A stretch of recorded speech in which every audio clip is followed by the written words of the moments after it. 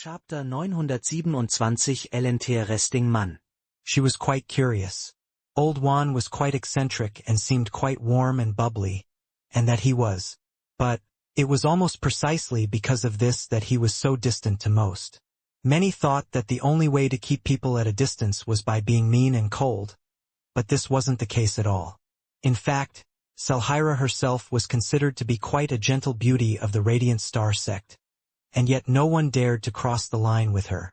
Her words were always carefully chosen and bred a certain respect that even the worst of hooligans didn't dare to easily cross.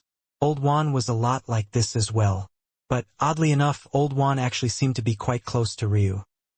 No, that was the proper way to describe it.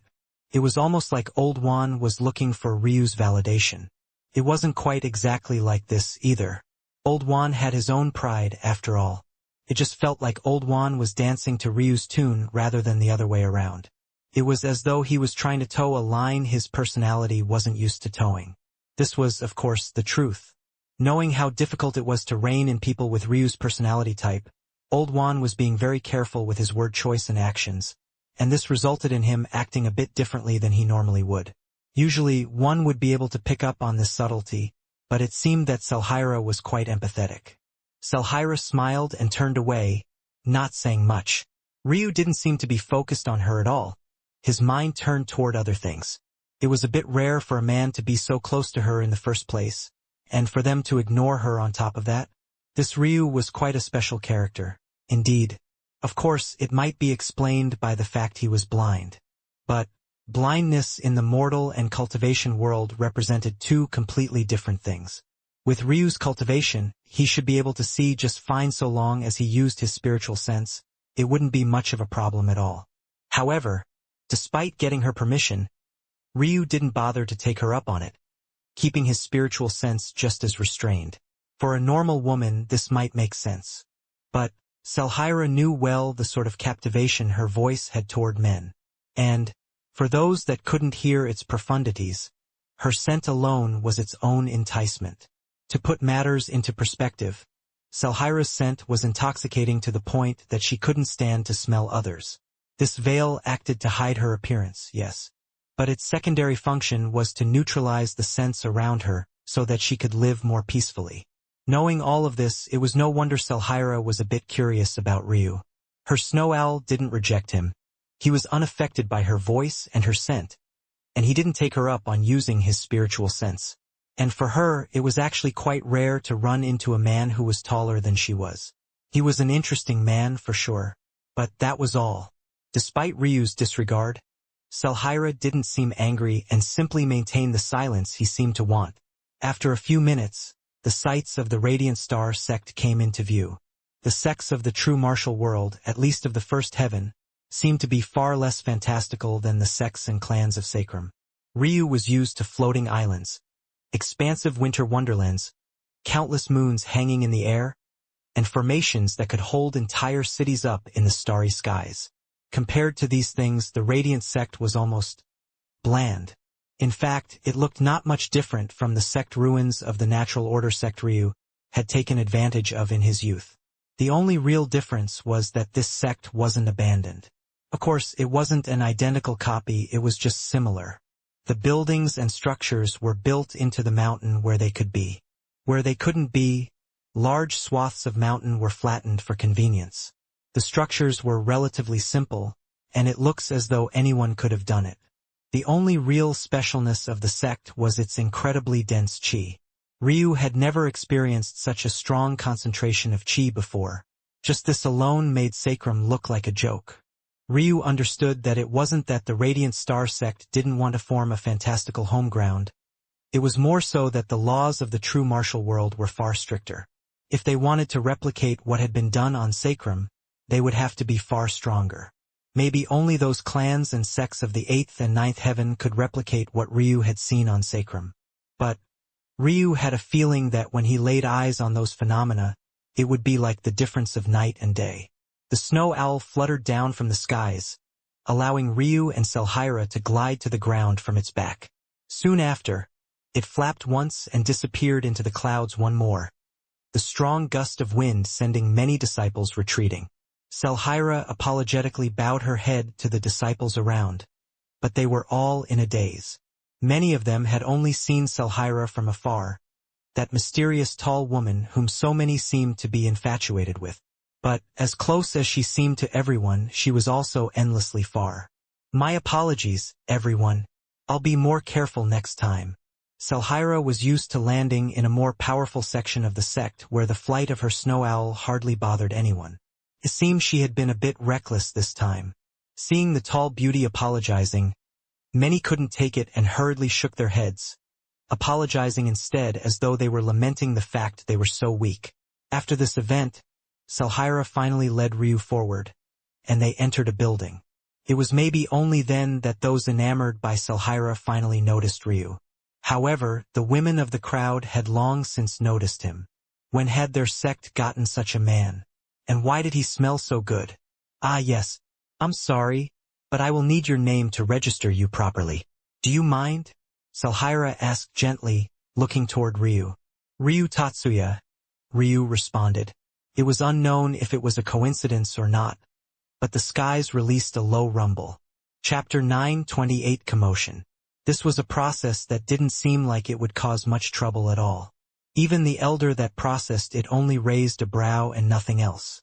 After all, he was quite aware of Selhira's identity, and he also knew that only an elder could provide a new disciple badge, to begin with. However, as Selhira began describing some things to Ryu, a huge commotion had already broken out. In the disciple square, or more accurately the inner disciple square, a tall pillar took up center stage. Upon that pillar, a list of names that sometimes fluctuated appeared. It could be said that this list was one of the greatest entertainment features of the sect. And it was precisely because of that no one knew how to react when a new name so suddenly appeared without forewarning. The pillar grew an extra inch out of the ground, causing the square to rumble for a moment before everything settled back down. Ryu Tatsuya? Who was that? Those that had seen Selhira enter with Ryu earlier put two and two together and settled down. Realizing this, everyone found it easier to accept.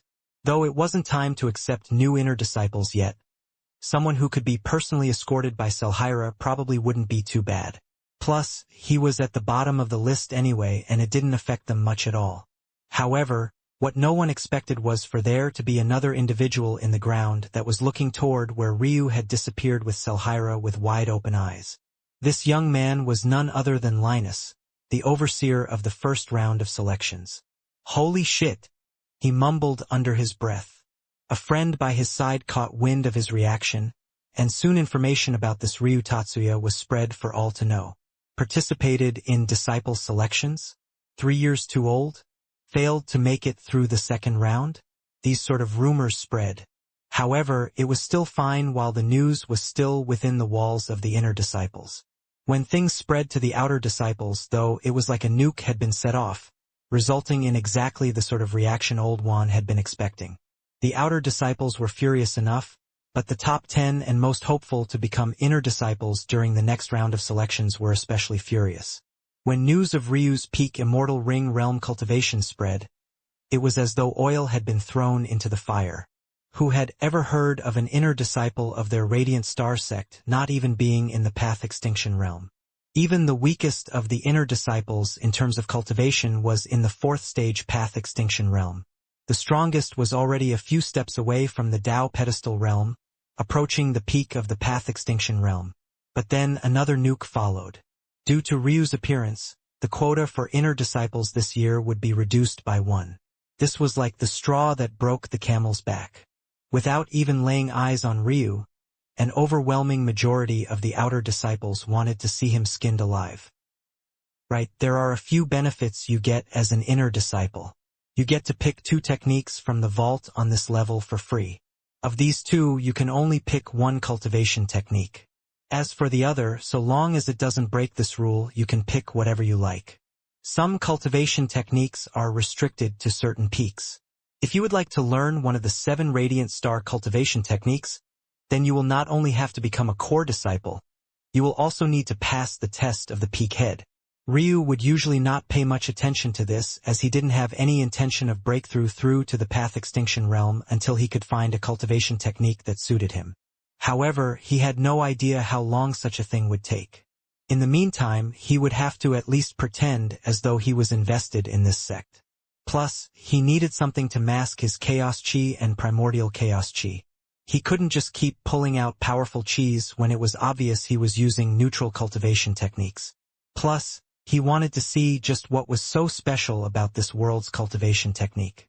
If he didn't understand this world first, then how would he know he came across a good cultivation technique when he finally did? In addition to this, you will receive 10 body refinement pills, 10 Chi refinement pills, and 10 flesh mending pills every month. If you want more than this, you'll have to exchange with merits. You can gain merits by either trading in Chi stones, though the exchange rate is not very good in order to de-incentivize such actions, or by completing missions. On the topic of missions, you'll need to complete at least one a month as well. The only way to dodge this responsibility is by climbing up either 10 ranks within a month or by being within the top 10 itself. Though Selhira said this, given Ryu's cultivation, he really would just have to complete the mission. A rank jump of 10, even though there were more than 1,000 inner disciples on the list, was a tall task. Every leap of 10 was like a watershed, and every skip of 100 was like entering an all-new world. Alright, I think that's everything, Selhira said, handing the 30 pills to Ryu. Toward these pills, Ryu didn't have much of a reaction. In his world, the names of these pills were assigned to common grade pills. But they obviously wouldn't give common grade pills to inner disciples, so it seemed that he had far more to learn about this world. Then I am off. Here's a map of the sect, it should help you navigate. If you need my help, Selhira took Ryu's badge back and tapped her own badge to it. The disciples inside who saw this almost fainted from shock. You can contact me with your badge like this. Good luck. Selhira smiled and seemed to almost flutter away. When she and Ryu walked out from the registry, though, the commotion had reached its peak. Chapter 929 One by One. Some in the crowd had had every intention of stopping Ryu, but they suddenly realized that there was a problem in their plans. The beauty right beside him. With Selhira clearly having been tasked with looking after Ryu, did they dare to do anything while she was still nearby? Which of them didn't recognize this person? No one knew where Selhira had come from, and they weren't even sure if she had an official title. But what they did know was that she received ample respect from the elders and even the inheritor disciples. She wasn't someone they could afford to offend. Due to this, they could only gloomily watch as Ryu walked away, his steps unhurried as though he couldn't sense the gazes on his back at all. Selhira was still a bit caught off guard by everything, but by the time she had snapped out of it, Ryu had already disappeared. Toward this, she could only shake her head with that same gentle smile. People would usually feel quite stifled around her. Such a thing usually led to an odd situation where sometimes they would try their best to get as close to her as possible, before then finding excuses to leave soon afterward. It was as though their lust brought them forward, but then their instincts made them run. The cycle was perpetual, and even the elders of the Radiant Star sect seemed to fall into this trap time and time again. But Ryu, well, he didn't even seem to bother with her at all, let alone find an excuse to leave. He didn't even say a word and just left. Of course, Selhira had already spoken with intentions to leave, so this wasn't necessarily unexpected. But it still left her a bit amused. Selhira didn't seem to take this with any sort of special meaning. However, when the inner disciples saw how long she spent looking in the direction Ryu had left in, they were all left speechless, not quite knowing how to react at all. Ryu didn't take long to make it to the Technique Center. His design, though, made him raise an eyebrow. The so-called Technique Center was actually a cylindrical tower built into the very center of the main mountain peak. It was accessible from all levels, from the working disciples nearer the bottom to the inheritor disciples and elders at the very top. Depending on disciple rank, one could descend lower, but ascending was impossible, separating apart the tiers quite clearly. Ryu, of course, entered from the inner disciple levels. Since he had been given this opportunity, he wouldn't waste it. Considering all the trouble he would likely have to deal with, if he didn't take advantage, he would be too foolish. Would any of those clowns outside even believe he hadn't taken advantage, even if he didn't? In that case, why should he hold back? The inside of the tower had a few disciples within, but not too many. Because only the first entry after every promotion was free, this tower couldn't be visited willfully. In addition, even if it could be, the techniques within cost, with the only exception being, of course, the first entry. Those inside didn't recognize Ryu, but they also didn't say much. They had been here when the commotion broke out, as many took their time picking techniques, so they weren't aware of just what Ryu's appearance represented. Ryu also didn't bother with them, sweeping out his spiritual sense. The inside of the tower was very well organized and also enormous. Ryu was certain that there was easily an entire kilometer from wall to wall. The space inside wasn't larger than the outside either, the tower itself just really was that large. Each technique was reserved upon its own pedestal, and they were separated into type and function. The floors looked as though they were floating on clouds, while the ceiling didn't seem to be present, instead replaced by an expansive sky. Ryu knew that it was most likely just a simple formation, but it still made the technique room feel quite grandiose. Taking a step, Ryu made a line toward the cultivation technique section. His gait was light, but his speed was still quite fast. He crossed a distance of a few hundred meters in just a few seconds. There was no one else here, something that made sense. Cultivation techniques were the most expensive of all the techniques here, and many had already picked their one free option after crossing over to become inner disciples. Since this wasn't the usual time to accept new disciples, Ryu was the only one who stood in this section.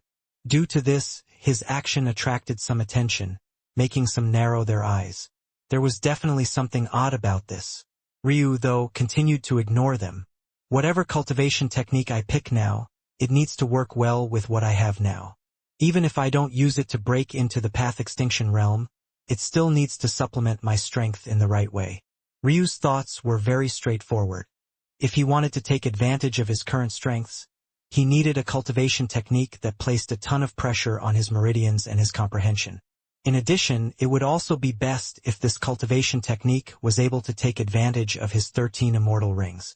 For now, Ryu's immortal rings only pulled chi toward him, but there were some immortal rings with special abilities on Sacrum, so he was sure that this would be even more the case in the true martial world. With things like this, he began to check these techniques one by one. Chapter 930. A simple name. Reforming your foundations was a bit difficult, but so long as you had the talent and the chi control, doing this wasn't a huge trouble. There were many examples of experts who had switched between cultivation techniques more than once in their lives. Of course, this wasn't to say that there was no danger in doing this at all. And this was especially the case with cultivation techniques of the true martial world, and even more so for those that carried a hint of Dao charm to them. The more powerful a technique, the more resistant it was to change. In addition, if you practiced a yin cultivation technique, but suddenly wanted to switch to a yang cultivation technique, you would really be seeking death. Recultivating required sustaining what you had already built, while building something entirely new.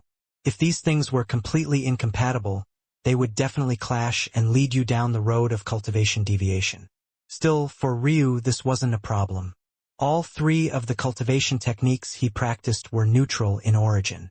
6-realm opening had given his pulses and vessels small realms of their own, essentially giving him additional miniature dantians he could store his chi in. He used these wells of chi to quickly access his primordial chaos chis while maintaining the neutrality of his chi. He had 12 total. Abyssal vortex chi stored small chi cyclones within the meridian nodes.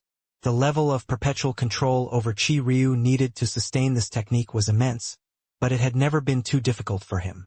As time passed, it only became easier. Revolution's amplifier was the simplest of the three, but also placed the most pressure on Ryu's body. It increased the concentration of chi within his meridians, increasing the revolution of the chi refinement realm. All three of these techniques were designed to increase chi reserves. Most couldn't sustain even one of them, but Ryu used all three without great trouble. Chaotic silk was a very strong material. Having it make up his meridians was most definitely a blessing. But, of these four, the most suicidal thing Ryu had ever done was follow through on Ailsa's plan and form 13 immortal rings, using each one of these pulses and vessels as cores. That had truly pushed his meridians to the very limit. Back then, it had been difficult. But, as Ryu's meridians continued to evolve, he found that he didn't even think about or consider it anymore. It was already as easy as breathing.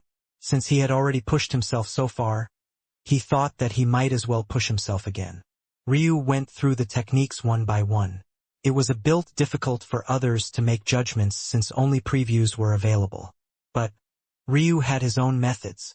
He only needed to use his Tao to probe. At this moment, his Tao had become like his own personal scanner.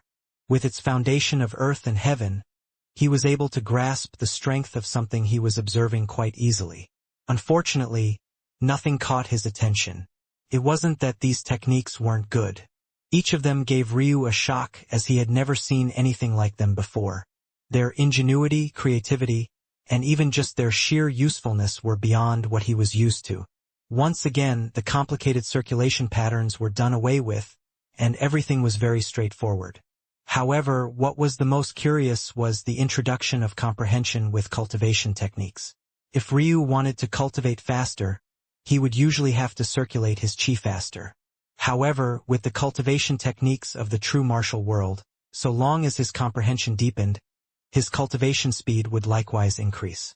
There was another problem that Ryu hadn't considered before as well.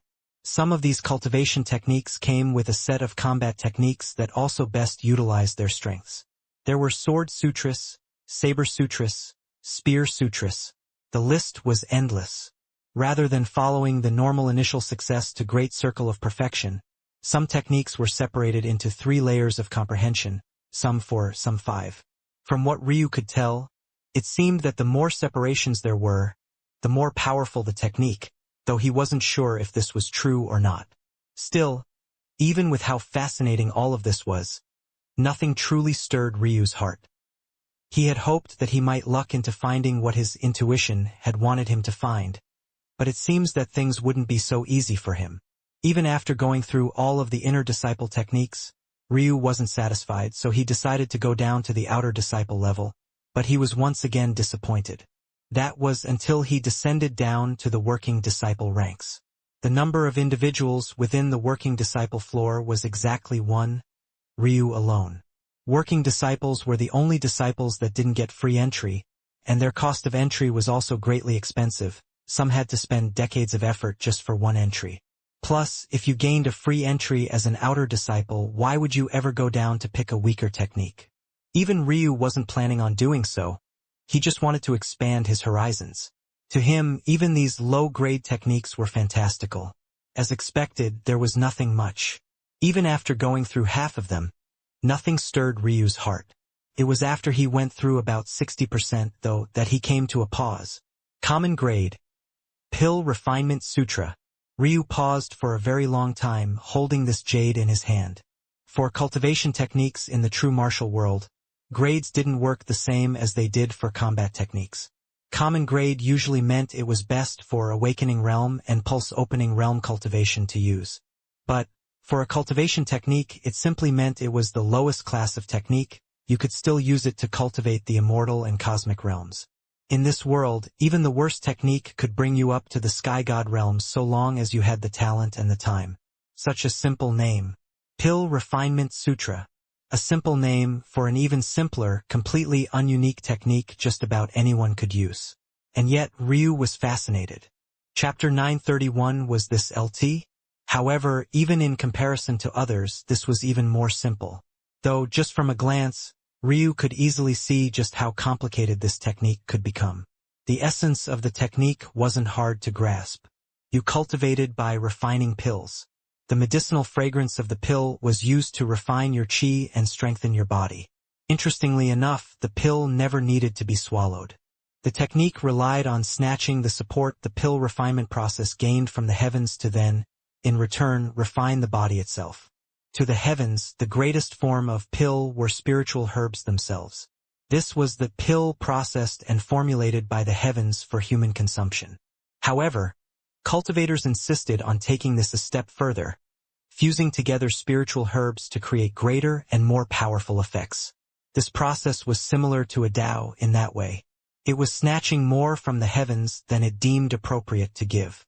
At their root, whether it was pill refinement or blacksmithing or formation mastery, all of these professions took the raw materials of the heavens and used them as catalysts to take more than the heavens had already given. By definition, they were stealing from the heavens. This technique found a method of becoming a middleman in that process, cutting in and taking advantages that should have been left to the pill. It was as simple as it got. The more powerful the pill refined, the greater the benefits the pill refiner would receive. So why was this technique so low-class, then? Well, the truth of the matter was that too much was reliant on the cultivator. The more Ryu thought about it, the less simple this pill refinement sutra seemed. While the circulation method was simple enough, nothing else about it was even remotely user-friendly. It was difficult to describe in just a few words how complex this technique was, especially for Ryu, who had very little understanding of alchemy and pill refinement to begin with. Ryu had only just barely begun to dabble in blacksmithing and only had 2 creations to his name, both of which hadn't even survived to this point. And, of course, he knew even less about alchemy. However, if he were to apply his knowledge of herbology to try and extrapolate instead, the vastness of this technique's scope left him quite speechless. The kind of heavenly favor you could snatch was entirely reliant on the pill you were refining. For example, if you had Maureen leanings, then you should focus on refining Yin-type pills. This would give you the greatest benefits from the technique. This sounded straightforward enough until you thought of all the paths something like Yin could follow. Even when it seemed that you were running along the same road, you could actually be clashing headlong. To wrap his head around this, Ryu thought of herbology. Take 2 Yin-type of spiritual herbs as an example, the Mayflower and the ice-veined mercury sprout. Both of these herbs were heaven-grade in Ryu's world. Both were Yin in nature, both were designed to soothe the soul, and both could be used to calm the mind. In fact, their greatest benefit was in increasing the chances of entering a state of meditation. Their purpose was exactly the same. On the surface, it would just seem that their names were different, and other than that, they were nothing short of identical. In fact, it might even seem smart to take them together in hopes of maximizing the effects. However, any herbologist worth their salt would spit in your face for even suggesting such a thing. This was because if you took both herbs at once, even if they wouldn't clash, their union would kill anyone below the Tao pedestal realm. It was that lethal to take such an approach. The Mayflower worked by causing a cascade of reactions in the mind that resulted in a flow of energy entering the spiritual sea. Upon entering the spiritual sea, the temperature of the spiritual sea itself would begin to slowly lower, thus causing a soothing effect on the mind. The ice-veined mercury sprout, however, worked differently. It approached the heart first, causing a cascade of chemical reactions that coated the blood vessels of the body in a thin layer of ice-veined mercury. If one peered into the body during this time, it would look as though silver branches were taking root in the cultivator's body. This process slowed the heart and the rush of blood, plummeting internal temperature and allowing the body to enter a state of deep sleep. By this point, one might be able to see the issue. Playing with the temperatures of the soul and the body wasn't a joke in the slightest. In fact, the amount of power it took to forcefully lower an immortal cultivator's body and soul temperature was beyond what most could imagine. If you took both of these spiritual herbs at once, you'd both force your body and your soul into a state of deep sleep. By that point, you'd be no different from dead. Your soul wouldn't be able to keep your body alive, nor would your body be able to keep your soul alive. The result would be entering such a deep sleep that you would eventually die. Even after the effects of the spiritual herbs wore off, it would long be too late. You would never wake up again. Now, this was considered an extreme example leading to death. However, most clashing spiritual herbs were far more subtle than this, subtle to the point that it might only impact the overall result by 1 or 2 percentage points. This didn't sound like a big deal, but what if these poor results accumulated over the course of years, decades, centuries, millennia, millions, billions, to even trillions of years? Would you still dare to say it wasn't a big deal then? It was already terrible from a normal perspective, but what if this was the core of your cultivation path? These small and tiny little deviations over a long period of time would be enough to swallow even the greatest of geniuses whole, and that was just if you were using spiritual herbs. Pills were the result of a combination of spirituals, sometimes dozens, and at the highest levels, hundreds if not thousands. On top of this, the refinement process would often change the core function of the spiritual herb as well. If you dried a spiritual herb and then refined it, it would have one effect. If you soaked it in a medicinal path to extract some unwanted components first and then refined it, it would have a different effect. And then there was the matter of how well you processed the herb to begin with. If you refined it poorly, its effects would deviate from the wanted target. Then you would have to multiply such variables over however many pills you needed to refine. On top of this, you would then need to consider the clashing effects of the spiritual herbs when they were combined, what residual medicinal energy still remained in your cauldron, the atmosphere you chose to refine in, what formations your pill concoction room used. There was even the maturity of the spiritual herb and the environment it was grown in to consider. Was it more humid than usual? What sort of predators did it survive? What sort of beast dung had it been fertilized in?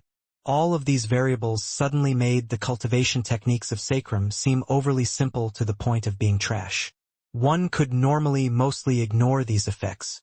So long as you had a method of expelling pill impurities, and you didn't rely too much on pills, these sorts of variables wouldn't bother you too greatly.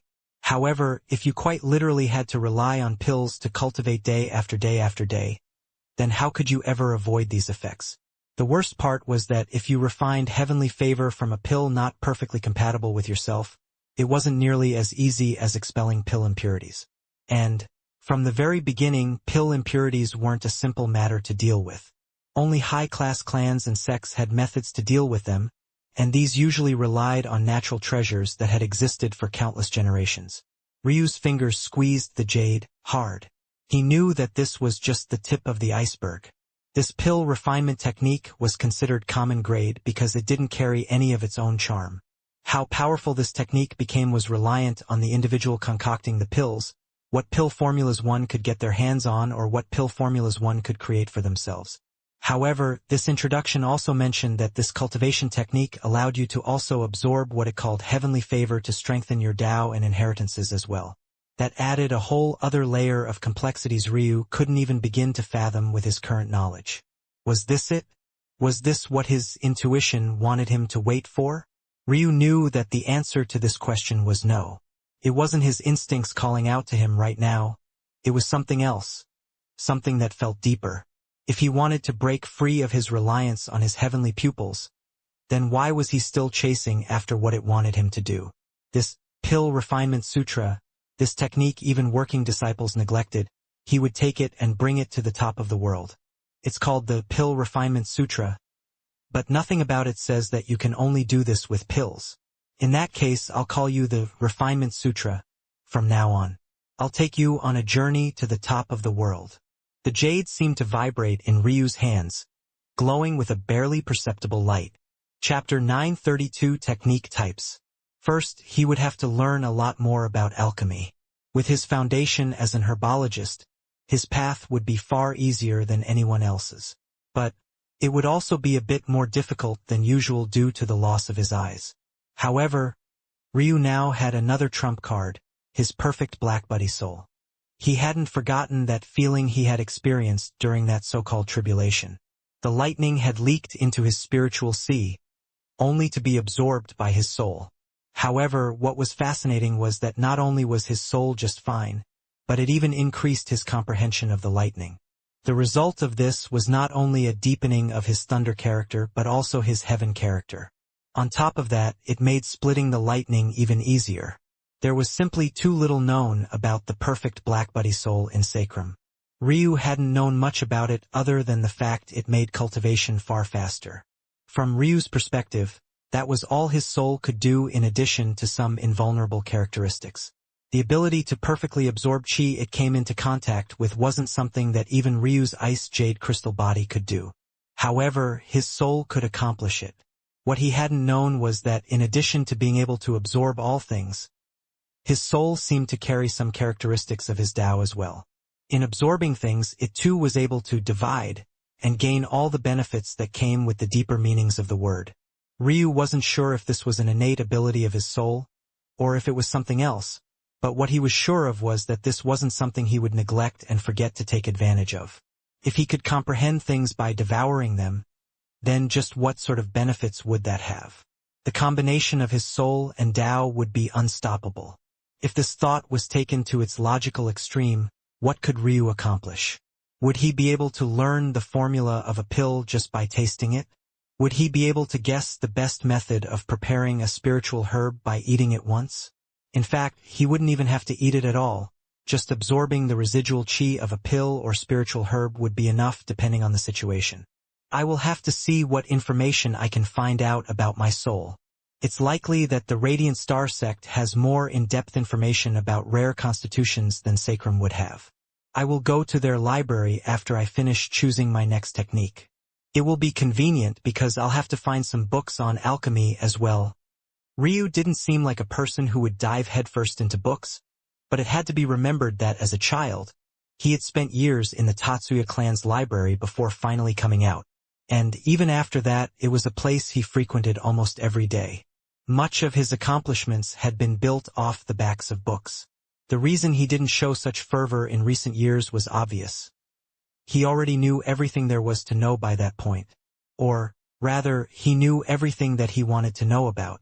But now that he had stepped foot into a new world, he had no issues with diving back into that realm of silence once more. Ryu shifted gears and turned his focus elsewhere, gripping the jade in his hand as though it was far more precious than its common grade level would dictate. He could pick one other technique.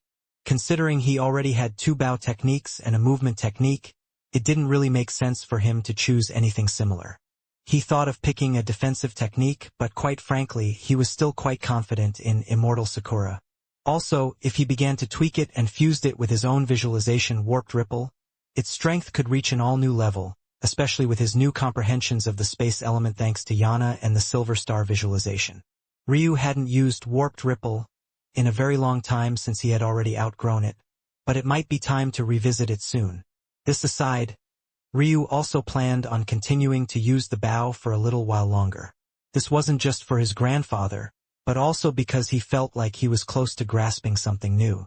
At the same time, he didn't have his great sword staffs anymore either way.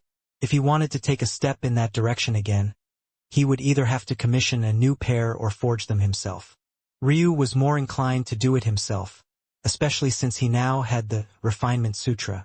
But such a thing would once again require him to learn more about these worlds. One might wonder why Ryu wouldn't just rely on the knowledge he already had. After all, on his first attempt, he had already managed to forge a black-grade dagger. The issue was that that process had still relied on what Ryu knew from the world of Sacrum.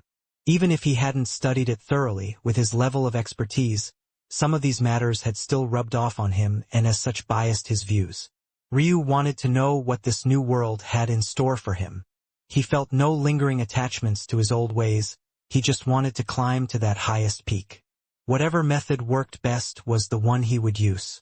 Coming to this point, Ryu felt that maybe he was being too narrow-minded even now. The techniques he was avoiding now were just from a Sacrum lens. Sacrum pretty much only had 3 types of techniques: offensive, defensive, and movement. But what if the true martial world had others? Realizing this, Ryu no longer restricted himself looking for exactly what he needed. Instead, he wondered about, looking out for what new techniques this world had to offer. Almost immediately, Ryu found a technique category that had never existed in Sacrum: healing techniques. It wasn't that Sacrum didn't have methods of healing. For example, Ryu had his passive healing factor. There were also the Fissia Fairies who were quite adept at it. And there were of course the most obvious pills and spiritual herbs. Still, these things had great restrictions. You had to have a powerful body or bloodlines to have a great healing factor. Fissia Fairies were the only bloodline that could share their healing factor with others, and pills and spiritual herbs spoke for themselves. To form a pill capable of healing a sky god, you'd need to spend a ridiculous sum of resources. But this was much different. These techniques could stimulate one's healing factor to a greater height, even if you had a poor bloodline. Some of the most profound ones worked similar to Ryu's spirit bodies. Ryu could heal himself by absorbing lightning and fire, something he rarely had to do considering his innate passive healing factor. But some of these techniques were also designed to absorb the elements to heal oneself. Just seeing this alone left Ryu quite stunned. These techniques could actually bridge the gap of the talent and the untalented. Well, it likely wasn't so exaggerated. Ryu was only comparing these techniques to his current shackled bloodlines. They were unshackled. There was no way these techniques would be able to compare. This alone showed just how small Sacrum was as a world. Even their strongest bloodlines could be matched by a common grade talent just with a single one of these techniques. It was baffling. After healing type techniques, before Ryu could even calm down, he found secret type techniques. Secret techniques were similar to burning blood essence. In fact, many of them did require burning blood essence. However, in doing so, they could harness the energy to output far more strength than one would be able to on their own. However, this was only one type of secret technique. There were transformation-type secret techniques that required the blood of beasts to catalyze. One could even gain a draconic humanoid form like Ryu's own if you managed to stumble into some dragon blood by chance. There were movement-type secret techniques that focused entirely on straight-line speed and running away. There was even a life-saving secret technique. By cultivating a clone, you could evade a death blow and escape with your life. Each one of these techniques was more fantastical than the last. Ryu was once again shocked, again and again, having never run into such things before. But once again, he hadn't received the chance to calm his heart when he was struck by another revelation. Soul technique? Not visualizations. What the hell are soul techniques? Chapter 933 to Dare. In fact, it was precisely because of this that mental realm masters had once been banned by Lionel's Tatsuya clan. The ability to pressure another with your will and force them to do your bidding was a strength of the mental realm masters and thus a key cog in soul techniques for a very long time. Still, aside from those that used the soul for such nefarious means, the rest of Sacrum's soul techniques relied on visualization. In the same way, visualizations could be considered to be projections of the will. These wills took form and provided powerful effects. Of course, this was the more complex side of visualizations, a side that went beyond just the comprehension and formation of fundamental runes into a novel and new form. However, what was the case 100% of the time was that the soul was a fragile construct that needed to be protected. No matter what form soul techniques took in Sacrum, they always treated the soul like a fragile porcelain glass. It was only when Ryu formed an indestructible soul that he dared to use his soul in a similar way to the methods these techniques described. Because of his indestructible soul, Ryu was able to project his soul out and use it to cast techniques he would usually only be able to rely on his Meridians for. Of course, this wasn't solely because of his indestructible soul. It was his indestructible soul that allowed him to dare to do so, but it was his Emperor Phoenix bloodline that gave him the method of doing so. However, these techniques, not only did they allow someone without a special soul like Ryu's to dare, it also gave them the method to do so. There were all sorts of such techniques here. The simplest of them were designed to jar the mind for split seconds, forcing an enemy into a state of lull at a critical juncture in battle to gain the upper hand.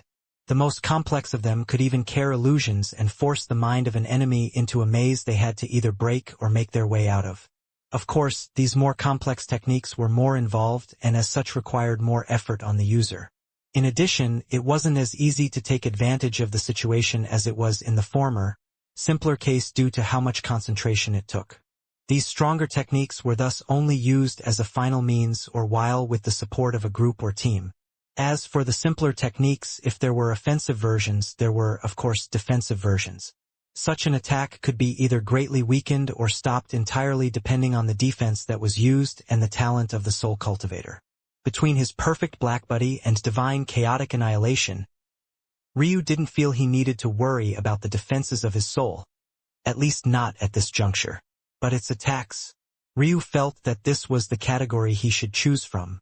How could he neglect his powerful soul? Since there were such techniques here, he would definitely have to learn one of them. And, since he was going to learn one of them, he might as well choose the most powerful one he was allowed to trade for. Unfortunately, Ryu didn't know enough about soul techniques to make a decision about which to choose.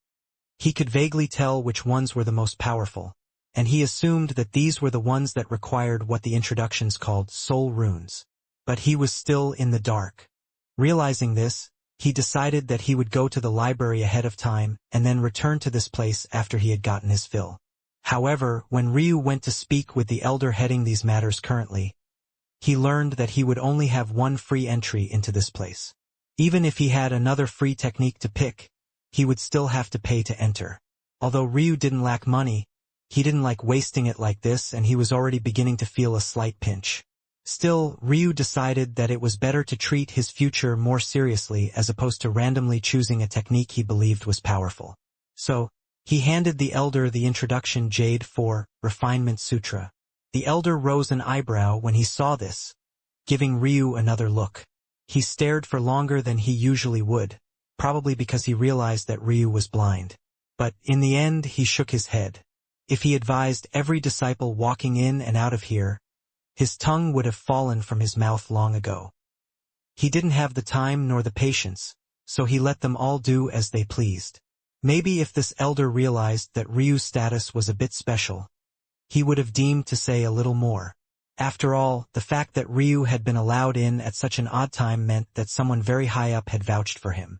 But this lazy elder couldn't even bother to advise disciples. So how could he bother to remember all their names and faces? To him, Ryu's existence was just as new to him as any one of the other inner disciples. He simply didn't care. At the same time, though, Ryu was glad he didn't need to listen to any nagging. He wouldn't have listened in the first place, so things were easier like this. Even Ailsa found it difficult to change his decisions, much less some elder he had only just met. Ryu nodded in acknowledgement, accepting the complete Jade and walking out. What he didn't expect was for another entourage of people to be outside waiting for him. Chapter 934, The Genius of the True Martial World? Ryu hadn't really paid attention to the time he had spent there, but it had to be at least a day, maybe a day and a half. He had gone through and read so many techniques, taking his time and going through them all one by one. He just couldn't believe that several someones, would be so free as to wait for him all this time. And yet, rather than being embarrassed, the three of them all had sinister expressions on their faces as though he should be scared of their scowls. Ryu was a person who had faced an 11th Order Wind Dragon while in the Immortal Ring realm without flinching. He had even fought a true sky god of the true martial world in Mistress Holy Wing. Was he supposed to feel intimidated right now? Despite this usually being a situation Ryu would lose his temper in, he almost couldn't help but laugh. After all he had been through, this nonsense bordered on comedy. Is this what the geniuses of the true martial world were up to? No, these people couldn't be considered geniuses. They were the dregs of the first heaven, and Ryu's aim was far beyond what they could imagine. They were lucky to be born here, while Ryu was lucky to be given this talent he would slowly, but surely unearth. These people before him were nothing more than jumping clowns. Ryu Tatsuya, is it? I would advise that you make your way to the outer disciple ring promptly. There's someone waiting for. Ryu didn't even divert his path, walking right through a gap in their trio formation as though they weren't there. From what it looked like, he was not only blind but also deaf. He couldn't be bothered to deal with this nonsense at all. They were lucky that he had been amused rather than enraged. The trio were so stunned that they didn't even react until Ryu was easily 50 meters away. Of course, this was also in part due to the fact that Ryu seemed to glide through the air. While his steps were unhurried, he actually covered extremely long distances with every stride. Snapping out of their stupor, the three vanished from their spots, crossing Ryu once more and this time squeezing together to block his path. You! Ryu's reaction was swift, swifter than anyone would have ever expected. He had already let them off once in exchange for the laughs, but he had never been a fan of listening to others talk nonsense in front of him. When the middle of the three saw that Ryu was actually attacking, a sinister sneer twisted his average face into something far less than average. It looked like this was what he was hoping for all along. The fact that Ryu dared to do this already sealed his fate. He struck out with a palm, using over 80% of his strike. For a probing attack, this was already overkill. Most would only use about 30% to probe an enemy before slowly increasing over the course of a fight.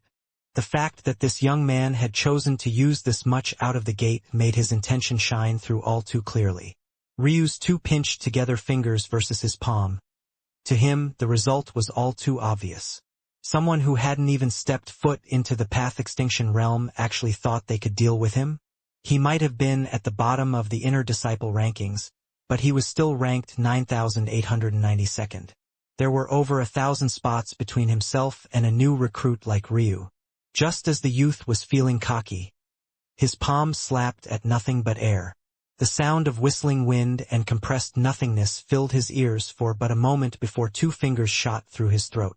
The disciple's eyes widened, as did the eyes of everyone around him. He dared to kill? Ryu pulled his hand back, and it was as though he had never pierced a throat to begin with. His long, slender fingers were just as unblemished as they always had been, and those that were sharper noticed that his footsteps hadn't faltered even a single time. He left a single afterimage, one that was almost impossible to track, and before anyone could blink, he was already back in the very same spot. No one present had profound enough attainments to understand just how great Ryu's movement technique was, and Ryu obviously didn't have the patience to explain. The two other inner disciples that had come stood frozen in place as Ryu walked between them and their companion collapsed to the ground. Just what had happened?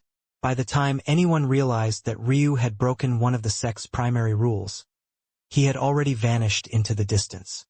Ryu had long since memorized the map of the Radiant Star sect.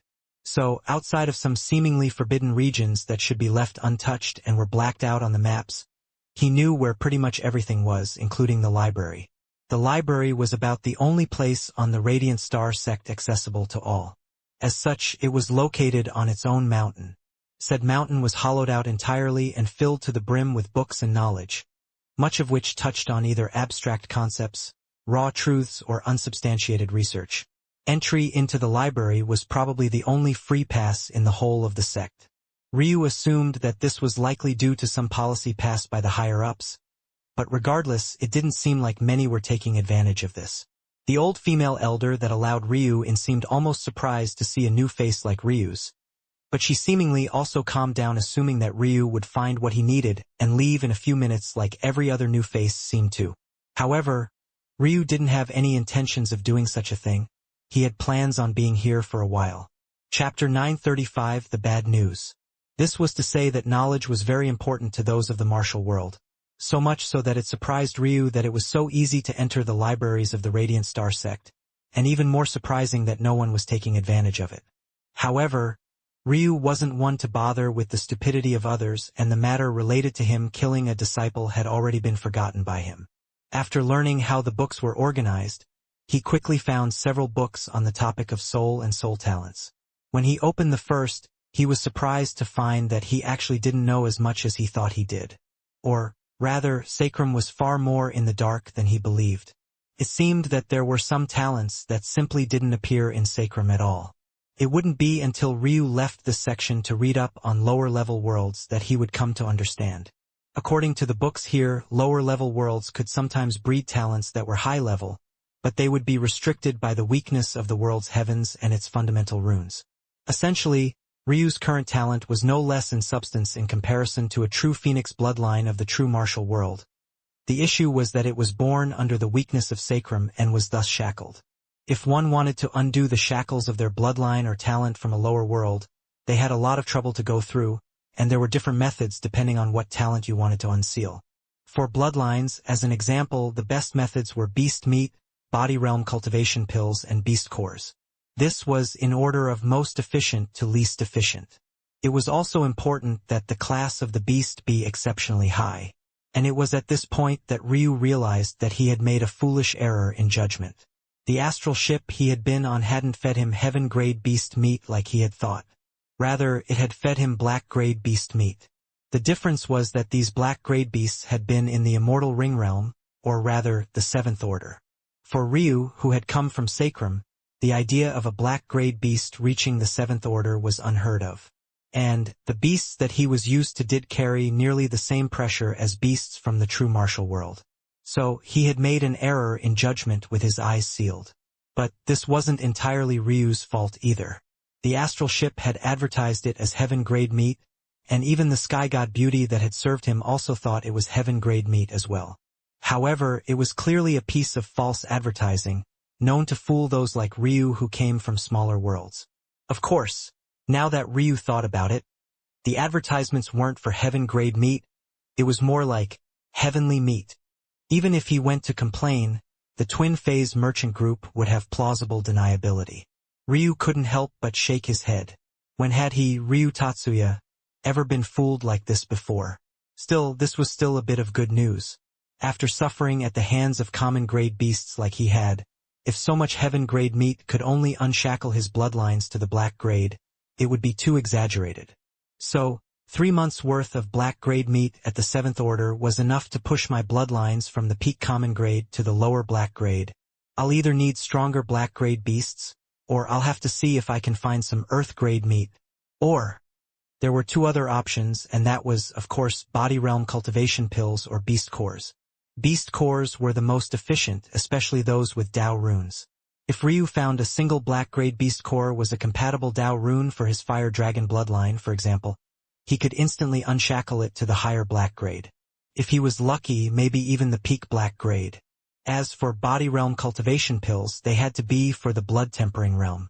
Ryu had fallen out of the blood tempering realm and back into the pinnacle of the vessel tempering realm after his rebirth, so these pills were perfect for him.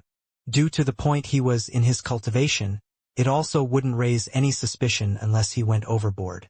Unfortunately, unsealing his other talents would be far more troublesome, especially his bone structure. According to the books, in order to unshackle bone structures, one could only use 2 methods: beast cores and Dao bones. Dao bones were even rarer than Dao rune beast cores were. Beasts with Dao bones had had their Dao rune beast cores for an extended period of time and managed to transfer some Dao runes to their bones, multiplying their power several times over. Ryu's ice jade crystal body was actually considered to be at the peak black grade currently.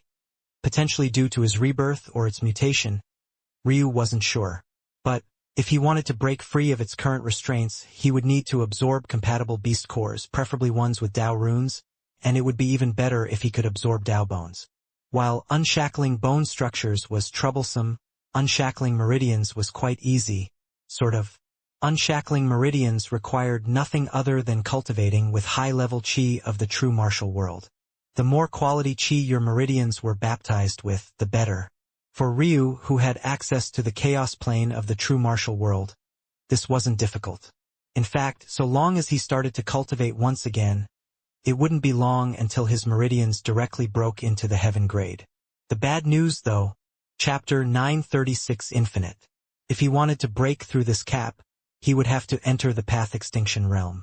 And, if he wanted to enter the Sovereign Grade realms, he would have to break into the Dao Pedestal realm. Only upon becoming a sky god would he be able to return to the ancestral grade. But, one had to remember that the true path of the chaotic silk meridians was unlocked by Ryu previously. This meant that his meridians were no longer of the ancestral grade, but were actually of the origin grade. As for how far Ryu would have to go in the sky god realm to finally fully unseal his meridians, he quite frankly had no idea.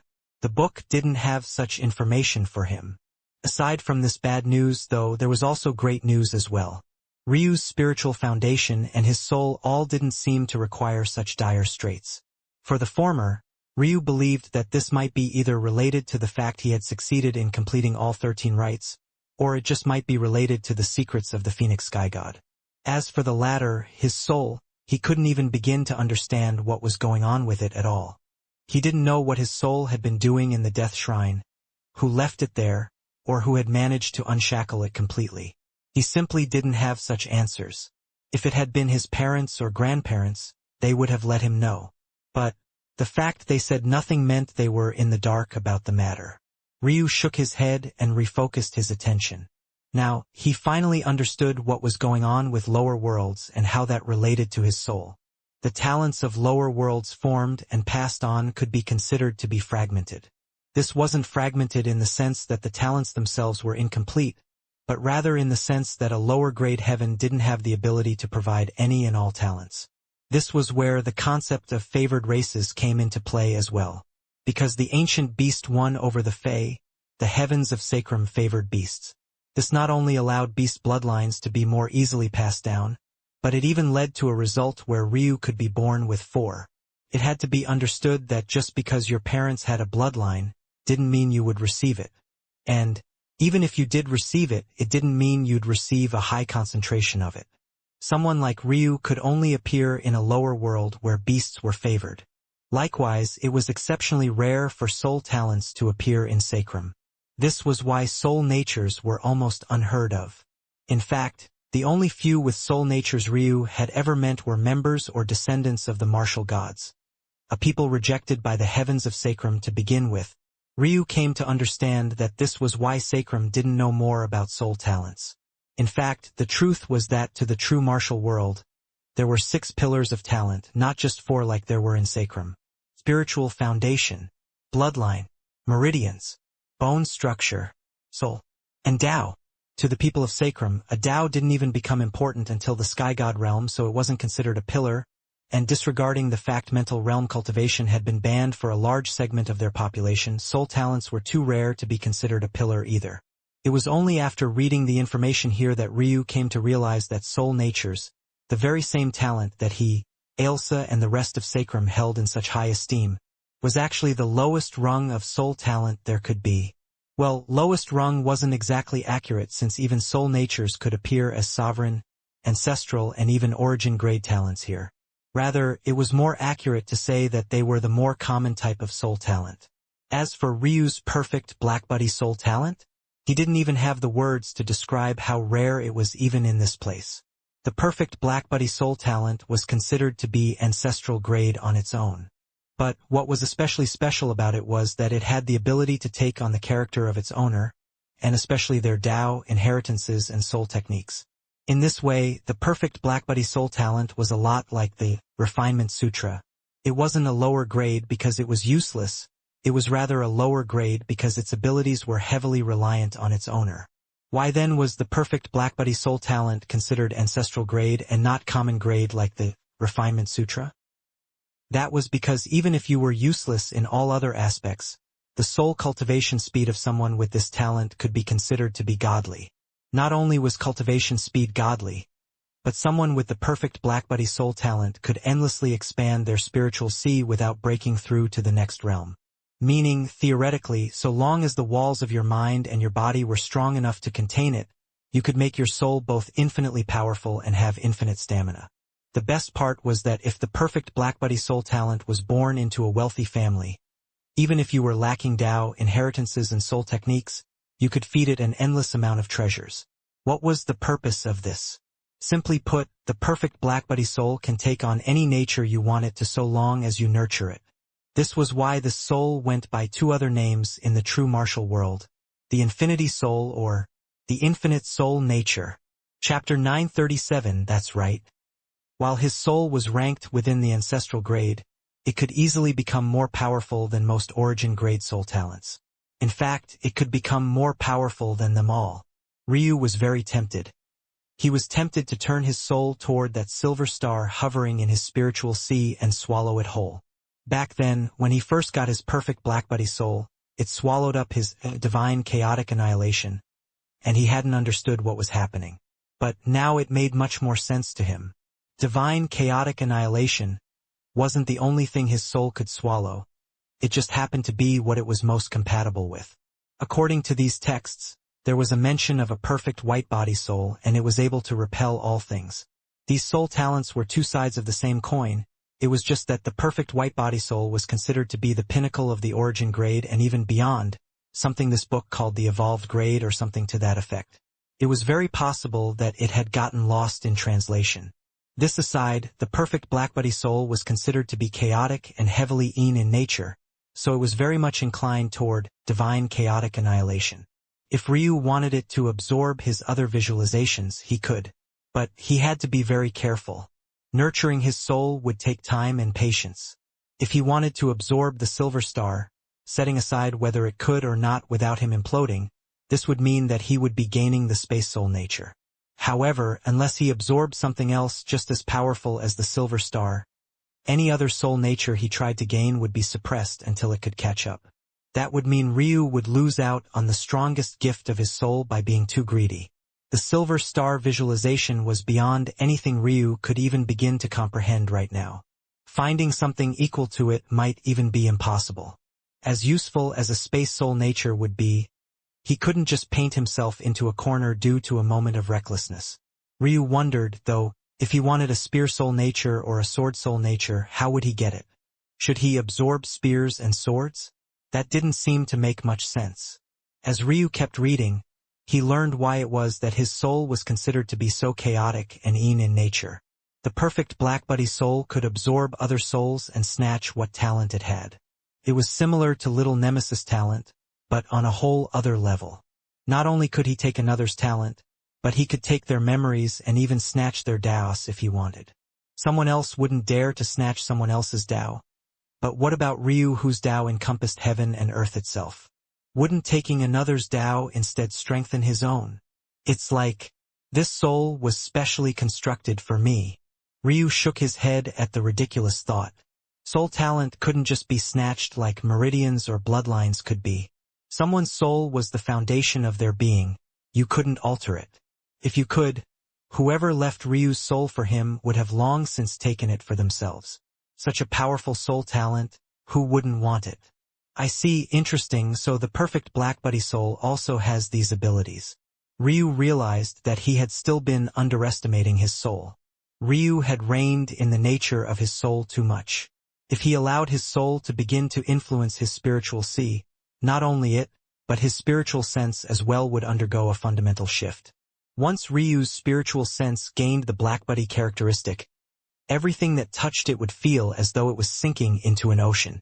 At its weakest application, Ryu's spiritual sense would feel no different from an empty void, formless and undetectable. At a medium-level application, it could swallow up someone else's spiritual sense, distorting their senses and making them feel as though they were sinking into darkness. At the highest levels of application, so long as someone touched Ryu's spiritual sense with their own, he could swallow their soul. Reading to this point, Ryu almost couldn't control the beating of his heart. This was the first time he had seen the strength of and truly unshackled talent of the true martial world, and it left him without words. Was this the power of a talent without chains? Was this the pinnacle of existence? Ryu subconsciously released his soul. Looking into his mental realm, he did nothing as his perfect black body sunk into his spiritual sea. Very quickly, a vastness of beautiful gold, rippling with illusory waters and waves, began to turn an ink black. Soon, the only color that remained at all were the flames rotating about his soul, and the bright silver star that hung above it all. Ryu felt his mind tremble. Even without trying, spiritual chi rushed toward him, catalyzing from normal chi and fueling his soul. In the blink of an eye, Ryu's soul felt like it had been reborn, shedding the faulty chi of sacrum and overturning it for the perfect chi of the true martial world. Then, it stepped into the middle soul birth realm as though it was just a casual stroll in the park. Ryu exhaled a breath, forcing all of this to come to a halt. His breakthrough had caused a slight commotion, but it was ultimately still the soul birth realm, barely the immortal realms of the soul, and not enough to cause an uproar. In fact, he could sense many amused gazes as though they all found this little junior brother of theirs cute. However, only Ryu knew just how shocking this had been. He spent practically no time on his soul, mostly due to the inherent biases he had against it as a person born in sacrum. However, he knew well that every step of the soul was worth far more than most. There were only 5 soul cultivation realms if one ignored the 6th soul quintessence. However, there were 12 chi cultivation realms. Taking a single step in the former was akin to taking more than 2 in the latter, and that didn't even consider the fact that all soul cultivation realm were broken into 4 pieces, while some chi cultivation realms were divided into 9 or more. Ryu went from the very bottom of the soul birth realm to the middle in one inhale. Quite literally could not get more exaggerated than this. It made his ice jade crystal body look like a joke of a talent. Ryu shook his head. It was about time he stopped patting himself on the back and focused his attention on the books that were here for alchemy. He wanted to see just how he would apply this new soul talent of his toward this field. However, just when he was going to move, several strong auras descended outside the library and a huge commotion was swept up. Ryu looked up a bit confused before a hint of realization overcame him. Oh, that's right. I did kill someone. Chapter 938 didn't care. The truth was that Ryu didn't know the rules of the sect, but most sects, regardless of background, unless it followed some sort of obscure, degenerate path, would have rules against disciples harming one another. It was just basic common sense. Of course, it also happened to be common sense that Ryu didn't care to observe. He had little patience for such things. He simply didn't care. If he had joined the sect through normal means, he would have, at most, crippled his oppressors. But since he had done so off the back of Old Juan, then he would act as he pleased. Commanding him around didn't come without its troubles. Ryu casually walked out of the library to find a group of stone-faced elders. There were 3 of them in total, and they could be considered to be quite the lineup. Though, Ryu had no idea why they would send so many experts after a small-time inner disciple like himself. Every one of these elders were in the cosmic seed realm, the true cosmic seed realm. When they were younger, they had probably been outer or inner disciples. But, after failing to reach the mark to become a core disciple or higher, they became lower-tier elders instead. Elders were divided into the same ranks as disciples, excluding working. So, the lowest tier of elder were outer sect elders. But, considering the fact that Ryu was an inner disciple, at least in name, at least one of these 3 was an inner sect elder. As expected, Ryu's deductions were correct. The stone-faced elder in the middle of the other 2 was, indeed, an inner sect elder. He went by the name of Elder Lee, and he was in the 2nd tier of disciplinary hall members. The 2 elders to his side, Elder Kai and Elder Gua, were both in the 1st tier and were outer sect elders. It was likely that these 2 were only here because the reports of Ryu's whereabouts came from disciples in their jurisdiction. Ryu hadn't bothered to hide his movements, so when he made his way down, many had seen him. In fact, those who learned of the news afterward all believed that Ryu had run. It wasn't until the reports confirmed that he had entered the library. The female elder frowned when she heard all the commotion, and it only deepened after Ryu walked out. But she didn't say anything. When Ryu appeared before the 3 elders, the pressure they exuded seemed to multiply several times over, causing the ground to quake to the heavy winds to rush over Ryu. Ryu, who had been uncaring to this point, frowned. However, because he could say anything, a somewhat shrill voice spoke out. "What the hell do you 3 think you're doing? Is my territory a place you can just stomp around on as you please?" Ryu only raised an eyebrow when he heard this, but the 3 elders reacted as though they had had their tails stepped on. Their auras receded like a lake. No, it felt more like a tsunami. They rushed to hide their strength so quickly that Ryu was pretty sure he sensed at least 2 of them suffer backlash from the endeavor. At that moment, a small old lady walked out of the library, a cane in one hand. Without asking for Ryu's input, she suddenly used her free arm to wrap around his own, leaving him quite speechless. For one, this woman definitely didn't need his support. He couldn't see through her cultivation entirely, but she was most definitely beyond these 3 by no small measure. Second, even if she did need his support, Ryu wasn't the type to go easy on others regardless of age or gender. But he realized he couldn't even bunch a step with this old lady holding on to him. It was as though his only choice was to obediently be taken advantage of. The Elder Aika, the stone-faced elder, turned docile and hesitant on a dime. Quite frankly, he wanted to slap his own forehead for forgetting that such an old coot was here. Why someone of her standing insisted on being in this place was beyond him, but what he did know was that this person had been here for so long that even he forgot about her. It wasn't until just now that he snapped out of it. Elder Aika didn't really care about anything normally, but when she did decide that she cared about something, dealing with the fallout would cause even the sect patriarch a headache. Hurry up and scram.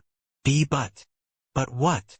The annoyance on the old lady's face only seemed to be growing with each passing moment. Her cane even rose from the ground, a strong swirl of chi threatening to attack. This disciple killed a fellow disciple of his. It took all of Elder Lee's strength to finally squeeze these words out. He hoped that this would at least change things for the better. However, what he heard next almost made him faint. And? Why should I care about a trash disciple who doesn't even know the value of knowledge? It wasn't until this point that Ryu understood why it was this woman was doing this. It seemed that she was fond of disciples who took reading and literature seriously.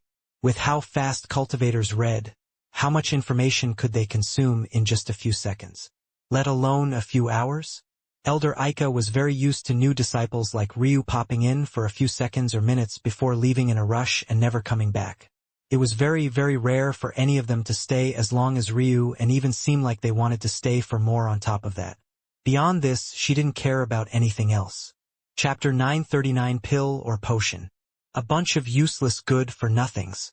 I've never seen their faces around the library before, but they actually dare to come here like there's some sort of show to watch. Elder Ika continued to grumble.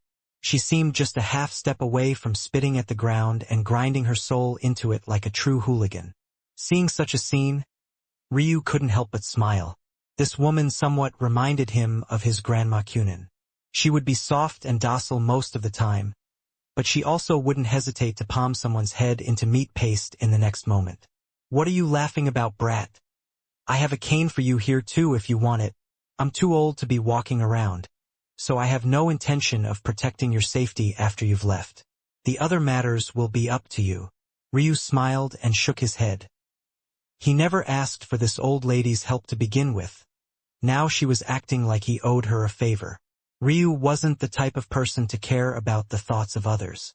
He didn't care about the optics so long as he, himself, knew the truth. The reason why he was alright with owing Old Wan a favor was because he had, indeed, needed Old Wan. However, this old lady was different. Whether she acted or not, he was fairly certain he would have been fine. At most, he was saved some hassle. But it wasn't as though this hassle had vanished entirely. Seeing that Ryu wasn't taking her seriously, the old lady was speechless. Did he see her powerful display? Did he feel her momentum? Did this brat have water between his ears? He should be shaking in his shoes right now. Ryu turned back and guided the old lady into the library again. He didn't really want to, but he didn't have much of a choice with her clinging onto his arm like this. It was only after bringing her to her desk that she finally let go.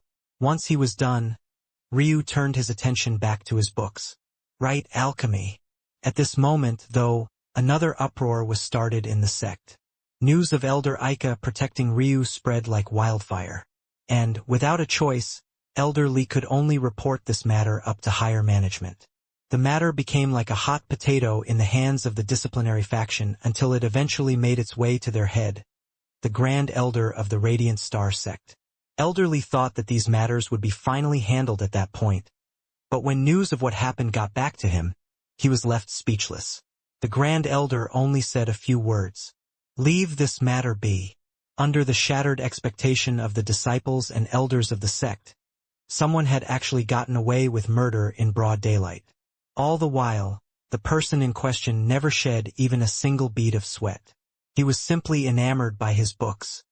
The world of alchemy was quite vast and endless, but it could also be simple. So long as you could control a flame, you could probably concoct something.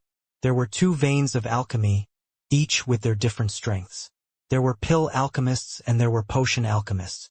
The former group relied on flames, purifying spiritual herbs and fusing them together. The latter group was more complex.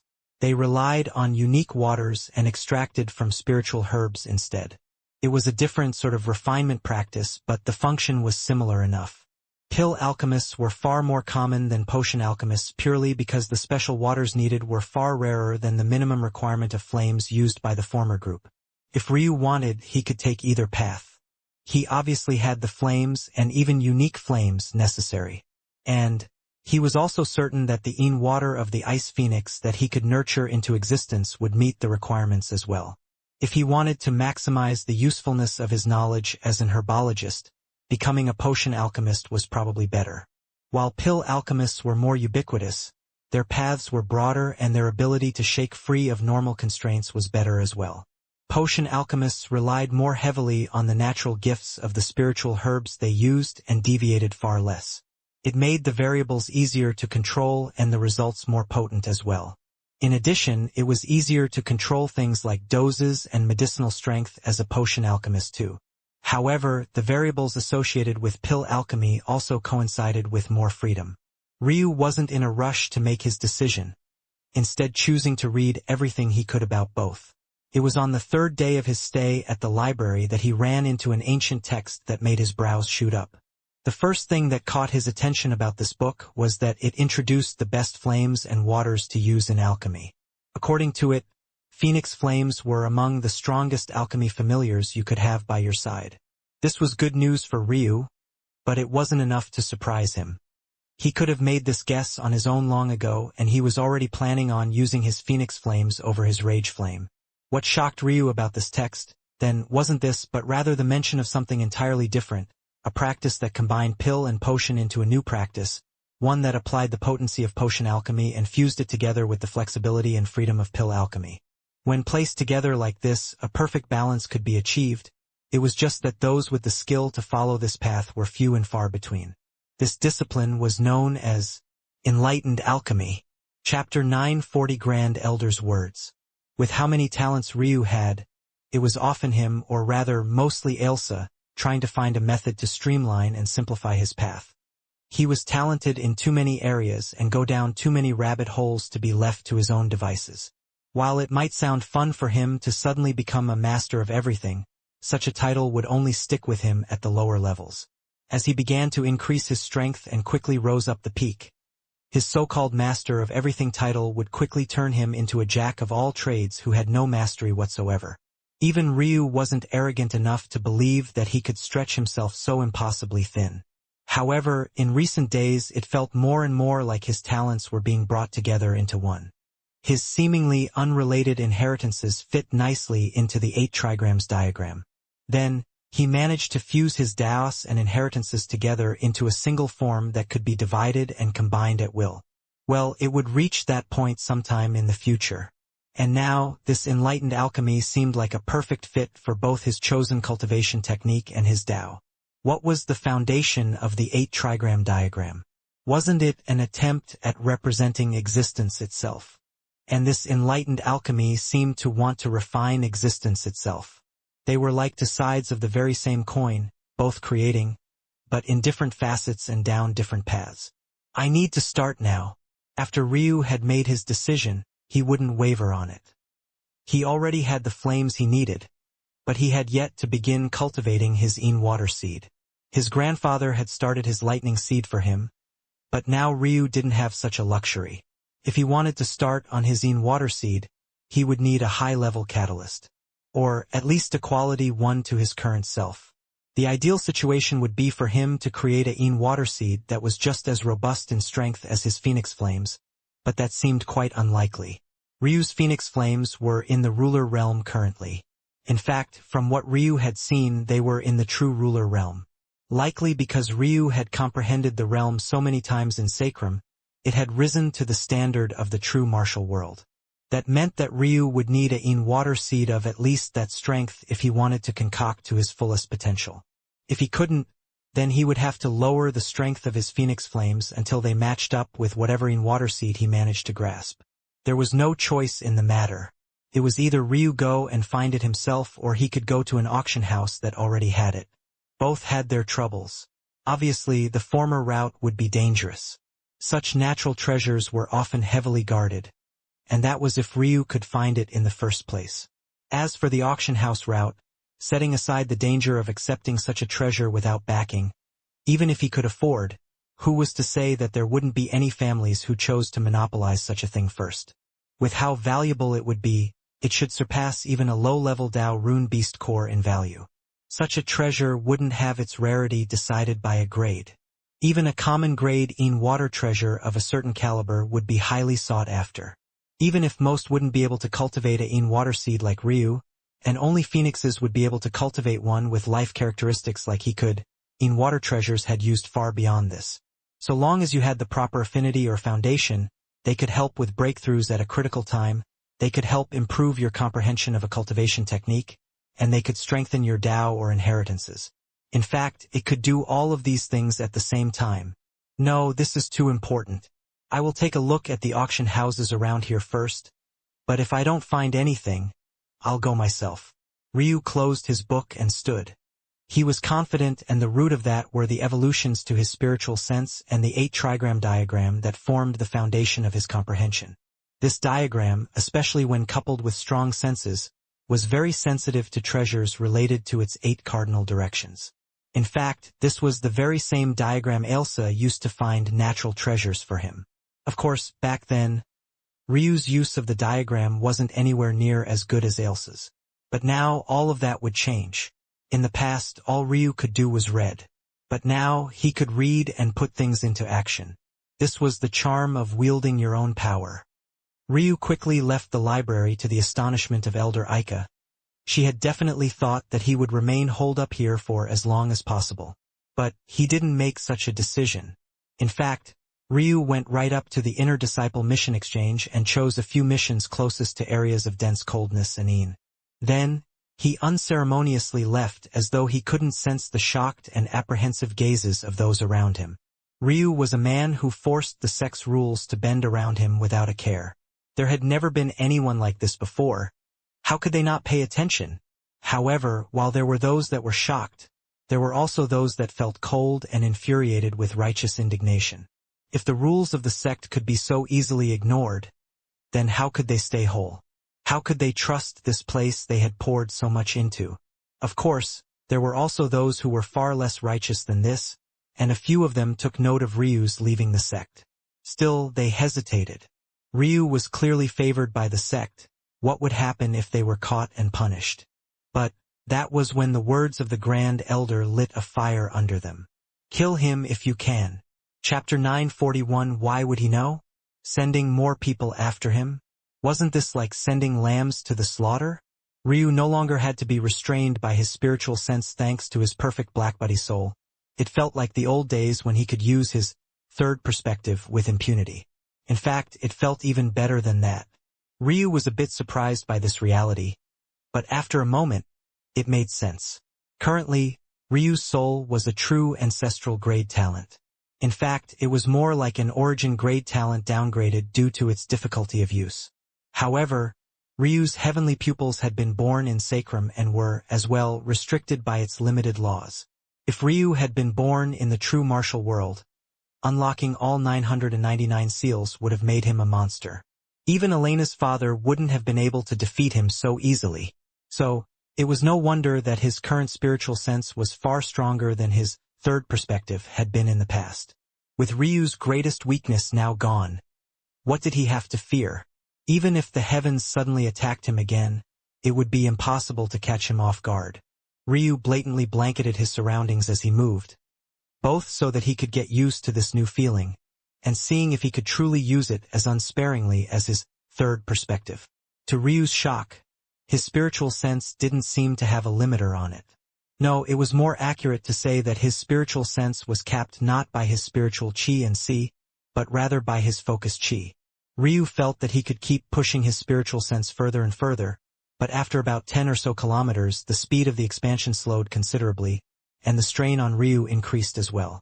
Ryu had a feeling that, in sacrum, blanketing even after the entire plane wouldn't be an issue. But here, the restraints were far more stringent. Still, Ryu was more than happy with this result, and he restricted his spiritual sense to about a kilometer. Since he lost access to the prayer mat, he had to be more careful with how he used his focused chi, so this was the best option for now. Ryu soon made it to his first auction house. He decided to focus only on the largest ones in the area, and within the province there were 3. It took him about a month to travel to all of them and check their inventories one by one. As he traveled, he completed his missions swiftly and without a care. In fact, by the end of the month, he had already completed as much as 3 years' worth of missions and wouldn't have to worry about this for a long while. Ryu had noticed that there were some people following him despite the fact they thought they were being stealthy in the first week, but he just as easily lost them. Even though he could kill them, he felt that it was a hassle. He had spent most of his time within cities, and they had rules against murder as well. He could ignore the rules of Radiant Star, but he wasn't arrogant enough to dive head first into more danger unless someone provoked him more blatantly. The 3 auction houses weren't bad, but they still didn't have exactly what I needed. The quality wasn't good enough. Of the 3 auction houses, 2 of them had water treasures for sale, one had a common grade treasure and the other even had a lower black grade one.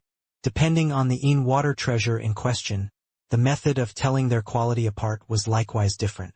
However, with Ryu's expertise, he was able to differentiate them even without being overly familiar with the 2 particular strains. All he could say was that they weren't good enough.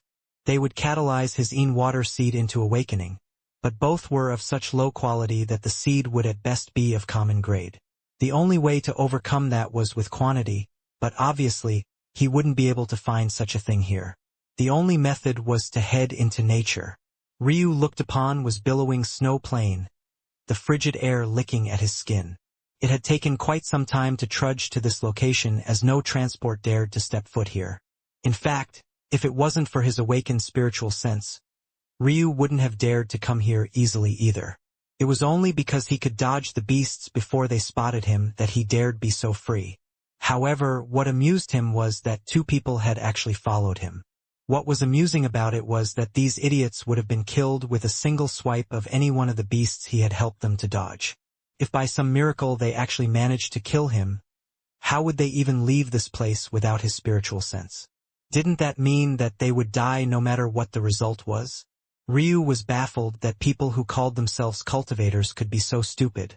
Seeing that Ryu had paused, the individuals rushed forward, feeling that this would be the best chance they could get. They glared at Ryu, their auras menacing.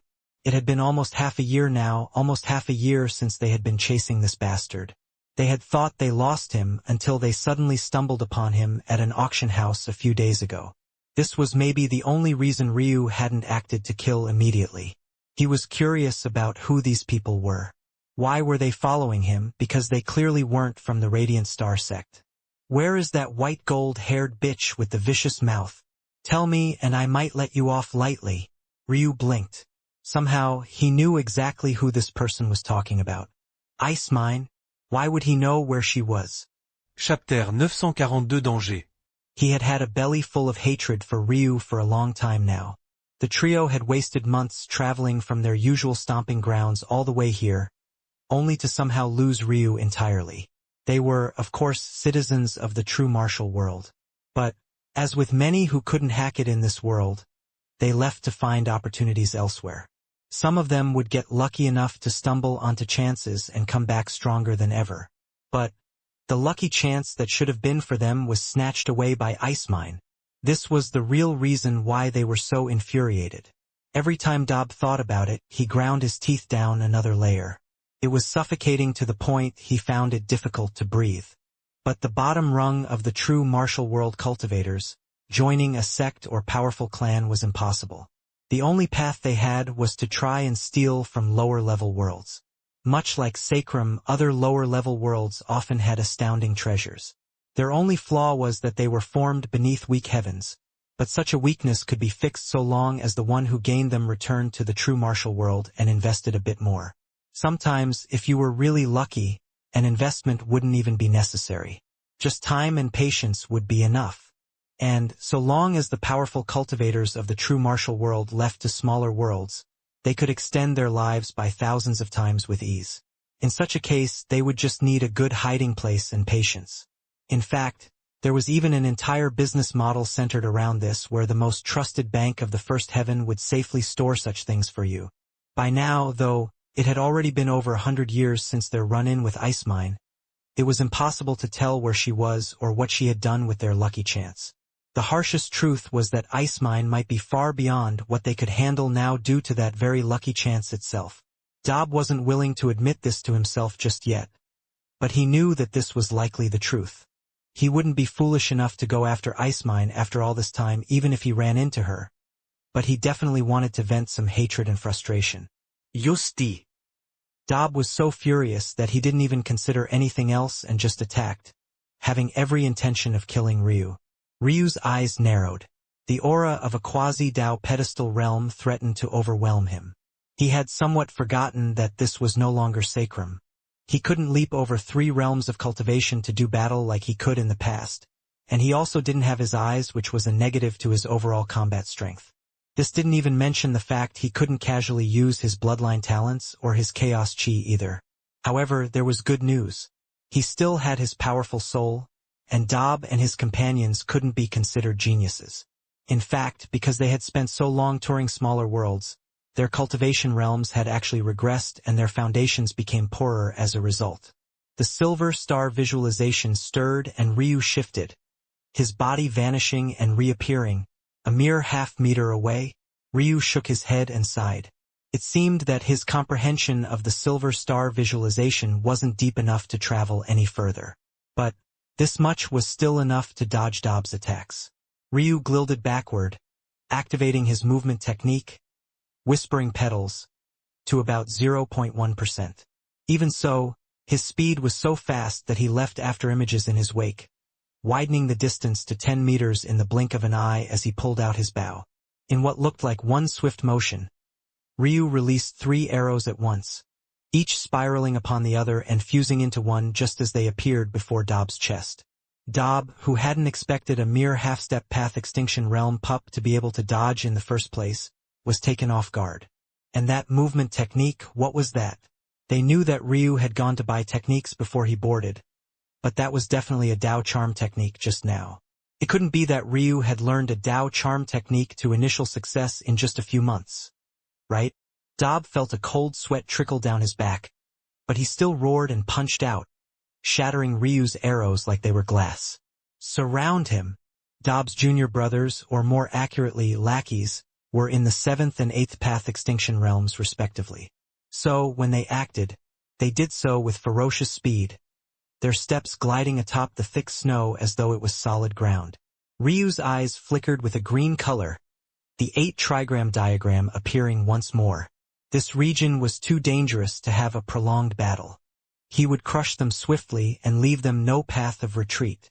With his diagram, Ryu was able to mask his inheritances as though they were Daos, hiding away the true talents of his bloodlines as though they came entirely from his own comprehension. And, once he unleashed them, the power was not small. The water rune in the 8 trigram diagram blazed to life, a furious blue color shooting out from Ryu as though beams of light. He pulled his bowstring back once more, the dark gold of his glove of order leaping to action as it transformed from a glove to gain the scales of a black dragon and form a gauntlet once more. A radiant blue arrow took form, sparkling ice shards falling from it like radiant crystals. Ryu released that subtle feeling blooming in his heart. The eyes of the trio widened, their hearts trembling. They couldn't understand the profundity of Ryu's arrow, but something about it screamed danger to them. Chapter 943 Not Happy. Together, Dob roared. His lackeys abandoned their pincer attack, sliding back with a practiced ease and placing their hands on Dob's shoulders before all 3 punched out at once. Ryu raised an internal eyebrow. It was rare to see such a poor attempt at teamwork, but he still had to admit that the result was powerful. These 3 had more raw strength than he did to begin with. His only option was to overwhelm them with skill and comprehension. The 3 of them shattered the arrow of ice, but the residual energies began to crawl up their arms, the harsh cold eating away at their protective cheek coats and eroding them. Dob realized that if he just stayed back and let Ryu increase the distance, the results would only get worse and worse for them. Gritting his teeth, he clenched his fist and shattered the ice threatening to cover his arm and shot forward, circulating his own movement technique to the extreme. Ryu could tell that it was just heaven-grade technique. While it lacked Dao Charm, what it lacked was made up for by Dob's deeper comprehension and the fact it was a peak heaven-grade technique. It was clear that Dob rarely brought out this technique to avoid incurring the greed of everyone around him. But, with the situation like this, he still decided on bringing it out in the end. The coldness in Ryu's gaze only grew more prominent. Large success heaven-grade technique? Still not enough. Ryu tapped his foot again, raising his use of his movement technique to 0.5%. His body tore across the snow landscape like a ball out of a cannon, the distance between himself and Dob beginning to increase instead of decrease like it had been. His fingers reached for his bowstring once more, his bow being raised up. As though blazing meteors, 3 ice arrows shot forward, appearing before Dob before he could even react. He tried to punch out, but he missed. The impact to his chest caused him to cough up a mouthful of blood, but he hadn't even landed on the ground yet when 2 more arrows appeared before him, crashing into the very same location. On the 3rd impact, his chi skin shattered and his body was assaulted by the cold from all sides. It actually took me 3 head-on strikes.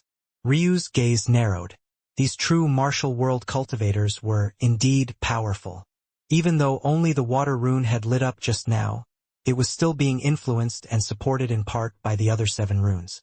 If Ryu had to guess, even with him holding back like this, it was still more powerful than most true Daos and probably matched lineal Daos in strength. And yet, it took that much. It seemed that Tao couldn't breach cultivation gaps that easily in the true martial world. To put this matter into perspective, most only had common Daos on the first heaven. It wasn't until the third heaven where lineal Daos would start appearing, and not until the fourth where they were commonplace. There were some exceptions to this, but they were very, very rare. The fact that Dob had taken 3 strikes and even survived them was a wake-up call to Ryu. In this place, he couldn't just take comprehension to be the end-all be-all. Foundation and cultivation were very important factors as well. Dob! The two rushed over toward him, but why would Ryu allow them to do as they pleased? Dob might be able to survive, but how could they? Ryu's cold gaze sharpened, releasing 4 more arrows in quick succession. The 2 lackeys were caught off guard. Something about the speed of Ryu's arrows seemed even faster than before. A tempest of Bao Qi ripping through their defenses and needling cold wind and Qi into their inner organs. They froze in place, their bodies quickly turning into ice statues. No, no, no! Hearing Dob's screams, the 2 men felt somewhat touched. They hadn't thought that Dob cared so much. But what happened next left their middens blank. Not because they didn't know how to react, but rather because they had their lives. Dob's roars formed a crater of snow around him, the solid earth beginning to tremble somewhat. Ryu didn't even need to think to understand. This was definitely a secret technique, but it was already too late to stop it. A tattoo on Dob's back burst apart and formed a bloody rose that sent vines of crimson through the skulls of his 2 companions. In one moment they had been turning into ice, and in the next they had become piles of ash. Dob's own aura skyrocketed, shattering the barrier that had stifled him from so long and stepping into the Tao pedestal realm. The oppressive danger that Ryu felt multiplied several times over as the Qi of Dob's spiritual foundation sprung to life, flooding his meridians. Ryu's pupils constricted as he could feel Dob's Tao actually strengthening as well. It seemed that this man's Tao was related somehow to that flower coming from his back. While it was still a common Tao, it had evolved to the 3rd immortal Tao level, 2 steps beyond Ryu's. This was shocking. Usually, a Tao would be a level beneath your current realm even for a genius. But Dob's was actually on par with his, just like Ryu's own. Ryu was absolutely certain that this had to be related to the secret technique. Dob's eyes went completely red, his Tao flourishing. As it did so, the Qi in the surroundings began to sap away, making Ryu's next arrow weaken considerably and almost fizzle out. Ryu's gaze only grew colder at this result. If Dob wanted to play, they could play. Take form and conquer the world. The skies suddenly rumbled, causing Ryu's expression to change. These were the words he used to summon his immortal rings, but the first heaven didn't seem to be happy with them. A strong pressure descended upon Ryu, seemingly wanting to shatter his immortal rings entirely and stop them from appearing at all. Just as Ryu faltered, Dob was already attacking once more, his strength several levels what it had been before. And, as though that wasn't bad enough, half a kilometer away, a black-grayed 9th Order wolf beast caught the attention of Ryu's spiritual sense. It stood up, his eyes radiating a piercing blue as it shot forward. In a single bound, it had already crossed over 20 meters. In just a few more seconds, it would be here. Chapter 944, did it think? Ryu's gaze flashed with a cold light. A mere first heaven actually dared to be so arrogant after it had just finished being the lackey of a higher heaven? Did it think Ryu had already forgotten? At that moment, the 8 trigram diagram in Ryu's eyes lit up, the heaven character roaring to life. I said, "Take form and conquer the world." Ryu's words roared out like the bellow of a dragon. In the slight lull, Dob had already appeared right before him, his fist mere inches from Ryu's chest.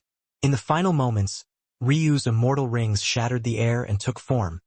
A violent and oppressive might ripping apart the gravitational pull Dob seemed to have had on the Qi in the surroundings. A flood of strength overwhelmed Ryu. The kind of power he suddenly gained access to as his 13 immortal rings floated to his back was unlike anything he had ever experienced before. He hastily formed a Qi barrier between himself and Dob, the latter's fist being blocked for an instant at the final moment before shattering it. Ryu's body curled, his figure being flung outward like an arrow loosed from a bow. Ryu coughed up a mouthful of blood, but his gaze only grew colder. Although his internal injuries weren't bad and would heal in a few minutes, he was still pissed. To think even after feeling such a great boost to his strength, and even having Dob's own by snatching away the ability of his Tao, he would still be so heavily injured. Dob was like a madman, chasing after Ryu. But, with his immortal rings summoned, Ryu began to display the true charm of whispering petals. The movement technique wasn't designed to maximize straight-line speed like Ryu seemed to be using it for. Rather, it was best known for agility, its wistfulness and elusiveness. With his immortal rings present, the 1% cap of initial success rose tenfold, making it feel as though Ryu was already in small success. Dob lashed out again and again, each one of his fist strikes leaving craters in the snow, and his steps melted away the landscape. Damn it! Ryu could feel his focused chi rapidly draining as he sustained his immortal rings.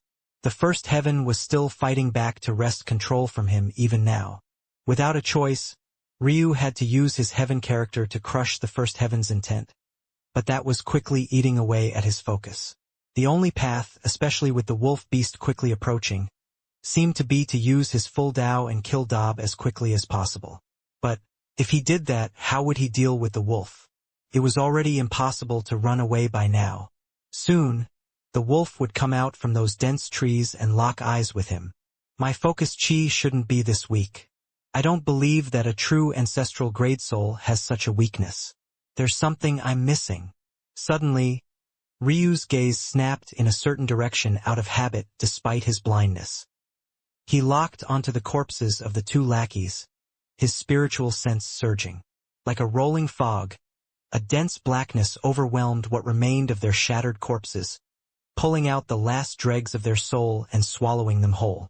At that moment, Ryu's soul reacted as though it had eaten a scrumptious meal, surging with energy it hadn't had before.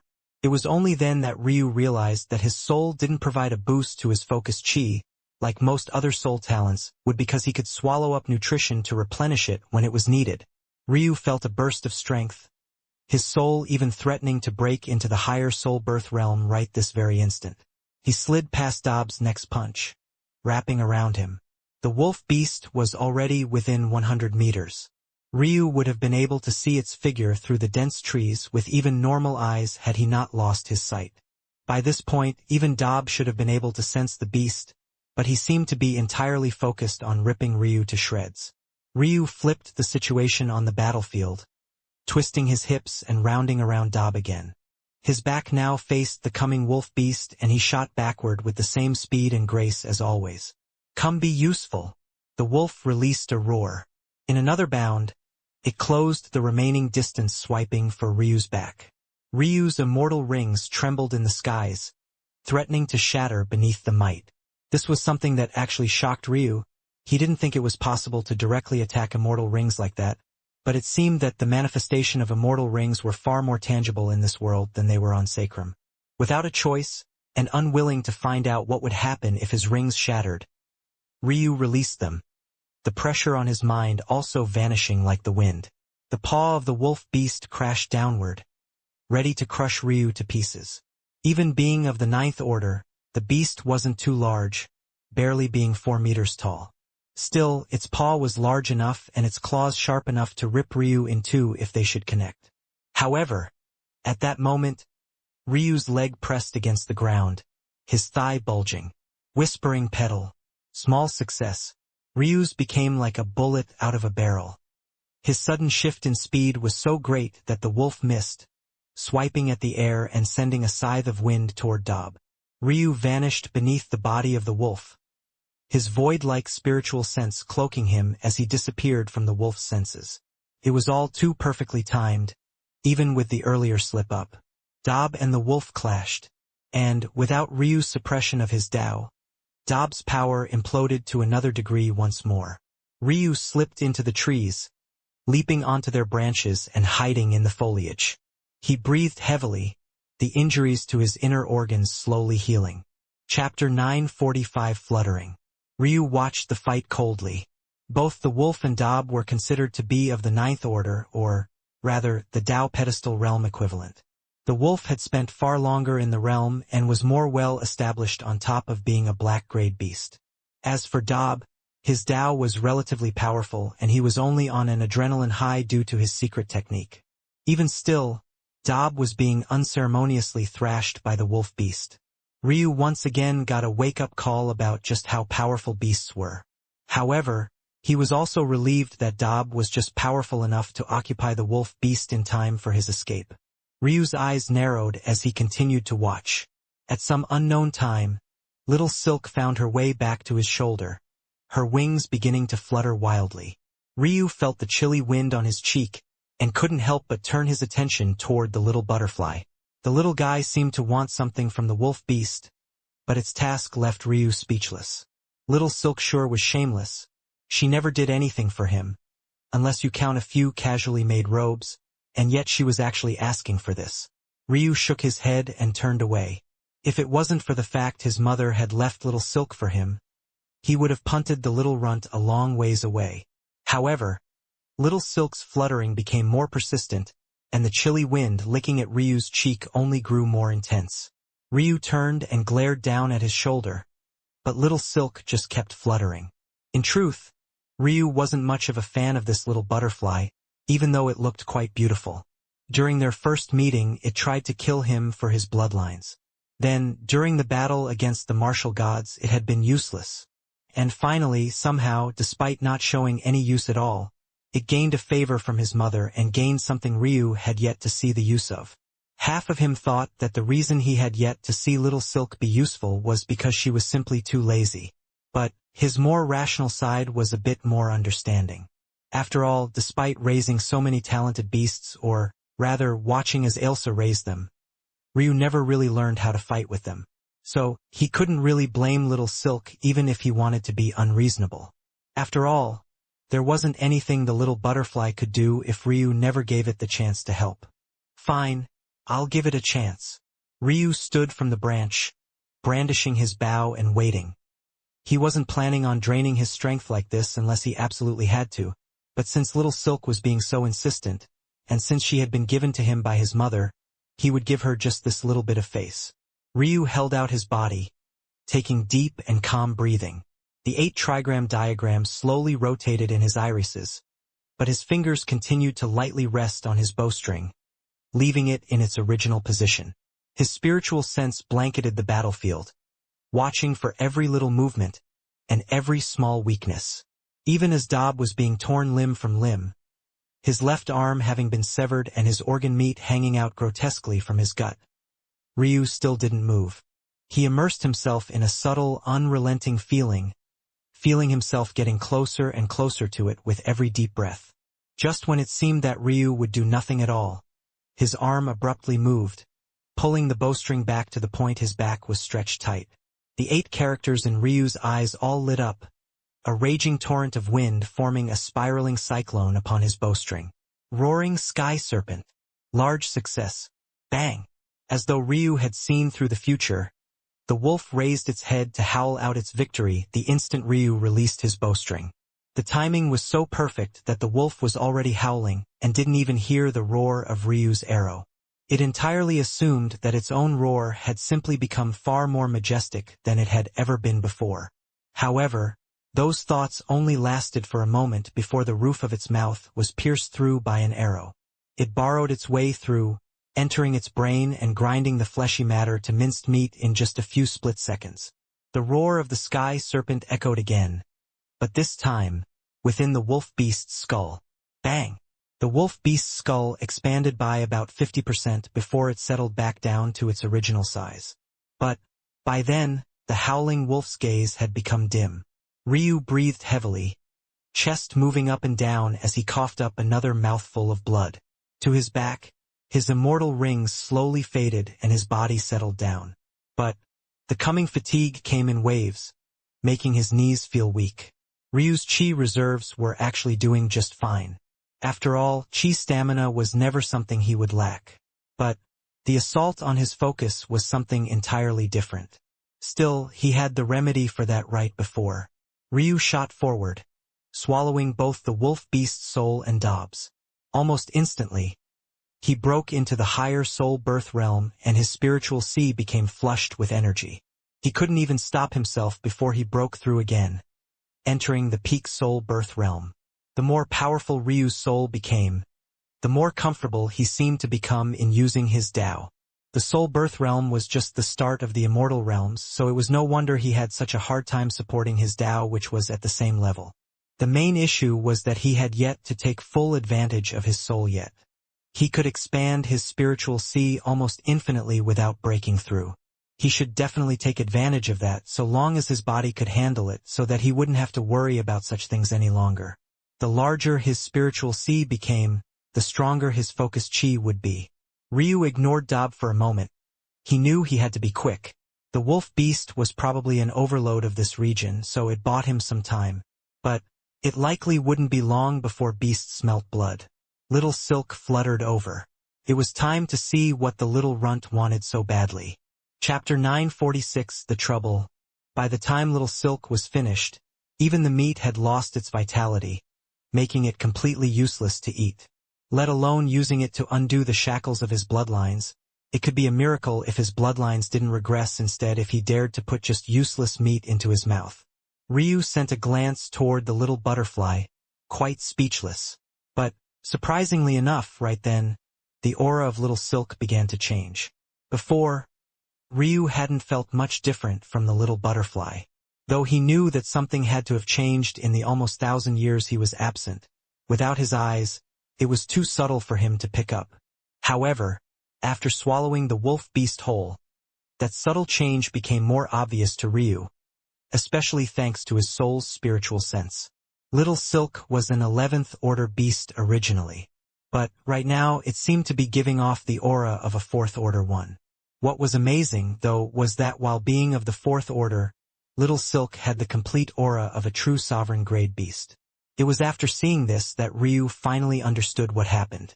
Using a special method, Ryu's mother had likely traded Little Silk's cultivation in exchange for undoing the shackles of place on her by sacrum. Logically, Little Silk's cultivation alone shouldn't have been enough to do this. Ryu had a feeling that his mother had done more for him than he knew, probably even harming her foundation even more just to make sure that he didn't enter the true martial world truly alone. Ryu smiled somewhat bitterly and shook his head. No wonder she didn't tell him about it. Her foundation had already been harmed once, saving his life, and she had harmed it again to help this greedy little butterfly to unseal itself. While Little Silk's cultivation had plummeted, the might of a true sovereign grade beast was most definitely monstrous.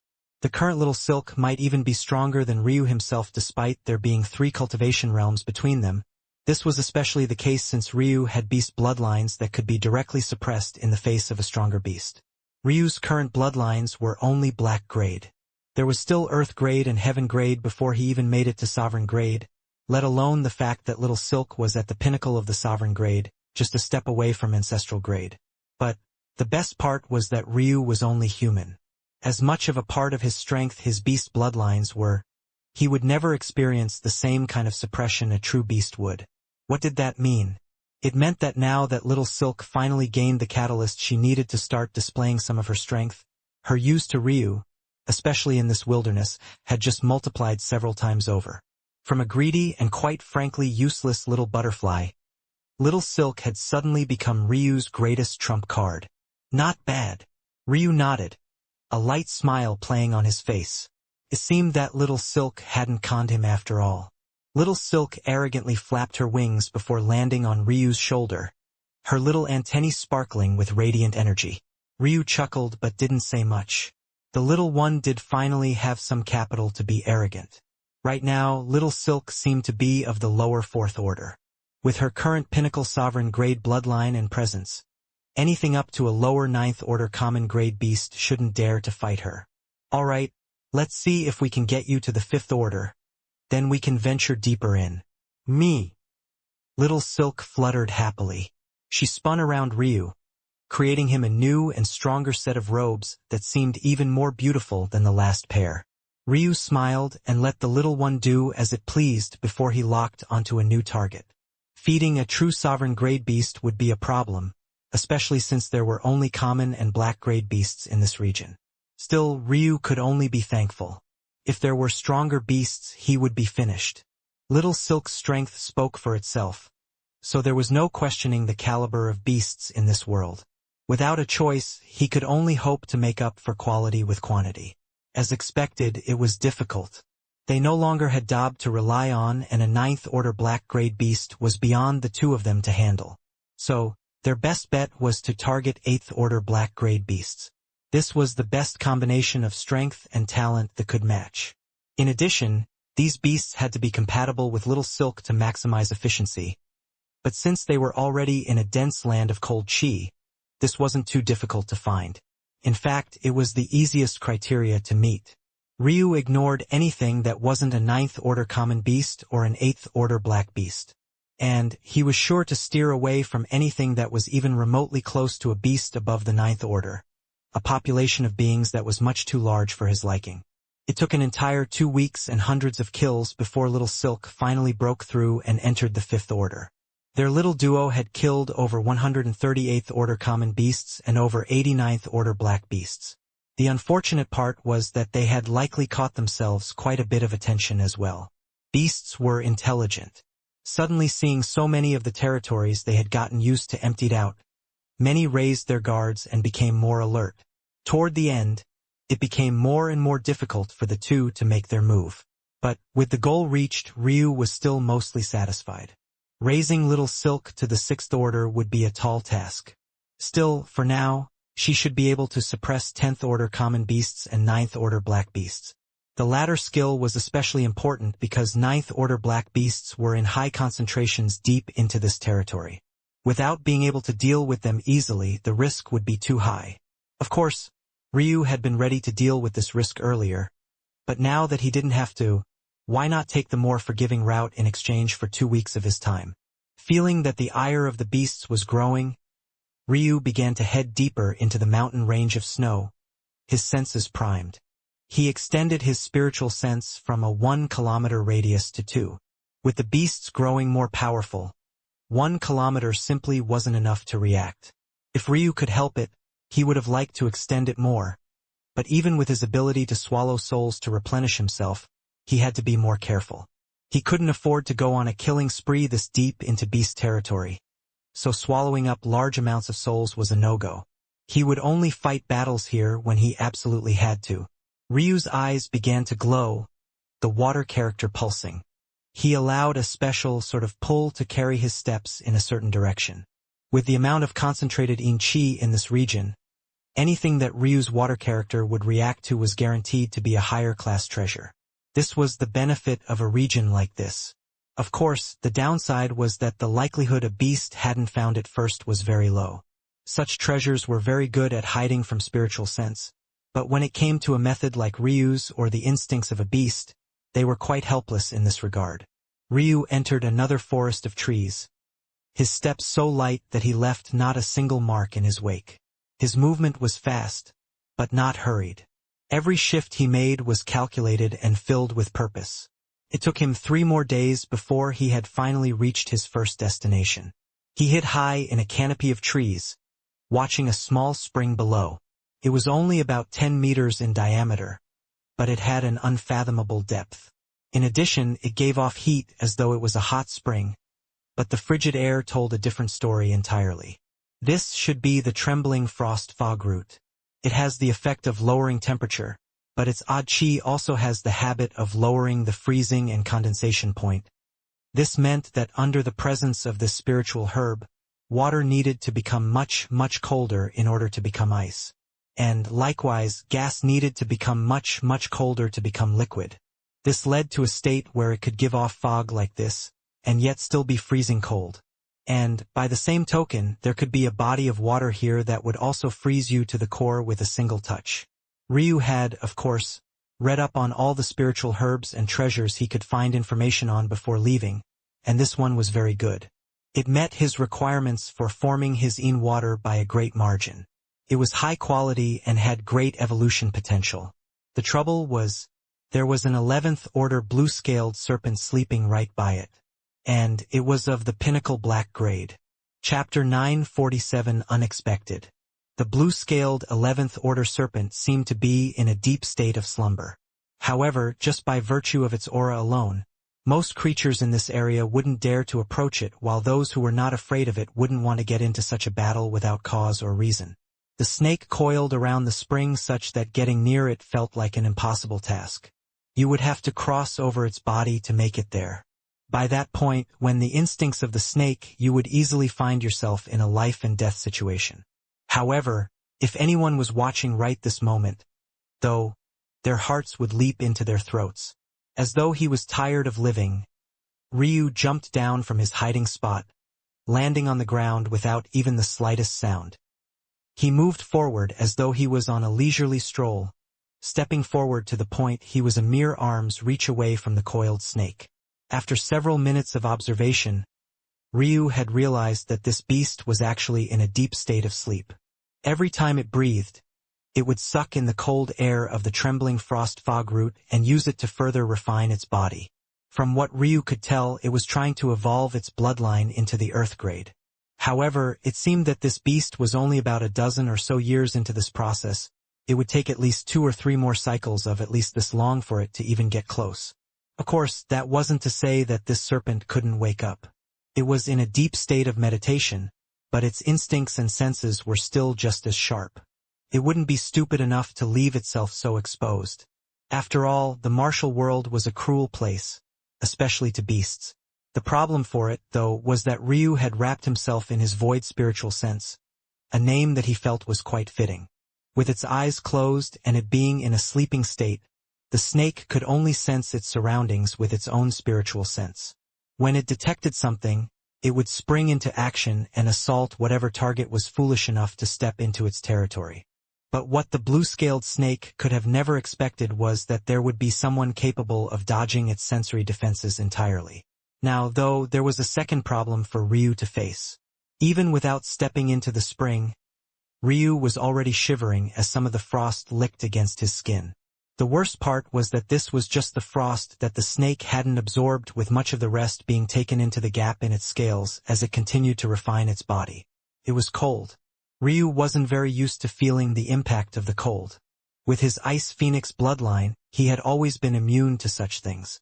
But clearly, that would no longer be the case in this world, at least not until he managed to reclaim the power and strength of his bloodlines, or rather, return them to the states they should be in. Ryu exhaled a breath, his gaze becoming cold as violet scales slowly manifest about his body. Soon, even a twin pair of horns made their presence known. Only after this did Ryu finally stop shivering. The boost to his strength his draconic form gave him was not small, but he only dared to use it in a situation like this where he was sure that there was no one around to observe him. Still, Ryu wasn't finished. Making sure that the void spiritual sense around him remained thick, he also began to circulate primordial chaos fire chi in his body. The almost scorching heat almost made him sigh as though he had entered a sauna. Unsurprisingly, the primordial chaos chi of the true martial world was even more tyrannical than that of sacrum. Being connected to this world instead brought Ryu an amazing boost in power that could not be underestimated. But what was surprising was that Ryu didn't feel the same sort of backlash he had felt in sacrum. He was ready to shred his inner organs apart, but none of that happened this time around. Somehow, the primordial chaos chi of the true martial world was both several times more powerful and also more docile. Ryu couldn't really understand why this was or how it could be, unless, was it his perfect black buddy soul? Ryu's eyes widened, thinking of a possibility. He suddenly felt far less fearful of this 11th order beast. With a step, Ryu hopped from the edge of the spring, over the snake's coiled body, and landed right at the very center of the spring. The sizzle and pop of heat meeting cold sounded. But by then, Ryu had already begun to sink into the surroundings, the frigid cold around him reacting quite amiably and with far less volatility than the previous fog. Ryu sank deeper and deeper, and eventually, he laid eyes on the trembling frost fog root. However, it was right then that something unexpected happened. Usually, with Ryu's luck, this would mean something bad. But shockingly enough, it was the direct opposite of that. As though a dry well finally filled with fresh waters, Ryu's chaotic silk meridians danced to life, breaking through the shackles of the middle heaven grade and entering the higher. In fact, now that Ryu was paying attention, he realized that it was still rapidly improving. Ryu watched in shock. This obviously wasn't because of the water treasure. No, this could only be because of the primordial chaos chi. Ryu had thought that he would need to have continuous breakthroughs in cultivation before he could finally unleash the full strength of his origin-grade meridians, much like anyone else who had come from a lower-level world to Sacrum. But he had neglected one important thing. His meridians weren't like the meridians of others. His meridians were connected to a plane of existence that was capable of constantly supplying him with higher-level chi. Even if he couldn't use this chi personally, just opening up the pathway and allowing the connection would passively temper his meridians. Chapter 948 Bed of Ice. When he fought those hidden Blade Sect working disciples, they had only seemed to be interested in his meridians despite the fact it should have been obvious he had many other talents as well. Even if they couldn't recognize his bloodlines, they should have been able to tell that he had a powerful one-or-ones. Yet, they seemed dead set on his chaotic silk meridians. Why was that? Maybe the answer was right in front of him all along. All of Ryu's other talents, aside from his soul, required copious amounts of resources to bring to their full potential. And, obviously, his Tao couldn't just be transferred from one person to another. However, his chaotic silk meridians could not only be transferred through special processes, they were a resource in and of themselves. After realizing all of this, Ryu settled down and exhaled a breath. His difficulties were still the same. He didn't dare to casually use his chaos chi as he pleased. He would have to be very selective and careful. The more powerful he grew, the less he would have to worry about it, but for now he needed caution. It was a good thing that he was in the wilderness currently. What better place was there for him to hide himself and strengthen his meridians as he pleased? Ryu really wondered, though, what other hidden abilities had. The Radiant Star Library had so much information, and there was even an introductory explanation about the chaotic silk meridians, but that was all. For some reason, even they didn't have in-depth information about his meridians, something that left him quite intrigued. Ryu shook his head and focused on the task at hand once more. His feet hit the bottom of the spring and he got a good look at the spiritual herb. The trembling frost fog root looking quite inconspicuous, like a blue weed covered in scales of ice. It didn't have any fancy adornments or embellishments, but Ryu knew that its true strength lied in its roots. The spiritual herb was barely a foot tall. However, it was likely deeply entrenched, hiding its most valuable parts in the bed of this spring. Ryu reached down and began to carefully dig around it. With his claws, it wasn't too difficult at all, and the bed of earth, once as hard as ice, was sliced apart like tofu. Soon, the waters below had become a bit murky, and the spiritual herb protruded out from the ground like some sort of tentacled crown. At this moment, the roots of the trembling frost fog root looked quite beautiful up close, but also quite grotesque from afar. They were dotted with crystalline pearls that shimmered with their own light, but also made it look like the roots were covered in boils. However, it was precisely these boils that were the most valuable part of this spiritual herb. There were 12 roots total, each with 12 boils of their own. These 144 pearls actually meant that this spiritual herb was at the limit of its maturity, an excellent thing for Ryu. Truthfully, he only needed one of these roots to catalyze the growth of his water. As for the others, they were just luxuries. However, Ryu would take 4 of them. That much was about as much as he could take without alerting the blue-scaled serpent to the change too quickly, and it also gave him the freedom to sell 3 of them and make quite a sum. This was the equivalent of an Earth-grade natural treasure, so it would definitely sell for an excellent sum. Just when Ryu was about to choose the 4 best of the roots to take, he frowned. 13. This didn't make sense. The limit of maturity was definitely 12 roots. The book Ryu read said nothing about a potential 13th. Was this mutated? Or was it something else? After some observation, Ryu was certain that there was nothing different about this herb, so it wasn't likely to be a mutation. Ryu was a seasoned herbologist. Oddities didn't always mean mutation. Often, spiritual herbs needed to adjust to their environment. Sometimes this could be as simple as a flower turning its face toward the sun, or more involved like roots digging deeper to reach more sources of water. Ryu couldn't help but notice that the 13th root disappeared deeper into the ground. The reason he hadn't noticed it before was because he had dug all the way around the spiritual herb, while the 13th root was at the very center headed straight down. Reaching his hand forward, Ryu began to dig again. But to his astonishment, he couldn't seem to find the bottom. He kept going, digging deeper and deeper.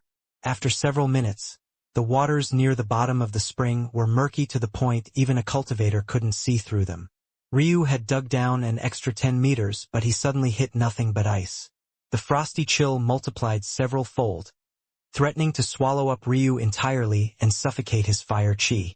But Ryu only responded by circulating more and more of it.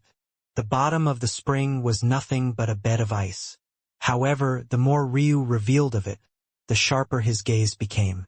When Ryu wiped the earth away on a small foot-by-foot patch, he found himself staring down at yet another winter wonderland. The ice was so clear that he could see right through it, peering into what was on the other side.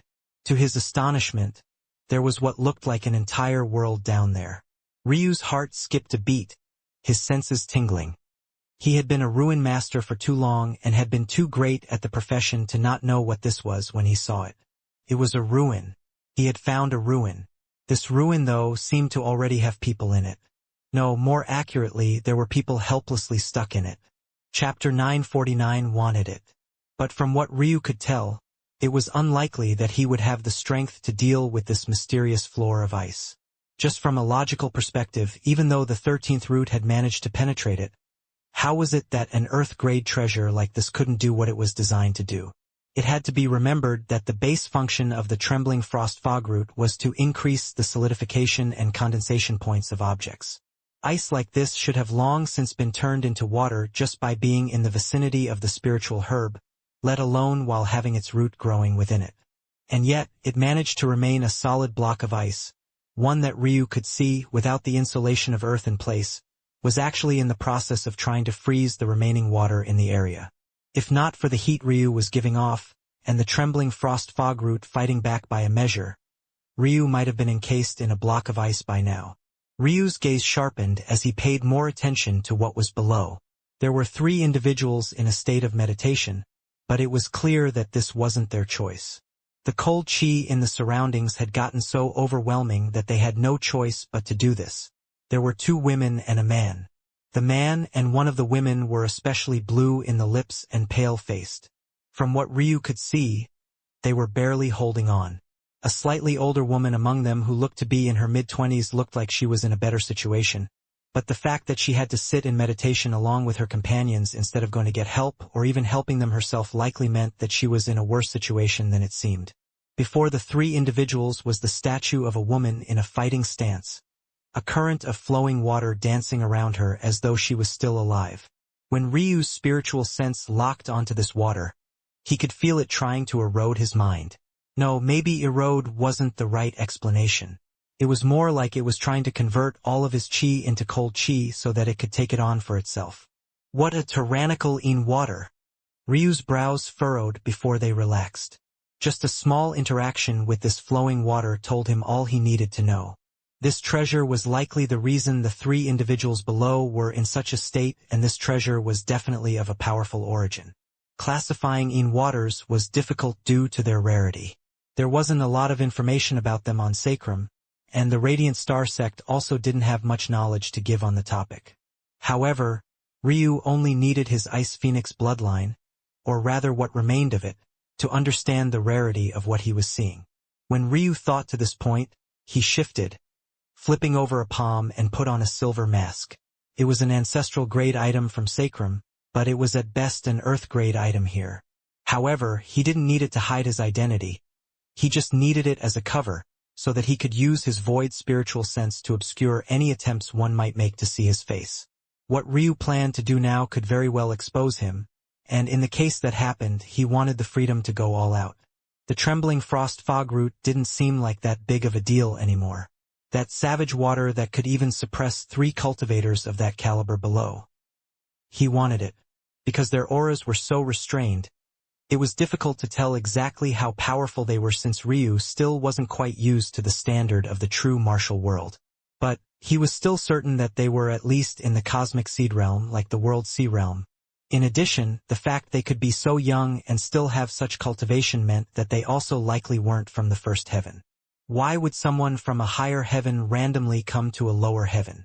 In all likelihood, it wasn't random at all, and this ruin was their goal from the very beginning, but now they had been stuck here for an unknown amount of time. Even though Ryu's actions now could be said to be saving them, he had been in the cultivation world for too long that such saving was never appreciated.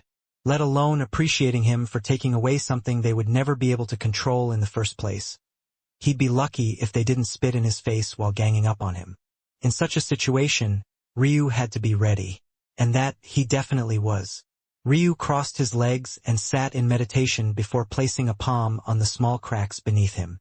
At that moment, Ryu began to communicate with the flowing waters, sensing the dancing golden runes within it. At the same time, he reached into the depths of his bloodlines, remembering the feeling he felt when he forcefully awakened his rebirth talent. Unlike the rebirth talent, the seen water seed talent of the ice phoenixes didn't need to be awakened. Although it was the core ability of the race, it also relied on external factors, so it had this sort of benefit to offset it.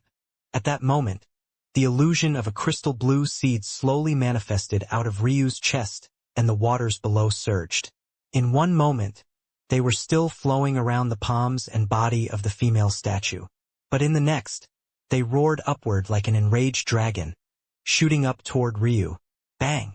Chapter 950A Lesson. And this was precisely what would give Ryu a chance. Slowly, but surely, Ryu began to pull the treasured water through the small cracks in the ice. When the first drop finally reached him, his water seed vibrated to life, swallowing it whole. Though his eyes were closed, Ryu's lip curled into a smirk. This was the perfect situation. The three below likely sensed the changes by now, but there was nothing they could do. They couldn't even turn their attention away from their own bodies for fear that the cold would reach a location they couldn't turn back from. After just absorbing the first drop, Ryu felt that his water seed had already roared to life. From an endless cold, a simultaneously endless vitality roared out. This was the greatest strength of the Ice Phoenix water seed. In fact, it might even be more accurate to call it a life seed. It was able to take treasures of extreme cold and conjure up an equivalent amount of life and vitality in return. What did this mean? It meant that the life characteristics of Ryu's water seed would always be just as powerful as the ice and water characteristics. The more powerful water treasures he swallowed, the stronger his life and healing methods would become. Just from a single drop, Ryu could feel that his healing factor, which had slowed considerably after stepping foot into the true martial world, was beginning to rapidly recover back to its previous levels. In fact, if it wasn't for the fact Ryu's bloodlines were shackled to the lower black grade currently, and he couldn't bring out the full power of his water seed talent, then this would have never been a problem to begin with. However, there was good news as well. Because the water was actually so powerful, even with only the conversion speed of a black grade ice phoenix bloodline, Ryu's vitality still leapt forward by leaps and bounds. Just by virtue of having the water seed, Ryu could feel his lifespan increasing by thousands of years with every drop he absorbed. He didn't even seem to have any difficulty in doing so at all. It was as though his water seed was the apex predator to all water treasures. Even one as powerful as this couldn't escape even if it wanted to. Only if its previous owner rose from the ashes and came back to life would it have even a chance at doing so. The best part was that Ryu could tell that there was a large amount of strength still sealed away in his water seed, waiting for his bloodline to unshackle to reveal itself. There was no doubt that this water was the treasured familiar of a sky god. After absorbing so many drops, Ryu could tell that the female sky god in question was probably within the perfect sky god realm. This ruin was likely left to her inheritor, but the three below were far too weak to capitalize. Ryu wouldn't be surprised if this was the final test, but he had stumbled into snatching it away like this. It really was quite unfair. To the people of the true martial world, ice phoenixes were behemoths of the 8th and 9th heaven. Even a perfect sky god like this woman would never expect that her inheritor would have such a noble bloodline. But this was for the best as well. Considering the probable level of this ruin, Ryu definitely wasn't powerful enough to clear it yet. Using his bloodlines to cheat this great reward away was about the best he could do. It seemed, as well, that he had still underestimated these three cultivators below. They were probably in the half-step sky god realm or very close. That judgment made far more sense. I see. So that's your name. After absorbing so much, Ryu was finally certain of the Een water's name. Its first master had called it Flowing Frost. Short and elegant, not to mention accurate. This flowing water with floating gold runes was harsher than any ice Ryu had ever run across. It was designed specifically for combat, and its first owner liked to brandish it like a whip. Of course, Ryu didn't plan on using it like this and only needed it for his alchemic path. However, as rare as Een water wielders were, a water wielder who wasn't also an alchemist was even rarer. Something told Ryu that deeper within this ruin, there was definitely a record of this woman's alchemic exploits, but that would have to wait. Ryu wasn't foolish enough to dive head first into such a thing. When there were only small tidbits of the flowing frost left, the most able-bodied of the three cultivators snapped her eyes open, a piercing gaze looking up toward the ceiling. There, in a small hole in the discolored ice, there was Ryu, who looked back at her calmly despite being blind. Ryu was using his spiritual sense and the control over his body to focus his eyes properly. He couldn't allow these people to know he was blind, or else that would be one more connection to have back to his true self. At the same time, he had no intention of showing any fear either, despite how powerful he might be. The young woman's face flickered with fury. She had been doing the best of the three and also had the highest chance to subdue the flowing frost water. Now that Ryu had taken action, she had obviously lost such a chance. Ryu could only inwardly shake his head. Such beauty and yet such shit for brains. It might as well be the slogan of the martial world. Every one of these powerful people had gotten used to being on top for too long. However, Ryu didn't mind teaching her a lesson. The young woman had yet to recover and her mind was entirely drained. She had already spent years here in meditation. A glare was about all she could muster the strength for. At that moment, Ryu's void spiritual sense completely enveloped her, no longer hiding its presence. He latched onto her mind and began to rip at her consciousness. The young woman's eyes colored in shock before she shrieked, grabbing onto her head. By the time her shivering body looked up once again, Ryu was gone. Her lips quivered.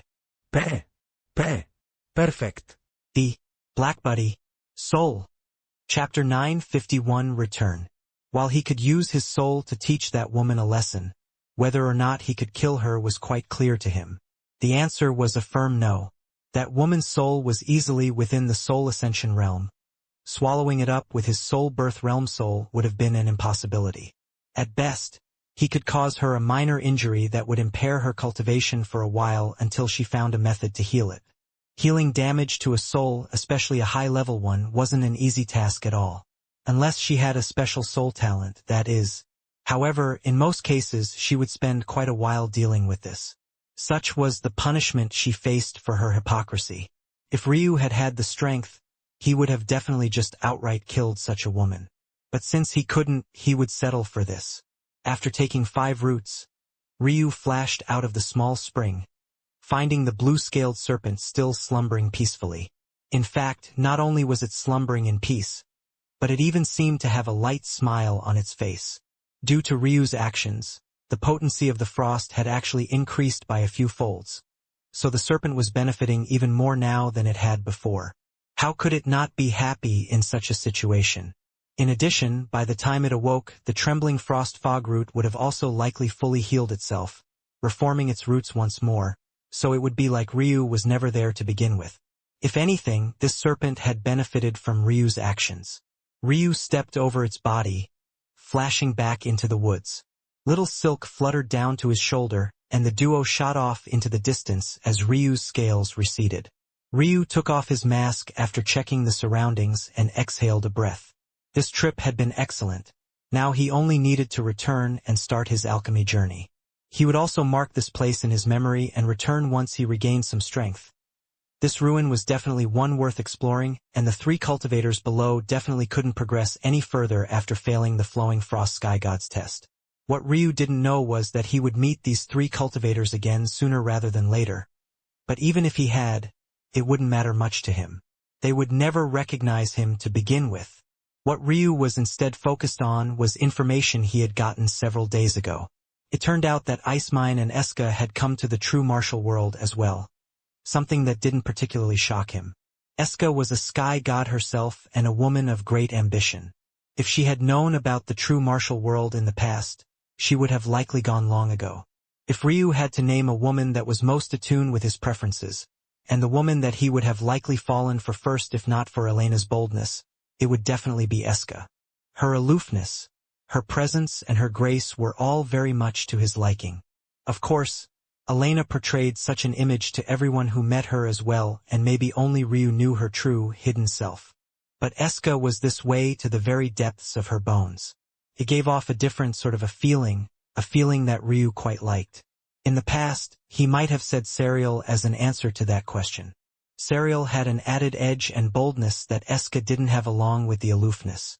However, after their final conversation, Ryu didn't find himself all that attracted her any longer. This was all to say that knowing Eska, this was definitely a place she would want to be.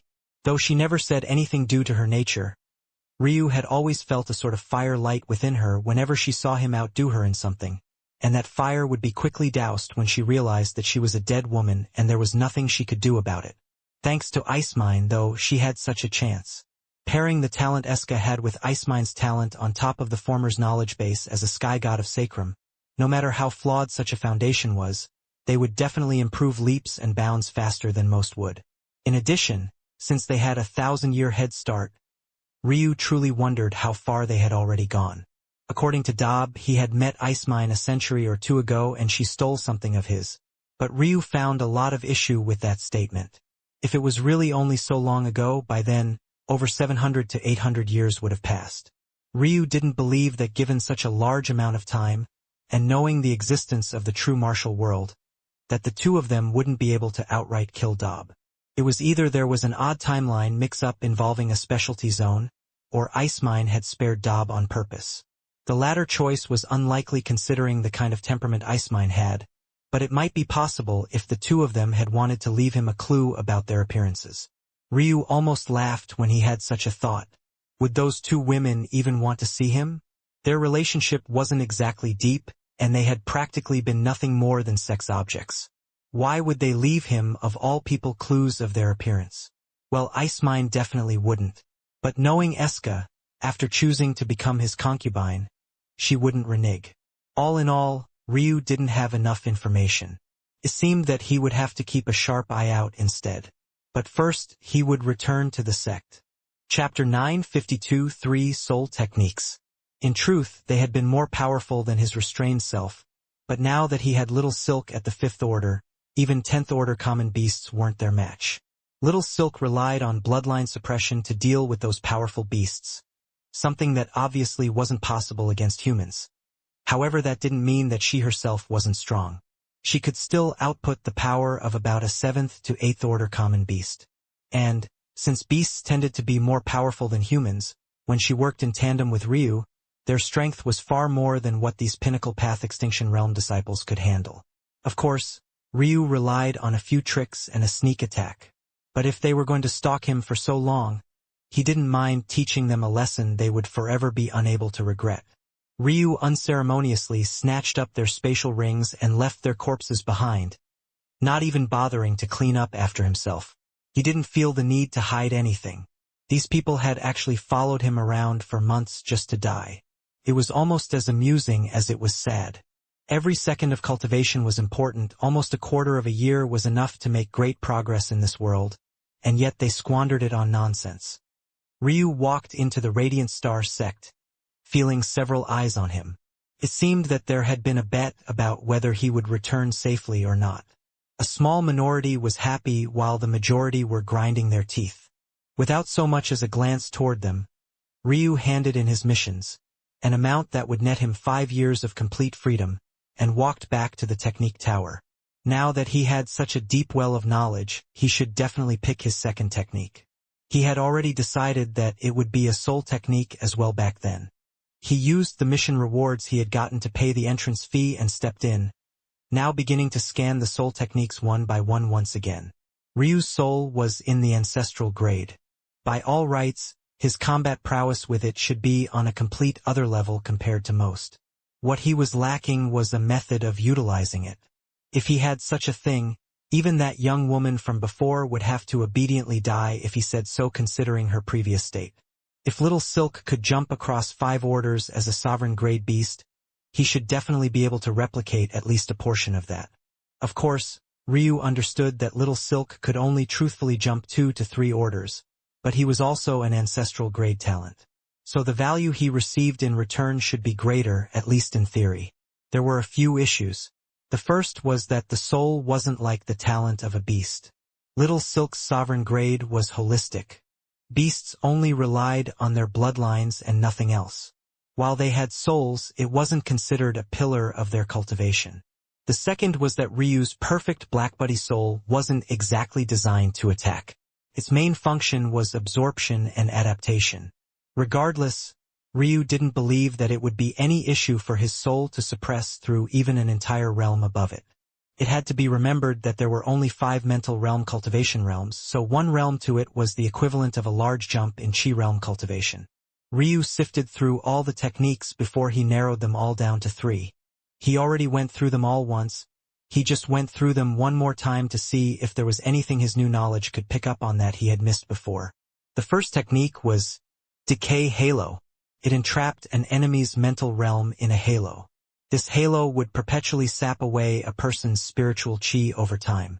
As the battle went on, unless the halo could be shattered via means of the soul, one's soul would be quickly drained.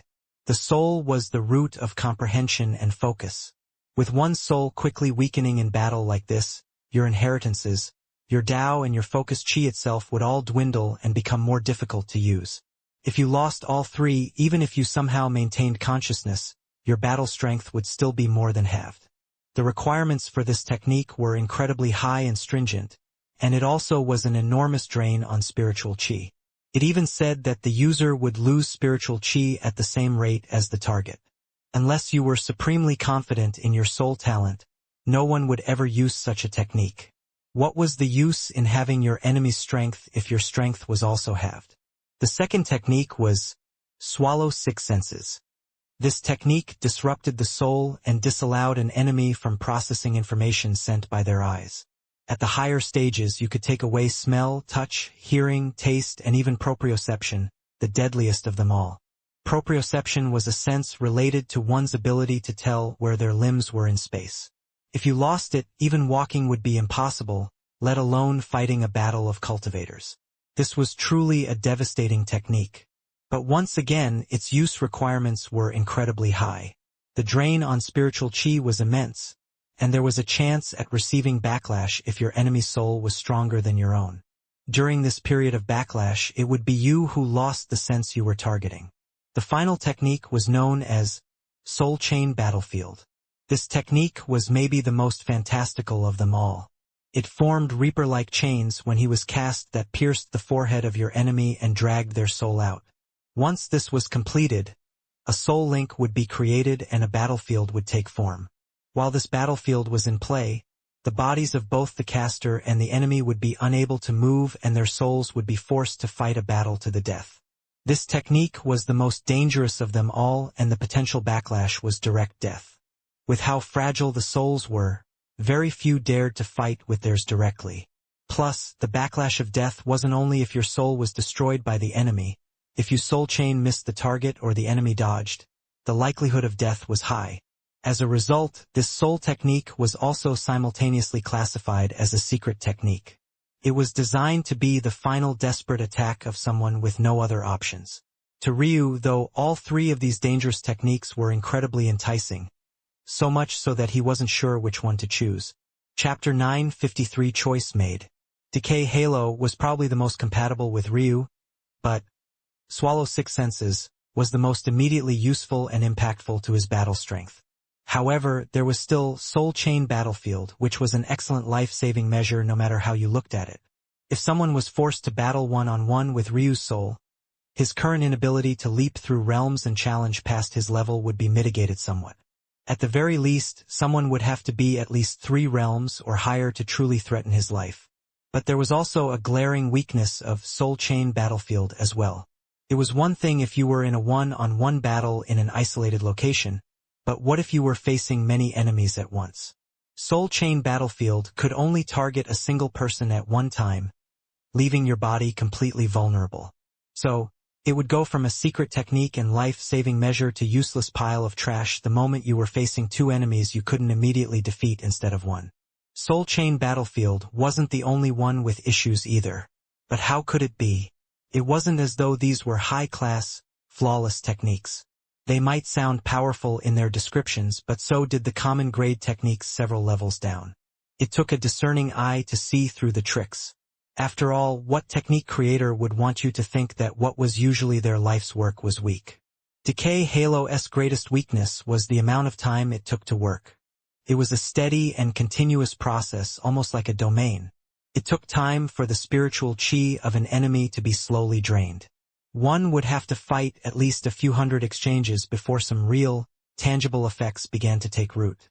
Of course, to cultivators at this level, a few hundred exchanges wasn't even a few minutes. But the fact that you could levy that many strikes in the time frame was a glaring enough problem. If your enemy defeated you or you defeated them before the technique could take action, then wouldn't deploying it in the first place have been a waste of time? Much like Soul Chain Battlefield, Decay Halo was only useful in very specific use cases. You wouldn't use it against someone weaker than you because it was a waste of time when you could just use your fist. You couldn't use it against someone stronger than you because you lost spiritual chi at the same rate as your enemy lost theirs. And you obviously couldn't use it against someone who was your exact equal because then you'd both be incapacitated in the end.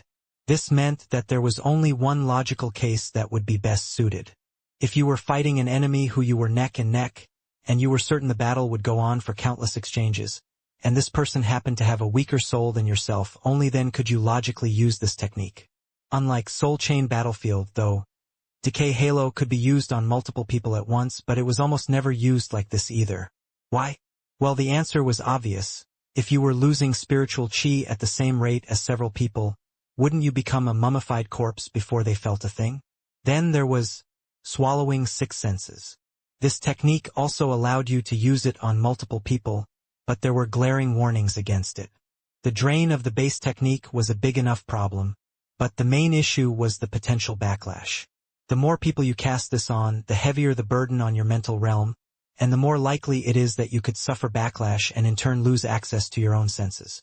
With multiple people fighting back for control at the same time, very few would be able to handle such a struggle. It only made it worse that while you were in such a tug of war, a lot of your mind and focus chi would be occupied, making it more difficult to end the battle quickly. Ultimately, what Ryu learned about all of these weaknesses was that soul techniques were most effectively used as supporting skills, ones that would only be deployed when you had a group of people you trusted charging into battle with you. Of course, beast companions was another possibility, although most of Ryu's own were sealed away right now.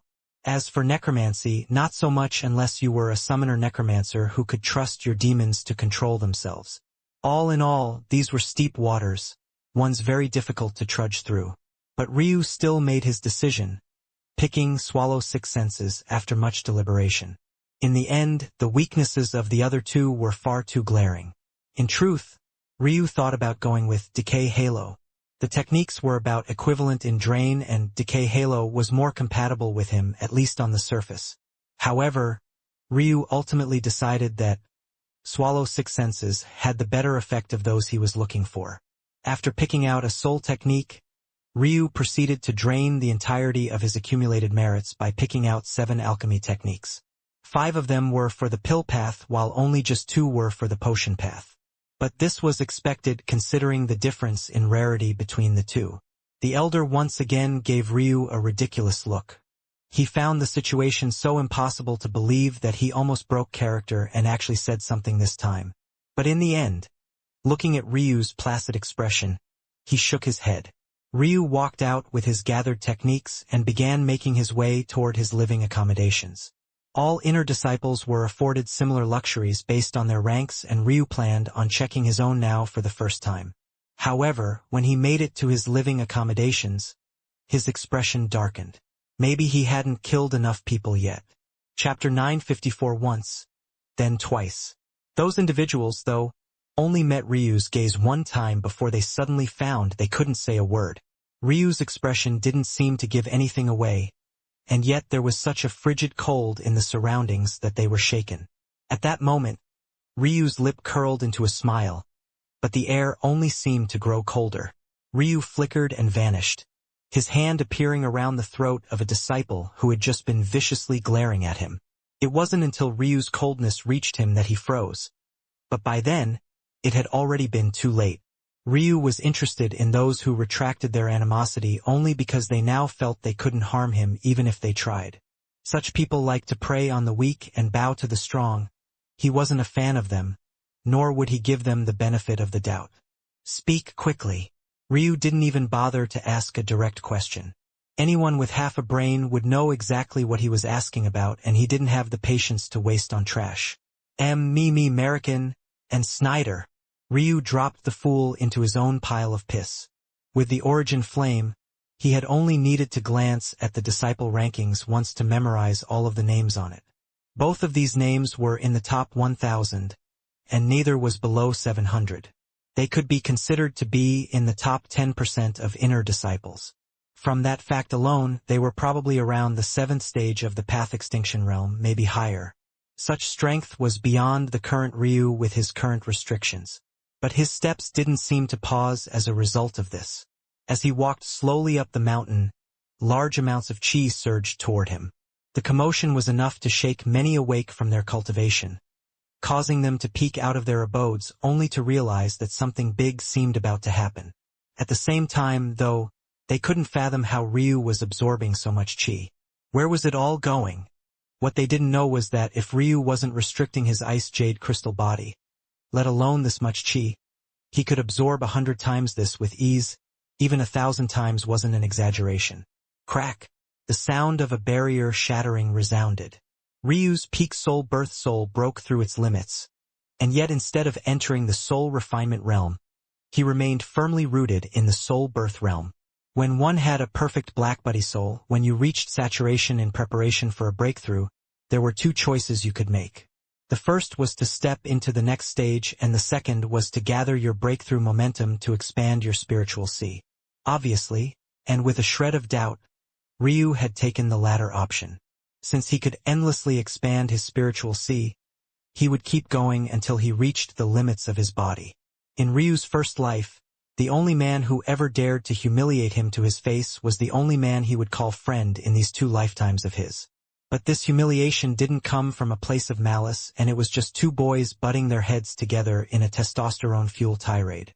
In Ryu's second life, he had experienced endless torment from the time he was a baby to the time he was 14.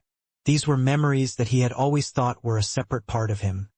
Memories that he never cared about when he reawakened, until the Valkyrie of the martial gods forced him to acknowledge that that wasn't a separate man, a separate life. That was him. That was the person he could have been had he not grasped power. Since he awakened that day on the higher mortal plane, he hadn't allowed anyone to disrespect him. Even the slightest slight was returned 100-fold. He didn't have time for words, for talking, for listening to the nonsense of others. And maybe that was because he had subconsciously always known that that helpless little boy was him, and it could very well become him again. The true martial world was so large. From the first moment Ryu stepped in it, he realized that the mountain peak he wanted to climb to was much further away than he had originally thought.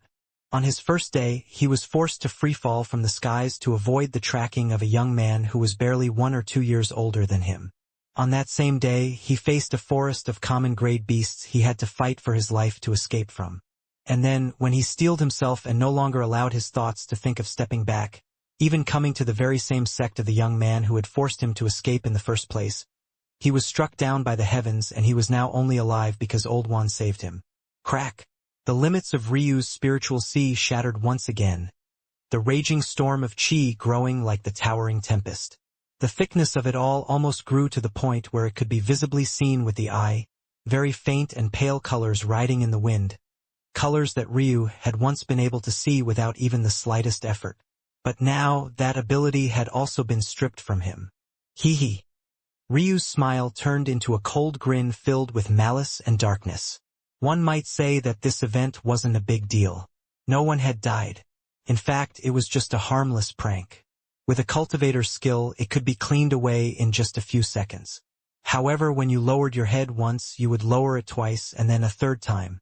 This world seemed intent on getting Ryu to bend. This true martial world was indeed a cruel place. But Ryu would show it who was crueler. Crack! Ryu's palm flipped over, pulling a technique Jade. Chapter 955 genrated Mann.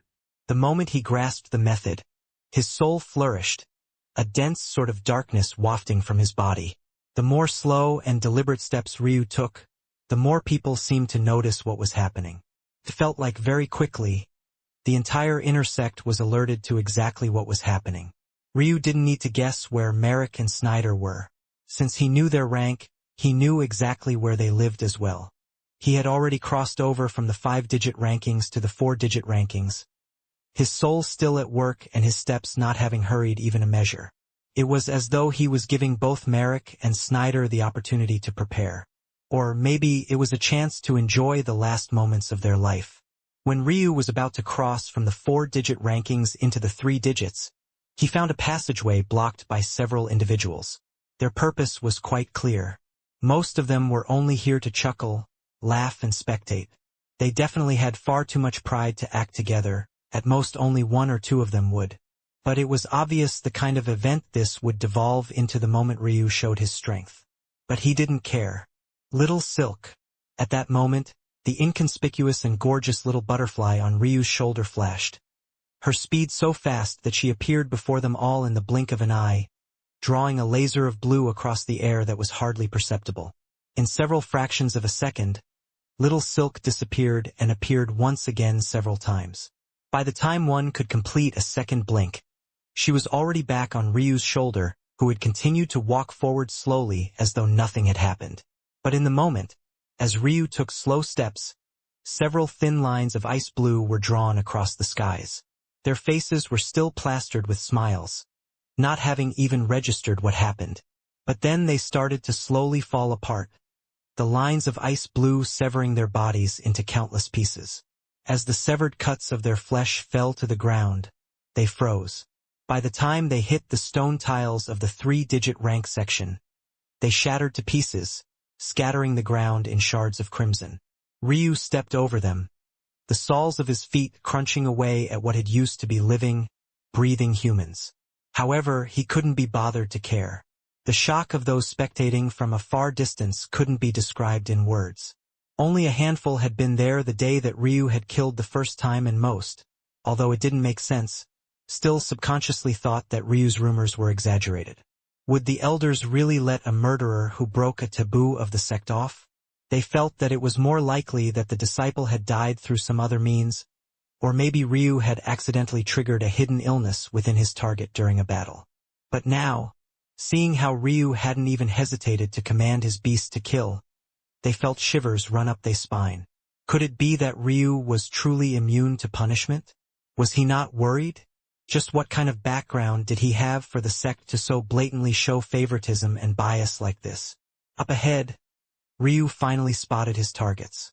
Or, rather, his spiritual sense long since had, and he was only now truly in range. Despite this, his countenance didn't change. He carried the same cold look, the frigid and dark air around him threatening to suffocate the masses. Merrick and Snyder had just been informed of what was happening and had come to take a look. They obviously didn't care much about Ryu's rage. They only wanted to see an amusing puppet dance before they taught him a lesson. They didn't really think much before pulling their prank. They just felt dissatisfied with what they had heard about Ryu. And since they didn't dare to kill him even after the words of the Grand Elder, they chose this route instead. But none of this meant that they wouldn't enjoy this. The both of them were well beyond Ryu in cultivation and strength. They didn't believe that this matter would be difficult to handle in the slightest. When they locked eyes with Ryu, deep sneers marked their faces. They had prepared quite an onslaught of jarring words for Ryu, and they thought that he would have something to say as well. But to their shock, Ryu didn't say anything. He didn't ask if it was them. He didn't ask them why they had done such a thing, and he obviously hadn't come here to beg for forgiveness. The moment Ryu saw them, he took another slow and deliberate step forward, his aura changing. Swallow 6 senses. Right then, an overwhelming soul pressure shot forward, catching Merrick and Snyder off guard. but they were also veterans of battle. When they saw that Ryu actually dared to use a soul technique against them despite his cultivation being so far below theirs, they almost burst into a fit of laughter. They were almost in the Tao pedestal realm, and they had long since entered the soul refinement realm, the path extinction realm equivalent of the mental realms. For an immortal ring realm expert like Ryu, who only had a soul birth realm soul to attack them, wasn't he asking to be humiliated? However, just as their sneers were turning into laughs, the wave of Ryu's soul pressure hit them like a rampaging storm. At that moment, the manifestation of a man with gray skin and black robes appeared in the skies. His eyes were missing, his ears and tongue were cut off. His skin was covered in boils, and no one could see any of his limbs beneath his thick and wide robes. The moment it appeared, it was as though Merrick and Snyder were thrown into darkness. Neither could even feel their heads being severed from their shoulders. Chapter 9:56 ahead. Those watching felt their knees tremble, unable to believe what they were watching. Merrick and Snyder had just stood there, smiles on their faces, as Ryu approached and calmly cut off their heads. It was as though they had welcomed the result, as though they were embracing death with open arms. But everyone knew that wasn't what had happened. Their eyes turned to the illusory gray-skinned man that was slowly fading from view, their hearts threatening to beat wildly out of their chest.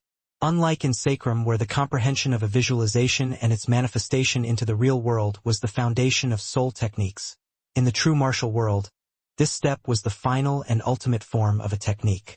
It represented reaching the great circle of perfection, the very highest realm there was. Soul techniques were so difficult to learn that most took years just to reach initial success.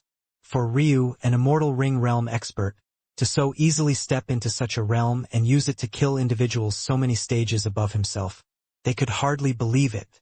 But what was maybe just as shocking was the fact he could sever their heads at all. With the understanding most had, even if a path extinction realm expert stood completely still and didn't deploy their chi, even if they had 100 chances, an immortal ring expert wouldn't be able to leave a single scratch on them. What should have happened was that Ryu would seal away their senses and fail in killing them, leading to a stalemate. Or, he would have to use his beast companion again like he had before. However, the result was absolutely shocking. Ryu's hands suddenly glowed with a radiant blue light, forming 2 sticks of ice that stuck out of the ground. One by one, he placed Merrick and Cinder's head on one of their own. Then, without a word, he snatched Snyder's above key from his corpse and stepped into the cave, shutting the doors behind him without a hint or care for everyone else. Those who were still watching could only stand in silence, looking at the decapitated heads that slowly froze over until they almost looked like picturesque statues. The inside of the abode of someone in the top 1,000 was actually very nice and much larger than the one Ryu had been planning on using. In addition, it came with added protections and wards that lower-class abodes would have. Though, the most important accommodation was the dense chi in the air. Ryu had already noticed that as he walked up the mountain, the chi only got denser and denser. From his original abode to this one, there was easily a 10 times difference. But the chi inside Snyder's abode was even thicker than that, enough for another 10 times different that made Ryu's pores sing. Ryu was somewhat hesitant to cultivate in earnest here, as he wasn't sure if he could be monitored from this location. But he ultimately decided that he could slow his progress down any more by being overly cautious. Although he didn't trust large organizations to follow their own rules most of the time, the sect should give the disciples a great amount of privacy in their own abodes. After doing a double check with his spiritual sense, he decided that he would take the risk. There was a line between being cautious and overly so. If he impacted his cultivation too much, he would never make any progress. It also had to be remembered that Ryu was already past the golden age for cultivation in this world. His cultivation was too low for his age, even in the first heaven, let alone the second or his goal, the 9th. If he continued dragging his feet due to these concerns, the losses would far outweigh the gains. He needed to quickly catch up with those his age and surpass them before the aging effects of the true martial world began to kick in and wear him down. The good news was that with Ryu's hegemonic Tao, it was very difficult for even the true marital world to impact his ages too much, at least for now. This was why he wasn't too worried about being too old yet. However, he couldn't continue to sit idly by and rest on his laurels. He entered Snyder's, now his, cultivation room and sat on the stone platform at the very center after activating all of the protections. Ryu's goal was simple. The first was to become familiar with the several alchemy techniques he had taken in. While doing this, he would practice refining with common-grade pills and potions first. Of course, these pills and potions would be ones that he had chosen which aligned with his chosen path. Only once he reached a certain standard would he think about activating the Refinement Sutra and begin to pull heavenly favor toward himself when he refined. It would be foolish to do so before. Ryu was ambitious, so he wanted to reach the absolute highest standard of pill and potion refinement in a given category before moving along.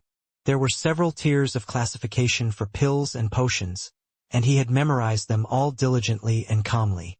Ryu would begin with rebuilding the foundation of the awakening realm.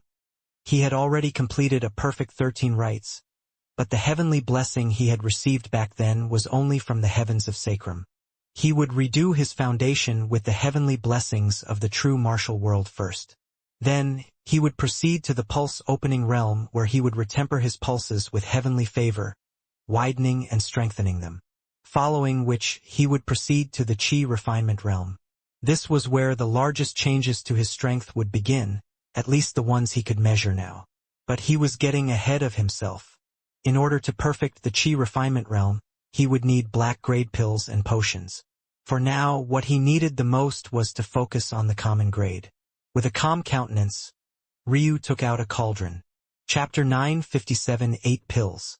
The number one goal of every alchemist was to create a pill or potion with the lowest amount of impurities possible. And, of course, impurities were measured in percentages. The minimum threshold one needed to reach for a pill or potion to be viable was 51%. This was considered the entry stage, and upon succeeding, one could finally name themselves the equivalent grade of alchemists. However, the reality was that most cultivators, unless they were desperate, wouldn't dare to consume such a pill or potion. Such pills were usually fed to low-grade beasts who only performed hard, labor-intensive tasks, or they were sold off to poor cultivators who had no other choice remaining. It wasn't until one reached 61% that one entered the realm of frequently distributed pills. These were still considered to be lower-class pills, but they were good enough that most could pinch their noses and make do, especially if the effect of the pill was potent enough.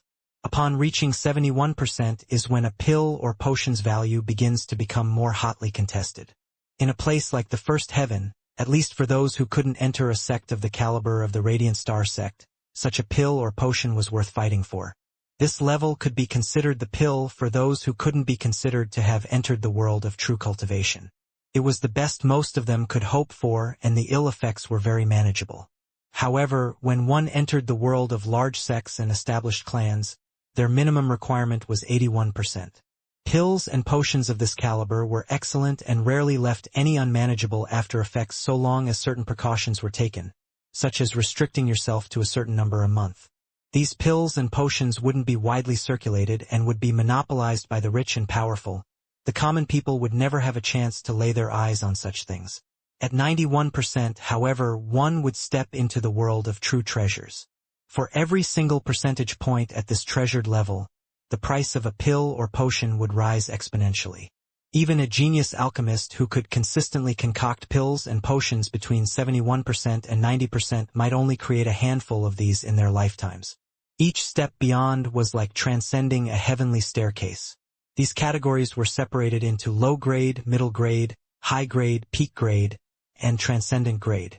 Any alchemist that could form high-grade pills and potions would be a tycoon in their region, never having to worry about money or resources. However, there was still a level beyond this, a level that was only spoken about in legend, at least to the people of the First Heaven.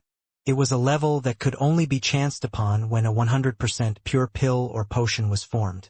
These were called rune pill and rune potions. Upon reaching 100%, a pill or potion tribulation would form. Depending on the perfection of the concoction, the creation would either survive entirely or survive in part. If the latter happened, a rune would take form within the creation and bolster its power far beyond what a 99% pill or potion could match. This was considered the rune grade. A rune even with only 10% completion was so far and beyond the level of a 99% pure pill that it was worth as much as pills or potions even 2 or 3 grades above it in strength. The effects would be beyond transcendent, and taking such a pill would be beyond even swallowing a heavenly treasure. Pills were already designed to be more potent than spiritual herbs to begin with. The reason Ryu never relied on them was because he had had the incubator, a treasure that was likely more unfathomable than he knew since it had been taken from Mistress Holy Wing in the first place. However, rune pills and rune potions were without a doubt more potent and powerful than any spiritual herb of the same level. Only crown herbs stood a chance, but even then, they were lacking. The best part was that rune pills and rune potions could be formed, given enough skill, with much lower grade and quality spiritual herbs. There was no doubt what Ryu's goal was. He would only accept runed creation.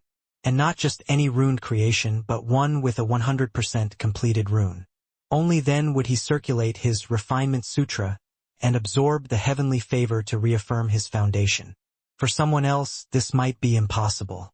But Ryu had many trump cards off his sleeve, the most important of which was his Tao. The goal now is to pick the perfect concoction that would suit me, and there's no doubt what that would be. Ryu had already decided that the pills he would concoct would have to coincide with his 8-trigram diagram. Not only that, but he didn't want to create 8 separate pills and absorb heavenly favor 8 separate times. No, he wanted to combine them into a self-created pill he would call the Dividing Heaven Pill. Ryu already had a roadmap to how he would create this pill as well. The 8-trigram diagram was separated into wind, water, mountain, earth, thunder, fire, life and heaven. At each stage from common to the highest he would find the pill or potion that matched each category perfectly. After he could concoct each pill to the complete rune level, or more accurately, the true rune level, he would fuse them into one and absorb the heavenly favor associated with it. At the lowest levels, this was already as difficult as ascending the heavens. But at the highest levels, the difficulty would increase exponentially with every step. However, when Ryu decided on something, he would make no attempts to take a step back. Of the 8 common grade pills Ryu had chosen to start with, the first was the most commonly used wind-attributed pill, Chasing Wind Pill. For awakening and pulse-opening realm cultivators with the wind attribute, it would help them absorb a large amount of wind chi in a short amount of time. The duration was dependent on the quality of the pill, but there was no doubt that this was the best option with those carrying this affinity. The next pill Ryu chose was the Heavy Water Pill. It sunk into your stomach like a weighted stone before spreading throughout your meridians. Over time, the slow accumulation would likewise pull in large amounts of water chi. The next was the Pounding Earth Pill. Swallowing it would make one feel as though their heart had become a hammer, forcing your pulses to resonate. Not only did it make opening pulses easier for earth affinity cultivators, but it likewise pulled in a large amount of earth chi. The next was the Booming Thunder Pill. Its function was almost identical to the Pounding Earth Pill except for the fact it was designed for lightning affinity cultivators. The Burning Heart Pill was designed for fire affinity cultivators and the most violent of these pills. It set the stomach, meridians and heart on fire. During the period of ingestion, one would feel as though they were dancing in the pits of hell. But the bright side was that all the food one ate during that period would not only be quickly digested, but it would efficiently convert to strength and power. This left life, heaven, earth and mountain. These 4 were the most difficult of the bunch to find matching pills and potions for, and it was ironic because their concepts were too profound for common grade pills to encapsulate entirely. Life was relatively easier. Ryu picked the strongest healing pill of the common grade. There was the Sacred Heart Pill. For mountain, he chose the Focusing Spirit Pill. It was a pill designed to calm the mind and help one increase their chances at entering a state of meditation. However, those effects were exaggerated. In reality, it just helped one stay calm during a breakthrough. For Earth, the Pounding Earth Pill alone wasn't enough. It would at most cover a portion of what Earth represented, so it needed supplementation. Ryu surprisingly chose the cheapest and least obscure pill of them all, the Foundation Setting Pill. This was the most widely circulated pill in maybe all of existence, and yet he didn't hesitate to choose it. It was designed to help one solidify their achievements right after completing a rite of the Awakening Realm and bolster their chances at completing the next one. And finally, for heaven, Ryu's choice was once again endlessly shocking. He chose maybe the second most widely circulated pill after the foundation-setting pill, the Chi Fume accumulation pill. With a flip of his hand, the ingredient for the foundation-setting pill appeared all around Ryu to the point where mountains far taller than him were formed. This was exactly how it should be. Earth would form the foundation of everything else. The heavens might not like it, but Ryu definitely did. Chapter 958 Foundation Setting. Though Ryu believed that the reason it couldn't do so wasn't because it was incapable, but rather because those that concocted the pill couldn't bring it to a high enough level. The final 4 rites were the most powerful and important of them all. If one wanted to become a true expert in the future, these rites were the ones you would have no choice but to take a firm hold of. However, if you wanted external help to reach such a stage, the foundation-setting pill would have to at least be on the runed level. Anything less and you could forget about crossing the named rites with external help. And it was probably impossible to cross the final 13th rite without the support of a full-fledged and perfect runed pill. The first thing Ryu did was quite unconventional. He didn't reach to start practicing first, but rather meditated on the truth of the pill, its meaning and its purpose. Why did Ryu choose such a simple pill for maybe the most important segment of his 8-trigram diagram? It was because complex didn't always mean better. In fact, a simple pill would have been continuously refined over so many years that it would reach the pinnacle of perfection. There was no greater foundational pill than this, and it even explained itself in its title. Just the same way the simpler the Sky God title, the more powerful it would be, a similar concept could be applied to the function and reputation of a pill. One might not even bend down to pick up a foundation-setting pill if they found it by the roadside, and yet it was this very pill that even the greatest of experts relied on in their youths. Ryu took a breath and exhaled, becoming incredibly tranquil. He couldn't so easily slip into a state of meditation without his eyes, but he could get close so long as he took his time and reached a great depth of focus. With slow movements, Ryu picked up the first ingredient. He rolled it between his fingers, allowing his Tao to envelop it. Just like he had done with the ores he used to forge his first daggers. But this time, the process was even faster. Not only did Ryu see through the innate abilities of the spiritual herb, he could feel its unique quirks.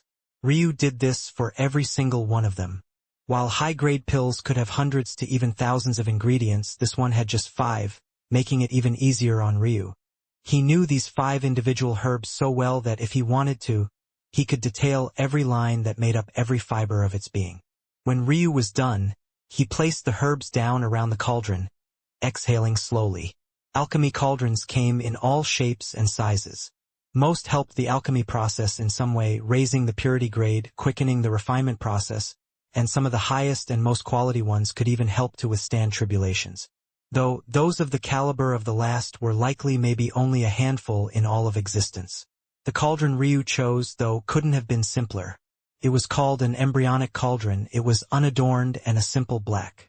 It had only one function, to grow. Cauldrons like this were only chosen by the greatest alchemy geniuses. They had no innate abilities of their own, at least in the beginning. They grew along with their alchemist, becoming tempered by the medicinal strength of the concocted pills and potions and growing in strength into the future. The cauldrons that could withstand tribulations were all once embryonic cauldrons of past masters left for future generations. It was simply too difficult for blacksmiths, who weren't alchemists themselves, to have a great enough grasp of the profession to create such a high-level cauldron. Much the same way blacksmiths tended to focus on particular weapons, they would also tend not to focus on alchemy for the same reasons. To forge a weapon, one needed a deep understanding of it. This was fine for a blacksmith to do as it wouldn't clash with their path. But trying to become a great blacksmith in forging cauldrons would require spending time learning alchemy, which defeated the purpose. There were some that had tried in the past, as there were many geniuses born in the history of existence. But none could reach a high enough attainment in both to succeed. Thus, embryonic cauldrons were created. They were designed with or capable of evolution. Even with this or reached its limit, it was possible to place a higher level and infuse high-level fires into the cauldron. By then, the cauldron would do the rest, absorbing the essence of the higher level As things stood now, this cauldron was perfect for Ryu. He didn't need a cauldron to make things easier for him. He just needed one that wouldn't interfere or hinder his progress. Placing his hands on both sides, Ryu's hands began to spring forward with life. The black cauldron quickly heated up in a blazing inferno before Ryu's hands became ice cold. Ryu put the cauldron through several cycles of this at lower temperatures before forcing the dichotomy further and further apart. As he did so, the cauldron slowly became used to his wide range of temperatures. Ryu was already forcing it to endure temperatures far beyond what was necessary for the common grade. But this would make certain that he had no need to worry. In the future, as he concocted more pills and it absorbed more medicinal essence, it would naturally progress faster as well. Suddenly, Ryu's aura changed. His eyes snapped open and an 8-trigram diagram appeared in his irises, radiating an ancient green. The lid of the cauldron rose into the air, revealing a flickering fire dancing within, one that Ryu had only just forced to appear. The ingredients flew in one after another and the lid snapped close. If other alchemists had seen Ryu do such a thing on his first try, they would definitely deem him to be overestimating himself.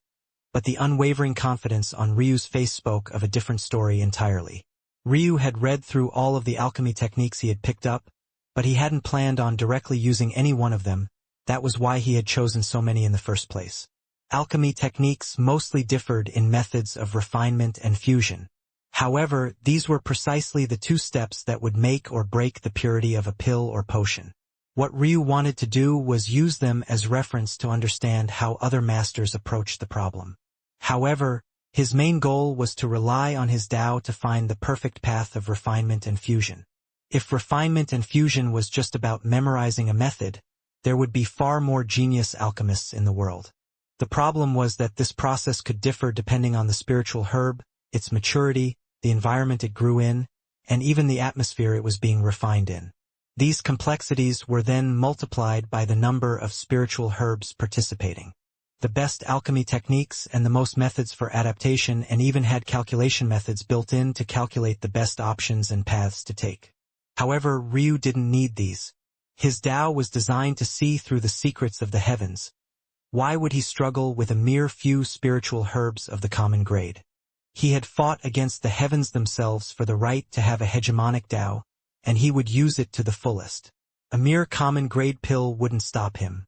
The cauldron sizzled and Ryu's fingers shifted. The refinement process was already finished.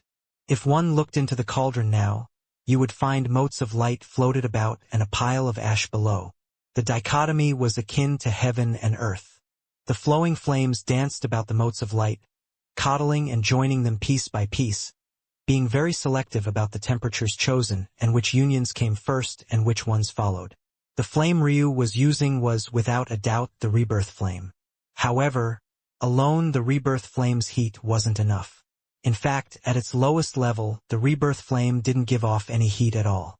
If a phoenix wanted to alchemy, they would usually fuse it with another flame. Luckily, Ryu had many such methods. He fused his rebirth flame with his white flame and his rage flame. The control he had over them made him feel alive. In fact, it almost felt like his white flame was the most dominant of them all despite the fact he had made his rebirth flame the core. Suddenly, Ryu slapped the cauldron, his gaze sharpening as he snatched a pill out of the air. Chapter 959 Solution. If anyone was here to witness such a feat, shock would be the least exaggerated reaction that they could give. To do this on one's first try was unheard of, so much so that maybe in the history of alchemy, it had never happened before. If this common grade pill appeared in the market, there would be countless clans with toddlers on the rise that would fight tooth and nail to make certain that it was their son or daughter that got the chance to consume it. This would be the case even within the seventh heaven, maybe even the eighth. The value of this pill was that exaggerated. Of course, value was still a relative term. They would pay an exorbitant amount in comparison to the worth of a common grade item. However, it would still be greatly lacking in comparison to an earth grade treasure, for example, though it might dwarf many black grade pills of far lesser quality. However, Ryu looked toward the pill with disdain, his blind eyes even filled with a sense of derision and dissatisfaction. He had been certain that, on his first attempt, he could concoct a runed pill, but he had actually failed. The only reason Ryu didn't directly crush the pill was because he knew that he needed to analyze his mistakes. If it wasn't for this, he would have probably already ground it powder beneath his clenched fist. Failure wasn't something that Ryu was used to. No, it was more accurate to say that failure was something he abhorred. He could remember failing before, even as recently as his battle with Elena's father. But that sort of failure was always directly branded on his heart. The only good news was that Ryu had two methods others didn't have to rectify this failure. The first was his origin flame. Replaying the exact process without missing a single detail in his mind would help him greatly. The second was his Tao.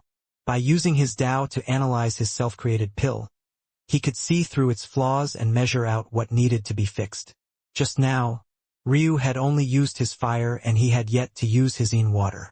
He had been planning to perfect one path and then perfect another before fusing them into one for a better result. If he fused them right from the very beginning, it would be easy to miss small flaws that might stack up into the future and become a detriment to his advancement. By the time he reached that point, it would already be much too late for him to even consider fixing it. However, rather than following that initial plan, Ryu changed his mind and proceeded with his potion concoction directly, his thoughts unknown. The recipe for lower-level pills and potions tended to be almost identical. In fact, most recipes were identical. The main difference was their preparation. Because of Yin water's attributes, forming higher purity concoctions was much easier in potion making. The reason for this was simple. The fires used in pill making burnt away what was useless and left behind what was important. The waters of potion making, though, extracted what was important instead, ignoring what was not. When fire was used, not only was it far easier to accidentally burn away what was important, but burnt materials were toxic in and of themselves. Even in food making, burnt food was considered carcinogenic, and this was increased manifold when pills were in the equation. So, when Ryu went through the very same process once again, he wasn't surprised by the result, though he was still unsatisfied. 99%. Ryu took out a potion bottle and all the clear liquid that almost looked like water to settle inside. If the heavens would wage a bidding war over the first, there might be small scuffles to win the second. A 99% pure potion was among the rarest items in all of existence. There were even some alchemy organizations who wouldn't dare to touch it, putting it on display for future generations instead in preservation treasures of far higher grade than even it. Of course, these were lower-class alchemy organizations. The highest class would only deign to do this for potions or pills of the runed grade. Ryu placed the pill and potion side by side, falling into silence. The reason his potion making was so much better on the first try wasn't just due to the inherent advantage of potion making. It was also because Ryu had learned from his first attempt at pill making, shifting some of the mistakes away and making up for it. The result was this. I accounted for everything but the environment. No matter how dialed in my understanding of the pill and potion recipe is, or how well I can grasp the unique quirks of the ingredients, if my environment screws everything up, then there's nothing I can do. There were several problems. First, this wasn't an alchemy room, it was a normal cultivation room. Rather than minimizing variables and errors, it actually invited them. After all, a cultivation room was designed to absorb and multiply the qi in the surroundings, thus making the potential variations during the concoction process far more difficult to manage. Second, Ryu had skipped a process he hadn't thought was important. He didn't wash his spiritual herbs. Usually, this would be left up to an apprentice or alchemist in training, but the main point was to clear away any outside impurities the spiritual herb might have faced. Ryu didn't think it was very important to do this since he had his Tao, but upon further thought, that was a foolish decision. He had been so focused on the spiritual herb during the initial stages, if he wanted to account for all the impurities on its surface, there might be trillions to go through before he could finally start. How could he account for all those tiny particles? He would either have to wash them, or add another step to his refinement process where he burnt them first before continuing. The last was maybe the largest, his cauldron. Much like high-class cooking where cauldrons had to be seasoned before their use, especially embryonic cauldrons. This would wash away any impurities left behind by their refinement process and prime the cauldron for alchemy. But once again, Ryu hadn't done that. Ryu, though, felt that there was a solution to all of this. Chapter 960 Zeit. This was probably Ryu's largest oversight. However, Ryu still didn't start right away. In fact, the first thing he did was crush his 92% pill and drop it into his 99% potion. Then, as though they weren't worth much at all, he began to pour the mixture into his cauldron. The seasoning process was usually done with herbs. One would crush and apply them, smoothing it out into a paste and adding it to the inner surface of the cauldron. But like a blessed nouveau riche, Ryu was actually using a 99% potion and 92% pill instead. In fact, one after another, Ryu repeated this process again and again for each of the 9 pills that he had chosen. One after another, without fail, each was at 99%. By the time he finished with the 9th pill, the inside of his cauldron was glowing with life and vitality. It was just a faint sheen, but compared to the dull black, almost cast iron-like visage it had had before, this was akin to night and day. During this process, Ryu knew that he could push past 99%, but he didn't allow his ego to get the best of him this time. If he seasons this cauldron with ruined potions and pills from the very beginning, it just might implode. Then he would have to start all over again. Now, however, it was ready. There was no happiness or shock on Ryu's face. As far as he was concerned, this was just to be expected. He was an Immortal Ring Realm expert concocting common grade pills. It was more embarrassing than anything else that he hadn't immediately succeeded in finishing a ruined pill. Of course, this wasn't how it worked. There were alchemy masters who were long since in the Sky God realm that had never concocted a single ruined pill in their life. Even if they went back down to the common grade and tried, they would still fail, though their results might be 5 or so percentage points better. If you couldn't succeed within your realm, you would likely never succeed. This was a simple truth all alchemists knew, and Ryu knew it as well. It was just that he held himself to a far higher standard than others held themselves to. Ryu was ready to start the next step even after a long day. Common grade pills simply couldn't leave a dent in his stamina. But he hesitated before he acted. He obviously couldn't withstand the tribulation from this place. But he also didn't dare to casually use his pill flame and potion waters outside. His pill flame relied on a combination of ancestral grade flames along with the unranked white flame. And his potion water was the life's work of a perfect sky god. He needed to use both pill and potion treasures to step into the combined path of both. A leap he planned to make right now. So it would be impossible to hide either. If he had a higher tier cauldron, he could easily hide them both inside without an issue. But Ryu's gaze flashed. There was another possibility. He could simply fuse his void spiritual sense with his flames and water, making it impossible to tell what it was even if they laid eyes on it. In addition, doing this would multiply his control over both manifolds. It was an absolute win-win. Ryu tested it out and found that the solution was viable. He had never had great soul talent in his life, but in recent times, he was finding that it was only getting more and more useful to him. The fact he hadn't had such a thing in the past was almost a tragedy. Let's go all in, then. Ryu stepped out of his abode, causing a commotion for those who were still paying attention to his actions and what he would do. But he completely ignored them and took a leap upward, landing atop the rock structure of the abode. When those still lingering in the surroundings saw the swath of spiritual herbs, they were shocked for a moment, and then suddenly confused about why Ryu would have so many common grade spiritual herbs. He was concocting common grade pills? For what purpose exactly? However, Ryu had already begun. The ingredients for 9 pills at once flying into his cauldron before the lid snapped closed.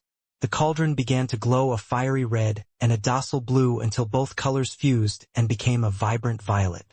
A suffocating pressure manifested from Ryu. It was a Tao the likes of which those here had never felt before. A Tao that made their knees weak and their bodies shiver.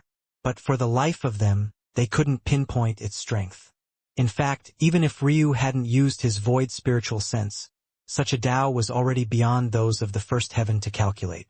There was a reason why those 2 working disciples of the hidden blade sect had thought he had a fragmented Tao at first, something only a fragmented sky god could have.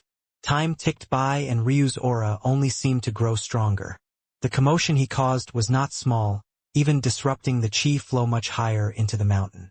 At that moment, the skies began to rumble, causing a ripple of shock to course through the hearts of those present. Those in the distance who had wanted to approach suddenly froze, beginning to back away instead. A tribulation? They could already feel the might of the first heaven weighing down. Ryu's lip curled. "Oh, are you angry? Get angrier. Take form and conquer the world." Boom! Within the cauldron, 9 streams of energy and liquids hovered. Ryu could either choose to form them individually or take the final step right here and now, and attempt to combine them. Without hesitation, Ryu chose the latter. The moment he acted, a bolt of tribulation lightning descended, its speed face and its intention menacing. However, Ryu only removed a single hand from his cauldron, his eyes glowing with a green light as he pierced upward, dividing tribulation. Under the shocked gazes of all those present, Ryu shattered the bolt of tribulation as though it was nothing more than rotten wood. Sparks of lightning fell down and Ryu easily took control of them all, feeding them into his cauldron. Test his concoctions? Were these first heavens even worthy? It could just sit sight in a rage and provide his creation with the energy it needed to shatter the 99% barrier. Chapter 961 Refinement. The commotion of a tribulation wasn't something that could be ignored. Let alone the disciples in the surroundings. Even the elders at the highest echelon of the sect were alerted. But when they too turned their attention to what was happening, they couldn't believe what they were seeing. Who is that child? The elders weren't familiar with Ryu's appearance. In truth, they weren't familiar with the appearance of most disciples aside from the most astounding of the core disciples and the inheritor disciples. There was simply too much overturn, too much death, too many disappointments to care about investing so much in what was ultimately hundreds of thousands of youth. But even with all of this being the case, the moment they saw a disciple like this one, regardless of whether they knew his odds of growing to maturing were small or not, such a talent was so incredibly rare that their hearts couldn't help but thrum. Their sect had fallen from the ranks of 2-star sect for a long while. Back when it happened, most of them hadn't even been elders yet. However, the will of their predecessors lived on in many of them and they hoped to push the sect back up to its former glory once more. Unfortunately, it was difficult. Too difficult. Not only was meeting the standard itself a tall mountain to climb, but there were also 2 behemoth-like obstructions in their path, the Hidden Blade sect and the Uni-clan. The fact that their most talented disciple was a descendant of the Uni-clan was maybe the greatest humiliation of the sect. It was all too clear that the clan had done this on purpose to suppress their prestige and their momentum, not to mention sap away all of their secrets and foundation. Every day, Gaelmar seemed to earn himself a new piece of their greatest treasures. There was no doubt in the minds of the elders that he was bringing these secrets over to the Uni-clan, likely in exchange for even more benefits. But there was nothing they could do. There was no one in the sect that could suppress him. And even though he wasn't an inheritor disciple, they were running out of excuses to stop him from stepping through that final tier. Any other disciple could be unceremoniously suppressed by the elders here. But if they tried to do so with Gaelmar, it would give the Uni-clan the excuse they needed to step in. Once that happened, their sect would truly be finished. The rankings might say that they were just a half step from 2-star, but in practice this gap might as well have been an entire chasm. No one knows. The elder looked around only to find that no one seemed to have an answer for him.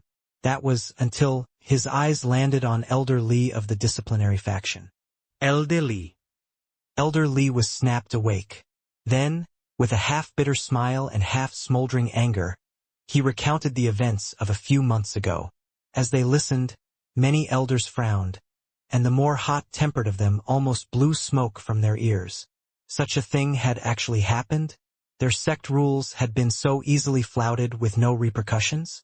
It was only at that moment that many elders scanned the region, only to find that there were 2 heads on ice pikes outside of Ryu's abode. They could only gasp at the brazenness. He didn't seem to care about offending them in the slightest.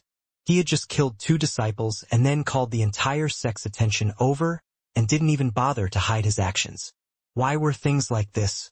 They had gone from seeing a bright hope and light for the future to suddenly finding out that this ungrateful child couldn't even be properly raised. What would happen if they put their full backing behind Ryu and he didn't die? Would someone with such a disposition even know how to return their gratitude in kind? He would be more likely to raze their sect to the ground.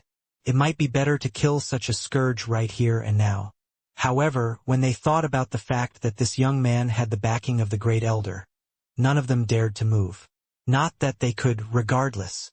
Anyone with half a brain knew now to interfere with a tribulation, even if it was only for what seemed to be a common-grade pill. When they reached this point in their thoughts, though, they froze. That was right. This was a tribulation for a pill. Didn't that mean that this young man had formed a runed pill? At that moment, Ryu's fingers pierced upward once more. But this time, the momentum of his strike and the power behind it were completely unlike anything that came before it. It was as though he was saying that the heavens had done their job and could scram now.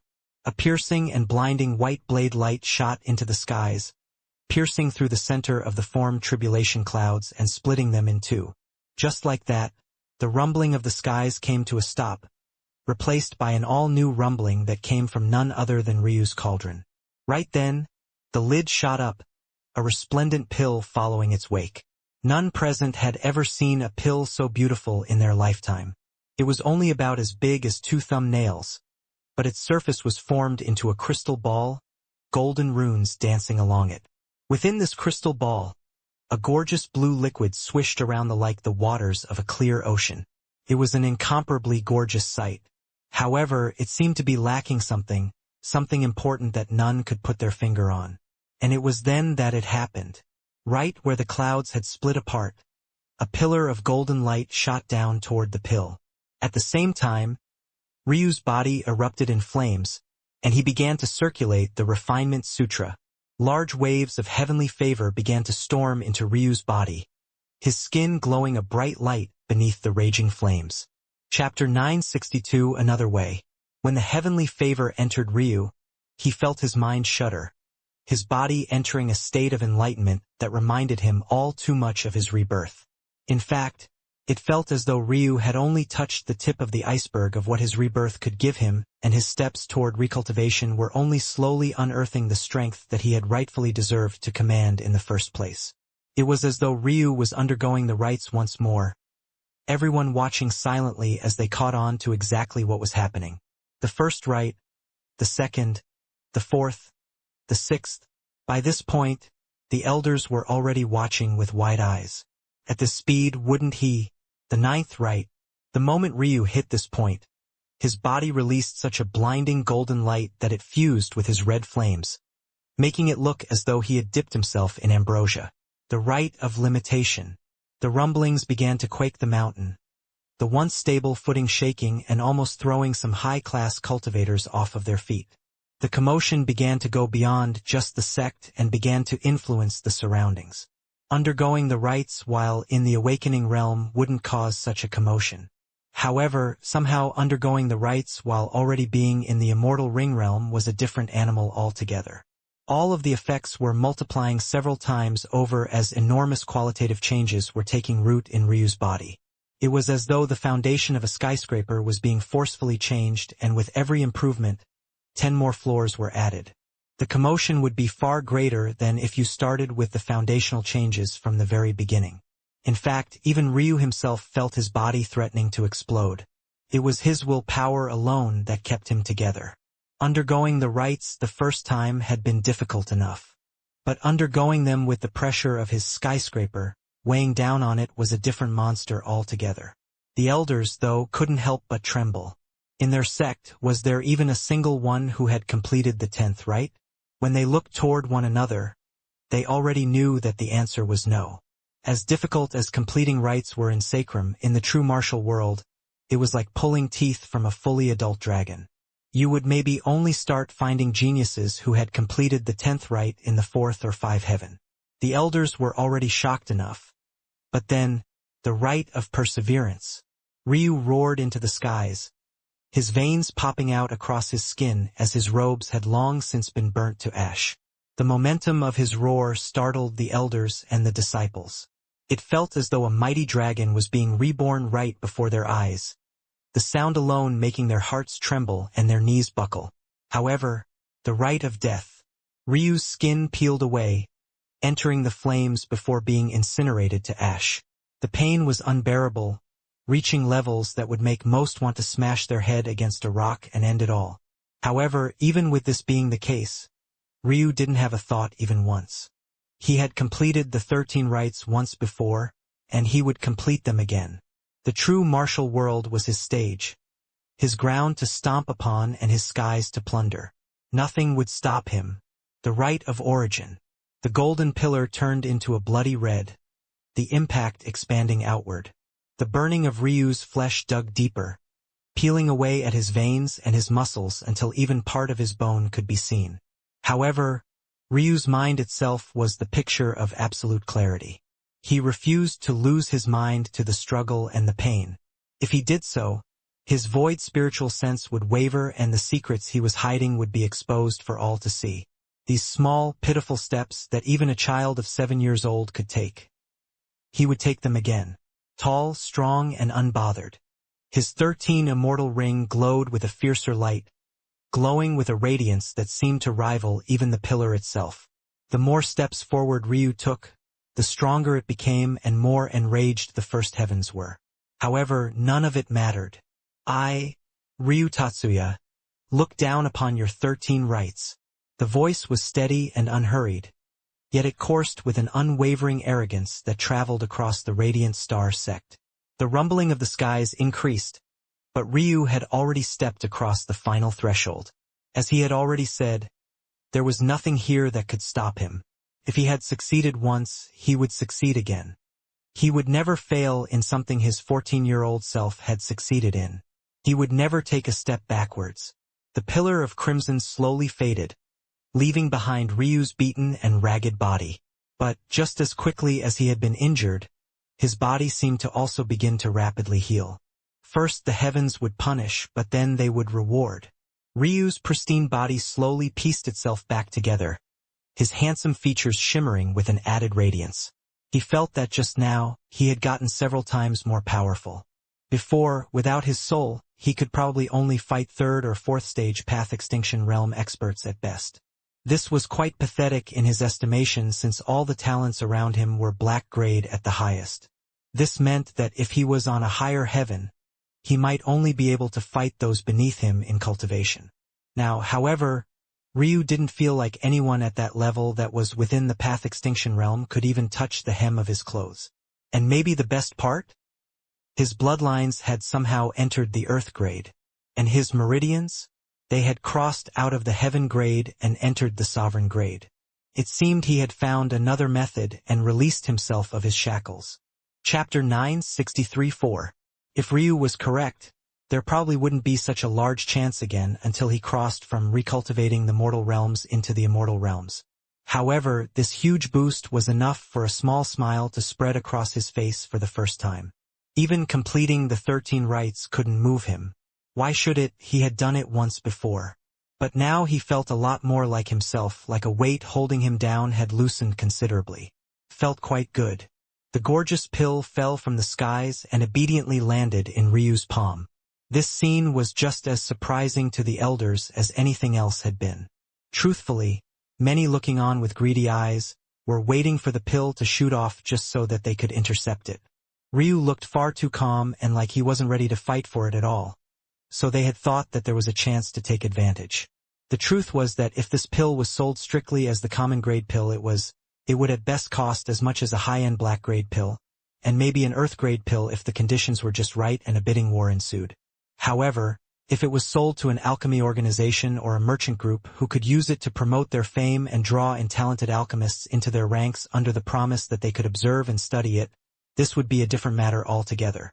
By that point, it might be worth more than even some sky god level treasures. The worth of the pill sitting silently in Ryu's palm right now was astronomical. And the most shocking part was that he hadn't even refined it in a controlled environment. Runed pills were known to hold their sentience, and their main goal was to live and survive. The idea of one obediently returning to the palm of its creator was nothing more than fantasy, and yet that was the result playing out before them all in real time. So many things they couldn't understand had happened before, and they just continued to happen without pause.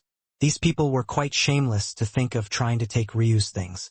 He would sooner crush the pill in his hand than give it to someone else. His pride wouldn't allow such a thing. But truthfully, Ryu had no intention of selling this pill. This was his own self-created pill, one with a recipe only known to him that also happened to carry the secrets of the very foundation of his cultivation. Of course, it would take an exceptional alchemist to parse apart the secrets of Ryu's Tao from just this pill alone. And, even if they did, it was unlikely that they'd be able to use it to harm him. But Ryu knew enough about karma and its ties to understand that such a thing in the hands of someone else could very well be a great disaster. This wasn't something that he would allow others to have. Plus, he had his own plans for it. Those watching could only lament when they saw Ryu put it away. Some of the elders watching from a far distance even hesitated, wondering if they should proposition Ryu to sell it to them. But to everyone's shock, as though Ryu didn't care for their thoughts or their gazes, he actually sat down once more. This time, several piles of black-grade materials appeared and the atmosphere froze. Ryu began his process once more, the hours ticking by as he refined pills and potions well above the 90% marker, only to unceremoniously pour them into his cauldron and renew the process. By the end, the sound of rumbling thunder boomed from above and the second tribulation of the day fell onto the same location. And then the third. The Radiant Star Sect watched Ryu recultivate from the Awakening Realm, up past the Pulse Opening Realm, completing the Chi Refinement Realm, all the way until he completed the Spiritual Severing Realm and came to a stop. Beads of sweat fell down Ryu's brow as he breathed out heavy breaths. He had used his Tao far too frequently, and the pressure his body had been under as he underwent these changes was enormous. At the same time, while the first two common grade pills for the Awakening and Pulse Opening Realms had been fairly easily, the difficulty bumped up considerably for the Earth grade pills that he would need to refine for the Divine Vessel and connecting Heaven Realms, not to mention the Heaven grade pill he would need for his current Immortal Ring Realm. It had to be remembered that Ryu's Tao was still only an immortal Tao. Meaning, although it was a hegemonic Tao, it was still only a hegemonic Tao for immortal cultivators. As he approached the limit of the mortal realms, his Tao needed to work harder to produce the same effects, and it was quickly draining his focus. If he was only refining normal pills, things would still be fine. But he was combining them into a pill that transcended its level by several times. Ryu wanted a pill whose heavenly favor could match up to his talent, so it was unsurprising that the toll was already heavy at the black grade. If it was too easy, he would actually be disappointed. It seemed he would have to find a way to raise his Tao to a cosmic Tao soon. Either that, or he would need to slow down his progress and concoct only one of these every few weeks. Ryu carefully put his cauldron away and leapt down. Before anyone could react, his abode's doors had already been slammed closed and he entered a deep, intensive sleep. Chapter 964 Hungry. Ryu rose, realizing that he didn't have any clothes. Or rather, what was left was quite beaten and ragged. This had happened while he completed his cultivation. After all, he needed to coat himself in fire to hide the effects of his ice crystal jade body. Little Silk's fabrics held up quite well originally, but as more of his strength returned to him, it became more and more difficult. Ryu tore away what remained with a hand, went to take a bath in the included hot spring, then had Little Silk make a new pair for him. Ryu stood before a mirror, staring at himself deeply. This wasn't for his vanity, but rather because he felt a subtle change. In fact, he had felt it yesterday, but it hadn't quite clicked when his mind was so focused. A hint of light, that was what it was. Ever since he completed his rites, his eyes seemed to have taken a step forward. In fact, he took another step forward with every breakthrough. He could only faintly tell when a room was bright and when it was dark now, and he couldn't even make out individual shadows of people and objects, but this change was enormous. It meant that Ryu really did have a path of unblinding himself. In truth, Ryu had been very worried about this. If even the rebirth of the phoenix couldn't breathe life into his eyes, finding a treasure or trigger that might be even more difficult than ascending to the peak he sought after. But he knew he had to. His wives were in there, his companions were in there. He couldn't allow them to remain stuck in a cage for all of eternity. Just the fact they had already been in there for over 1,000 years made his heart ache. He had originally placed them inside for their protection. Now he almost regretted doing so. Luckily, there was a light now. It was a faint light, but it was there. In all likelihood, his rebirth had already done most of the work in resurrecting his eyes. Now, he just needed a last and final push to finally reawaken them. Once that happened, Ryu Tatsuya would truly be back. Still, now that the worries were gone and there was a path ahead, Ryu saw this as an opportunity rather than a curse. He had been trying to break away from his eyes for a long while now, and there was no better chance than this. Heavenly Pupils definitely had a glass ceiling. Interesting enough, there was no talk of heavenly pupils in the library of the sect. It was either because heavenly pupils weren't worth much in this place at all, or it was because it was well above the pay grade of the first heaven to have information about. Whether it was the first or second, only time would tell. However, regardless of what it was, because Ryu had consumed so many black-veined spirit-seeking lilies, and because his heavenly pupils were now completing the final step of their evolution in the true martial world itself, when they did finally awaken, the strength they would hold would be like night and day between their past selves. Ryu nodded to himself and turned to head to the door.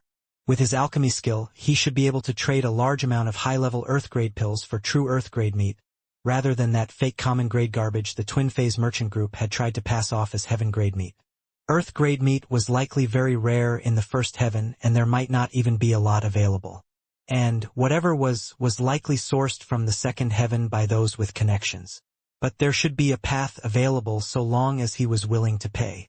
Now that Ryu's bloodlines had returned to the Earth grade, common grade meat wouldn't even be able to fill his stomach. He needed something more substantial. If all else failed, he would go and hunt high-level black-grade beasts himself. His strength had taken a massive leap forward, and after completing the spiritual severing realm once again, he felt that he could battle even Dao pedestal realm black-grade talent. He could once again just an entire cultivation realm and a stage to battle, and this was just the beginning. When Ryu opened his abode's door, though, what he found froze his steps.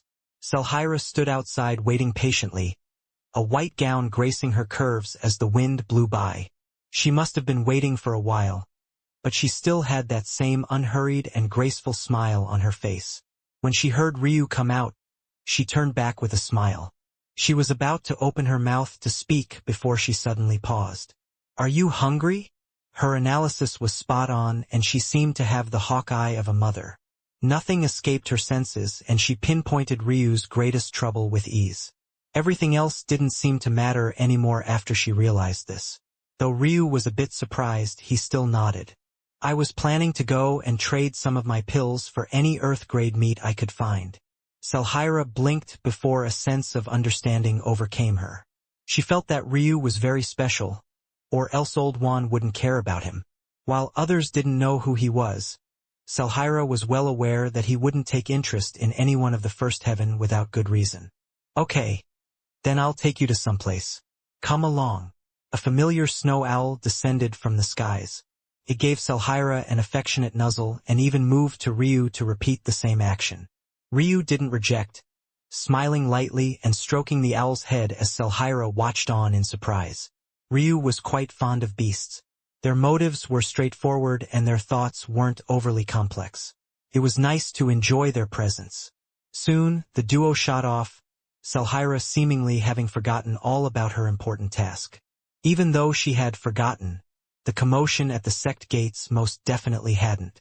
A sect experiencing 4 consecutive tribulations, not to mention a 5th from several months earlier, was bound to raise several eyebrows. Soon, news of Ryu's 4 ruined pills spread like wildfire, and it brought countless figureheads from all over. It was even said that an expert that had been visiting from the second heaven had come as well after learning that Ryu had used a twin refinement technique. All of them only had one purpose: to see Ryu. Though exactly what seeing Ryu meant could entail a whole host of things. Despite this, Selhira disregarded it all because Ryu was hungry. Chapter 965 Gracefulness. What was the most shocking to Selhira, though, was the fact that Ryu was actually so easily absorbing so much Earth-grade meat and ingredients without the slightest sign of bloating. At first, she wanted to warn him to slow down, but after several moments, her delicate brows rose. She gained a little bit more understanding of Ryu's talent at that moment. It seemed that he wasn't just a heavenly alchemy talent, but from what she knew of the world, talent rarely came alone. Without having to worry about Ryu, Selhira calmly began to enjoy her own meal, her actions somehow even more refined than even Ryu's. For such a tall woman, her every action was so gentle and delicate. It made her seem far more petite than she was, despite the fact she was only an inch or two shorter than Ryu. There was a comfortable silence in the air. Ryu didn't seem to feel the need to talk, and Selhira was very good at being content. Despite the fact the two hardly knew each other, they didn't feel the need to force conversation. Ryu ended up clearing the restaurant of all the Earth-grade meat they had. It seemed like he could eat more, but there was simply nothing left to eat. He could only inwardly shake his head. It seemed that he would really have to rise through the heavens faster. If he was so limited by resources, it would slow his growth too much. Plus, rising through the heavens would allow him to have access to greater resources as well. One issue with completing the recultivation of the Divine Vessel realm was definitely the difficulty, but the difficulty wasn't helped by the fact he had so much difficulty finding true Earth-grade materials as well. It was as though he was fighting a battle on two fronts, and he didn't like it. Ryu made a move to concoct a few pills in exchange for his meal, but a graceful hand pressed down on his forearm. "It's okay. The shop owner owes me a favor." Ryu raised his head to meet Selhira's gaze. Why did it feel like this woman could tell what he wanted to do before he even acted? It wasn't as though his cauldron was stashed away. It was just in his spatial ring. A simple flip of his palm would cause it to appear. And yet she had still managed to stop him. Ryu wasn't one who liked to accept favors, and his first instinct was to reject. But for some reason he couldn't seem to say no at the moment. "It's a small matter, never mind it," Selhira said lightly. Ryu could only nod in response, and the pair found themselves on the back of a familiar snow owl not long later. "I've been fascinated by alchemists for a long time. It's just too bad that I've never been very good at it." "How long have you been practicing?" Selhira asked. Ryu's gaze flickered. 3 weeks and 4 days. Selhira blinked. 3 weeks and 4 days ago? Wasn't that the day the 4 tribulations fell? Was Ryu trying to say that that was his first day practicing alchemy? Selhira looked toward Ryu. If it was anyone else, she would think they were boasting. Though, being able to concoct a runed pill after millions of years of practice was already impressive enough, so there was no need to lie like this. But something about Ryu told her that he wouldn't care to lie like this. He had too much pride to even think of lying for something as petty as impressing a woman. "You are very impressive," Selhira replied as she looked away. Now it was Ryu's turn to be surprised. When he spoke, he was very much prepared to even be kicked off the back of this flying bird. But Selhira just accepted his words at face value. He did indeed disdain to lie, but that didn't mean he also expected any and everyone to believe him. "My Tao is uniquely tailored to helping me, and they were common and black-grade pills to begin with. It was nothing impressive." Ryu found himself explaining, another thing he absolutely hated to do. Yet it almost felt like he was justifying himself. No, it was like he wanted to put her mind at ease by filling in the gaps for her. Ryu paused, not saying any more before he shook his head and smiled. It seemed he was fond of this woman, something quite rare for him. Of course, he had been fond of women before, but this wasn't in the same way. This was more like endearment rather than infatuation or lust. He even realized that although he could use his spiritual sense freely now, he had still avoided using it on Selhira. Selhira's smile became a little wider, but she didn't call out Ryu's odd slip in character. He wasn't the first to react like this around her. By now, she was used to it, but he was the first to catch himself and not be embarrassed by the outcome. He seemed so comfortable with himself, as though anything he did was right regardless of whether he had done so intentionally or not. It left her with a unique sort of feeling. The two sat in silence until the sect came into view once again. At that moment, a squadron of flying birds came to intercept them. But upon noticing their identities, they were easily let through. It seemed that the defenses of the sect had been raised a great level due to the commotion that Ryu had caused, even to the point they had to patrol the skies. Chapter 966 Legs. Elder Lee rubbed his forehead. He never thought that having so many connections would end up coming back to bite him like this. He didn't even know what to say. It was just getting ridiculous at this point. "I've already said it once, Disciple Ryu is resting," In addition, the sect does not own the property of their disciples, but they also won't allow outside parties suppress talents. Suppress? Who's trying to suppress a talent? We just want an equal exchange. Elderly cursed in his heart. Equal exchange? There wasn't even a single complete runed pill to be found on the first heaven.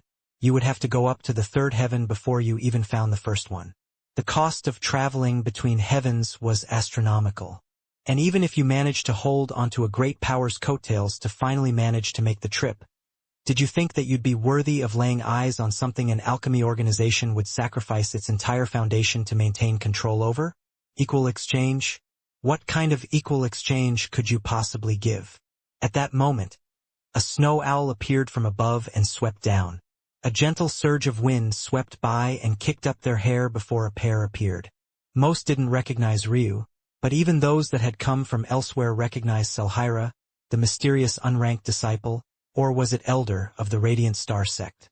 She was a complete enigma, and her fame had spread far and wide in the first heaven for no other reason than her gentleness and the mystery around it. She seemed to leave a profound impression on whoever she came across, even to the point these world leaders knew a great deal about her. Except what her cultivation level was and where she came from. The young man to her side looked remarkable as well, but they had no idea who he was. However, Elderly knew him quite well. Only then did he sigh a breath of relief. Now that this infuriating brat was here, let him deal with the nonsense. All that bullshit about protecting disciples flew out the window the moment he found an opportunity to escape. Disciple Ryu, you're finally here. The eyes of the leaders lit up. So this was the alchemist they had all been wondering about. No wonder he felt so extraordinary. An avalanche of noise was about to begin, but Ryu only spoke softly and yet still seemed capable of suppressing them all. I will exchange one custom common or black grade 99% pure pill potion in exchange for a preserved earth grade beast's complete corpse. Lower and middle for common, higher and peak for black. I will exchange on custom earth grade 99% pure pill potion in exchange for a preserved heaven grade beast's complete corpse. I will exchange one common grade runed pill potion for 10 heaven grade beast carcasses. I will exchange one black grade runed pill potion for 10 heaven grade beast carcasses including their beast cores. I will exchange one earth grade runed pill potion for a top class mystical grade Dao charm technique. It will be custom if it is a Dao charm soul technique. I will also exchange an earth grade runed pill potion for the piece of a sovereign grade beast's body, so long as it's substantial. I prefer beasts which have fire or ice affinities. In addition, the Dao charm technique must be either a movement technique, a bow technique, or a sword staff technique if it is not a soul technique. As a final point, I will not exchange with the Uni clan or the Hidden Blade sect. After Ryu finished with his words, he turned to leave. He had said everything he needed to. In truth, these prices were cheap. But he also knew that this was the best he could hope for in a place like this. This would also allow him to gather up resources without having to waste time personally in finding them. He didn't plan on breaking into the Path Extinction realm until he recultivated up to the Immortal Ring realm now, so it would take some time. However, he still had to focus on his mental realm cultivation and his body realm cultivation. In addition, his current Dao charm techniques weren't up to his standard yet. He might have asked for a mystical grade technique, but he wasn't ready to use such techniques just yet. These heaven grade techniques would be with him until the Dao pedestal realm, so he had to make the most of them now. He knew that he had a ton more power to squeeze out of them. Ryu, though, didn't seem to realize that his words had set off a bomb. His demands for his pills were still reasonable. Some felt that it was far too expensive, but when they thought about the fact that there was no one else that they could get such pills from on the first heaven, they forcefully accepted it. Plus, they knew that even if there were skilled alchemists on higher heavens, would they even be free to concoct for small fry like them? However, when he spoke of his bands, the elders of the Radiant Star sect sucked in cold breath, let alone the others. The representatives of the Hidden Blade sect and Uni clan especially froze in place. Some of the elders who had had poor impressions of Ryu suddenly did a complete 180, looking toward the youth's back with sparkling eyes. Of course, they thought that Ryu had done this for the prestige of the sect. They had been suppressed by those two-star behemoths for so long, it finally felt good to get back at them. But in reality, Ryu just disdained the Hidden Blade sect and he hated the Uni-clan because of Gaelmar. It was just that simple to him. There were plenty of other powers who would have things to exchange and keep him busy. He didn't have to feed his enemies as well. Just as Ryu was making his way into the distance, a powerful aura appeared in the sky and fell like a meteor. Bang! The figure crashed down in front of Ryu, an icy aura that caused the temperature to plummet around him. Ryu recognized him immediately. This was none other than one of the young men he had saved that day in the Ice Mountain. He arrogantly looked up at Ryu, seemingly not realizing that he was almost an entire head shorter until he felt his neck tilting up. Feeling slightly uncomfortable and wishing that he had landed further away, the young man adjusted himself and became several levels more arrogant in his tone. "My senior sister would like to see you. Come with me." Ryu looked down at him, his blind eyes unfocused, but his disdain was still all too clear. "Does she not have legs?" Scram. Ryu stepped around the young man who had entered a dazed state. The elders of the Radiant Star sect almost fainted. There was a very good reason why they had stopped everyone else from entering freely but not this young man. He was from the second heaven. Chapter 967 Senior Sister. His palms struck out in a rage, causing Ryu's gaze to turn frosty. However, before he could do anything, the energy that should have hit his back dissipated into thin air and became nothing more than a gentle breeze. "Think is Radiant Star sect territory. Please be mindful." A gentle voice came from Ryu's side, and a woman the young man had ignored entirely spoke words that if said by another would have made the young man fly into another rage. And yet when he heard them, he suddenly felt like all the anger in his body was washed away. The young man frowned, his head turning to meet eyes almost hidden behind a veiled face. He was so lost for a moment, unable to extricate himself from those deep blue eyes. However, by the time he snapped out of it, he realized that she wasn't even looking at him anymore. In fact, she had already disappeared into the distance with Ryu. He couldn't understand what was happening. Where had the strength from his blow gone? And what was that just now? A Soul technique? Couldn't be that he was that infatuated by a face he couldn't even see, right? The young man furiously shook his head. Some of his friends had said things like the temperament of a woman was far and beyond the most important thing, but he always found it to be nonsense. With his status, if her beauty couldn't catch his attention and stand out in a crowd, he didn't even want her. How the hell would he show off if not? If she wasn't worth showing off, then how would he feel a sense of satisfaction in conquering her? However, for some reason, those eyes, even though it had maybe only been a few minutes, he couldn't get them out of his head. "I have to go to Senior Sister to ask her if there's a marker on my soul. This sounds dangerous." The young man left in a hurry, his thoughts unknown to those who were still watching. But at that moment, the legend of Selhyra only seemed to become deeper and more entrenched.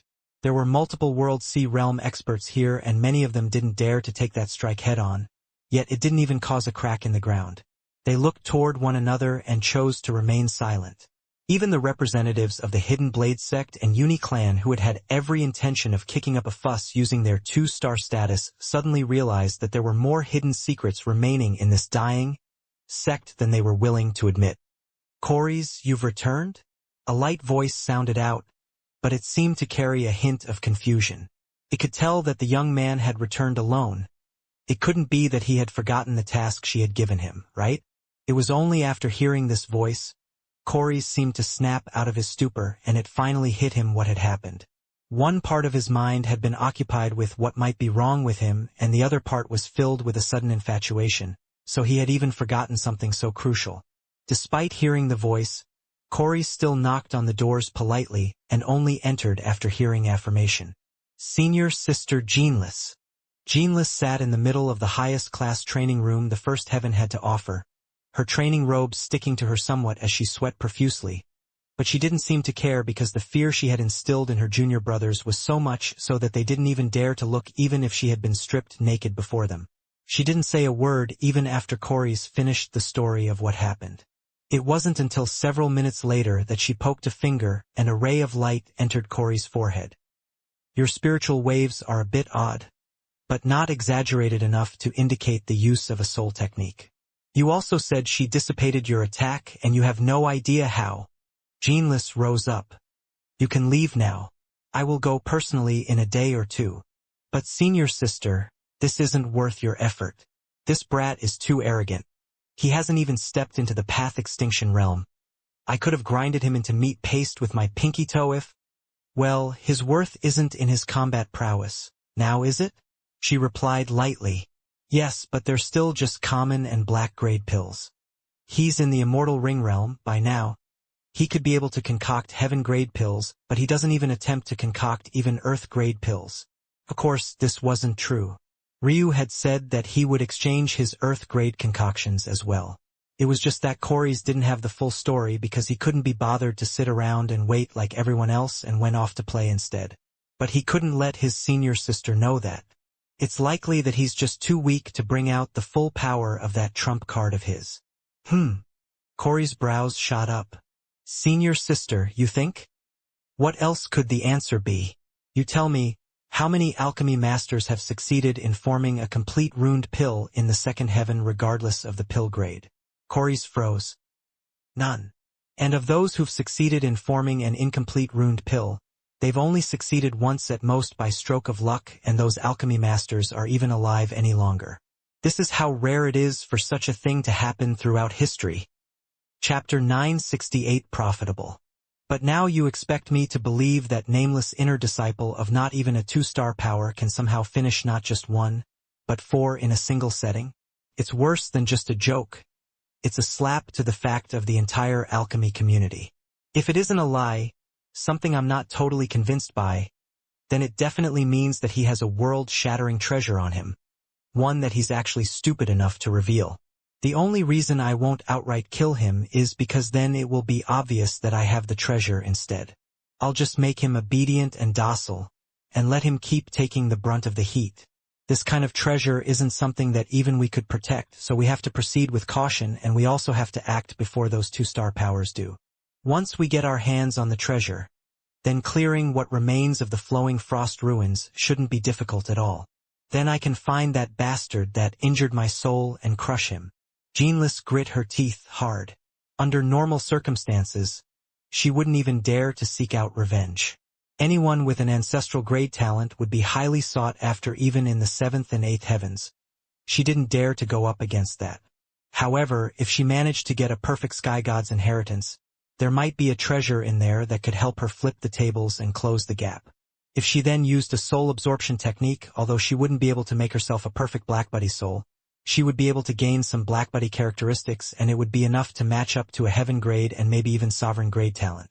If she could succeed in this, her future would no longer be limited to the 3rd heaven at best. She would be able to go beyond and chase greater aspirations. When she thought to this point, her blood boiled. Cultivators were born to take risks. Every day of their lives was fueled by this. If you weren't willing to put your life on the line, you might as well kill yourself. At that moment, a splitting headache assaulted Geneless, and she grabbed her forehead. She had gotten too agitated, forgetting that she still hadn't fully healed her soul. Geneless got more angry when the backlash hit her, but this only made things worse. She eventually forced herself to calm down, taking deep breaths. What about the recruitment, though? Corey's asked tentatively. Who cares about the recruitment? He's only in the immortal ring realm anyway. It isn't as though he has fate with it anyway. She replied, still quite irritable. No, I mean that we only came early because of the information we got about the ruin, but very soon the others will arrive as well. If we let things continue like this, news will inevitably spread, and we also won't have time to return to the ruin without potentially exposing it. Isn't that why I said we will have to be careful? Don't worry about the details, you've never been very smart to begin with, I will handle it. Just follow my orders and everything will be fine. Geneless rubbed her forehead and shook her head. She never understood why they bothered to recruit from lower heavens. Sure, a talent or two might appear once every generation, but it probably took at least 10 generations for one that could actually rival the top geniuses of the 2nd heaven to appear. Plus, the entire point was to find a way to break into the 4th heaven, which was a huge dividing line. So, being the best amongst the 2nd heaven wasn't even the bar they should be looking for. They should be looking for someone who could be the best of the third heaven and make a large enough mark in the heaven's path to open up the gateway once more. However, every 10 years or so, without fail, they would begin this recruitment process, all for the sliver of a chance to be the sect or clan that raised this genius. In her eyes, it was nothing more than pathetic. She would have passed the task on to someone else if it wasn't for the fact she found clues about this ruin. A perfect sky god was a pinnacle expert of the fourth heaven, and a powerhouse who demanded respect even on the fifth. To have such an inheritance in her hands would be maybe an even greater boost in power than upgrading her soul talent to the heaven grade. She had to have it, and Ryu seemed to be the answer. Ryu had no idea what sort of conversation was happening between Corys and Geneless, mostly because by the time he got back to his abode, a runner holding a list of orders had already arrived along with several spatial rings filled with materials. Ryu was quite speechless. He had just left the gates of the sect and had taken a leisurely walk with Selhira back here. But who knew that in just a dozen or so minutes, he'd already have so much work on his plate? Selhira smiled. It seems you have a lot of work to do. If you don't mind, I'll just watch from the side. Ryu shook his head. There was no use in minding such a thing because just by glancing at the list, it seemed that many were asking for runed pills. If he wasn't outside, he wouldn't be able to concoct them anyway since he didn't have a special pill room. With a leap, Ryu sat back in his normal rocky spot atop his abode and pulled out the first spatial ring. It seems that alchemy would be quite profitable for him. Chapter 969 Slow.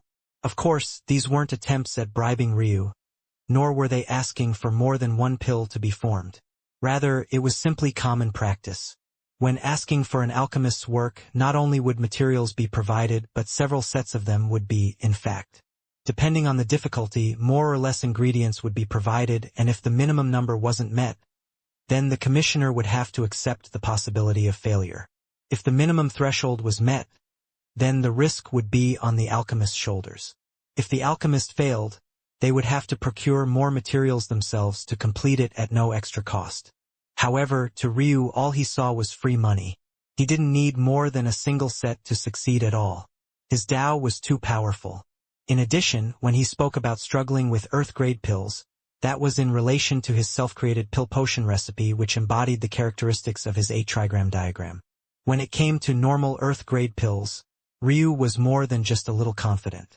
In fact, he was 100% that there was no pill beneath the heaven grade that he wouldn't be able to concoct. The power of a hegemonic Tao wasn't to be trifled with. Ryu began to work immediately. His mind was fresh and his body was fed. Energy was practically brimming out of him. He had no plans to store the extra spiritual herbs away. Instead, he directly used them to season his embryonic cauldron. By this point, Ryu's embryonic cauldron radiated the light of a natural treasure. Most alchemy cauldrons wouldn't experience the tempering of even a single tribulation in their lifetime, but Ryu's own had already experienced 4. In addition to that, it had been seasoned by 64.99% pure pills and potions. Currently, it gave off the aura of a black-grade embryonic cauldron, but its presence was so dense and whole that it would suppress any earth-grade cauldron it was in the presence of, being already comparable to heaven-grade treasures after just a single long session. Of course, this wasn't solely due to the tribulations and seasoning. Another huge reason for this great growth were Ryu's water and alchemy flame.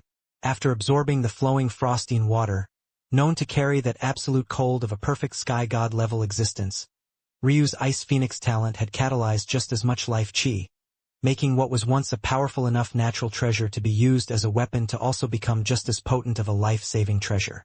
Even though Ryu was forced to seal most of the power of the flowing frost within his water seed as its full strength would freeze him to death, just the small portion he could use was filled with so much life and vitality that if one didn't know better, it would be possible to mistake Ryu's cauldron from a breathing entity.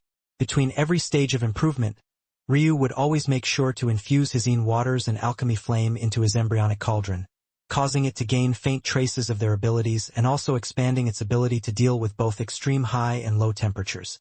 The vibrant life chi that the walls of the embryonic cauldron held were not only already strong enough to increase the purity of the pills Ryu concocted with no effort on his part, but it also breathed life into the medicinal seasonings Ryu used, making their effects even more potent. But this was just the effect of one side. there was still Ryu's alchemy flames. Being entangled with so many phoenix flames made Ryu's cauldron, which was already designed for growth and advancement, to soak it all up like a dry sponge. Its walls were slowly beginning to gain a deeper and deeper dark gold light that held a hint of the power of rebirth along with life. When these two came together, it was simply impossible to find a stronger combination for alchemy. If Ryu were to give up on this cauldron right now and hand it off to an awakening realm youth just starting on their journey, they might gain as much as 20% of purity in concocting common-grade pills without any additional effort on their part. Such a huge leap's value didn't need to be explained. And yet Ryu didn't seem to care about it at all. The only reason he was so diligently prepping his cauldron wasn't to make the task of concocting easier, but rather so that he could continue to concoct higher-level pills in the future. Very soon, he would need a cauldron that could withstand much greater heat and much more frigid cold. If his cauldron wasn't prepared for this, it would crack and shatter beneath the pressure, ruining his ingredients, potentially injuring him and limiting his progress. Only this way could Ryu ensure that he would always have a cauldron that would keep up with him. So, like this, Ryu continued on to concoct hundreds of pills a day. In fact, he concocted several at a time, not feeling that it was very difficult at all. The wide-ranging temperatures were easily controlled by him using a combination of methods unique to himself. The only time he rested was to devour the food he had gained in return for his services and rest his mind. The more orders Ryu completed, the less it was possible for people to believe that it was a fluke, and the more red-eyed the elders of various powers. If you had a complete set of Ryu's 99% pure pills for the common and blade grade, you could have your most talented children complete the first and second realms of Qi cultivation in quite literally a week or two. Once they entered the Qi refinement realm, things would slow, but it would still be possible to complete within a month. And the same was true of the spiritual severing realm, which might only take a few months more. The results were that exaggerated. Very quickly, this became less about helping promising young geniuses gain a leg up, and more like an arms race. In as little as a decade, the clans and sects that were stingy now would find their youths wholly lacking. It was as though Ryu was single-handedly shifting the talent of an entire generation upward just on his merits alone. The treasures soon came in faster and faster, and the lists became longer and longer. Even the Radiant Star sect quickly realized that Ryu wouldn't be taking any time out of his day to concoct for them. If they wanted something, they had to get in line like everyone else. But what left the likes of the Radiant Star sect aching was the fact that even Ryu's Earth-grade pills wouldn't be very useful to them. They usually admitted from the Immortal Ring realm up, what good were Earth-grade pills in such a situation? Ryu didn't really care very much for the Radiant Star sect, though. He had only come here to erase the annoyance in his heart, and because he speculated that there might be something special about this place since Gaelmar had come here despite being from a 2-star clan. In truth, Ryu had stumbled upon something quite special, that being Old Juan and Selhira, who both seemed to have odd and unexplainable origins. In addition, he had managed to get his hands on the Refinement Sutra. But, ultimately, what did the specialness of Old Juan and Selhira have to do with him? In addition, Refinement Sutra was such a low-level technique that it could have been found in sects and clans that couldn't even be considered 1-star, so Ryu could have gone anywhere to find it. There just wasn't very much enticing about this place. As the days passed, though, Ryu began to become a bit frustrated. The first body realm was the pulse-tempering realm, and the second was the vessel-tempering realm.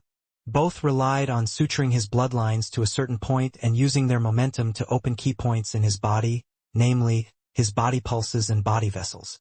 Ryu was very much interested in strengthening his body now because how strong his body was would dictate how well he could use his greatest trump card, his perfect Black Buddy soul. He could expand his spiritual sea endlessly so long as his body was also endlessly powerful. This was an amazing tool to take advantage of, especially in battle. After recultivating the first 4 Qi realms, Ryu already found that his soul was lagging behind again. But this shouldn't be the case. After all, he had an ancestral grade soul. He knew he had far more potential to squeeze out. The main issue was that while he was at the peak of the soul birth realm, he already couldn't expand his spiritual sea much further due to him sensing the limit of his body. He devoured as much earth-grade meat as he could get his hands on, only handing over the ice Qi ones to Little Silk, but the progress was so slow he could only be unsatisfied. His alchemy was getting him exactly what he wanted, but it wasn't working. It had only been a few days, but Ryu knew enough to know that there wouldn't be any sudden shifts coming. If only I could use Refinement Sutra for my body as well, and maybe even my soul. If Ryu could do it, he would. The trouble was that the circulation method for Refinement Sutra wasn't designed to be used in this way. The circulation method was already tied to the Meridians from the very beginning. He had changed the name to Refinement Sutra from Pill Refinement Sutra, since technically any heavenly favor could be swallowed up so long as you had this method. But that didn't mean that this heavenly favor could be absorbed as you pleased. It was unfortunate. Ryu fell into deep thoughts, but he unfortunately didn't get to think for long before he felt Selhira, who had been silently sitting by his side all the while, shift. He looked up only to find a familiar, annoying face walking toward them. Hadn't he already taught this woman a lesson? Chapter 970 sharp. In fact, if Ryu had been inside, he had no doubt that they would have forced themselves in regardless. They didn't seem to have such qualms. Ryu was quite used to dealing with people like this.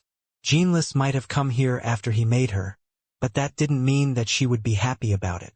In fact, the fact she buried her rage and came here likely meant that she was going to try to find a way to pressure him and return it 100-fold. Geneless swept a glance over the region, lingering far longer on Selhira, who sat by Ryu's side, than anyone else.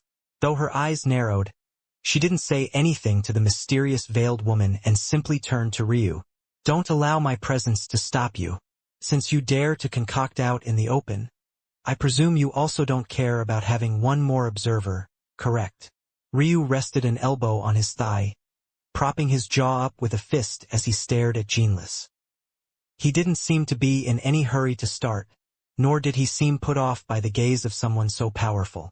Instead of playing games, why don't you tell me what you want? Ryu's bluntness caught Geneless off guard.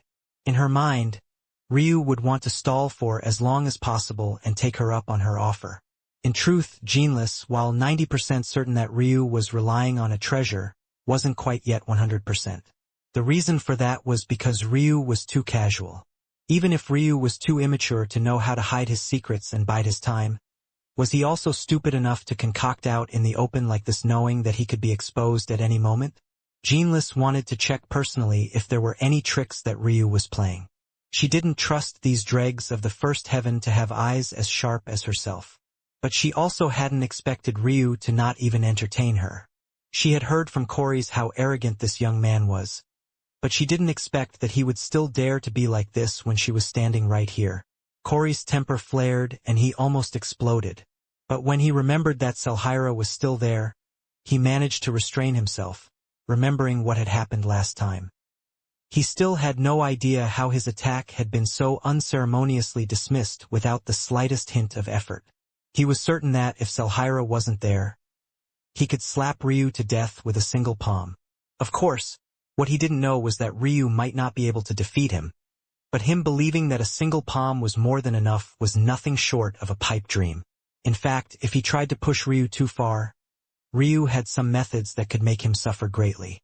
Ryu would rather be exposed than humiliated, and once he was exposed, his fury would know no bounds. He didn't have much sympathy or patience for people insistent on pushing him into a corner. Geneless opened her mouth to speak, but was surprisingly interrupted by Selhira. You are Geneless of the Frost-Cap Mountain, correct?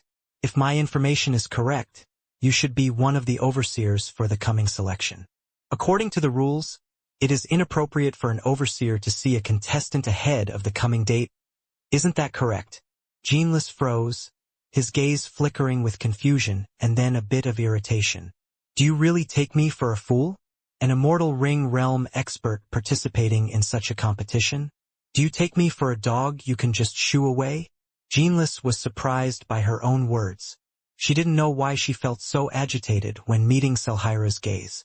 She didn't even feel her soul hurting any longer. She only felt that this woman was extremely soothing for some reason, but that only made her more annoyed.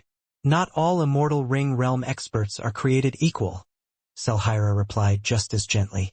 Geneless pursed her lips and nodded her head before she released a chuckle. Okay, all right.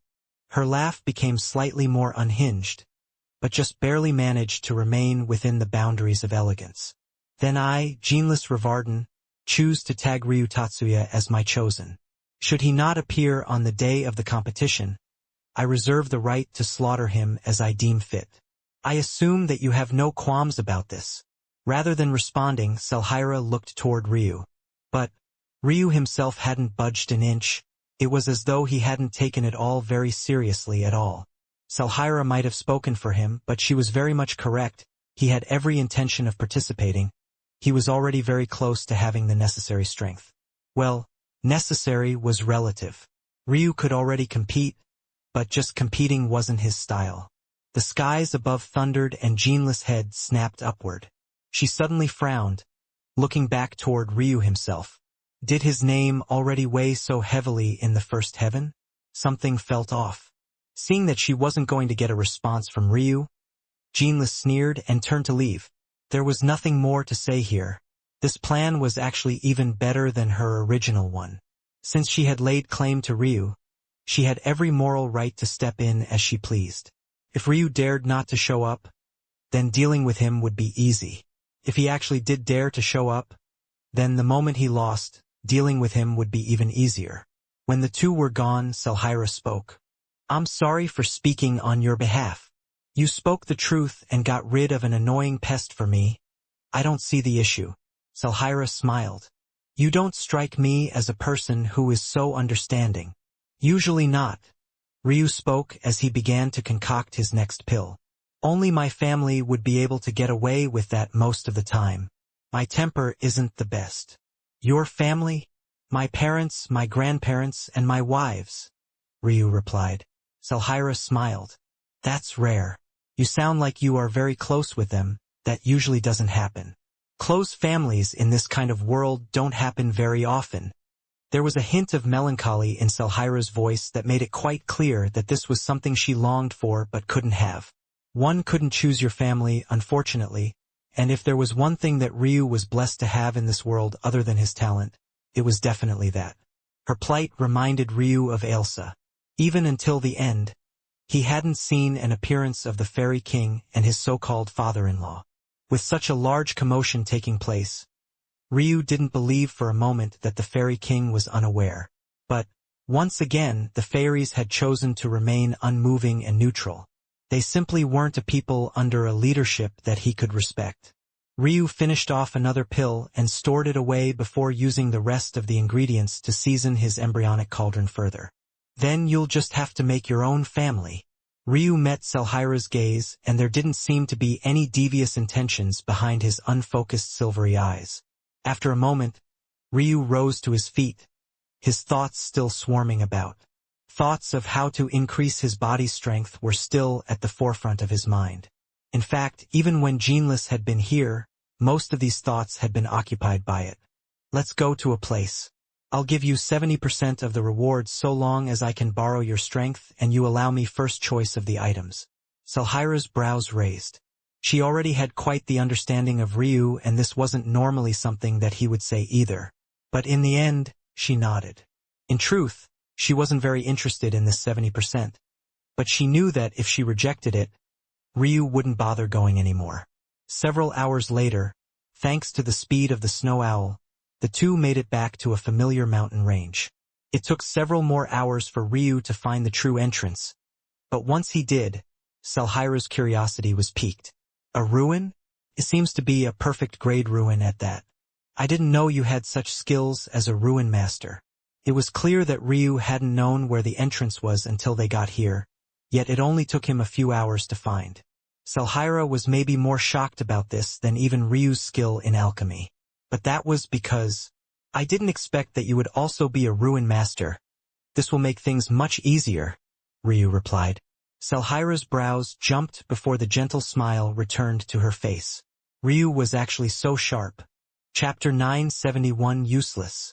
After learning how to use his soul properly, many of the weaknesses Ryu had gained with the loss of his eyes could be made up with a combination of his void spiritual sense and his Tao.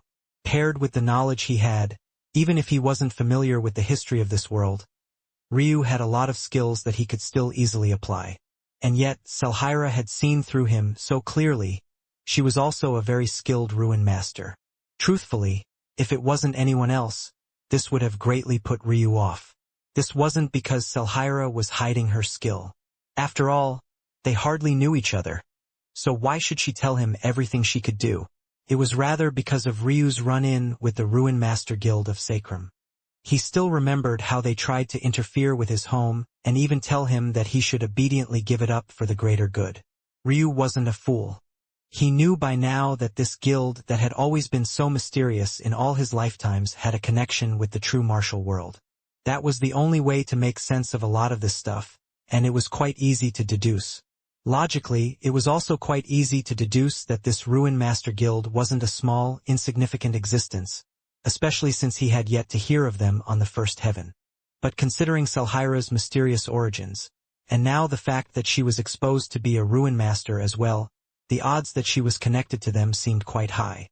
The smart thing to do would probably be to cut Selhira off completely, but Ryu simply didn't feel like doing so. So he didn't. It was as simple as that for him. He was a man who wanted to wield power first and foremost for the selfish satisfaction it brought him. He had always wanted to reach the top of the world, even when he thought that his family had already claimed such a spot. His original aspiration wasn't something as noble as protecting his family or even as understandable as wanting to leave behind a legacy. He was just arrogant. He was arrogant enough that the idea of anyone being above him was infuriating, so he wanted to make sure that by the time he reached the end of his life, no one could claim such a thing. Ultimately, it was a selfish desire to act as he pleased. Since this was the root of his desire to begin with, he obviously wouldn't allow this desire to make him do something he didn't want to do. And since he didn't want to cut ties with Selhira, he wouldn't. Let's enter. Selhira's brows raised. That was all? He didn't ask any questions? He didn't even seem to care about the answers. The more time she spent with Ryu, the more interesting she found him. She had met many arrogant young masters in her life, too many to count, and probably many with more license to be arrogant than Ryu himself. But none of them actually were more arrogant than him. Somehow, though, this arrogance wasn't as annoying. Selhira had no doubt that this was likely because she hadn't done anything to piss Ryu off yet. But the idea of arrogance not being a complete turn-off for her was new. It only made her more interested in Ryu. Without much more thought, she followed in after Ryu, wanting to see how deep his Ruin Master skill and knowledge went. The entrance to the Flowing Frost Ruin was quite large, so much so that one might be shocked that it managed to remain hidden at all. The floors, walls, and even the ceiling above were covered in a thick layer of crystal-clear ice that even cultivators could easily slip and fall upon. And yet, neither Ryu nor Selhira seemed very bothered by it at all. Despite knowing that the likes of Geneless knew of the location of his ruin, Ryu wasn't worried about them returning. They weren't fools after such a terrible failure the first time. They wouldn't return again until they had some assurance of success. Please, while the entrance was enormous, finding it was counterintuitively extremely difficult. Ruins, especially ones formed by high-level experts, wouldn't normally fit within the normal bounds of logic. That was just how things went. Soon, Ryu's steps came to a pause. At the end of the large cavern of ice there were 3 entranceways, each one perfectly identical. It was just the first test of the ruin. Although others had come, everything reset to its infancy.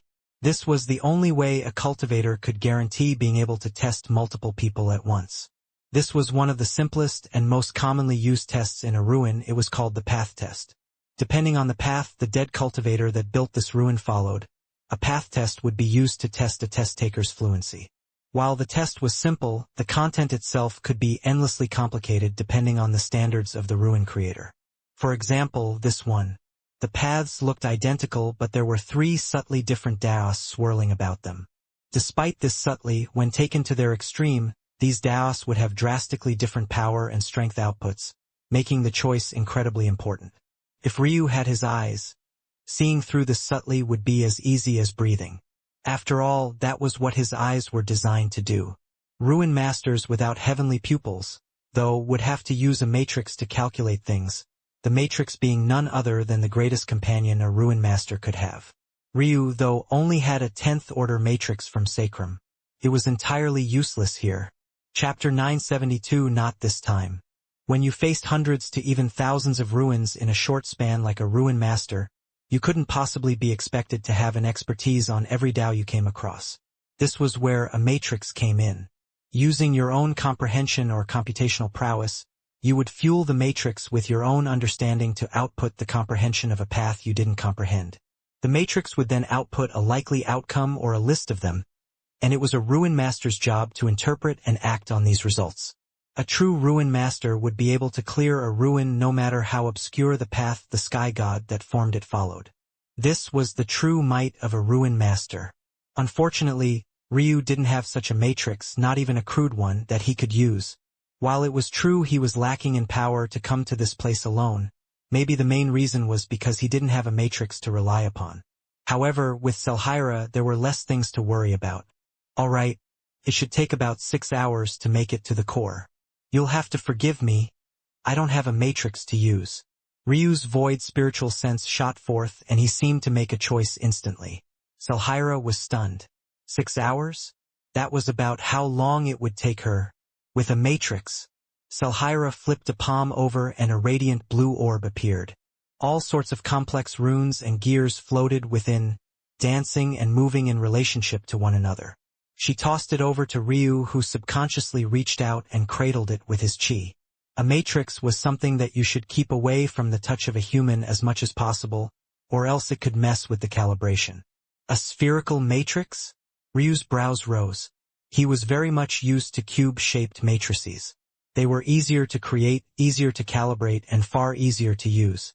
He had posited that a sphere might be more effective when he was around 200 years old in his first life, but by then, he had gotten so used to relying on his eyes instead that he didn't care to waste his time on engineering a completely new path. Seeing it here now, Ryu realized that he had likely been very correct. And, since it worked on principles he had thought of already, this made things even easier. On top of that, this matrix seemed capable of feeding off of his soul as well despite the fact it wasn't bound to him. It was only about half as effective without it being bound to him, but it was still enough for him to shave the original 6-hour estimate down to just 2. Of course, this was also because the flowing frost sky god's Tao was quite in line with Ryu's, making it even easier. Selhira watched as Ryu sped through trial after trial. It was as though he was incapable of making a mistake, something that she found hard to wrap her head around. If others knew that an immortal ring realm expert was clearing a perfect sky god ruin, and so quickly at that, they would curse at her for speaking nonsense. Quite frankly, even she was having a hard time believing it. His Tao, just how powerful is it? Could it be? Selhira looked toward the headband still wrapped around Ryu's forehead. It was easy to ignore because Ryu's face was so much more interesting to look at, but she wondered if the fact it was easy to ignore was a function of its ability rather than a coincidence. But, despite her curiosity, she didn't ask. In just 2 hours, the two of them had made it to the very same location Ryu had attacked Geneless from. The platforms were here, the cold was even greater, but the flowing frostine water was already long gone, obviously having been taken by Ryu. This is necessary anymore here? Ryu handed the matrix back to Selhira, but she only shook her head. It's clearly better used in your hands than mine. Ruin mastery is just a hobby of mine. I'm sure this little one will be far happier in your hands. Ryu raised an eyebrow. Even after these 2 hours, he couldn't sense the limits of this matrix. And he didn't know enough about this world of ruin mastery to understand just how valuable it was. But he felt that it should probably be a rare item. Wasn't this Selhira being a bit too casual? Keep it, Selhira repeated. Ryu looked toward Selhira deeply. Not this time, he said lightly, tossing it back over without a second glance. He didn't seem to care whether Selhira caught it or it fell to the ground. Selhira, though, of course caught it, looking toward Ryu's back with the same gentle smile. It seemed that she was getting very close to annoying him. What an interesting man. Ryu walked around the statue of the flowing frost sky god and found the entrance to the final test. This final test was definitely related to potion making as everything else had been heavily battle-related. Here, there were no tricks needed. Ryu stepped into the corridor and felt the lights blink out. Everything to his back was suddenly dark and forward there was only a single section of light. Beyond that second of light was more darkness. A looming danger lay in that darkness, and even the singular light here was flickering in and out of existence. It looks as though it might blink out at any moment, and Ryu knew that if he would definitely die. A speed and competence test. Not only do I need to concoct the potion, I need to do so faster than the light can give out, and only then will the next light appear and allow me to take a step forward. Ryu's gaze flickered. Too easy. Chapter 973. No problem. Up until now, Ryu had relied on Selhira to deal with the combat aspects of this trial, not to mention his own expertise as a ruin master, but now it required his skill in potion making, something that he didn't find too difficult at all. The first few tasks were simply common grade potions, and from what Ryu could tell, he would receive a pass so long as he managed to hit 75%. Knowing this, it was no wonder Ryu had dismissed it as too easy. If the bar to meet was just 75%, he didn't even have to worry about putting his life on the line. In fact, the lights lit up one after another so quickly that Ryu might as well have been leisurely walking at the pace of a mortal without any pressure whatsoever. The difficulty increased slightly as Ryu continued, but that was only insofar as it rose the standard from common grade to black grade and then to earth grade. Finally, Ryu reached the end of the hallway and the task left before him was a bit more difficult. He was meant to reach 80% purity in the concoction of a heaven-grade potion. And, as far as Ryu could tell, this potion should be a unique creation of the Flowing Frost Sky God, not too dissimilar from his own 8-trigram pill potion, albeit far less complex. The perfect Sky God called this pill the Flowing Frost Potion, and it was infused with her Tao. There were actually two ways to end up with a runed concoction. The first was to create a pill so perfect that it warranted tribulation to be birthed, and the second option was to infuse a concoction with your own comprehension of the Tao. This path followed principles similar to the Pill Refinement Sutra, but its goal wasn't to call down heavenly favor. Rather, its goal was to pass down the principles learned by an alchemist over their lifetimes and distill it down to simple and consumable portions. As such, succeeding in the creation of this pill took more than just skill in alchemy, it required skill in the path of the alchemist that had created it. If you failed to do so, even the greatest alchemists would fail. I see, it's no wonder the flowing frostine water was placed before this trial. Without it, completing this task would be practically impossible. With it, though, Ryu began, his eyes glowing with a particular 8-trigram diagram. On his first attempt, he actually failed, only managing to reach the 60% threshold, but his mind remained focused. He had worked so fast getting here that the amount of time he had left was practically astronomical. On his second attempt, he crossed 70%, quickly approaching his goal. Ryu paused, thinking back. This was a bit difficult because most of the Een water was sealed away within his Een water seed. As such, much of its secrets and profundities were hidden away from him. He could only use bits and pieces of what he could sense to come away with a clear picture. In addition to this, the Een water the perfect sky god had left behind wasn't exactly the same as it was now. Because it had been fused with an equal part of life chi thanks to Ryu's bloodline talent. Its fundamental nature had also changed. So Ryu had to piece these apart and find what the original intention of this female sky god was. Ironically, due to his talent, this final trial was even harder for Ryu than it would be for most. However, Ryu still didn't seem very fazed at all. That should be it, Ryu said lightly. Ryu's third try hit the mark, reaching 87% purity. With a light click, a doorway unsealed itself and Ryu walked into an odd inner space. Beneath his feet there was an expanse of white grass. The skies above were dark with the exception of a singular golden full moon, and in the distance, there was a small wooden hut formed of soft brown wood with a tree of white bark and branches hanging overhead. The light was just enough not to be grating on the eyes and yet bright enough that one wouldn't have any trouble seeing. Not that Ryu could anyway.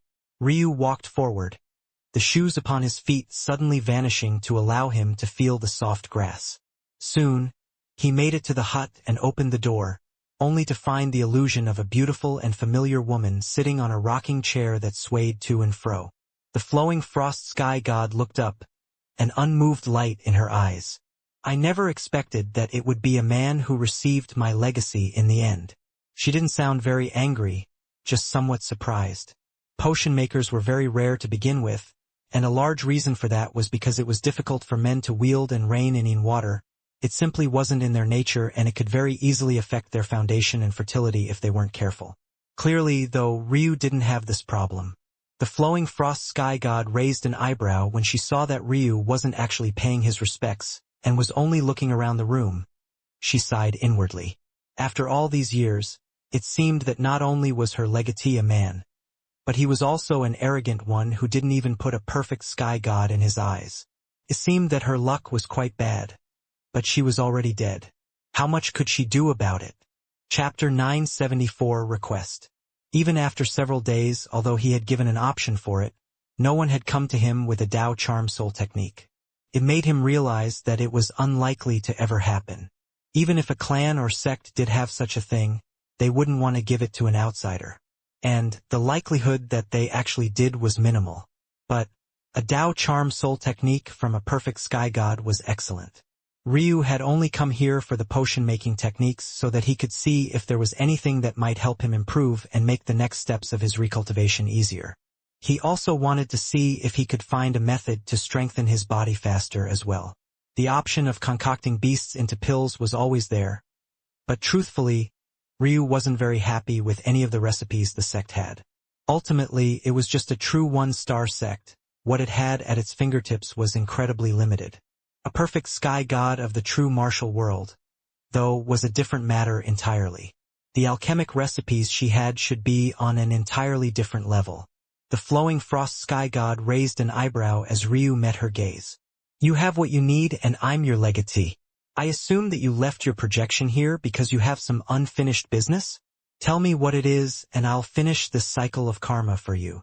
The flowing frost sky god blinked, feeling quite speechless. Did this mean that if Ryu didn't find what he wanted, he wouldn't have done anything for her? And also, why did he make it sound like he was doing her a favor? She had never met a brat more arrogant in her life. However, rather than being angry, the flowing frost sky god actually laughed, her gentle giggles making the heart feel quite soothed. You remind me of my elder brother, a stone-cold block of ice who doesn't care about what anyone else thinks, even if said person could kill you with a single finger.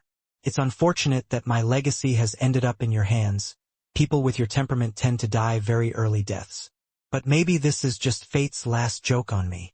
The flowing frost sky god placed her book down and closed her eyes, taking deep breaths. Truthfully, she had thoughts of saying never mind and simply vanishing. She wasn't lying when she said that Ryu reminded her of her elder brother. It was just that her elder brother was long dead, having died staying true to himself to the very end.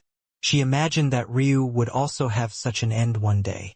She could tell that Ryu was extremely talented at a glance.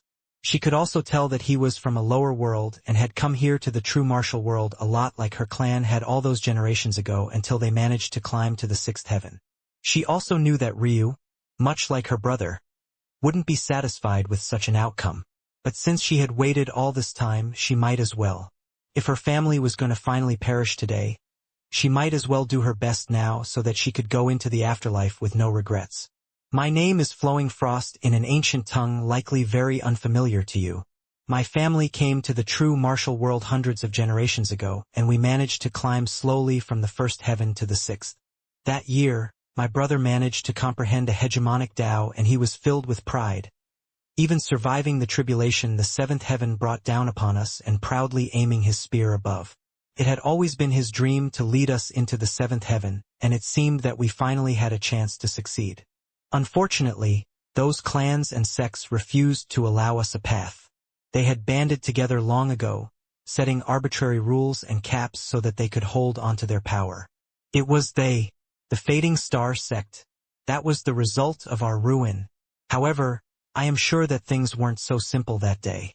The hypocrites of the Ruin Master Guild had definitely extended their hands. If not for underhanded tricks, my brother would not have fallen so easily.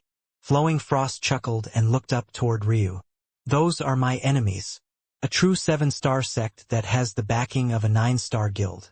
Do you still dare to take on these karmic ties? Ryu looked toward Flowing Frost deeply before pulling at the headband that protected his forehead. Is that all? Ryu said lightly as Flowing Frost's eyes widened. Because if so, I plan to raise them to the ground from the very beginning. Flowing Frost's chest heaved, her body trembling outside of her control. A child of the immortal Ring that had already grasped a hegemonic Tao. No, a child from a lesser world. No less. Even her elder brother reached the omniscient sky god realm before he grasped his own. This just felt impossible.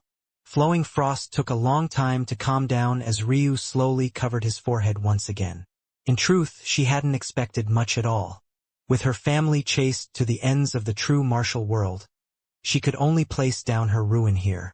In reality, her goal wasn't even to pass on her legacy, at least not by normal means. Her corpse was nearby and perfectly preserved. Within the crystal coffin, her hands held onto a special technique. It wasn't what it sounded like. Flowing Frost wasn't trying to take over another's body, but she rather wanted the exact opposite. Using her preserved corpse and the technique, someone would be able to possess her body as though it was their own. Such a person would be able to instantly step into the perfect sky god realm and also gain all of her bloodlines and talents, in addition to whatever mutations came with fusing with their own. Flowing Frost wanted to use whoever came here as a conduit to deliver her corpse to someone worthy, and she of course had methods of ensuring this happened. Her main goal was to make sure that the blood flowing through her veins could continue to be passed on to a child. Toward that end, she was willing to allow whoever took over her body to do with her virginity as they pleased, so long as her family line could continue. But this opened up an entirely new possibility. If that is the case, little one, might I be so presumptuous as to ask you for a different request? Ryu nodded. Someone like Flowing Frost was definitely to his liking. Despite her stature, she knew that she needed to rely on him and acted as such. There were many sky gods who, in her position, would continue to be arrogant as though he was the one begging for their legacy. Then, Flowing Frost took a deep breath and quickly explained the situation with her body. My body is still here. It is perfectly preserved and I am completely untainted. If it would put your mind at ease, I do not mind if you check as well. I will not hold a grudge, especially since it's my greatest hope that... Flowing Frost took another deep breath. I hope that the day you fall in love with a woman that you can trust, you will give my body to her. Once you do, my talent and hers will fuse, and she will carry my Frost clan's bloodline. I hope that when that day comes, you will help her to bear a child that carries both your blood and that of my Frost clans, and you will allow my clan's bloodline to continue on living in this way. Can you do this for me? Ryu paused for a moment, his thoughts suddenly drifting toward Eska. As of right now, Eska was still forced to share a body with Icemine. But if he did this, did he love Eska, though? Not particularly. He had more of an infatuation with her because he loved women with her temperament. However, as things stood, Eska was already his concubine and he still owed her and the Zoo clan. Allowing her to step into the perfect sky god realm in one bound, that could be considered him repaying his debts. Ryu nodded. I promise you. Chapter 975 Familial Love. She had never been able to find a man that she loved in her lifetime, though that was mostly her fault. She kept comparing them all to her elder brother and none of them could seem to match up. No one even seemed to come close, so she never learned what true love felt like. Inwardly, she felt a bit guilty. Though her elder brother had never said as much, she felt that part of the reason he had pushed so hard to enter the seventh heaven was so that she wouldn't have to spend a lifetime never knowing such a wonderful thing. It was quite funny. She would never know what that kind of love felt like, but she felt at peace nonetheless. She never knew romantic love, but she had known familial love, and that was something many cultivators would never know. How could she not feel satisfied with this much? Flowing Frost didn't bother to trigger all the contingency plans she had prepared. Somehow she trusted Ryu. Those eyes, that arrogance, that unwavering determination. It all reminded her too much of her brother, and she knew that her brother would never lie to her. With a peaceful smile on her face, Flowing Frost faded away. I will leave my Frost clan's legacy to you. Then, I hope that our child will grow to have a temperament as resilient as your own. But more importantly, I hope that they will grow up experiencing the same love that I have. Ryu listened to Flowing Frost's final words in silence, allowing them to seep into his pores. He exhaled a light breath, shaking his head lightly. This true martial world was indeed a cruel place. A family with a foundation much firmer than his own, and having given birth to a talent maybe even greater than his current sealed talent, had actually been so unceremoniously wiped out. It would leave a bitter taste in anyone's mouth. Familial love.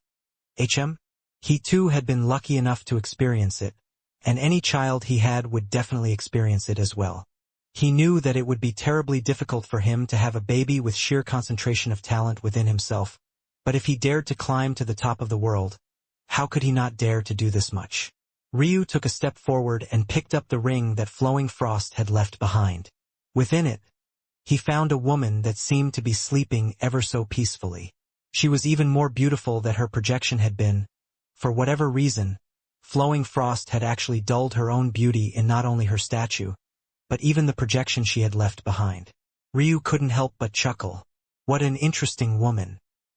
He couldn't fathom why she had made such a choice, but knowing the complex thoughts of women and somewhat understanding how they worked, he knew better than to linger on it for long. Ryu slipped the ring onto his finger and a frosty energy thrummed through his body. He exhaled a cold, foggy breath and his mind cleared up considerably. What an interesting treasure.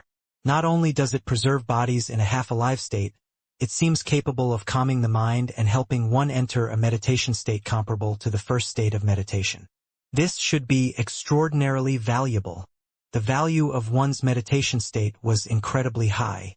Unfortunately, many, even absolute geniuses, could only experience it once or twice in their lifetimes.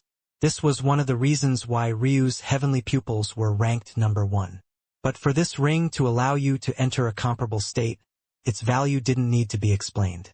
It was perfect for the current Ryu who had his eyes sealed away. After putting on this ring, Ryu began to look around once more, and what he found was a bit surprising. He felt that Flowing Frost had ended up leaving far more behind than she originally intended. Ryu was fairly good at reading people. He could tell that Flowing Frost had been fairly resigned to her fate and had only stayed here so long out of duty. She didn't believe that she would be able to find anyone worthy of the first heaven, and even if she somehow did, such a person might not have the character to follow through on such a promise. Of course, the ties of karma would be far too strong for anyone to ignore, and it would eventually hamper their progress. But, if one had to choose between never advancing to the higher ranks of Sky God, or losing their lives to a 9-star power, what would the obvious choice be? At least they would get to live life as a powerhouse for the time being. However, she had been lucky enough to stumble upon Ryu. She trusted her instincts, and as such, she left behind everything that she had managed to save from her Frost clan. The first thing Ryu looked at were the potion recipes. The Frost clan seemed to have been able to rise to prominence in a relatively short time because they had a great talent for potion making. As such, their wealth was vast and boundless, allowing them to have a leg up every time they rose to a new heaven. The number of common grade potions alone were easily in the several billion. The number of variations, notes, and step-by-step evolutions was mind-boggling. Ryu didn't even know if he could name 1 billion spiritual herbs, let alone 1 billion potions to be made from them. Even the number of Sky God pills was in the several tens to even hundreds of thousands. In fact, just to paint the picture of how little Flowing Frost had held back, there was a detailed accounting of every alchemy god legacy their family had found and added to their repertoire. Throughout their family's long history, they had claimed the ruins of 167 sky gods, one of which was even a chaotic sky god. Chapter 976 Swallowing Darkness Mantra. Interesting. It's a good thing that I didn't move on to redo the Divine Vessel realm just yet. This selection of Earth-grade pills is far better than the ones I would have to choose from. When it came to the common and black grade, the first heaven had vast enough stores of accumulation to have pretty much them all, even if they lacked in the number of variations and changes. However, the higher in grade you went, the more restraining being in the mere first heaven would be. To put things into perspective, there were a few thousand Earth-grade pill formulas in the Radiant Star sect. However, there were billions of formulas here for the same grade. If it wasn't for his origin flame, Ryu didn't even want to think about how long it would take him to memorize all of them, even with his immortal ring realm cultivation. This. Ryu shifted his attention and landed on several soul cultivation techniques, one of which especially called out to him. Swallowing Darkness Mantra. It had to be remembered that the soul cultivation method that Ryu relied upon initially was the Tribulation 9 Clouds. He had chosen this technique because his soul talent was poor and he wanted to use Tribulation Lightning to make up for his weaknesses. However, ever since he formed his indestructible soul, and then apparently regained his perfect Black Buddy soul, he no longer needed to use this method. Ultimately, right now, he was using quite crude methods to accumulate spiritual chi in his spiritual sea. In fact, it could be said that if not for his soul talent to be of the ancestral grade, he wouldn't have been able to make much progress at all. This Swallowing Darkness Mantra, though, was a true soul cultivation method, one designed purely to refine chi into spiritual chi and expand one's spiritual sea. In addition, it was especially compatible with those with darkness soul natures, and additionally perfect to be paired with a perfect Black Buddy. Although Ryu didn't have a darkness soul nature and he didn't plan to form one since it didn't match his Tao path, his perfect Black Buddy soul could replicate darkness soul natures with ease. In fact, it would even be more accurate to say that darkness soul natures were just attempting to replicate his perfect Black Buddy. With his mantra by his side, Ryu's soul cultivation speed would be even faster and he would be able to more efficiently accumulate and condense spiritual chi. With a more efficient technique, he would be able to push the limits of his body further without having to be worried about strengthening it anymore just yet. This is a. Ryu's brows rose. This mantra was categorized as a chaos grade technique and it should be the self-created technique of the chaos sky god. In the true martial world, beyond the ancestral grade wasn't the origin grade. Rather, the true origin grade was a pinnacle class technique even beyond the chaos grade. The ranking system went from ancestral grade to fragmented grade to false grade, up until the order grade, the chaos grade, and finally the origin grade. Of course, these rankings followed the very same order of the 9 stages of Sky God. Pills and treasures also followed such a ranking system as well. This chaos grade soul cultivation technique was more than what Ryu could have hoped to find in this place. Although it was unfortunately incomplete. The entire mantra is here, but the Tao charm and the supporting techniques of it are not. This must be what they meant by the legacy having been incomplete. But according to this journal entry, the legacy world will open up again in a few millennia. If I can make it to the 6th heaven by then, I should have a chance to enter. It will be more difficult, though, as now the entrance has been exposed. Ryu didn't mind or care, though. When the time came, anyone who stood in his way could die. In a few millennia, he would be countless times stronger than he was now. Ryu ignored everything else and sat down. He easily entered a state of hyperfocus and he began to cultivate the Swallowing Darkness mantra. The dense black that was now his spiritual sea reacted almost immediately, bubbling and quickly condensing.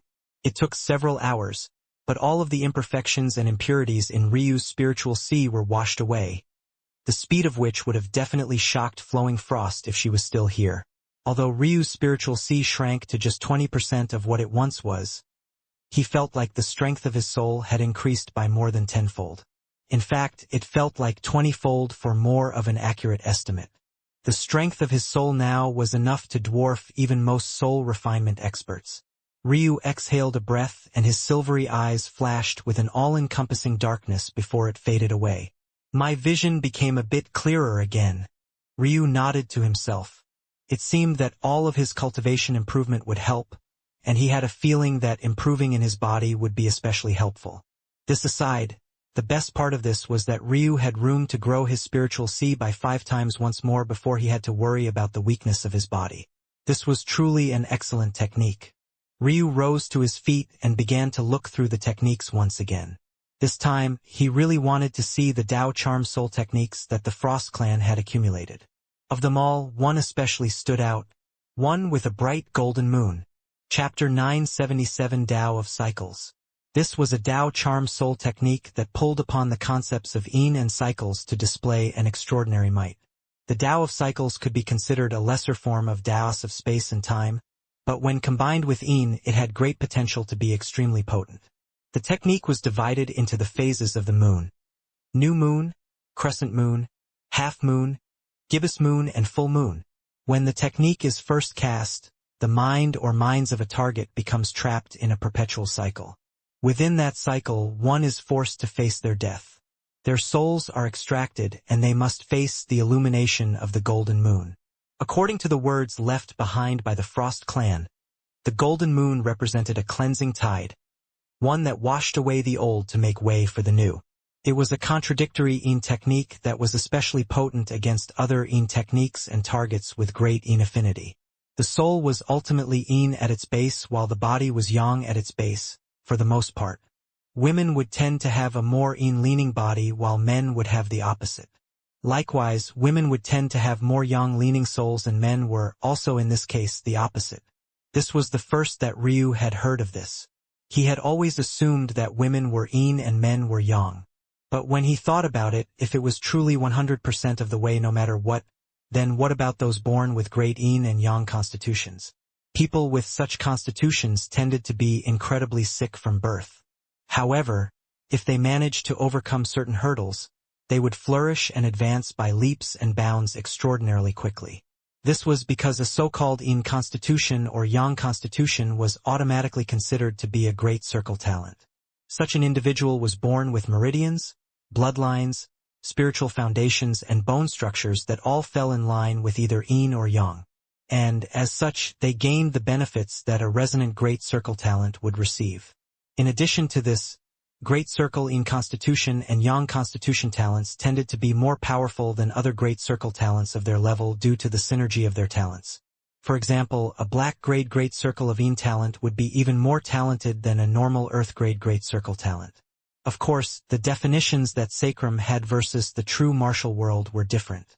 This was because in the true martial world, in order to be a great circle talent, one would also need the pillars of the soul and the Tao as well, in addition to the 4 pillars Ryu was used to.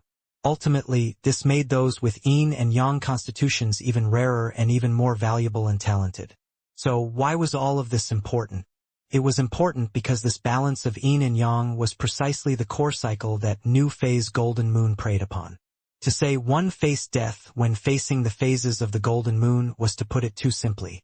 While that might be the ultimate result, it did a disservice to the beauty of the technique. The true power in the new phase golden moon was in its ability to push and pull on yin and yang and shift the balance. Everything, whether it was humans, beasts, other races, spiritual herbs, techniques, and even Tao, relied on a very specific balance of yin and yang. Much like the tides, a new phase golden moon could push and pull on these delicate balances, disrupting them and forcing them to shift. This could be used to either strengthen attacks or even directly force them to collapse, and all of this was done through the manipulation of the soul. At the lowest level, new moon, the shifts were slight and weak. In addition, they were quick and temporary. It was impossible to cause any permanent or lasting changes. But when it came to a sudden use at an opportune time, it could be deadly. At the middle level, half moon, the shifts were much grander and one can even begin affecting the very soul of a target. Once this level is reached, even forcing someone with a far weaker soul than your own into direct death is very much possible. The balance of yin and yang of the soul is especially important not only to the livelihood of an individual, but it's even as fundamental as deciding their personality and the kind of person they are. When this is impaired, it can lead to hallucinations, poor judgment, and in the absolute worst cases, death. When one reaches the highest level, full moon, souls can be directly extracted and extinguished. The golden lights of the gold moon can directly penetrate through defenses and purify the soul. Even those who manage to resist this somewhat will find themselves diverting more than half of their attention. In this state, one can do almost as they please with an enemy's soul. They can distort their sense of time, render any soul techniques they might have useless, and ultimately, if an enemy runs out of stamina to fight back, they can be directly killed. These matters were difficult for even Ryu to wrap his head around. Even the direct explanations of what the technique could do left him feeling uncomfortable. It wasn't a discomfort that came from a dislike of the technique, but rather a discomfort that came from not quite understanding the technique fully. Of course, Ryu didn't think that he should just be able to grasp such a high-level Tao charm technique immediately. His experience with 13 soaring azures, roaring sky serpent, and whispering petals, and taught him to temper his expectations. However, the fact of the matter was that understanding the path he should take with these techniques was quite simple.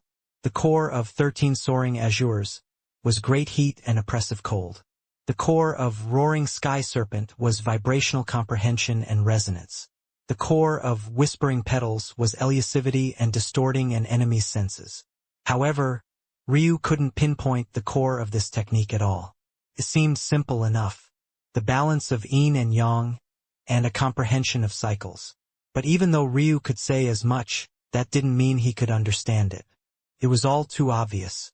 He had finally met a technique far too complex for him to grasp. Chapter 978. This man. Soul techniques were different in that they didn't have the same limitations as body realm and chi realm techniques. In fact, their restrictions are even looser than body realm techniques as well. If Ryu was so inclined, he could use even a chaos-grade soul technique. But whether or not he could bring out its strength and comprehend it was a different matter entirely. New Phase Golden Moon was ultimately a transcended grade Tao charm soul technique. This meant that the Tao that underlied it was the equivalent of a transcended grade Tao as well. Right now, Ryu was so far away from that level that it was impossible to fathom the gap. The fact he managed to finish reading the technique at all was a testament to just the level of talent he had to begin with. Ryu's current Tao was still at the immortal grade. If he wanted to reach the transcended grade, he would have to pass through 3 immortal grades, 2 cosmic grades, then evolve through fragmented, false, true, and perfect, all before finally reaching the transcended grade. It was a huge journey to go through. However, that was only one aspect. As far as Ryu could tell, the Tao Charm Soul technique was built on the foundation of a dynastic Tao, which was 3 levels beneath his own hegemonic Tao. Still, if Ryu wanted a good chance at grasping this Tao Charm Soul technique, he would have to push his own Tao to at least the fragmented Tao levels before he could even think about it. Still, this is an excellent Tao Charm technique and the Frost Clan should have others. But I've spent too long here. I should fulfill my promise. Ryu walked out of the small hut, having taken nothing but the ring on his finger. He took control of the legacy world and allowed Selhira a passage in. You succeeded? She asked with a light smile. I did. Ryu nodded. Like I said before, you can take 70%. Selhira laughed lightly and shook her head. This Ryu was truly very stubborn. She could already tell that the new finger on his ring must be the choice he had made. But she also had a feeling that something wasn't quite right. If she knew that this choice Ryu had made was actually just a promise he was keeping for the same of flowing frost, she really might not know what to say. Selhira didn't think much about it and simply just entered the hut along with Ryu. But when she saw what was inside, her eyes couldn't help but widen. Her head turned to Ryu and she didn't see even the slightest hint of reluctance in his eye. He was really willing to give up 70% of this, just because he said so? Many of the things here were simply invaluable, and this just seemed like the tip of the iceberg. Just the new phase Golden Moon technique was enough clans of the 6th heaven to wage war for. In fact, even clans and sects of the 7th heaven would throw a bid in to add this technique to the repertoire. It was simply too valuable. Tao Charm Soul techniques were worth the same as Chi Realm techniques, even a grade or 2 higher than them. But this was just the tip of the iceberg.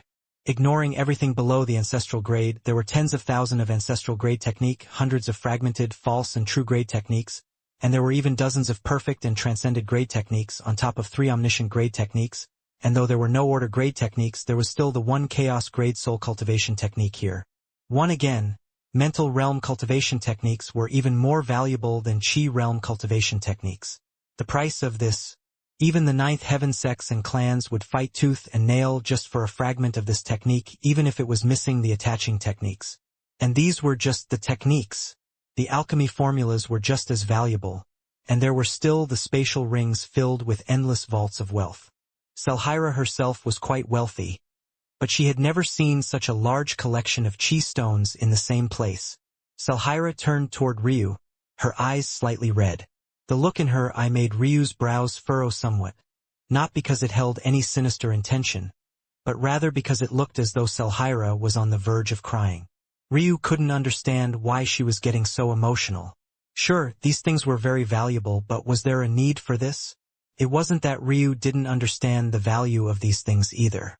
He had the accumulated wealth of his 4 clans with him, but even that much wealth wasn't even worth a fraction of what was here. If Ryu sold off everything in his possession right this moment, he was very well aware that he might be able to exchange for a single mystical grade technique that was here. And the number of mystical grade techniques were so numerous that Selhira hadn't even bothered to count them, starting from the ancestral grade instead. This was how large the gap was. But when Ryu said something, he meant it. Other than the ring currently on his finger, he hadn't hidden a single thing from Selhira. Selhira shook her head, wiping away the tears that threatened to fall before they did. She had originally not cared about this place very much. She, herself, was from the 7th heaven, although Ryu didn't know this. The legacy of a perfect sky god simply didn't mean much to her at all. However, this wasn't just the legacy of a perfect sky god. It was a repository with a foundation greater than maybe even half of the 7th heaven's clans and sects. This sort of wealth was far beyond her imaginations. And yet, without the slightest hesitation, Ryu had allowed her in, willing to hand over 70%. She had seen Tao companions kill each other over a fraction of what was here. She had seen her own clan ripped apart and shaken by internal strife for barely a morsel of what she was looking at right now. But this man... Selhira looked toward Ryu, not knowing what to say. Even she couldn't say for certain why she was crying. But after she wiped away the first avalanche, more just kept coming. Chapter 979 Sweet Smile. One of the reasons he had such a favorable impression of Selhira was because of her calm mind and gentle temperament. Logically, it should have taken quite a lot for such a person to break down like this. Individuals with her demeanor were exceptionally rare. So much so that the only one Ryu knew who even came close was his own mother. However, even Himari Tatsuya was still several steps beneath Selhira in this regard. And that was because the killing edge Ryu's mother had was simply too sharp. Although she could display gentleness even greater than what Selhira had displayed when she was before her husband and her son, when it came to her interactions with others, it might even be more accurate to label her as bloodthirsty and violent. Selhira, though, regardless of friend or foe, always seemed to maintain the same gentleness. Regardless of how she might be feeling internally, it all displayed outwardly as calm and peaceful. It was hard to put into words just how rare someone like Selhira was. Someone with such an unmoved and consistent temperament was bound to have an extremely firm heart and would be able to overcome tribulations of the soul and mind with incomparable ease. These were all the things that Ryu had learned about Selhira in just the short time they had been together, but it was enough for him to not quite know how to react when she became like this. It was to the point that, for a while, he could only watch silently as she continued to cry. Selhira wiped at her tears, shaking her head lightly. "I'm sorry. I've shown you something quite unsightly." I'm embarrassed. Selhira's voice was still just as gentle. Despite her tears, her cadence didn't seem to have wavered in the slightest. It only went to show that these tears truly came from the depths of her soul. So much so that she wasn't even able to stop them before they flooded outward. These weren't normal tears. These were her deepest subconscious thoughts resurfacing after so many years of suppression. Yet even so, it seemed to only take her a few moments to calm down, her heaving chest and reddened eyes slowly softening. "I really cannot bring myself to take 70% of all of this. It really is too much. I've barely contributed to this adventure." Ryu didn't respond, but his lack of response had nothing to do with his pondering her words. He had already made his decision long ago, and he had no plans on wasting time considering it again. When he made a choice, he wouldn't change it. Plus, Selhira was mostly speaking nonsense. These matters had been simple for her to help him with, but to Ryu, it was as good as allowing him to get here without having to put his life on the line.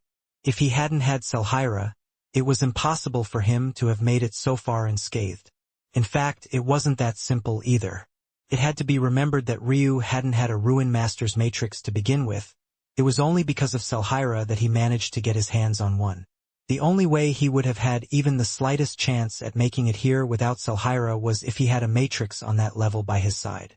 But, without Selhira, he would have never had such a Matrix to begin with.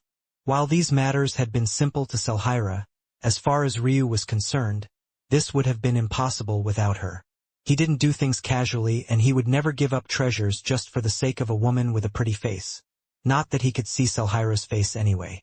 In fact, he would much quicker slaughter 10 equivalent beauties before he gave up treasures that would help ease his future path of protecting Sacrum and his family. He said he would give Selhira 70% only after he decided he could trust her and realized that it would be impossible for him to do these things alone. It was always as simple as that to him. Selhira looked back toward Ryu. Seeing his unmoved gaze and the fact that he didn't even seem to care to argue with her at all, she sighed lightly. Then I will take this. Selhira reached forward and picked up the Swallowing Darkness mantra.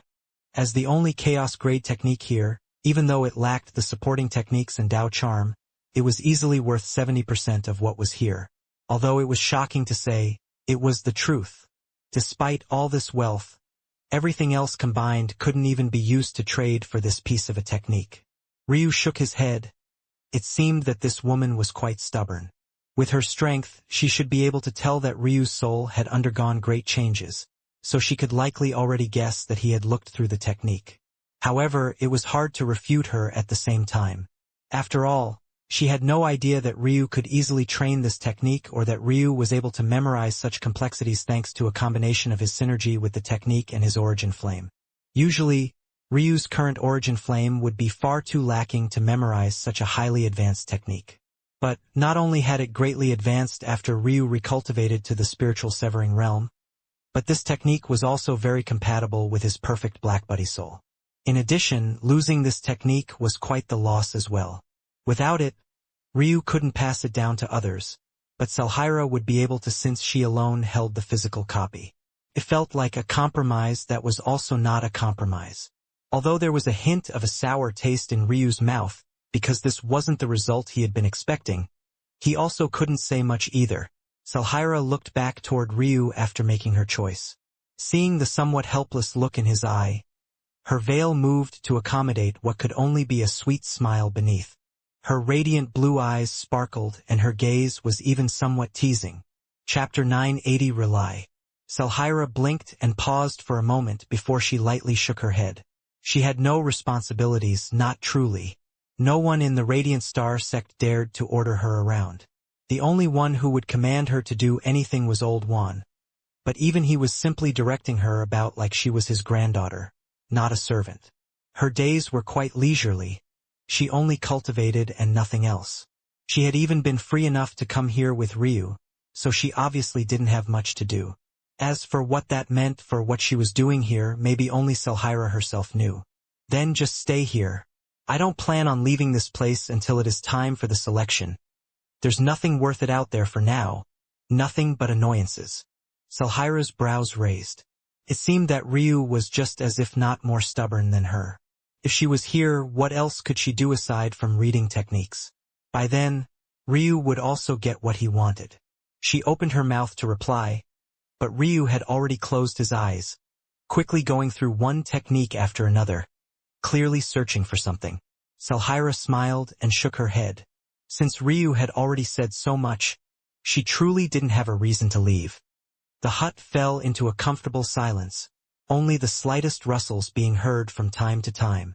Ryu rifled through techniques, his mind having already forgotten about everything other than his improvement. Although there were many techniques and even Dao Charm techniques, far better than his 13 Soaring Azures, Roaring Sky Serpent, and Whispering Petals techniques, he didn't seem to have any intention of changing them.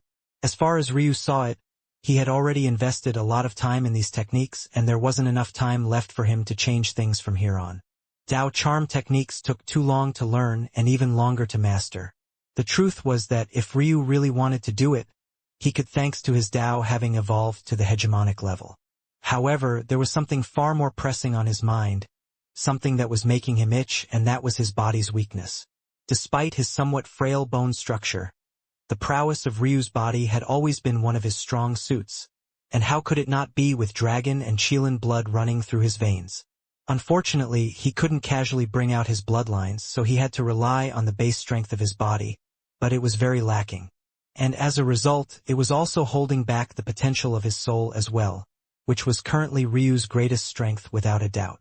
Ryu felt that his best odds were to recultivate the body realms just like he had the chi realms. This was the only way for him to bring out more of his strength and potential.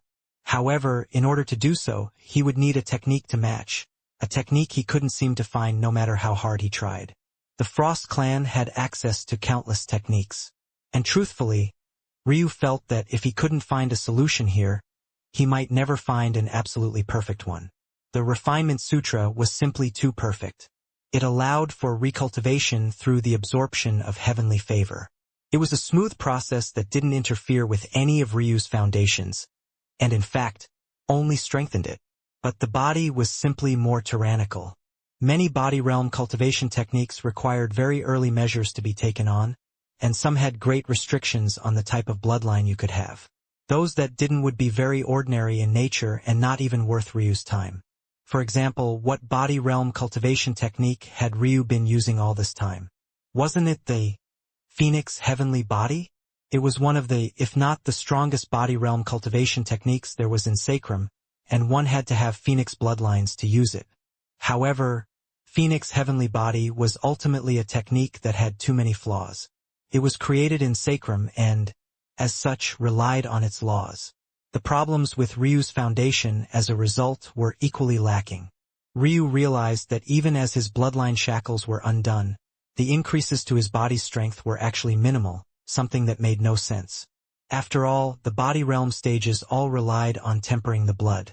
Logically, as Ryu's bloodlines were unshackled, his physical strength should skyrocket. It had to be remembered that in order to cultivate his body, Ryu had to absorb the vital chi of beasts that shared his affinity to satiate his bloodline.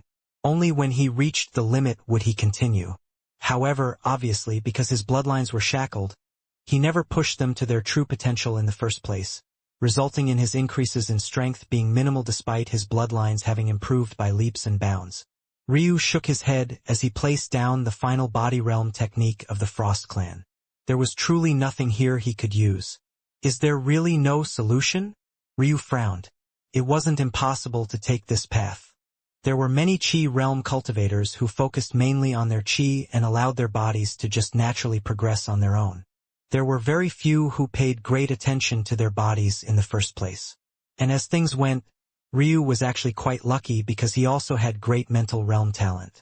If he relied on his chi to strengthen his body first, he should be able to slowly improve his soul beyond its current limits as well. But Ryu was unsatisfied with his. Greatly unsatisfied. It would be fine if his bloodlines were simply useless. Ryu had already learned long ago that they were unreliable from the moment they cowered before the heavens of Sacrum. Who knew when they would abandon him in the face of the heavens of the true martial world? However, for them to be here and for Ryu to simply not be able to make full use of them because of where he was born left a bitter taste in his mouth.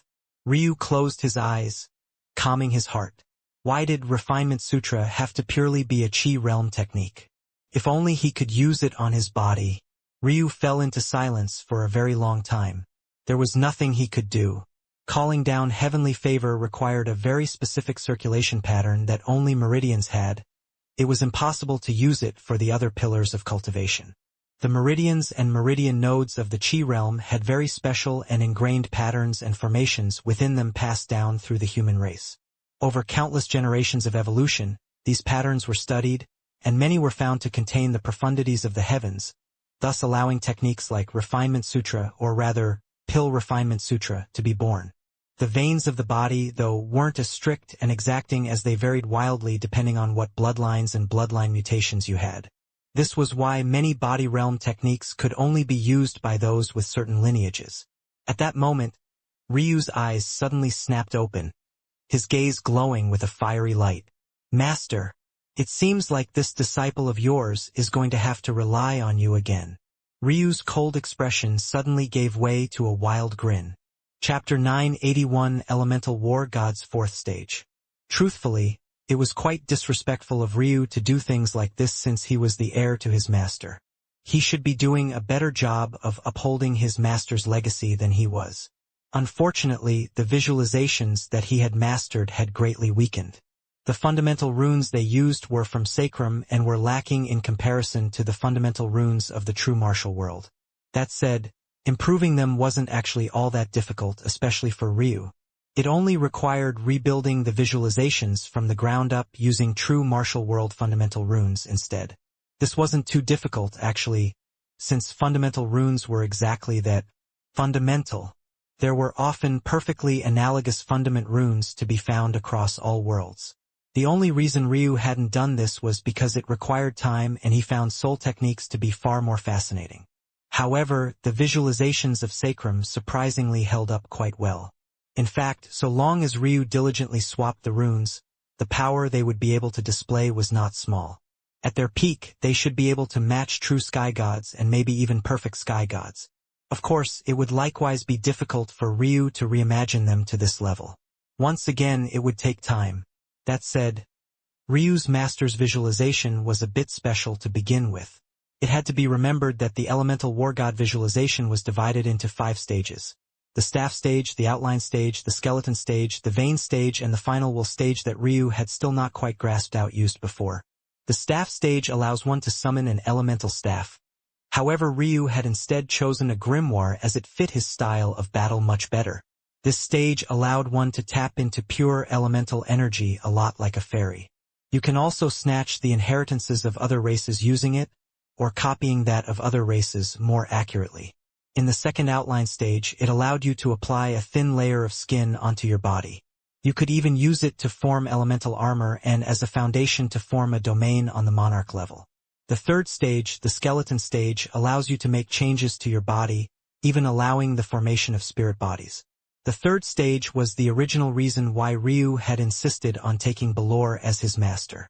Because he already had a spirit body, he could finally perfect the third stage of Elemental War God and form his soul into a spirit body as well. As a result of this, he was able to break the shackles of his poor talent, and it had even allowed him to form an indestructible soul in the end. If not for his master's Elemental War God visualization, Ryu would have still been stuck with poor soul talent, and he might have even died when his perfect Black Buddy soul fused with him. This was because during the process of fusion, his soul had actually shattered. Without the resilience of an indestructible soul to maintain his consciousness, he could have died that day. It could be said that Ryu was only standing here thanks to his master passing this technique on to him. Right now, however, it would be the fourth stage that fixed everything for Ryu. The fourth stage was his key to reforming the foundation of his body. As his master had described all those years ago, the vein stage was something that he managed to create near the end of his life. Originally, the wheel stage had been the final step, but when he had a sudden moment of enlightenment, this stage became the new fourth stage and the wheel stage was pushed to become the fifth. The vein stage was the result of his master's research into various elemental races. It fuses with the outline stage and allows one who had comprehended the elemental war god visualization to etch their own meridian pathways. The main design of this stage was to allow someone of the human race without special bloodlines to gain the special pathways usually reserved for very specific and even high-class races. In the past, Ryu hadn't really cared much about this stage. Not only was the third stage the most important to him, but it had to be remembered that he had 4 supreme bloodlines rushing through his veins. He already had the patterns of the dragon, the phoenix, and the Qilin. He really didn't need to mind thinking about what other races he wanted to emulate. It was a waste of time for him. He had only briefly considered maybe copying something from a high-level race with wind affinity so that he could maximize his northern and southern heavenly winds, but if he wanted to do this, he would have to first catch such a mighty beast and then dissect them. In fact, because each body had slight variations between them, he would have to catch numerous such beasts just to parse apart which meridian pathways did what, and only then would he be able to decide exactly what he needed to copy to have his desired effects. His master had copied quite a few of these for him already while he was researching for this technique, but obviously by now, what was recorded was stored away in his eye's inner world and he could access it even if he wanted to. However, Ryu didn't need to do any of this to accomplish his goal. He already knew the exact pattern he needed because it was already within his own body. He just needed to copy it. The technique was originally designed to copy meridians, but one had to remember that the bodies of beasts weren't like that of humans to begin with. Beasts had meridians, yes, but they weren't a separate entity from their veins and bodies like with humans. Beasts had spiritual roots, an organ that was almost like a second stomach in their gut.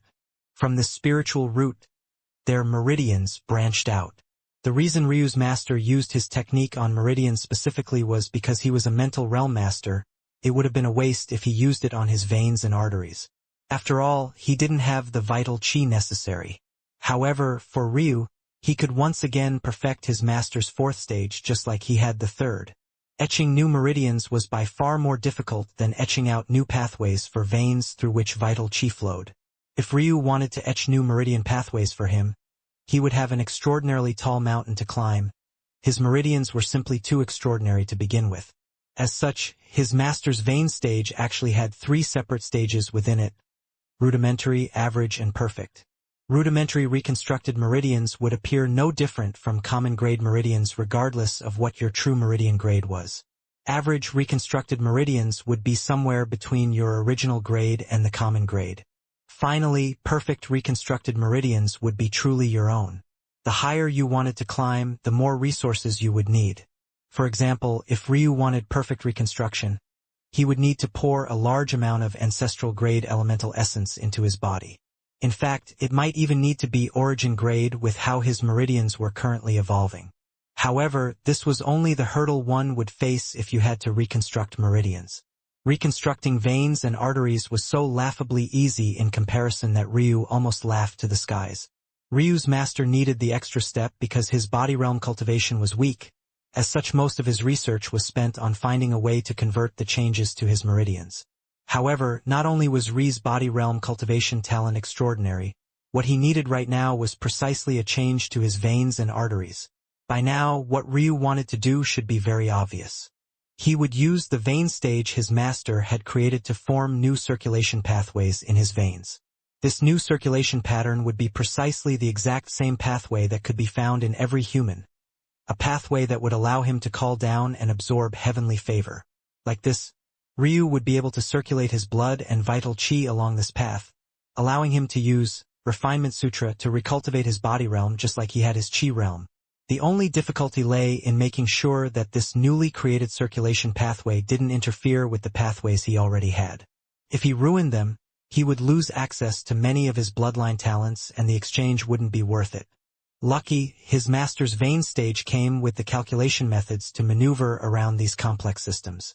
And for Ryu, who was a ruin master very much used to using such elaborate calculation methods, this step was probably even easier for him than the already extraordinarily simple etching method.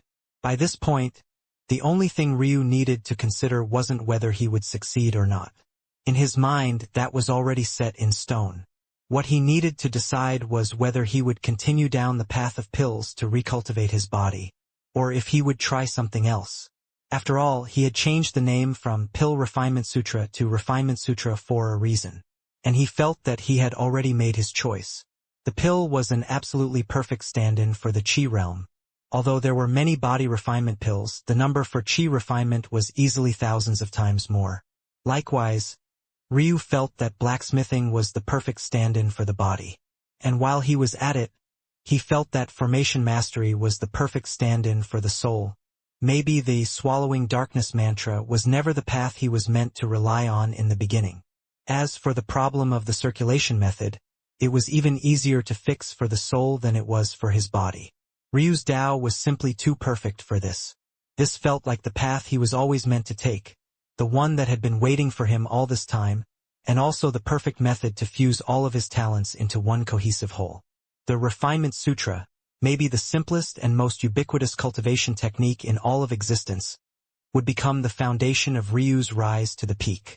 Chapter 982: A New Path. One had to remember that one of the abilities Ryu unlocked when he first formed his indestructible soul was the ability to use Chi realm techniques with his soul. For example, right this moment, Ryu could project his soul outward and cast 13 soaring azures, with both his body and his soul.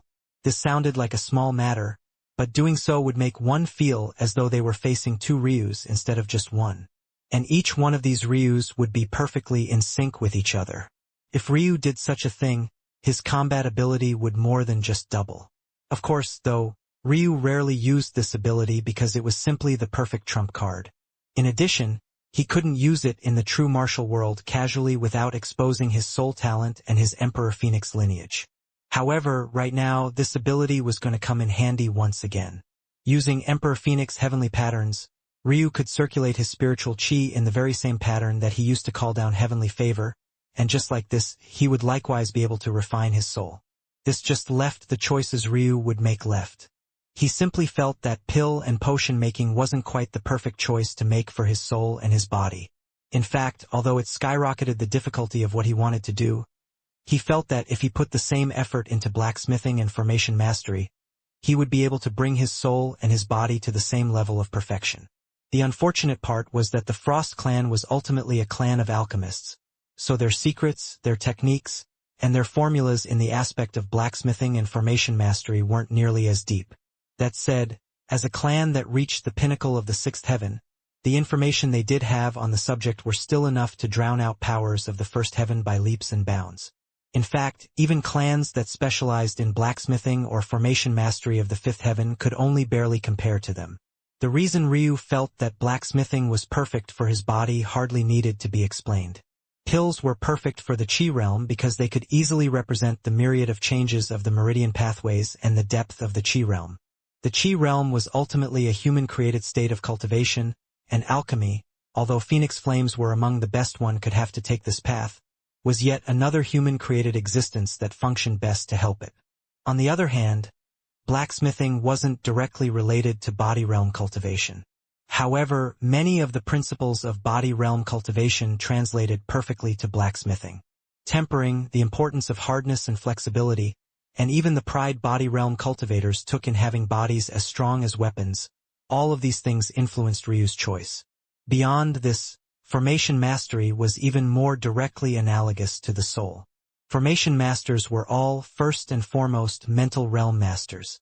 Formations were the translation of the heavenly Tao into simpler lines that could be digested and used by humans. It was essentially the line of communication between something much larger than cultivators and cultivators themselves, exactly like the soul. These three pillars were considered to be the greatest of secondary professions, by far surpassing other branching professions like spiritual seamstresses and others. Ryu felt very comfortable choosing them to light his path. Ryu was far less worried about his soul. He planned to take his time, and he had already left those at the soul birth realm far behind him. Plus, unless he first strengthened his body, the improvements he made to his soul would be limited. In addition, there was no rush to get to his soul either. Ryu was certain that between formation mastery, blacksmithing, and alchemy, finding the perfect match of formations perfectly tuned for his soul would be by far the most difficult. He had to be cautious and make ample preparations before he made any choice. Not only were there far more formations in existence than there were pills to concoct and even metals to use in blacksmithing, Ryu's soul itself could travel down far too many paths. Due to the fact he could gain any soul nature, Ryu had to really think about whether he simply wanted his soul to follow the exact same path as his 8-trigram diagram, or if he wanted to take a different path that could supplement it. There were too many options before Ryu, and his soul's talent allowed him to take any of them. There was his 8-trigram diagram, there were the visualizations of the Zhu clan ancestors, especially the Silver Star visualization which still left him baffled, and there was even the possibility of building his own visualization from scratch. The worst part was that even if Ryu had already made a decision, it still wouldn't be easy. Like he had already said, there were simply too many formations in existence, each with countless variations and complexities. He almost felt that it would be smarter if he first studied for a few years or even decades before he even thought about making a choice like this. Luckily, Ryu didn't have to be in a rush. He had a chaos-grade technique by his side that would be more than enough to unleash a great amount of potential from his soul for now.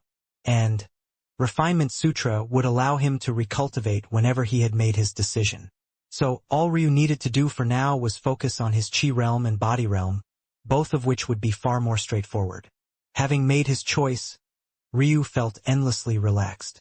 The path ahead would be difficult, but when had he ever feared something like that? What he cared the most about was having a path to take in the first place. Regardless of how difficult it was, he wouldn't even feel the need to frown. The first thing that Ryu did was casually flip through a few rudimentary books on blacksmithing. Unlike with alchemy, he had actually blacksmithed once before, and his talent was just as deep if not even deeper. Using his Tao, he could feel the true essence of a metal and forge it into the state it most wanted to be in. In addition, he had even greater talent in creating blueprints. Ryu felt that this was actually because of these three paths, although it was the most difficult, he actually had the greatest talent in formation mastery. His in-depth understanding of formations made his ability to create blueprints and plans for weapons very high as well. However, Ryu wasn't in a rush to create a blueprint for himself just yet. Though he had less choices to make in blacksmithing, he still had quite a number. For example, what weapon should he forge? Should he make a great sword staff? A bow? An arrow? Or since it was his body, should he forge body armor instead? That seemed to also potentially make sense. Beyond that, what path should he put his body down? Should he just try to make it as sturdy as possible? Or should he lean into the strength of his bone structure and try to maximize the abilities of his ice jade crystal body? And what about his bloodlines? Blood was the core of body realm cultivation to begin with. After all, it was all contingent on vital chi. So, maybe he should just try to create something that embodies his phoenix, dragon, and Qilin bloodlines? Ryu's eyes lit up as he read. What if he didn't try to create a weapon at all? There was a branch of blacksmithing that focused not on weapon forging, but instead on creating new and more powerful alloys. These metals wouldn't appear naturally in nature and could only be created and refined by hand. In fact, in blacksmithing clans, sects and guilds, they would often have secret formulae they wouldn't share with anyone else, and these powerful alloys would be the base of their strength. Ryu blinked in curiosity, feeling his heart stir. He was just casually reading, but he didn't expect to stumble across something so interesting. This path did exist in Sacrum as well, but it seemed to be taken much less seriously there than it was here in the true martial world. Much like with the creation of top-tier weapons, when these alloy blacksmiths created something that pleased the heavens, they would likewise gain heavenly favor. In the greatest of cases, the heavens would take this newly created alloy on as one of its own, and somewhere in existence, it would begin to grow. Ryu was endlessly fascinated. He thought it would take him a while to make a choice, but this was already too perfect for him. The best part was that if he was just creating alloys, he could easily forge it into any weapon he wanted afterward and didn't have to be constrained. This would also greatly help with his body's flexibility in battle. Without being restricted to a kind of weapon or armor, the things he could do would likewise be freer. The true martial world truly comes with a great many mysteries. The question now is, what kind of alloys should I forge? What path is right for me? Chapter 983'll say, Jade Crystal. The four facets of his ice jade crystal body were healing, friend of nature and beasts, absolute balance and symmetry, and finally ungodly cultivation speed. Building an alloy that followed these four facets would be difficult but not impossible. Ryu already had several ideas based on his knowledge from Sacrum, but he was sure that if he read up on more information exclusive to the true martial world, it would be long before he could think of several more ideas. Maybe the only real issue lied in two factors. The first was that Ryu wasn't sure if this was where he would stop. Because of the nature of his bone structure, it was actually strongest when it had things to balance and form into its absolute balance and symmetry. A large part of the reason Ryu's ice jade crystal body could display its full prowess was because it had to balance Ryu's many bloodlines. In fact, this actually led to the second factor that had to be considered. Because of Ryu's ice jade crystal body's propensity to become stronger the more of its abilities it was forced to use, it had actually mutated. Back then, when Ryu formed his fire spirit body, there was actually meant to be a great clash within him. To form the spirit bodies of such volatile elements, from two creatures who were practically life and death enemies, would have been a death sentence for anyone without Ryu's bone structure. Even the ice jade crystal bone structure had been under immense pressure back then, causing it to combust and reform itself into something greater and stronger. As of right now, although it was heavily shackled, all four of its facets had grown explosively in strength, in addition to gaining a potential fifth that revolved around lightning and fire. This second factor that stalled Ryu showed that his ice jade crystal body was excellent at reading and adapting to pressure. Much of its strength came from being in tune with nature, and what force was better at adapting than nature itself? Ryu suddenly froze, his body entering a slight state of enlightenment. It had to be remembered that ice jade crystal body, the name of Ryu's bone structure, was actually lost in translation. Author's note: First mentioned in Volume 2, the term ice never related to cold or even the water element. It was just the best word sacrum had to refer to the particular kind of purity the bone structure represented. Originally, the word ice was meant to refer to a transcended state, one where the bone structure was capable of changing form and becoming purer and more untouchable. The best word to describe this was ice, which formed delicate crystals and was an evolution of phase from the liquid water. The word jade was likewise not meant to strictly refer to jade. While it was in one part meant to embody the polished gem, it was also meant to adhere to what the stone represented as well: gentleness, serenity, harmony, and balance. It didn't need to be said, then, that crystal also had a transcendental meaning. It had countless meanings across just the same number of cultures, but it often went back to perfection, purity, and healing, whether that was physically or spiritually. If Ryu was to create a more accurate translation of what the name of his bone structure should be, it would take him several hundred words at the very least. While the translate ice jade crystal wasn't necessarily satisfactory, it was the best that could be done. Ice, a rise in purity through a change in phase. Jade, a polished and shining beacon of harmony and the core prosperity. Crystal, spiritual and physical healing, a transcendent purity. Ryu's mind danced with many thoughts, but he immediately felt that he was honing in on the wrong things. He had been too focused on the results and the symptoms rather than the actual root cause. Yes, his ice jade crystal body had 4 pillars of talent that made it the ancestral grade bone structure that it was, and these 4 pillars seemed to have given birth to a 5th and also seemed to have potential to bloom more in the future. This made things overly complicated and shielded Ryu's eyes from making a near certain judgment. But from the very beginning he was focused on the wrong thing. What matters isn't the result, but what caused such results to begin with. What he needed to embody wasn't healing, friend of nature, balance and cultivation speed. No, what he needed to embody in this alloy was ice, jade and crystal.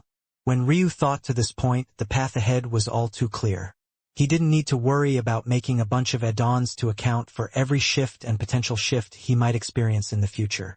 So long as he focused on ice, jade and crystal, he would create the perfect alloy for him, one that would be able to read and adapt to any path he should so choose in the future. After realizing this, Ryu ignored the introductory books on blacksmithing and began to read what he could on language and even sought to find introductory books on bone structures, hoping to find something in depth on his own. If Ryu wanted to do this, he needed a more and more accurate picture of exactly what it was the ice jade crystal body represented. He couldn't leave any stone unturned, because once he set off on this path, there would be no turning back. This was why the Refinement Sutra was both the easiest and more ubiquitous cultivation technique there was, and simultaneously why it was the most used.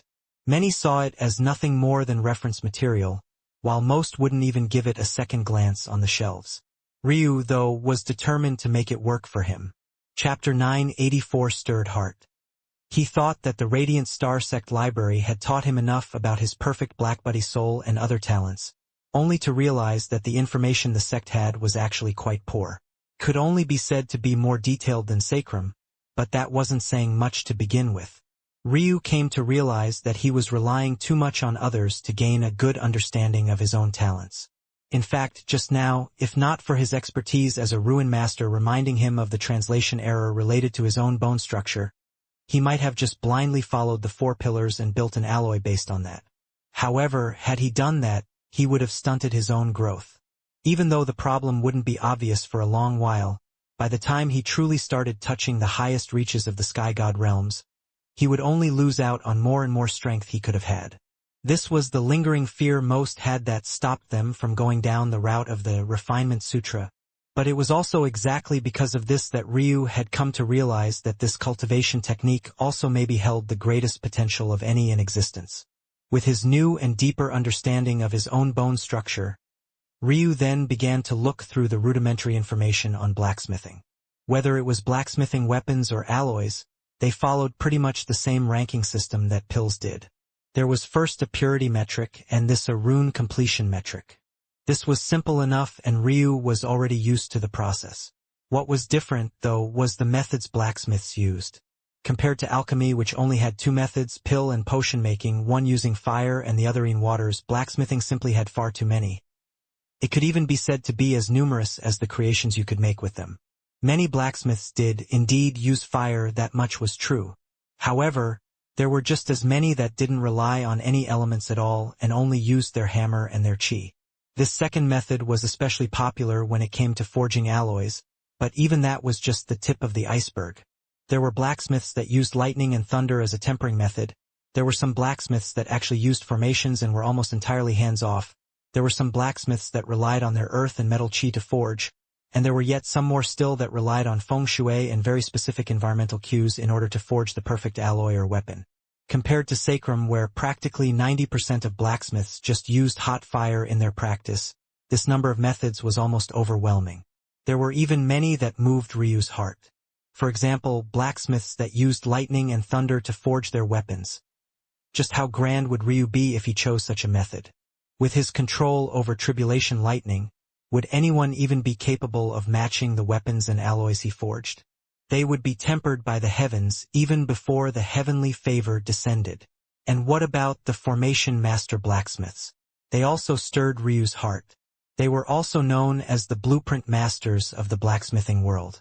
They had the most complex designs, and yet they hardly needed to lift a finger during the forging process. All the work was done ahead of time. They would create and set down their complex blueprints first, and then prepare the metals and alloys they would use. Following this, they would pour the metals into what they called blueprint casts or formation casts. Once the metal was inside, the formation would begin to work, setting the mold and completing the creation. All one would need to do is provide the energy. As though that wasn't enough, there was a third that stirred Ryu's heart as well, the feng shui blacksmiths. These blacksmiths spent their time searching and scouring the world for perfect locations for their creations. Once they found the perfect location, they would set up their formations and their precious materials and then allow nature itself to complete the forging. Ryu might be a bit biased because he had a soft spot for feng shui, something he had studied with quite some depth as a ruin master, but he felt that this form of forging was even more perfect than the previous two. However, even with that being the case, he couldn't quickly decide. All three methods resonated with him. The lightning refinement method would be the easiest to execute, but it would also somewhat clash with the results he wanted. The alloy Ryu needed to create had to resonate with the heavens, but if there was tribulation lightning involved, especially if there was too much, the aura of judgment would be too great and it would overwhelm the results he needed. His bone structure was non-confrontational and in complete harmony with the world, and that included the heavens. It was possible to use the lightning refinement method and have the judgment aura help rather than hinder, but it would take a few extra steps that would make the so-called easiest method far more difficult. The blueprint refinement method was also excellent. It was in the middle of the three in terms of difficulty, and it vibed well with Ryu's talents, but it was much too artificial and it lacked the spiritual nature Ryu needed to make his creations truly one with the world. Then there was the feng shui refinement method. Using nature to forge was absolutely perfect for the results that Ryu needed. There was no better method for becoming in tune with his bone structure and allowing it to flourish. It seemed then that the answer was obvious. He could obviously go with the feng shui refinement method. But, like with all things, there was another problem. While the feng shui refinement method was perfect, it was too difficult to employ, and the odds of finding a region perfect for his bone structure was next to impossible. And even if such a region existed, it might only exist for a few short seconds once every several millennia. And that was just one issue. There was another, larger problem. Because this method relied on the whims of nature, the results were often crude, albeit powerful. As such, it was very rare to reach even 80% purity through this method, let alone the runed level. Ryu sat in silence, not quite sure what to do. Chapter 985 Herbology? This would be something that Ryu would be willing to do as he wasn't afraid of a difficult task. But the question was whether or not it would be worth it, and he wasn't 100% certain of that. As much as feng shui spoke to him, it really was too difficult to find naturally occurring regions of such quality, and even rarer if you needed a very specific kind.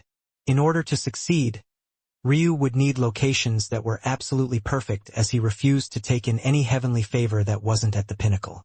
However, the shackles of the feng shui method were far too heavy. Even if he fused it with other methods, such problems wouldn't just vanish. He would have to make sure that he could use a separate method to make up for it. Suddenly, Ryu froze once again. Maybe? Finding feng shui locations wasn't the only method of taking advantage of feng shui. For example, even the arrangement of furniture or plants within one's house could create a balance that could be taken advantage of. Feng shui was just ultimately the oldest form of formation mastery. There was one that relied on the simple to form the complex. In fact, the 8-trigram diagram within Ryu's eyes was very much connected to feng shui as well. It had to be remembered that the 8-trigram diagram was among the simplest and easiest formations to deploy. It was only as one progressed as a formation master that you could make it increasingly complex and profound. This process was very much rooted in feng shui. According to the history of sacrum, feng shui came first, then the 8-trigram diagram, and from the 8-trigram diagram countless other formations were birthed into the world taking inspiration from it. Did that mean that Ryu could just use his 8-trigram diagram in place of his feng shui? The answer to that was no. Ultimately, there was a reason why the 8-trigram diagram was so simple. It was a foundational method, but it wasn't appropriate to be used in every case. In fact, the reason it was so perfect to use to fuse his daos and inheritances was because Ryu could be confident that it would remain bland enough to allow his own talents to shine through. Like this, the 8-trigram diagram wouldn't allow his thoughts to deviate, and thus cripple his Tao. However, when it came to Ryu's bone structure, it needed something more rigid and real in structure, something that wouldn't be so flexible. This sounded counterintuitive since Ryu had just learned that one of his bone structure's best abilities was its adaptability. But there was a fine line between being adaptable and being too easily influenced. Ryu's Tao and inheritances were what gave the 8-trigram diagram a rigid structure to follow. However, if Ryu used the 8-trigram diagram for his bone structure as well, it would be a clash of two easily manipulated spheres of influence. Rather than helping, this would actually make Ryu's bone structure too flexible in what it accommodated, making it possible to deviate down any path rather than taking direction from him and him alone. The only way to fix this would be if he reforged the 8-trigram diagram again with new representations of wind, water, mountain, earth, thunder, fire, life and heaven. Maybe if he forged a new alloy matching with such, then it could work. But if he was forging an alloy before even using the 8-trigram diagram, then wouldn't it defeat the purpose of needing the diagram in the first place? It was a huge circular mess. That was, unless Ryu created his own feng shui environment, not with the 8-trigram diagram which was ultimately a false representation of feng shui, but instead with herbology. After embarking on the path of alchemy, Ryu's past as an origin-grade herbologist was ever present, but still mostly forgotten. His skills helped his Tao to analyze and comprehend spiritual herbs he had never even seen before with far more speed than it alone would have allowed, but beyond that, it wasn't very useful to him. Of course, only Ryu would casually say such a thing. Although an origin-grade herbologist of sacrum was only really about at the level of a heaven-grade herbologist at best on the true martial world, Ryu wasn't a normal origin-grade herbologist. In fact, he had long since left his peers behind. If it wasn't because of the lack of information on sacrum, he would have leapt far beyond such a level long ago. Being a herbologist wasn't just about identifying herbs. One of the main responsibilities was the growth and nurturing of spiritual herbs. In his first life, Ryu had already lost count of the number of extinct spiritual herbs he had resurrected, but that was even the important part. During his herbology trial back on Sacrum, the very one he took before meeting Ailsa, one of the final test questions was extremely difficult for most others. He was given an environment and his task was to allow a spiritual herb that would usually never appear in such a place to grow in it. In the end, Ryu's answer was so perfect that even the overseer at the time was shocked into silence. What he had done back then wasn't herbology. It was much closer to terraforming. Using his skills as an herbologist, Ryu's ability to manipulate and twist the environment into following his whims was on a level maybe even many herbologists of the true martial world couldn't even fathom. Ryu's thoughts were simple.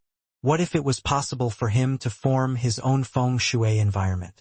If a perfect environment didn't exist, Ryu Tatsuya would make one. Chapter 986 Integration. He rose to his feet, placing the books down and walking to a corner of the small hut.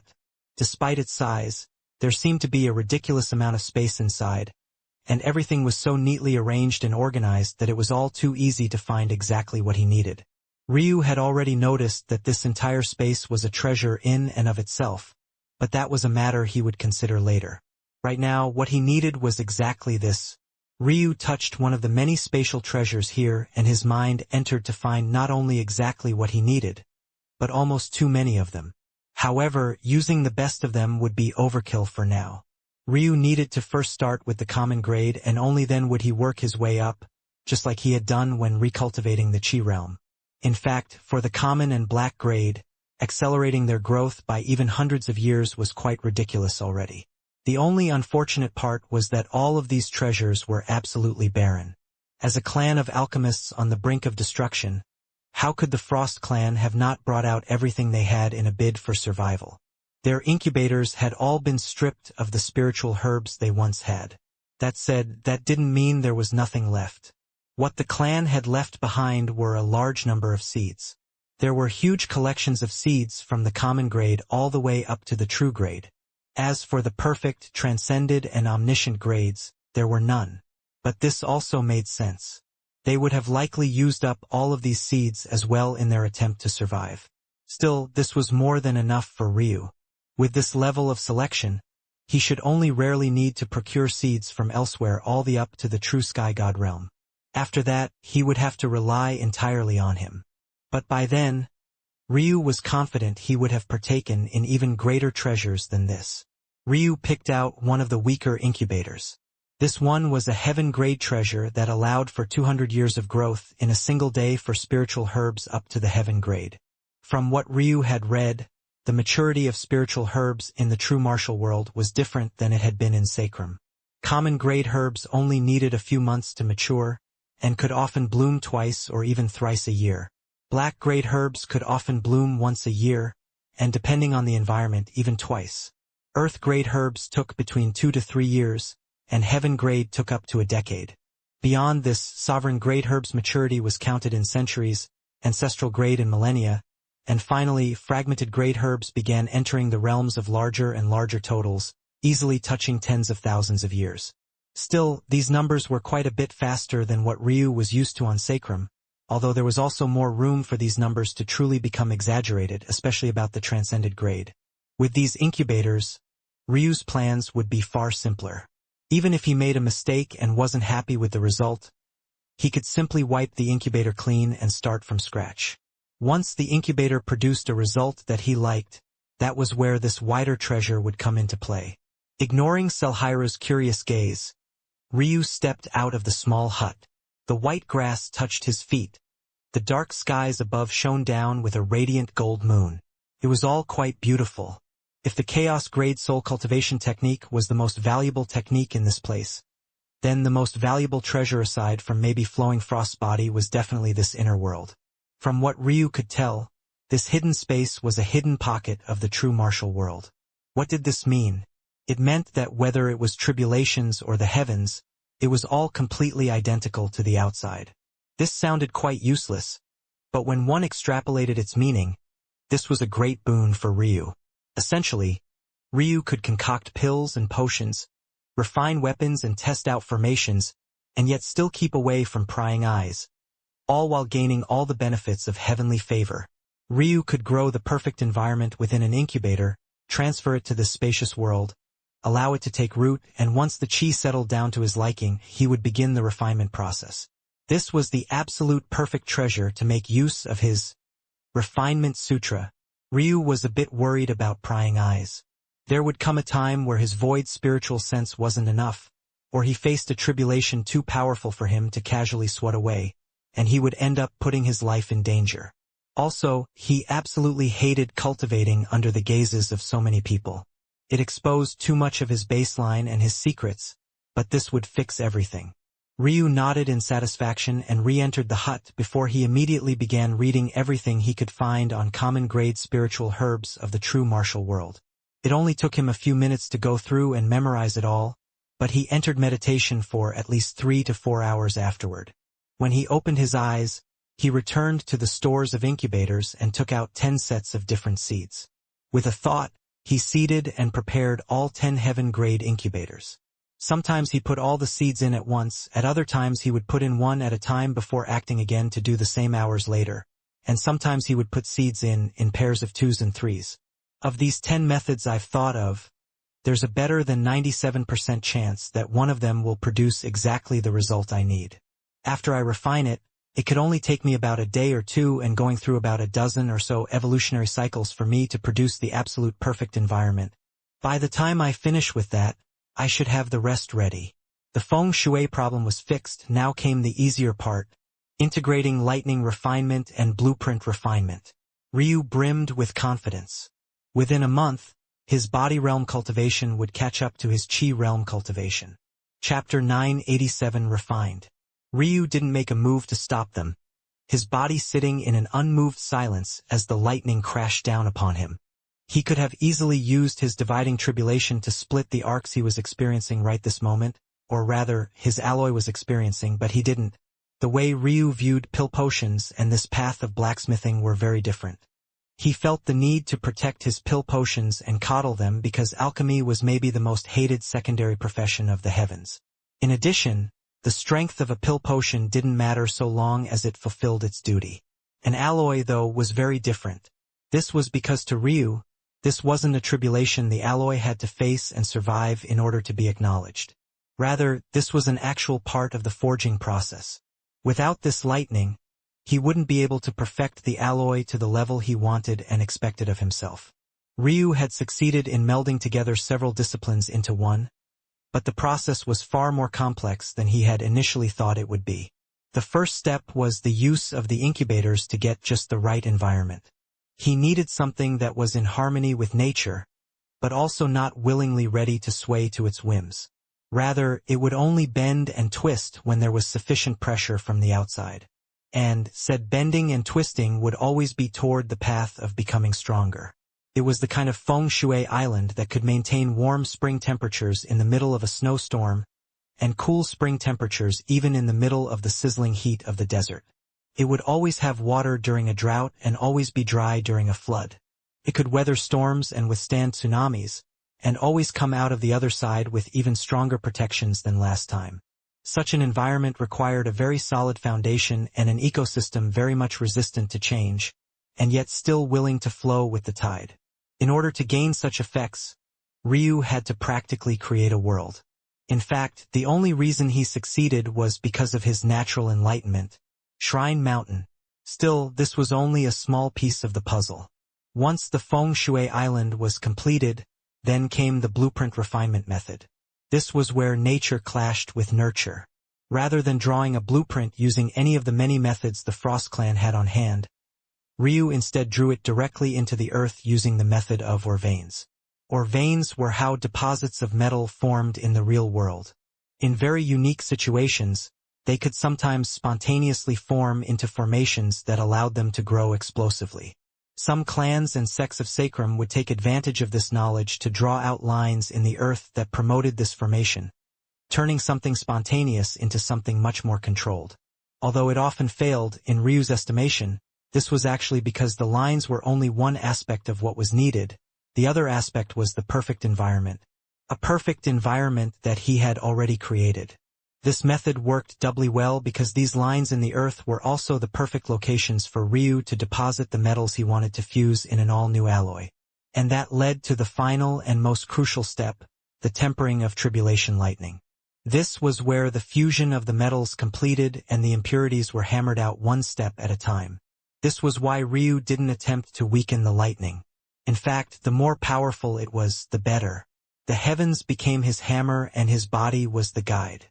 The lightning would strike down upon his head and he would allow it to multiply, gather, and then he would strike down himself with all the accumulated momentum. His eyes flashed open and he struck down with a mighty punch once again. Then he closed his eyes, allowed the lightning to accumulate, and then struck once more. Selhira, who had already been watching this scene for nearly a month already, could only sigh. By now, although Ryu hadn't made it obvious, she was quite certain that he must have some sort of special lightning body, or even the legendary lightning spirit body even. There was simply no way anyone else could take such punishment without pause if this wasn't the case. But what was maybe even more surprising was that his skill in blacksmithing somehow felt to be even beyond his skill in alchemy. Somewhere deep inside, although Selhira knew that Ryu wasn't the type to lie, she still found it hard to believe that he had only been practicing alchemy for a few weeks. However, seeing him improve step by step right before her eyes left no doubt whatsoever. By this point, she had concluded that it had to be his Tao. There was simply no way one person could be so talented in so many fields.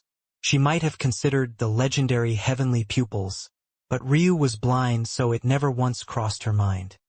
Ryu rose from his position, looking down at the completed alloy.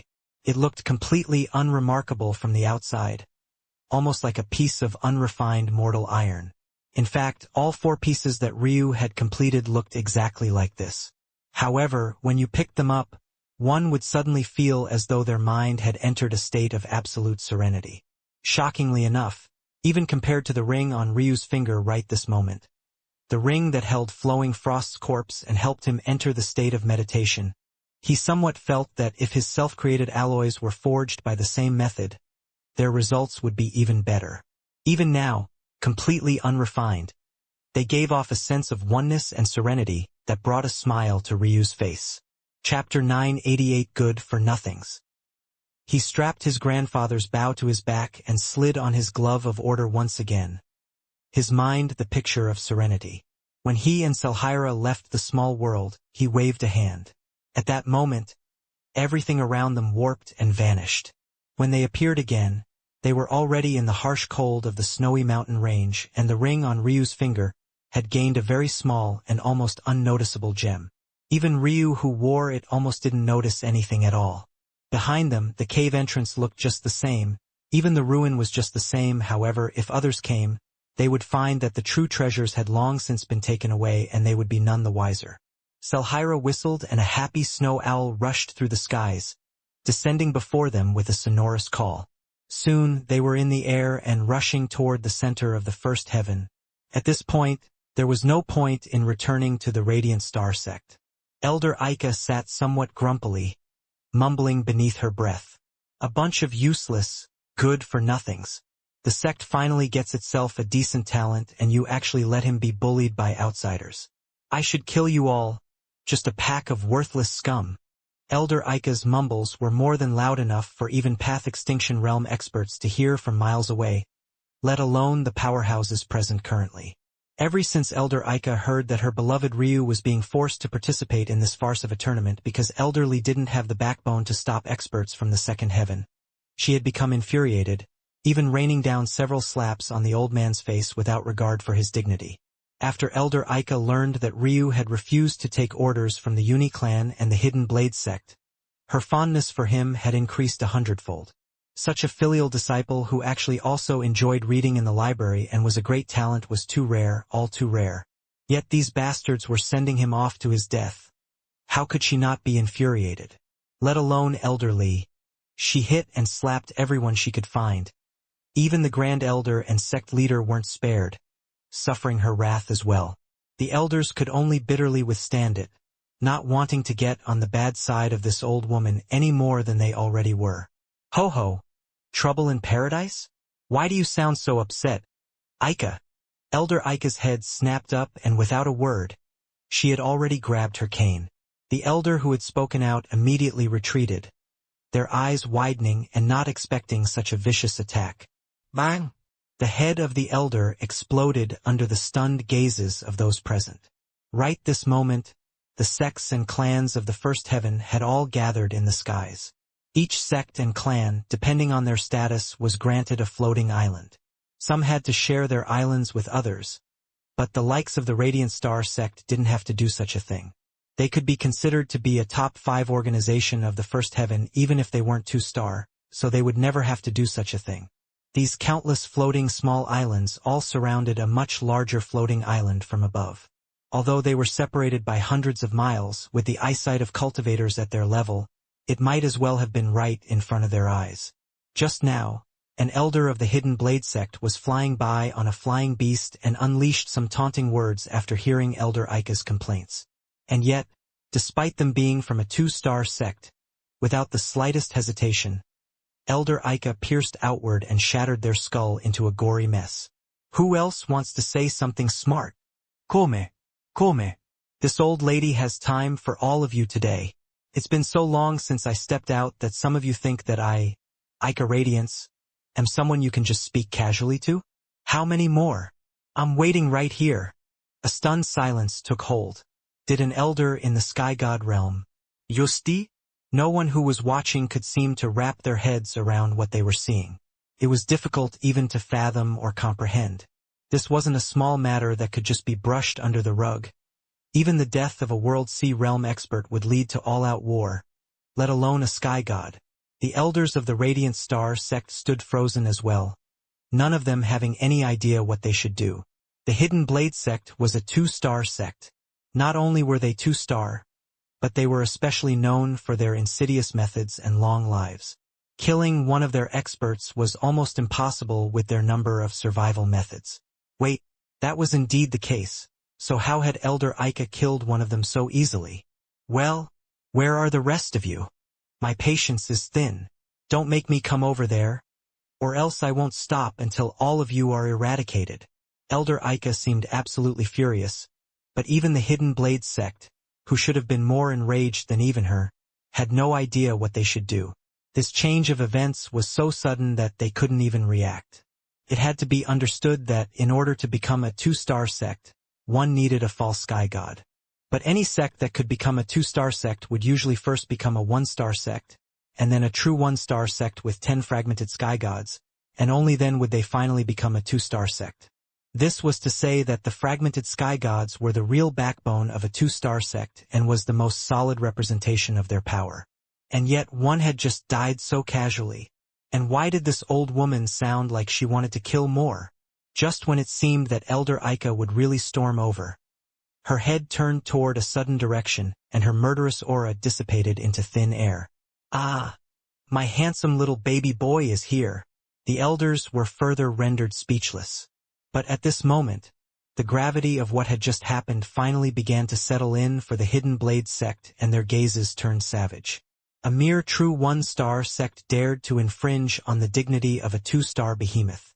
Chapter 989. Quick, tell this old lady. The Hidden Blade sect was still stewing in their own rage. Some of them even thought of shooting the bird out of the skies, something that would have been extraordinarily easy for any one of them. But when they thought about how easily a fragmented Sky God had just died, and the fact Elder Ika seemed to be beaming toward this bird, none of them seemed to want to take the risk, at least not until they regained their numbers advantage. Oh, little heir, you're here too. This is wonderful. Elder Ika couldn't be bothered to pronounce Selhira's full name and had long since settled upon this nickname instead. She immediately seemed doubly excited when it was both Ryu and Selhira who appeared at once, almost as though she was greeting her own grandchildren. I should have known it was you from this beautiful creature. Come. Let me take a good look at you too. Selhira smiled gently and gracefully stepped down from her beast's back, allowing the old woman to cup and squeeze her face. Many turned sharp gazes over, trying to see if they could catch a glimpse of what was beneath Selhira's veil, but maybe by coincidence or maybe due to the machination of the old woman, none of them could even see a thing. Ryu sighed inwardly as he stepped down. He really didn't know what to do about this old woman, but she was more powerful than him by a large margin, even after his recultivation, so toward her he could only acquiesce. The old Elder Ika, far more than a head shorter than both Ryu and Selhira, lay claim to one of their arms each, squeezing in between the two of them with a bright smile on her face. It was as though she was on the top of the world. This is too perfect, Elder Ika laughed. If little Ryu and little heir become Tao companions, wouldn't our Radiant Star sect flourish for countless cycles? Come, don't be shy. How long have you two been together? No, how far have you two gone? No need to lie to this old lady. I'm just a little bit curious. I've done my time. I have a lot of tips and tricks for such a young and budding romance. Elder Ika pulled on Ryu's arm and whispered her next words into his ears. Don't let the gentle smile and demeanor fool you, little Ryu. All women have a wild side. If you want to be a real man, you have to bring it out. If you're honest with this old lady, I'll teach you a few skills. Ryu was speechless, not even knowing what to say. This elder Aika was a bit too wild, no? Despite the fact she had whispered into Ryu's ears, how could Selhira not hear everything with her cultivation? Any normal woman upon hearing such words would probably flush down to the torso, but Selhira only smiled and laughed gently. Don't be like this, Granny Aika. We have to be respectful of Ryu and his wives. Making such jokes is a bit inappropriate. If anyone else had such words, they would have probably sounded quite crass and reprimanding. But when Selhira spoke them, it seemed to diffuse any sort of tension there might have been. Wives? My little Ryu is already married. In truth, at Ryu's age, this was very rare. Most people in the true martial world wouldn't get married until they had reached the end of their potential, or had stepped into the sky god realm. When one was extraordinarily talented, it was better if you married and had children quickly upon becoming a sky god, because the further along the sky god path you followed, the harder it would be to pass down your lineage. As such, marriage and forming families was more common practice among the young in the higher heavens. But in the first heavens, having wives was very rare before crossing your 100th birthday. In most situations where there was a link between two exceptionally young parties, it was, at most, a marriage alliance that wouldn't be followed through upon until both reached a certain stage in their cultivation. AI. Disappointing. Too disappointing. Elder Aika sighed. She had spoken in a joking tone, but truthfully, she wasn't joking at all. She really did have a fondness for Ryu, and she had long since come to take a liking to Selhira. In fact, she seemed to know more about Selhira than most others did as well. However, as crass as she usually was, she was still a woman at the end of the day. As a woman, Elder Aika wouldn't try to casually push Selhira toward a fate of sharing a husband even if it would greatly benefit the Radiant Star sect. Weren't these two already part of the sect anyway? It would only be a small loss if they didn't get together. At the same time, though, she didn't blame Ryu either. A man having multiple wives was just the way of the martial world. Let alone the likes of talented youths like Ryu, even mediocre men might have multiple wives. The only time such a thing wouldn't happen is if two talents of perfect equivalent standing met young and chose to stay together. But such a thing was rare, too rare.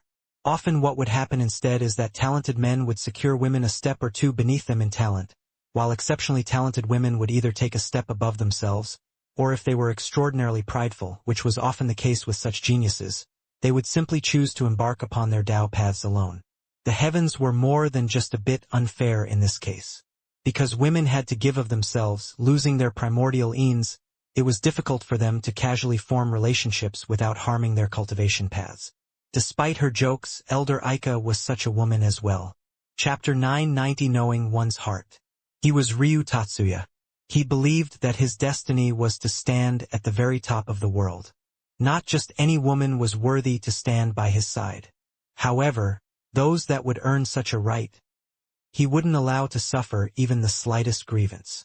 Originally, his plan was to remain with one woman for the length of his life. Even when he met Ailsa, that held true and he didn't waver, at least not initially. The heavens of Sacrum, though, had a different plan for him. Ailsa had done too much for him, given too much to him, for him to simply ignore her. Like this, his first love might have been Elena, but his second true love was Ailsa. The situation with Eska and Icemine was especially complicated, but he had already come to accept it. As far as he saw it, the two of them, although he only viewed them as concubines and not his official wives, were still considered to be his women. Regardless of their feelings, when he chose to settle down at the world's peak, he expected them to be by his side as well. If not for this, he would never prepare such a valuable gift for Eska. He would have instead found another method to use it and still keep his promise to Flowing Frost. And of course, there was Yana. It was impossible for him to ignore the meaning she held to him, and she was, without a doubt, his third wife. That was how he saw it, and no one would ever change it. The current Ryu was neither opposed nor for accepting more wives. He felt no need to actively search for such a thing, but he also didn't feel the same pressure he once did to reject it either. His heart was calm and without ripple in this regard. A new wife truly would be very useful to him, especially as his bloodlines quickly increased in strength. It also didn't need to be said how useful Selhira's primordial Een would be to him, although he wasn't quite sure if things worked the same in the true martial world or not. But what he did know was that he hadn't reached the point of needing to have Selhira as his woman no matter what, and he also didn't plan on pursuing her either. At best, he had a favorable impression of the woman and had taken a liking to her. This liking, however, was even less potent than the pull he had felt toward Serial. After all, while Selhira was an extremely gentle woman, the kind that most men would pine after and dream of, to Ryu, Serial, or rather the Serial he had thought he had come to know, was far more to his liking. That said, his crush on Serial had vanished with the wind the moment he saw that hidden side of her. Right now, he only felt gratitude for the information she had left behind for him, but nothing else. Likewise, if he came to find out something about Selhira that changed his mind about her, it would be even easier for him to forget what liking he had for her as well. Ryu was just this sort of person. His personality wasn't to the liking of many, but quite frankly, he simply couldn't be bothered to care. All that mattered was that he knew his own heart. Of course, what Elder Ika didn't know was that there was a clan of women out there who did as they pleased with their bodies, and it also happened to be a clan that stood at the very pinnacle of the true martial world. Maybe if she had been born into the martial gods, her outlook on life would be much different than what it was currently. It took Ryu no more than a brief instant of time to organize such thoughts in his mind, and he seemed to become calmer. His heart shone like a refined jade, and he exhaled a breath. The air around him shifted, and his gaze became tranquil. There was a slight shift in his body and his soul, and a rush of powerful, but illusory energies twisted around them. When a Tao broke through, it didn't need to gather up energy, at least not until it formed a godhood. For such a breakthrough, the only way to tell was by the way the energies resonating around them. But there was such a large tempest of it, that several gazes would help but land on the trio linked together. Of the three of them, both Selhira and Elder Ika closed their eyes. The sudden resonance brought about by the breakthrough in Tao was greatly beneficial for those around the person in question, and especially for those so close to him. However, because Ryu was the most relaxed, it made it difficult to tell that he was the one undergoing the breakthrough at all. The expressions of the individuals changed. Such a powerful Tao resonance? How was it even possible? Their gazes bounced back and forth between the trio. They immediately eliminated Elder Ika because she should have formed her godhood already. This meant that her Daos wouldn't just resonate with worldly energies, it would also directly absorb them. This just left Selhira and Ryu, but it was just too difficult to tell which of them it was. The energies seemed to slightly favor Ryu more, making it seem like it was him. But such a powerful Tao, how could it be in the hands of an immortal ring realm pup? This level of momentum felt like one of the final breakthroughs before forming a godhood. It just made more sense if it was Selhira. But the expressions of the Hidden Blade sect warped. They had felt ignored and disdained. Now that Elder Ika had closed her eyes and focused on the resonance of this energy, wasn't it the best time to attack? A raging mechanical palm tens of meters across descended toward the trio. Chapter 991 Breakthrough. Due to this, he was the first to realize what was happening because his void spiritual sense was blanketing the area. With its prowess, sky gods of this level couldn't hide their intentions toward him, but it was already much too late for him to do anything. The Frost clan unfortunately hadn't left behind any world-shattering treasures or protective treasures. Well, at least none that were useful on a sky god level. The best of them could just barely block a few blows from a World Sea Realm expert of the Sixth Heaven's caliber. However, a World Sea Realm expert that strong was most definitely comparable to a fragmented sky god of the First Heaven. So if it came to it, Ryu was confident in blocking one such blow. Still, it was obvious why his gaze had turned cold. Firstly, with his personality, anyone who would deign to take his life would immediately be marked with his hatred. Many others wouldn't even dare to show rage toward such a powerful expert due to ingrained respect and deep-seated apprehension. But Ryu never held any reverence for such figures to begin with. And secondly, he didn't want to have to reveal such a treasure if he didn't have to. Such a thing shouldn't appear on the First Heaven at all. In this place, even sky gods were cobbling together heaven-grade weapons for their own personal use, Only the lucky ones with some connections to higher heavens would be able to get their hands on an ancestral grade or fragmented grade weapon more appropriate for their level. In the end, though, bang! Elder Ika's eyes suddenly opened and she pierced out with her cane once again. The enormous metallic hand was split in two, and yet the sky god on the other side was nailed with 9 holes, one through the forehead, the second through the nose, the third through the neck, the fourth through the collarbone, the fifth through the heart, the sixth through the torso, and as though to add insult to death, the final 3 were stacked up vertically right through his crotch area. For a moment there was complete and utter silence. But in the next instant, the fragmented sky god imploded into a rain of blood and gore as well. Under the astonished gazes of those watching, a wilder, even more furious gust of chi manifested. This one didn't just cover a few dozen kilometers, but rather pulled in chi from the whole of the first heaven, covering every inch of land and shaking the skies. All at once, the energy turned into a rainbow vortex that manifested above Elder Ika's head, rushing through her body in an endless tide. If Ryu's breakthrough had given many some small insights, Elder Ika's was akin to handing many the key to the world. And yet, unlike Ryu, Elder Ika seemed to have an excellent level of control over her own, to the point where the only people she even allowed to get a sense for anything were those already on the Radiant Star Sect's island. She was breaking through? The members of the Hidden Blade sect stood in shock, firstly because they had lost yet another fragmented sky god, 2 in just a single day, and secondly because the breakthrough of a sky god was so impossibly rare that it had been countless years since the last time such a thing had occurred. Even breakthroughs from the World Sea Realm to sky god were almost impossible to stumble across in the first heaven, let alone a breakthrough by an expert already in the sky god realm. Had they been wrong? Could it be that that level of insight previously wasn't Ryu or Selhira at all, but rather Elder Ika from the very beginning? The Hidden Blade sect elders watched on, their gazes becoming like blazing torches. However, Elder Ika was still staring at them. Much like Ryu before, her final hurdle of insight had already been completed. She didn't need as much focus as had been necessary before. Ryu felt a swelling feeling in his heart right this moment.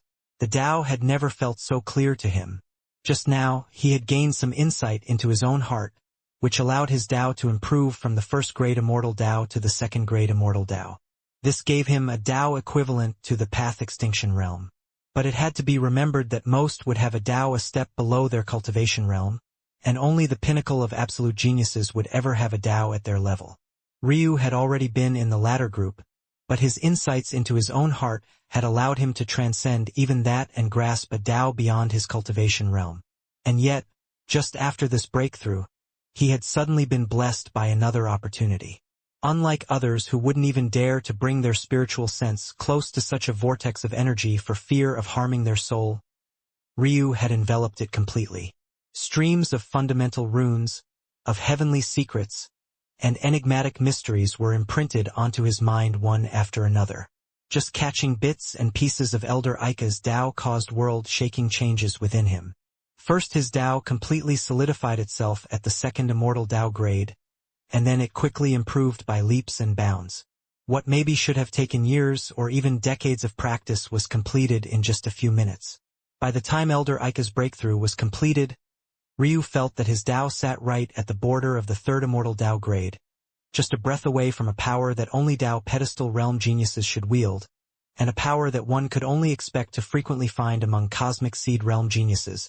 But the difference here was, Ryu's Tao was no normal common, true, or even lineal Tao. It was a hegemonic Tao. Chapter 992 Magic Circle. Just then, the metal palm split in two, but the fragmented sky god was riddled with 9 holes. It didn't seem to make sense. If there were 9 attacks, then why wouldn't the metal palm also gain 9 holes? It seemed that there was a simple answer. After all, even Chi refinement realm experts could control their streams of energy perfectly. Maybe she just split a blade attack into 9. But what would be the purpose of that? Especially when the 9 holes essentially split the man down in half as well. After all, every single one of the lines had gone down a straight vertical line. It was then that it hit Ryu. Now that he thought about it, Elder Ika hadn't swept her cane out either. She had pierced it forward. That meant that somehow a straight line pierce had become a vertical slice that then became 9 individual holes. The profundity was on a level that Ryu found difficult even to wrap his head around. This wasn't a simple application of chi. It was a use of chi that sat within realms Ryu couldn't even fathom. He couldn't help but think of an experiment.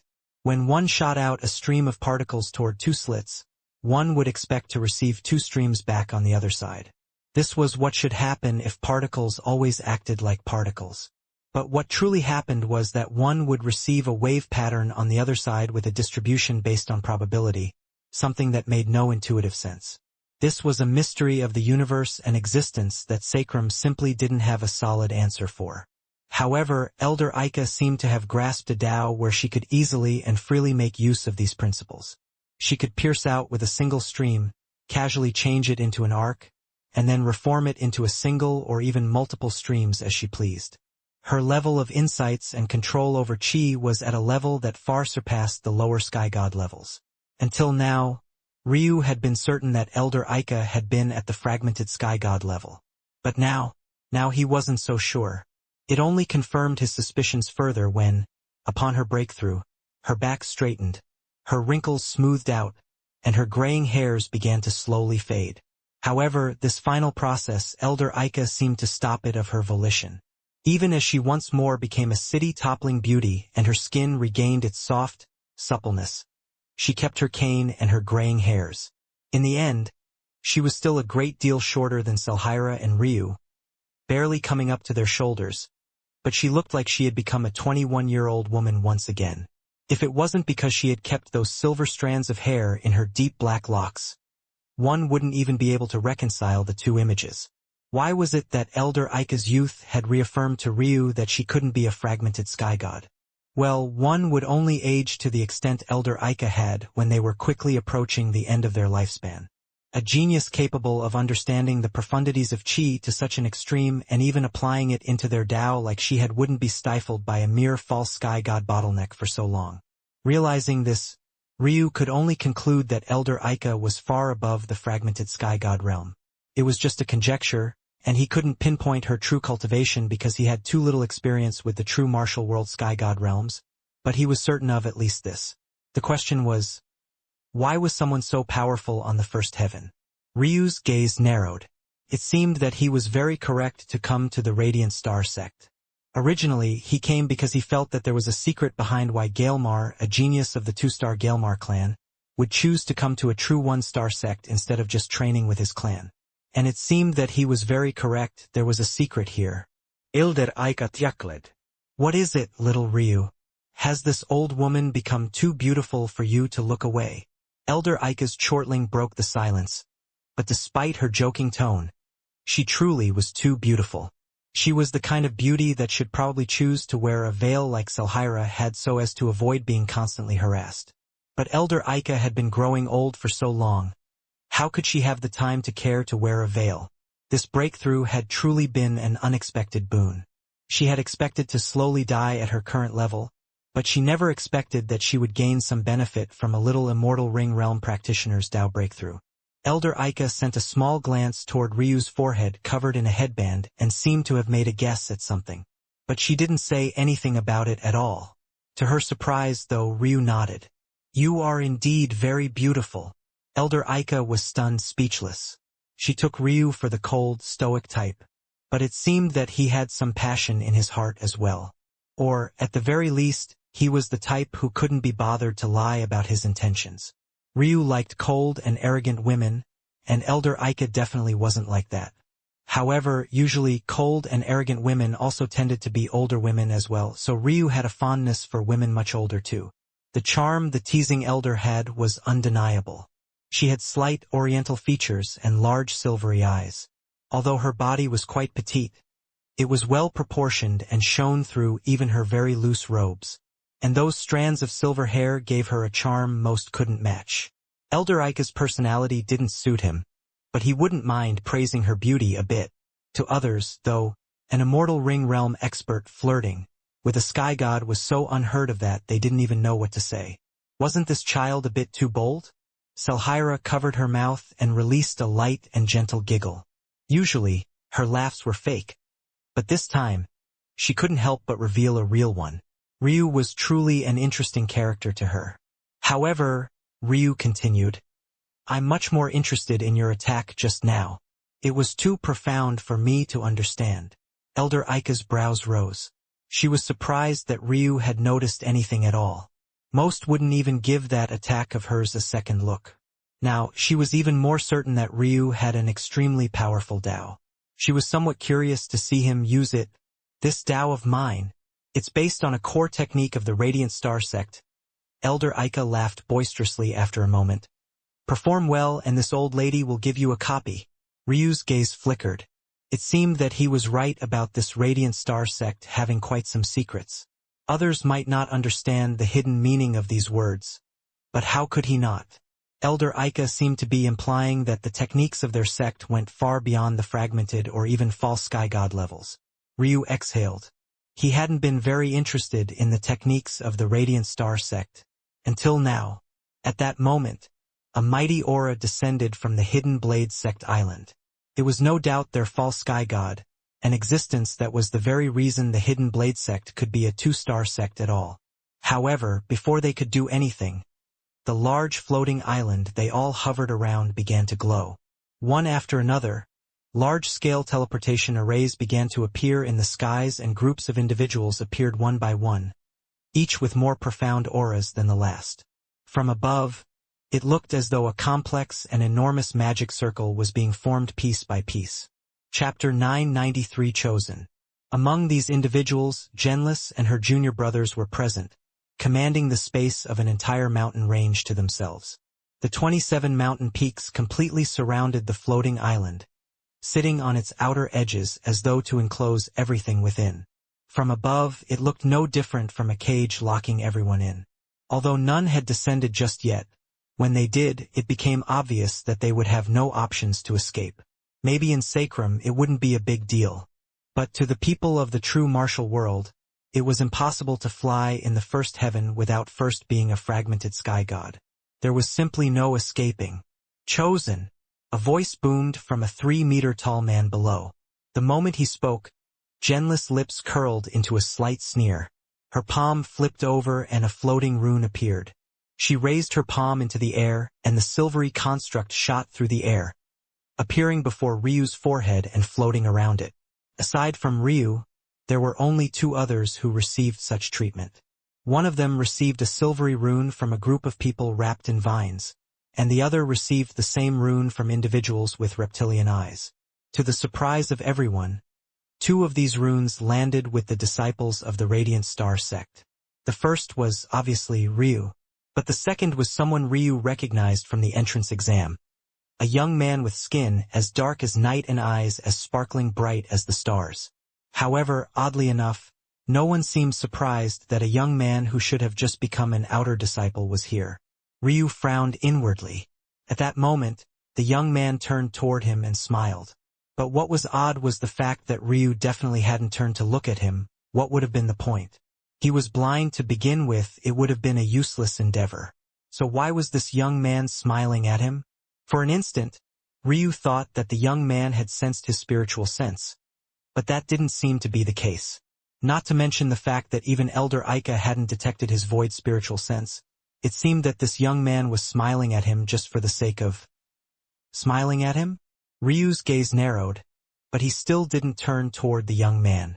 This situation was far too weird. Even Elder Aika didn't seem to react to him at all. Selhira also seemed to be quite sensitive, but she too didn't seem to see an issue with this situation. Ryu inwardly shook his head. He didn't particularly care about this matter. Since he could stand here, who was to say that others could not? It was as though everyone was freaking out about his placement either.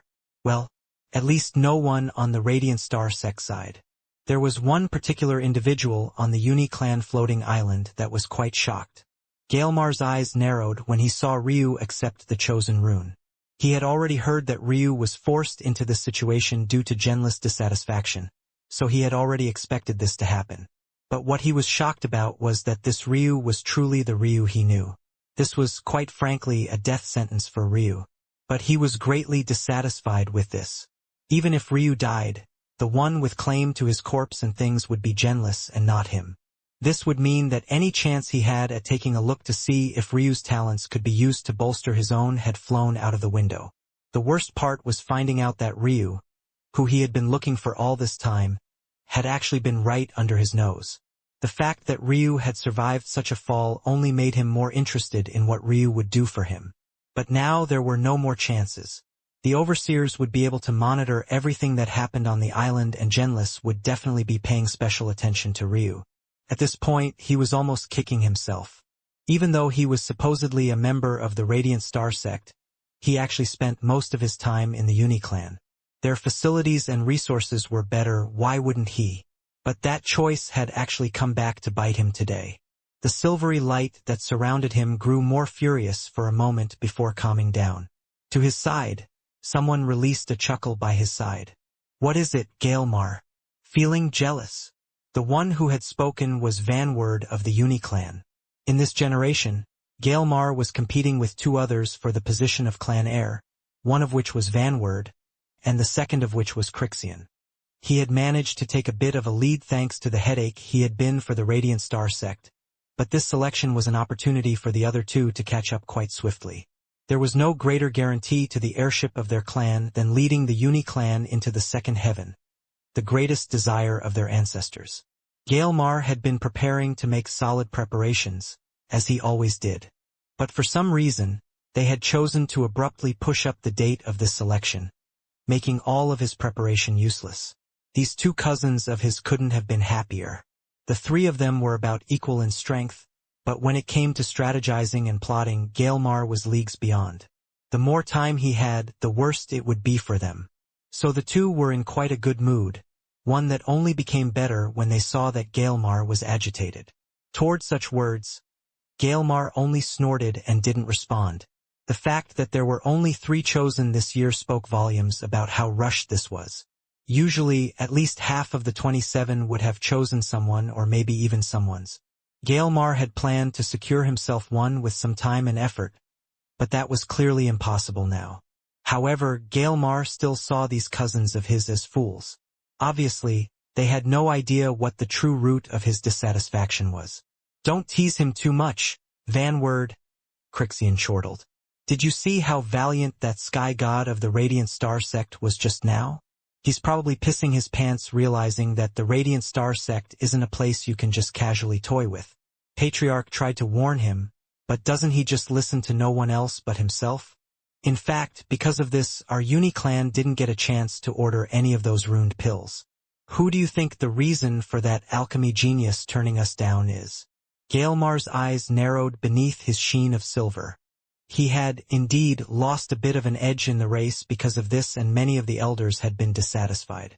Luckily, Ryu had disappeared shortly after making such great promises, so the situation was salvaged by him. But the clan was still dissatisfied that they couldn't get their hands on even one. Even when they tried to trade with smaller clans and sects that had managed to get their own, they had all flatly refused, firstly because the pills were far too rare, and second because none wanted to chance offending Ryu. "It's worse than that, bro Crixian. I found out something interesting the other day. Apparently this Ryu Tatsuya is an otherworlder and came to the true martial world on the same astral ship as Big Bro Gaelmar. However, there's no registry of his leaving the astral ship. I wonder what happened." Gaelmar's gaze turned cold. He might be better at planning than his cousins, but if they had no strengths, they wouldn't even be considered for the position of heir. Both of them were quite intelligent in their own right. Ho, an interesting tidbit indeed. I wonder if this big bro of ours spent too much time putting on airs and hiding his face behind that twinkling light that he actually scared such a genius away. Say it ain't so. What kind of scandal would that cause among the clan elders if they were to find out? While the 3 representatives of the Uniclan were having a sharp battle of words, the third and final individual to land a chosen rune was staring daggers at the Radiant Star sect.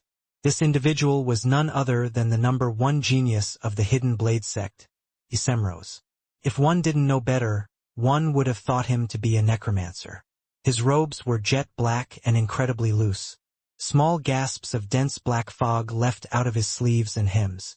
At the same time, what looked like a tail of intertwined black vines sways from side to side on the ground behind him. His gaze seemed dull and palsid, but within, a hidden sharpness seemed to split it apart. A bumpy, deep purple tongue licked as his dry, pale lips. He seemed eager for the event to begin. Chapter 994 Too Small. When he reappeared, he was in the midst of a dense forest. Trees 5 to 10 times as thick as the width of his waist were all around him. The grass beneath his feet was wild and untamed, sometimes being quite low, and at other times as tall as Ryu's knees. There didn't seem to be any sort of law or order to the forest at all, like it had very much been untouched by the machinations of humans and other intelligent creatures. Left to grow on its own, there was a sufficient wild smell in the air. This place was very much not used to the appearance of humans, and everything about this forest screamed danger lurking around the corner. The moment they caught a single whiff of Ryu, maybe everything in the surrounding 100 kilometers would suddenly be out to kill him. Such a place already had its own delicate balance struck after countless years of evolution and infighting. The territories and resources had long since been carved out. Just the appearance of one Ryu would be enough to wildly change this balance, let alone the fact that there were dozens of other participants. Ryu's void spiritual sense spread outward, immediately finding several threats in the near vicinity. The closest was only about 200 meters away, but the thick foliage made it so that there wasn't a clear line of sight to him. And, just within a kilometer radius, a distance that was absolutely nothing to cultivators of his and likely their level, there were almost a dozen such threats, each seemingly more dangerous than the last. For now, Ryu hadn't been noticed, but, as though on cue, the chosen rune above Ryu's forehead flashed. A ripple of chi spread outward and a pillar of light shot into the skies, persisting for half a second before vanishing.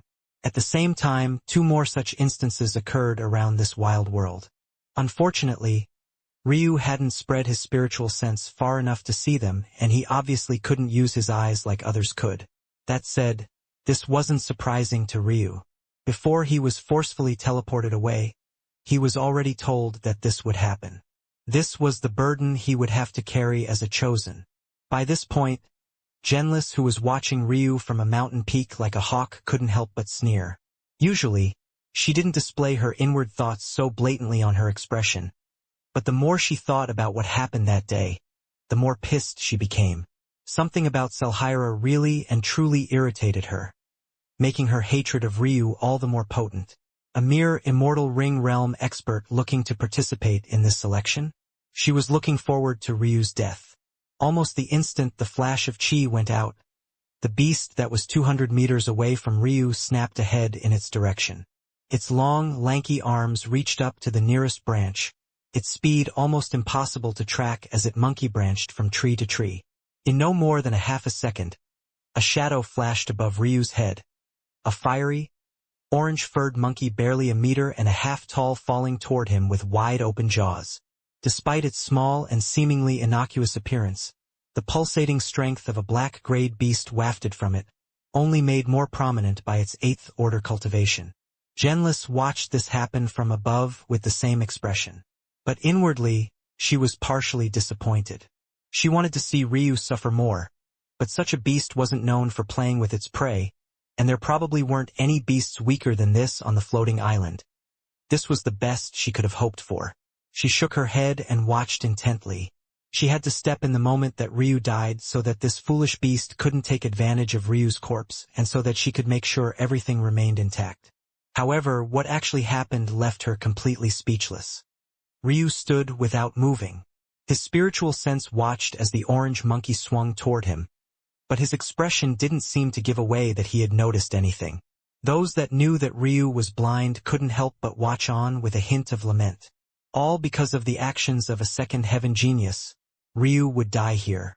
It was right when the jaws of the orange monkey opened, ready to take a bite out of Ryu's skull, that his hand suddenly clawed forward. Those watching suddenly felt as though they were watching the massive looming figure of a dragon swipe down with a deadly momentum. Just watching Ryu alone, it felt like they could even hear the faint echo of a roar in their ears. Ryu's claw was so large that the moment it grasped the face of the orange monkey, it forced its jaw shut. Bang!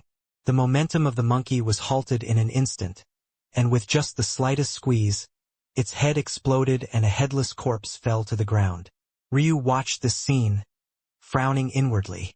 Just a simple action had practically manifested his dragon soul. This could be troublesome. By now, after recultivating in both Chi realm and body realm, the former to the pinnacle of the spiritual severing realm and the latter to the pinnacle of the pulse tempering realm, his bloodlines had left the earth grade and entered the heaven grade. In fact, right now they sat at the middle heaven grade. What Ryu didn't expect was that with this change, the aura of his bloodlines also became more difficult to hide. The good news was that he had void spiritual sense to mask much of it, but if dragon roars were going to manifest every time he attacked semi-similarly to a dragon, it could prove troublesome. Just now, he had subconsciously used Dragon Claw. Dragon Claw was a talent of the dragons and one of their strongest methods of attack. The good news was that Ryu didn't employ its true nature and at most used about 5% of it, but that much was already enough to explosively increase the strength of his hands and even cause a small phenomena. It seemed that he would have to be more careful or else, even with void spiritual sense, he would end up exposing himself. I'll stick with archery for now. Close combat is dicey because my instincts will kick in. Archery is inherently a more controlled and deliberate discipline. So even if it's highly compatible with my Lightning Qilin bloodline, it'll still be easier to hide. While Ryu was thinking about these matters, his grandfather's bow had already appeared in his left palm and he had already drawn. A violent and wild lightning pulsed to light as his glove of order glowed, but it very quickly tightened up into a sleek blue steel arrow that pulsed with life and vitality. This was none other than one of the few bloodline talents Ryu could use freely and get away with, lightning god and lightning manipulation abilities. With this, even the most violent of lightning called forth by his glove of order and the thunder character in his eyes were as obedient as kittens. By the time he had drawn, several more beasts had appeared, but with a single relaxation of his forearm, they were spliced through by a lightning arrow.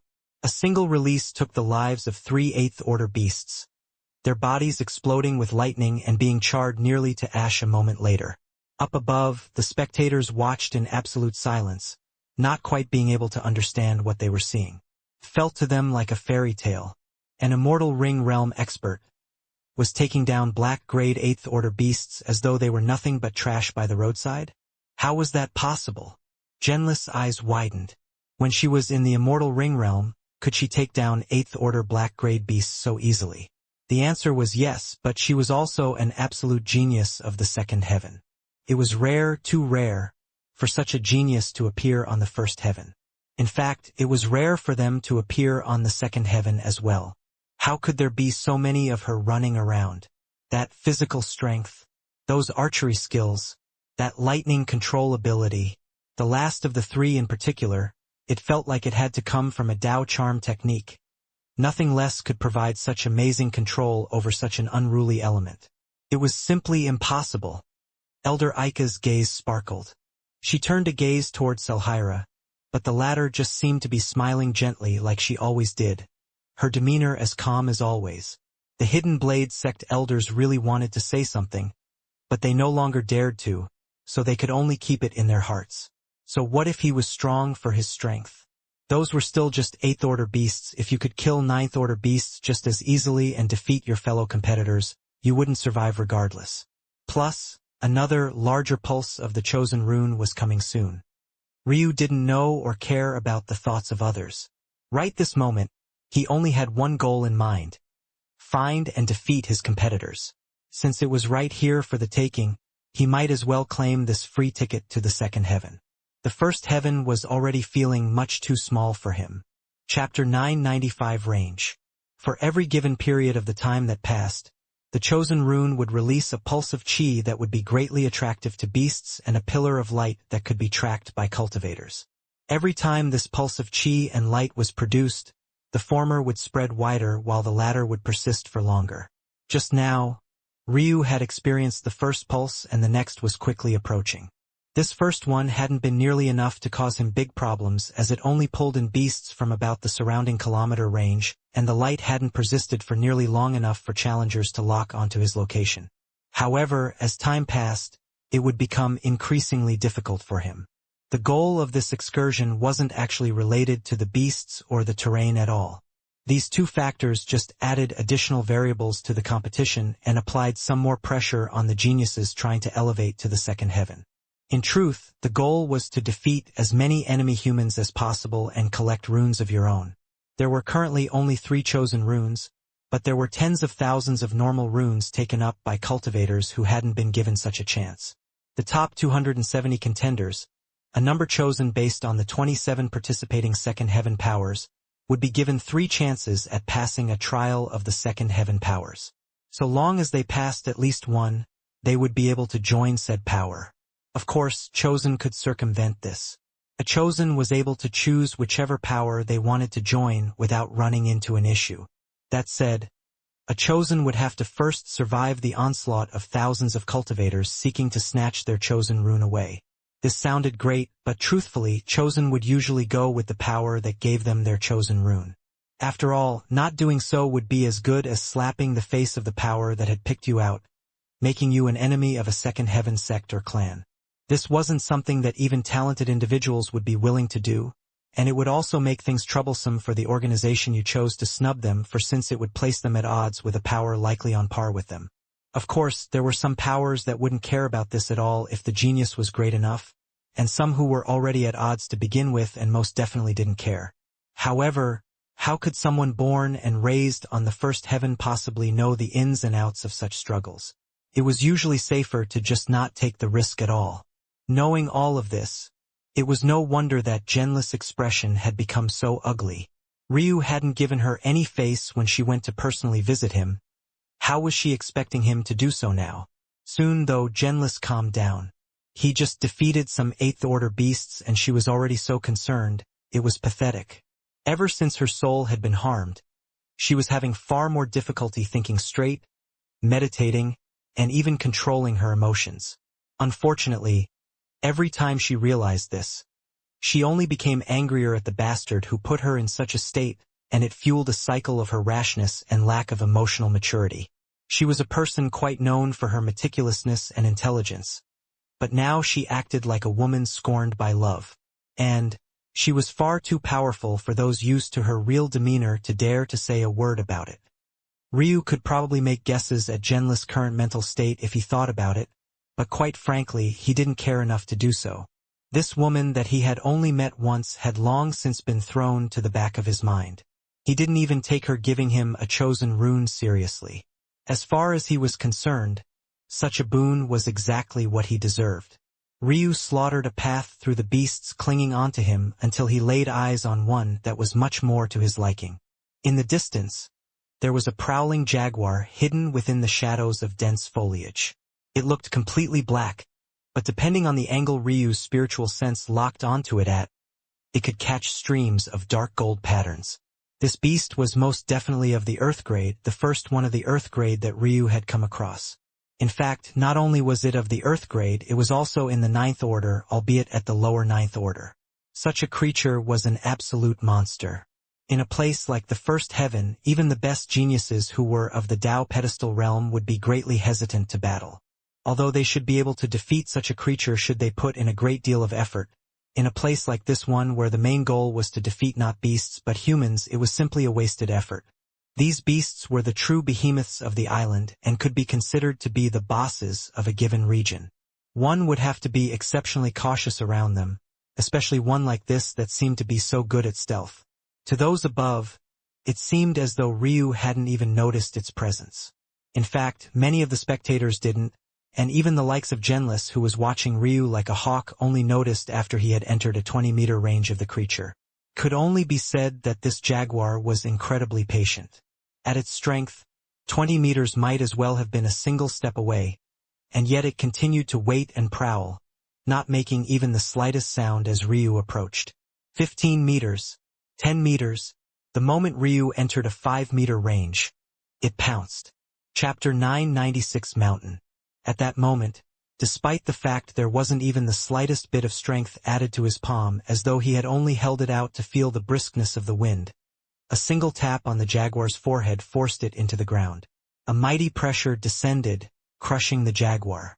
If there was even the slightest bit more, the creature just might very well be crushed into a meaty paste. Ryu rarely used his natural enlightenment. In fact, he only used it now because it was convenient. It was the easiest method of controlled suppression he had. It had been a long while now since Ryu had grasped Shrine Mountain's incarnation. The abilities it gave him access to, especially after using it in his 8-trigram diagram, were extraordinarily powerful. However, they ultimately boiled down to suppression. Shrine Mountain represented a lot more than just this. It was the link between heaven and earth, the arbitrator of life, death, and reincarnation, not to mention being the core of the mysteriously birthed shrines. However, such things weren't what Ryu could consider using for now. He hadn't delved deep enough into the mysteries, and even if he had, with Sacrum's current weakness, it would be almost impossible for such abilities to impose themselves on the true martial world. That was just the harsh truth. That said, the only thing that Ryu would not lose access to was this suppression. Mountain had fused into his Tao along with his other inheritances. It was what connected his dividing karma and dividing tribulation, the root of what formed his Tao, dividing heaven. Could be said that Mountain had become the foundation of Ryu's Tao, its very core. The core of a hegemonic Tao that embodied heaven and earth itself. A Tao that dared to take the name dividing heaven. How could a mere earth-grade beast possibly so easily deal with its suppression?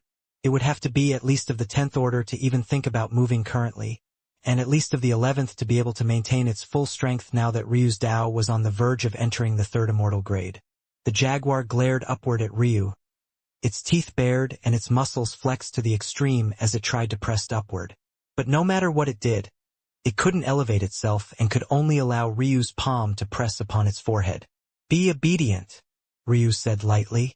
An overwhelming soul pressure descended and crushed the spirit of the jaguar. In Sacrum, Ryu wouldn't dare to use his soul like this.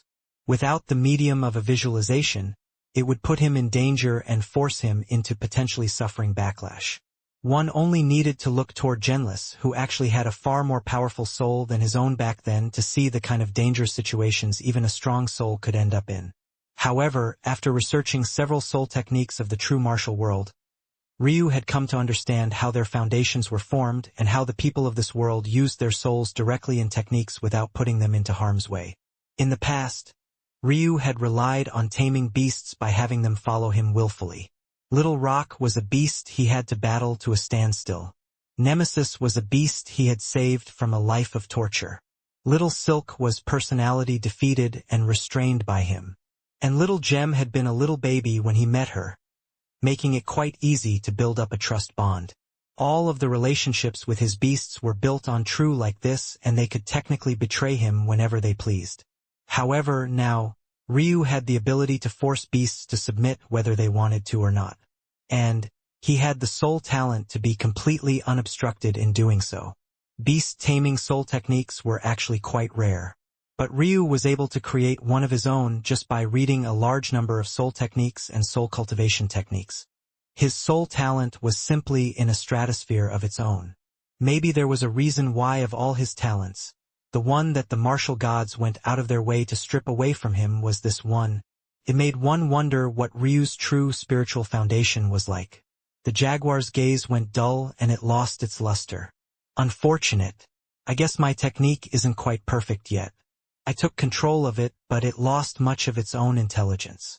That's fine. I never planned on having a mere earth-grade beast follow me for a long time anyway. It's just useful for the time being. Up, Ryu said coldly. The jaguar beast stood. It was about 3 meters long and 2 meters tall. It was quite a large beast, but compared to the 9th order beasts Ryu was used to, it was actually extraordinarily small. When the organizations of the second heaven saw Ryu force an earth-grade beast into submission with a single palm and a few seconds, their eyes widened. The eyes of the only beast taming sect among them brightened like torches. The time it took for a beast tamer to control a beast was a sign of their prowess. To be 2 orders below the jaguar, and yet force it to heal within a few seconds. Just what level of soul talent did this monster have? Ryu gracefully landed on the jaguar's back, standing tall. He raised his body and his mind calmed. It was time to go hunting. His spiritual sense flourished and he locked onto 10 targets at once. Go! The jaguar blazed a trail forward, and yet Ryu looked as though he was standing on solid ground. His eyes closed and his mind serene. He pulled the string of his bow and released it. It felt like an inhale and an exhale, a picture-perfect representation of elite archery. In less than half a minute, 10 participants had fallen to their deaths, wide-eyed. All they saw in their final moments was a flash of darkness. Chapter 997 Too low. Many couldn't even see his attacks coming before they landed, their heads exploding into a rain of charred blood and flesh. They didn't even have the time to call out in despair before their lives were ruthlessly ripped from them and their runes were harvested. As for the beasts, none of them dared to bother Ryu in the slightest, and this was the real reason he had taken control of this jaguar beast. Ryu couldn't release his own bloodline suppression without revealing himself, and he couldn't use Little Silk for the same reasons. A beast of Little Silk's caliber was too far beyond what should appear here in the first heaven, and the fact that Ryu had control of her would raise too much suspicion and greed. However, this earth-grade beast was the perfect shield. No black-grade beasts dared to even get close to it, causing them to run away due to its sheer aura alone. This allowed Ryu to be entirely focused on slaughter. This farce wasn't something Ryu wanted to spend a lot of effort and time on. With his current standing, he wouldn't even bother to participate in such a thing if there weren't adequate rewards on the other side. Unfortunately, the price of crossing between heavens was extraordinarily expensive. It took a large sum of Ryu's wealth just to come to the true martial world in the first place. If he wanted to transcend to the second heaven, if he didn't use the Frost Clan's wealth, he would need to give up at least half of what his 4 clans had gathered over the years. This was unacceptable to Ryu. Of course, wealth wasn't the only issue. Even if by some miracle you actually managed to gather enough funds, you would still need to secure certain channels and connections to complete the process. Ryu had already looked into it previously, and there was only really one method widely available to the first heaven, and that was to rely on the twin-phase merchant group, the very same merchant group run by the Uniclan and the very one that Ryu had rented a VIP room from to come to this place to begin with. The only other option outside of that was to have a second heaven power secure a channel for you, but how else would you gain such favor if not through a competition like this one? Of course, there was still a third option, and that was to create a channel himself. But doing such a thing would require power equivalent to a false sky god, comprehension of space laws of the false grade, or being a false grade formation master. All 3 of these things were too far beyond Ryu, and he wasn't willing to waste the time in the first heaven that it would take to reach such a standard. Although Ryu had great confidence in his talent, after seeing the gap between Sacrum and the true martial world, he understood just how valuable the environment was as well. Not only did he need to match up against talents that could push him and squeeze out his true potential, if he couldn't meditate in higher heavens, it would be incredibly difficult for his Tao to progress. Just now, he had gotten lucky in pushing his Tao to the second immortal grade, and then he even got the chance to experience the breakthrough of a sky god which pushed him to the pinnacle of this realm. But that was precisely the problem. He had been lucky enough to see a sky god breakthrough and feel the shifts of the laws of heaven around her, and yet the improvement, even with his comprehension abilities, had actually been so minimal. And also, how long had Ryu been stuck at the first immortal Tao level prior to this? It had to be remembered that Ryu had formed his Tao over 1,000 years ago. Even if the process of his rebirth was removed from the equation, it still had to be considered that before his battle with the martial gods, he had entered a time dilation treasure. Of course, it was impossible to meditate on Taos in such a treasure, but one would still be able to refine their mind and calm their spirit, tempering both through time. There were 2 methods by which a Tao could be improved. The first was through comprehension of the Tao, and the second was through comprehension of the self. Ryu had managed to make a breakthrough in the latter fashion after countless years of progression toward emotional maturity. However, in the first aspect, he was making little to no headway at all. Ryu had spent 3 months using 13 Soaring Azures, Roaring Sky Serpent, and Whispering Petals to damage his Tao and reform it. But rather than improving his Tao's grade, it ultimately culminated in his Tao breaking through to become a hegemonic Tao instead. This sounded great and amazing, but it also made progressing his Tao countless times more difficult as well. Even though a hegemonic Tao would be able to leap levels to do battle with much stronger Taos, there would be a hard limit to this. For example, there was a huge gap between mortal Taos and immortal Taos, and likewise between immortal Taos and cosmic Taos. Ryu's current hegemonic Tao would still be able to barely match up to a much lower level cosmic Tao, but that was all. Compared to these gaps, The gap between a cosmic Tao and a fragmented Tao was so large that they weren't even considered to be of the same cloth. This was why Taos below the fragmented Tao level were known to be in the nurturing phase. They weren't even considered to be truly birthed yet, as though babies in gestation. Comparing the two would be like comparing an embryo to a grown adult. The gap was too massive. If things weren't like this, just by virtue of his hegemonic Tao alone, Ryu would be able to crush fragmented sky gods who built their godhoods with mere true Taos. This was the problem Ryu faced. He was on too low of a heaven right now to progress quickly in his Tao. In fact, only if he made it to the 7th heaven would his progress no longer be hindered by such limitations. The skies of the 1st heaven were far too low. Chapter 998 Thunderblaze. His killing rate skyrocketed, his hands moving faster and faster. Most couldn't even see him coming before they found their lives fading. Ryu was simply the only one who would both spread his spiritual sense so wantonly and be completely unaffected by the surrounding beasts. Others were too scared of beasts sensing their spiritual sense and using it to track them, and they most definitely didn't have a beast to rely upon that would scare away all others like Lionel's would. By this point, Ryu's chosen rune had already pulsed out 3 more times, and his kill count had crossed 100. If there was a leaderboard, he would by far and away be first. At the same time, he rendered the pulsing of the chosen rune practically useless. He moved too fast on the back of the jaguar for his position to be easily pinpointed by the human cultivators, and the beasts were too afraid to even approach despite the Pupils revealing his location. The entire competition had practically become target practice for Ryu. Those watching didn't even quite understand how to react, their hearts outside of their control. Even the emotions of some of the 27-second heaven organizations were stirred. When they remembered that Ryu was just in the immortal ring realm, their eyes even lit with greed. Such a disciple they had to have to him. Many here were just disciples in their own right, just like Genless, but there was no doubt that if they brought back a powerful disciple, not only would they be able to forge a friendship with someone who would clearly blaze a trail toward success in the future, but their sects and clans would also greatly reward them. However, their hopes were doused when they remembered that Ryu had a chosen rune hovering before his forehead. They couldn't help but turn a glance toward Genless, only to be confused by the fact that her expression didn't look too good at the moment. This Ryu Tatsuya is actually so powerful while only being in the immortal ring realm. It doesn't even look like he's used any special techniques outside of his beast taming technique. What kind of power would he wield if he was using techniques? He's very close to the standard of a heaven-class genius. In fact, he might truly be one. Aren't you going a bit too far? Absolutely not. Anyone who dared to participate today was at least at the pinnacle of the path extinction realm. Yet, he hasn't even used more than a single arrow to slay them despite being at the immortal ring realm. Crossing a full realm of cultivation, if that isn't heaven class, then what is it? It's hard to make such an assessment. If the youths he was facing were true Earth-class geniuses, then I would agree with you. But most of them only have one pillar at the Earth grade at best, not to mention the fact that to be considered Earth-class, one must also have the techniques and treasures to back it up.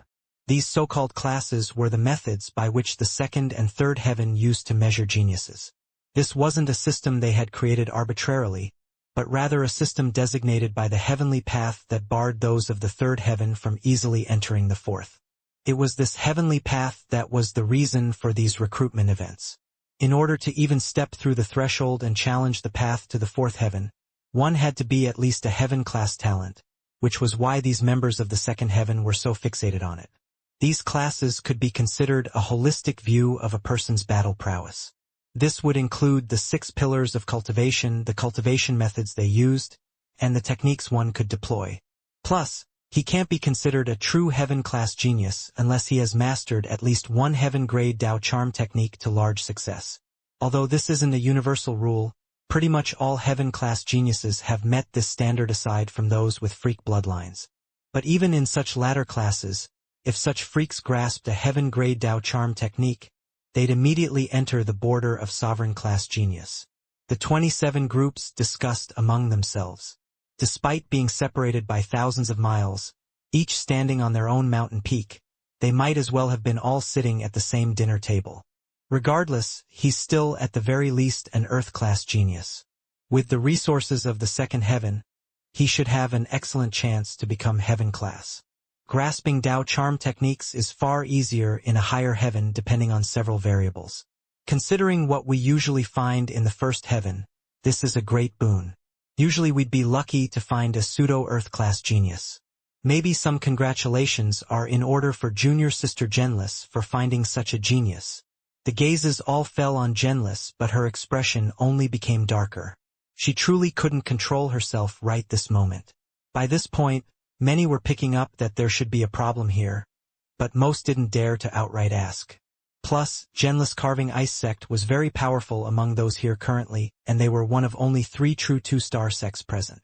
The other 2 were the Lurking Vine sect, which had given a chosen rune to the head disciple of the Hidden Blade sect, and the Thunder Blaze sect, the latter of which had a representative that surprisingly chose to speak at this moment. Although he is not using a technique, I am 90% sure that he is currently using a very powerful lightning inheritance, one that even allows him to control lightning to such a great extent despite only being at the ruler realm. This inheritance feels like it should be on the verge of forming a phenomena. Dao charm technique or not, this would be enough to classify as a heaven-class genius. Since Junior Genlis' relationship with this genius seems strained, my Thunder Blaze sect will take him. Chapter 999 2 Possibilities. She sneered deeply, her sharp eyes landing on the one who spoke. He was a tall mall with much of his chest bared even through his robes. Other than this, he looked quite normal and even somewhat reserved. Aside from his stoic expression, there wasn't anything else that was worthy of note. And yet, when Genlis saw this face, she only became more infuriated. "Why don't you say that again, Varnin? My palms are itching. It can't be that you're hard of hearing, right?" Varnin asked rather than obliging. "You haven't shown anything but a scowling expression since this competition began. Something that I find quite interesting.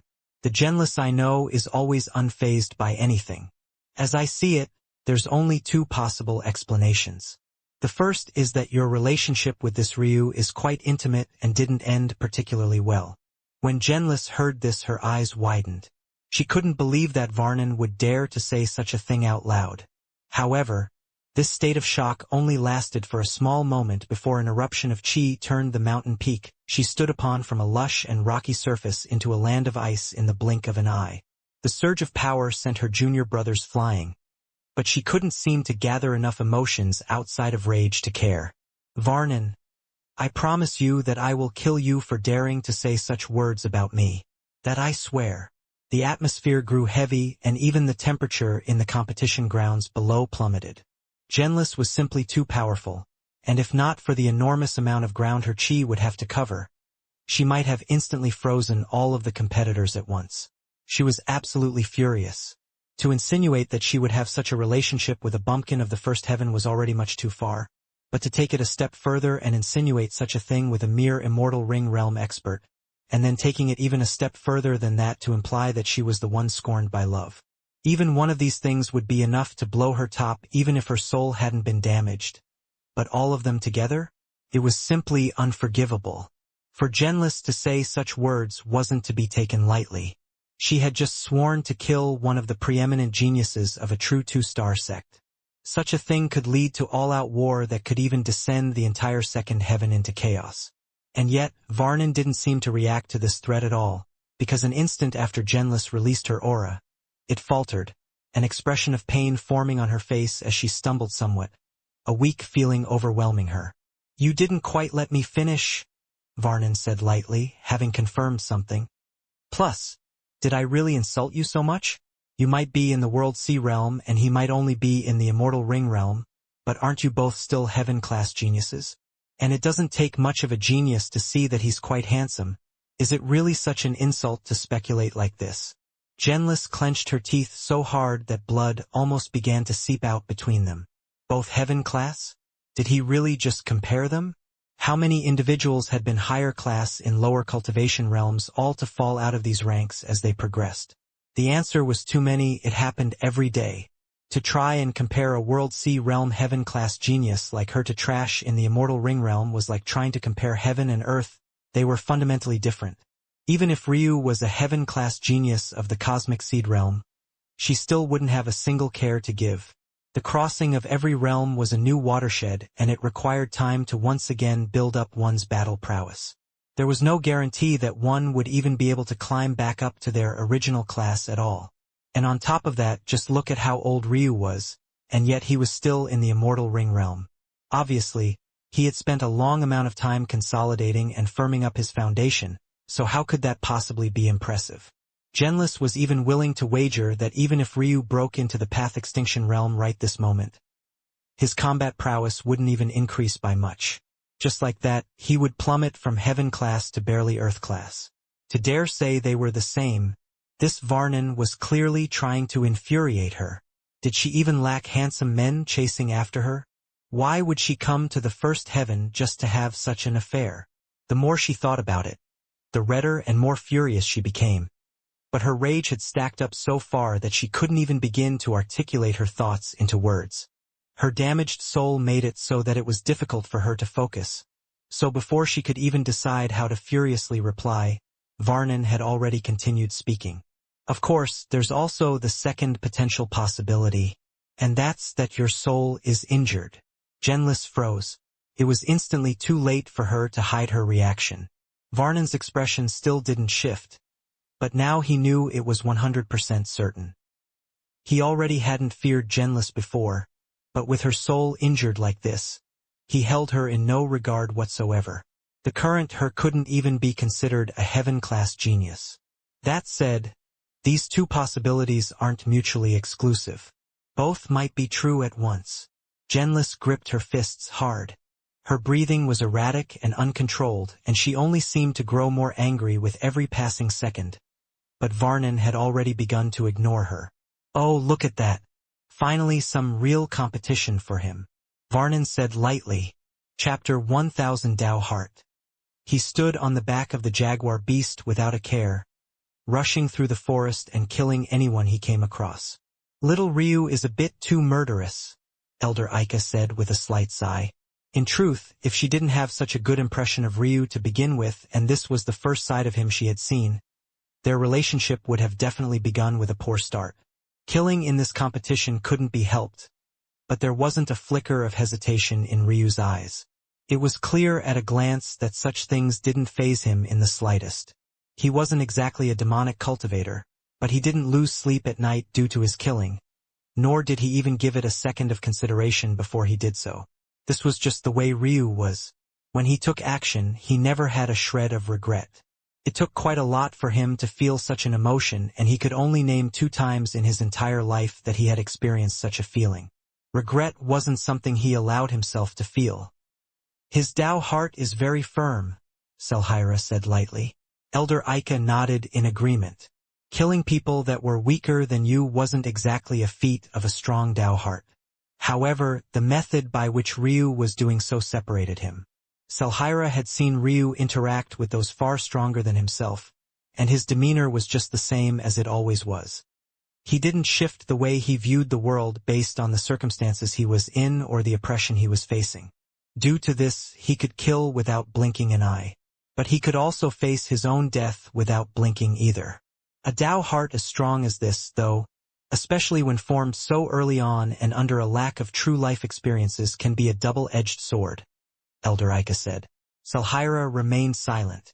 She knew very well that this was true. Those who formed such Tao hearts so early on in cultivation couldn't be said to have gone through any true trials and tribulations. It wasn't a matter of suffering, but rather of suffering over long and extended periods of time. Someone that was as young as Ryu and hadn't experienced the vicissitudes of life could only build such a strong Tao heart on one thing: pride and arrogance. Tao hearts built on such a thing were incredibly strong, but they were also incredibly brittle when pushed past a certain point. They lacked flexibility and didn't do well under true stress. As such, Tao hearts like this were often ticking time bombs. It was only a matter of time before they collapsed, shattering your Tao along with it. Although neither Aika nor Selhira wasn't to say it in so many words, they both knew that it was true. So they fell into silence, watching on without a word for a long while. "Someone is coming," Selhira suddenly said. Ryu rushed through the forest, his hands still a blur. However, just then, his expression flickered. A strong ray shot over, piercing right for his jaguar's head. Ryu raised an eyebrow. The timing of this attack was quite good, and it happened to come from an individual that was nearer the edge of his spiritual sense, so he hadn't paid much attention to them originally. A member of the Uni family.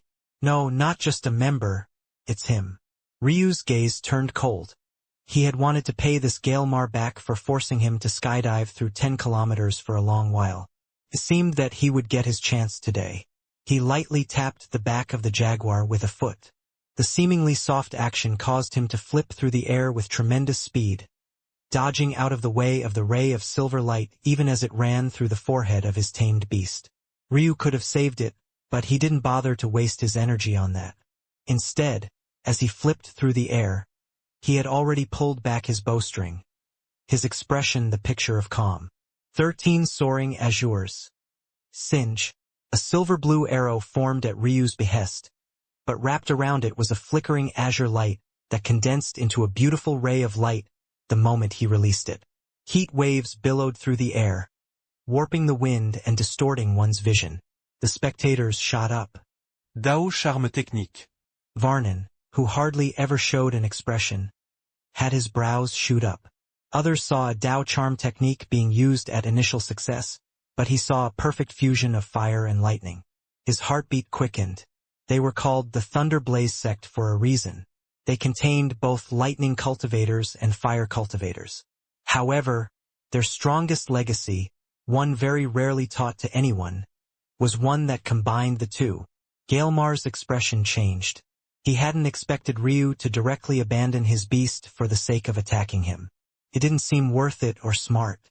Of course, he hadn't seen how easy it was for Ryu to tame this Earth-grade beast. In his opinion, it must have taken Ryu several hours, and he wouldn't be willing to give it up easily. He had planned to use this against Ryu to launch a sneak attack and then pin him into a corner. As always, he was scheming. But who could have expected that Ryu didn't give a damn about the beast at all? Ryu's arrow appeared before him in the blink of an eye.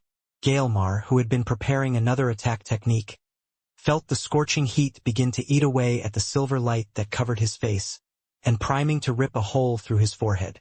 Galemar released a low shout, adjusting his attack technique slightly and concentrating it into a finer beam.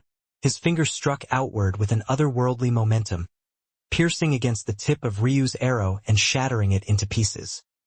He was prepared to launch a follow-up assault, but he quickly found the skies covered by dozens of arrows, each and every one of them powered by an initial success Dao charm technique. The spectators sat in complete silence. A Dao charm technique was supposed to be a final trump card, the last thing one pulled out in a battle of life and death. One wouldn't casually display it unless they had no choice.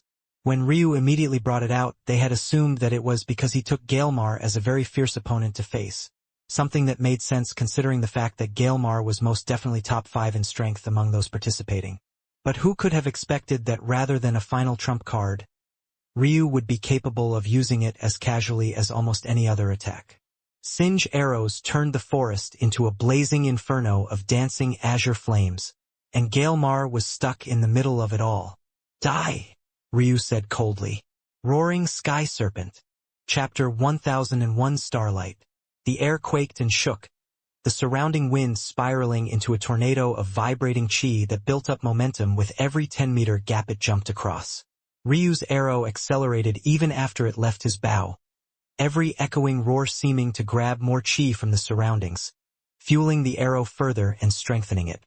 The instant the roaring arrow entered the range of the sky of azure fire arrows, it swallowed them whole, fusing the two into a single blazing meteor. Galemar stood with his eyes wide open, his expression frozen. A heated trench of flames and whip-like marks of wind were left. It stretched for over 10 kilometers, had a width of over 10 meters and a depth at its deepest of at least 5. Galemar, or what was left of him, stood at the start of the trench. Everything above his belly button was eviscerated to ash. His legs stood entrenched in the ground, his hips carrying with them to carve off the arrow's path. The silence was palpable. Not only had Ryu just used 2 Dao charm techniques, he had even fused them into one perfectly and seamlessly. and just now they were certain of it. That roaring sky serpent was used to great success. What these fools didn't know was that let alone his roaring sky serpent, even his 13 soaring azures, was at great success. In fact, he had mastered the first 6 forms completely. There were 13 forms in total, 6 fire azure and 6 ice azure. They alternated in power until they fused into one at the 13th step to become the true soaring azures. They were singe, chill, burn, cool, scorch, frigid, blaze, frost, inferno, and snow in that order. However, after meditating upon them all, Ryu had come to understand that they were merely baby steps. The only reason he cared to use Singe first instead of going straight to Inferno or Snow was to conserve power and so that his Dao Charm fusion would work. The reality was that he wasn't at great success at all. He had reached complete success in both. However, unless he tweaked the power output, the fusion would fail and there would be little point to the attack. Ryu didn't need to go so far as to display such a thing just to kill a mere Galemar. The reason he had done it was purely to display his talent. He might not be able to display his bloodlines or his soul or his bone structure and meridians, but he would never hesitate to display his comprehension abilities. Ryu wasn't a fool. He knew how much power and influence Genless likely wielded to dare do what she had done. However, this was ultimately a disciple recruitment event. There would always come a certain point where the potential of a talent would outweigh any worries over internal disputes. Things would often truly be that simple. HM? Ryu's head turned and he found a small strand of silvery chi lurking about. Very quickly, that strand turned into a small ball, then a large sphere, before taking the shape of a human and ejecting out from it to form a naked and handsome young man with silver hair and sharp blue eyes. However, right at this moment this young man was quite pale. Oh! Ryu had never actually seen this young man's face before, but he instantly recognized him to be Galemar. It turned out that Galemar had actually managed to survive his blow through some strange means. The true martial world was truly fascinating. Ryu had never seen such a thing before, and because he hadn't been looking for it, his spiritual sense hadn't picked up on exactly how Galemar had done it. The expressions of the Radiant Star Sect elders, though, all changed at once. Who dared? Elder Aika went from calmly observing these matters while dealing with the waves in her heart that Ryu had caused to becoming incomparably furious. That technique just now was none other than one of their Radiant Star Sect's pinnacle cultivation methods that would only be passed down to select core disciple and inheritance disciples. Every single elder that had access to them now had to have had at least that much talent when they were a youth. They all knew that the real reason Galemar had come to their Radiant Star Sect despite being a member of the Uni-clan, a 2-star clan supposedly stronger than their own sect, was to get his hands on these cultivation methods and their pairing techniques. This was always done with the intention so that he could bring these back to his Uni-clan as a form of merit and securing his position as the future heir. However, how could the elders not see through this? So despite allowing Uni to join, they never allowed him to learn any of these methods and gave him far harsher tests than they would usually, tests that he had never been able to pass because they weren't designed for him to pass in the first place. Galemar likely knew this, but so what if he did? He had already ridden atop their heads for long enough to become a core disciple. Could they possibly allow him to continue to do so? And yet, just now, he had used one of their core techniques, one branching from the Eternal Starlight cultivation methods. The cultivation method wasn't entirely important for now, but what was important was that this cultivation method was known for its endurance and its defense. Likewise, the techniques that matched with it were known for bolstering these two. The most powerful life-saving method was known as Starlight Escape. It allowed one to infuse the essence of their bodies into a bundle of star energy to escape at the fragile barrier between life and death. Not only was this capable of saving your life at a crucial moment, but it was incomparably mighty for escape. Now that such a technique had ended up in the hands of an outsider, how could Elder Aika not be furious? Chapter 1002 Unbridled. What an interesting technique. Ryu wasn't very enraged that Galemar had escaped. Truthfully, all Galemar had ever done to him was give him a bad feeling, like a hand was constricting around him and that puppet strings were being tied to his joints. Of course, there was a high likelihood that Galemar had plans to kill him in the future, something that was definitely unacceptable to Ryu. Usually, people who wanted him dead would find themselves dead first. However, Ryu still wouldn't say that he felt an insatiable desire to claim Gaelmar's life. After forcing him to flee naked and humiliated like just now, much of Ryu's pent-up rage had dissipated. Plus, he had a feeling that very soon, he would gain another opportunity to kill him. Ryu leapt upward and sat in a tree. He laid his bow across his lap and closed his eyes, meditating on other things. So long as he didn't die, he had already definitely claimed first place in his competition after stripping Gaelmar of everything he had. There was no need to waste his time in doing anything more.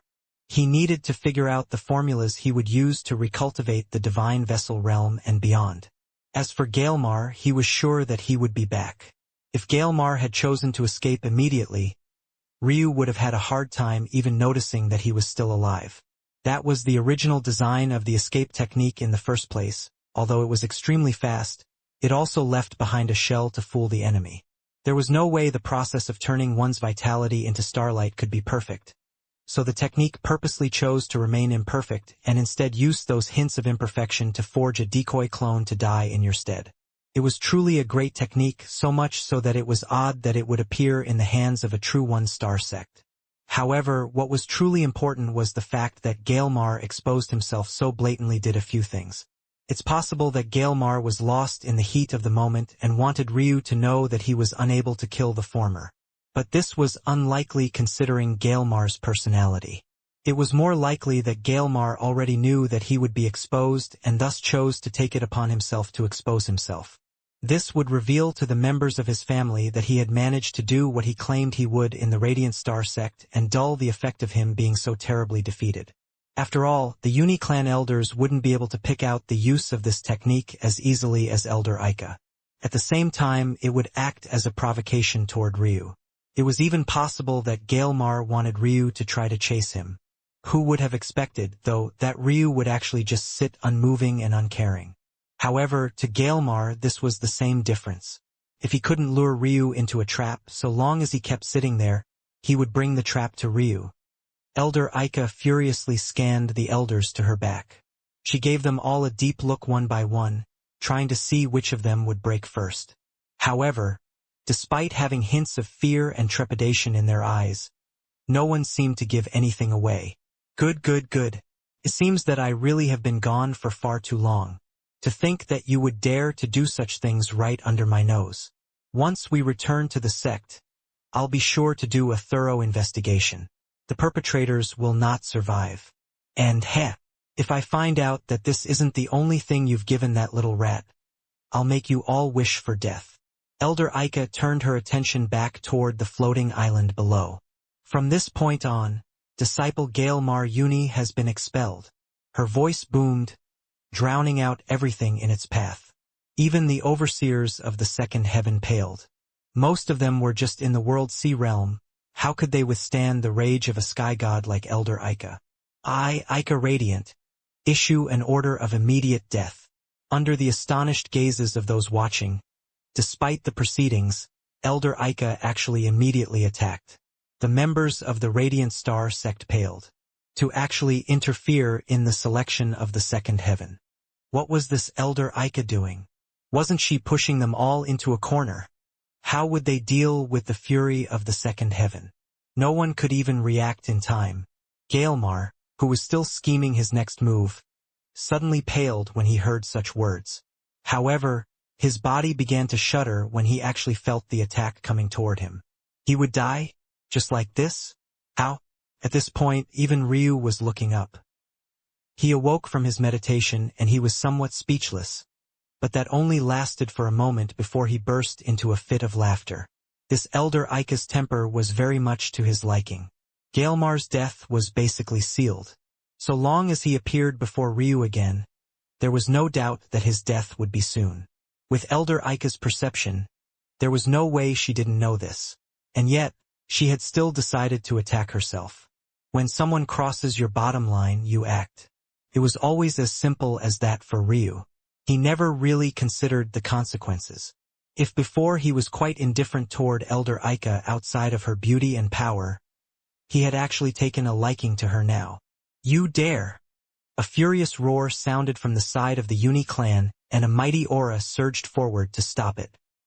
He appeared in the path of Elder Ika's palm in the blink of an eye, but under the stunned gazes of those watching, the palm split into two, shooting around the elder before fusing back into one. Bang! In the spot where Gaelmar had been, there was not even the slightest stain of blood. The entire floating island threatened to split in two. The Uni clan elder stood in the air in stunned silence. What had just happened? Was it even possible to control an enormous mass of energy like that? What would happen with the selection now? Was there even a need to talk about the selection when war was on the horizon? Chapter 1003 fine. The Uni clan was in a daze. How long had it been since their prestige was challenged like this? How long had it been since an existence dared to stare them in the face and act as they pleased regardless? Even when it came to the Hidden Blade sect, the two simply stayed in their own lanes, never acting so brazenly against one another. And that was especially so since the Hidden Blade sect was far too mysterious for the Uni clan to dare to do such a thing, while the Uni clan controlled the most wealth in the whole of the first heaven and even had a foothold in the second heaven. As shocked as the Uni clan was, the members of the second heaven truly didn't know how to react. They were existences of the second heaven, yet a mere elder of a true one-star power dared to ruin the proceedings of their selection like this. On the floating island, Ryu stood up from his seated position, stretching slightly. He knew that this selection could be considered to be over. Very soon, a large commotion would erupt. 3, 2, boom! A furious, towering aura shot into the skies and Ryu looked up out of habit. Whether it was the Uni clan or the Hidden Blade sect that had already been antagonized by Elder Ika previously, they all stepped forward, their sky gods rising into the air, causing a raging tempest of chi to soar. Whether it was for their own personal feeling, or in order to display their loyalty to the powerful existences of the second heaven, they had to teach this arrogant woman a lesson. Control over the situation quickly spiraled out of control as Elder Ika tapped her can, causing a swooshing silvery chi to ripple out in all directions. She looked into the skies, her eyes radiant with a blinding glow as she locked eyes with the sky gods in the air above her. Her robes fluttered, her petite frame standing amidst the raging without the slightest hint of hesitation. The Radiant Star sect had 10 fragmented sky gods. This was why they were known as a true one-star sect. However, whether it was patriarchs, grand elders, or even most of their sky gods, all three sects hadn't brought everyone out. The Uni clan and Hidden Blade sect both had between 1 to 2 dozen sky gods each. However, they were known as two-star sects because they had both had at least one false sky god.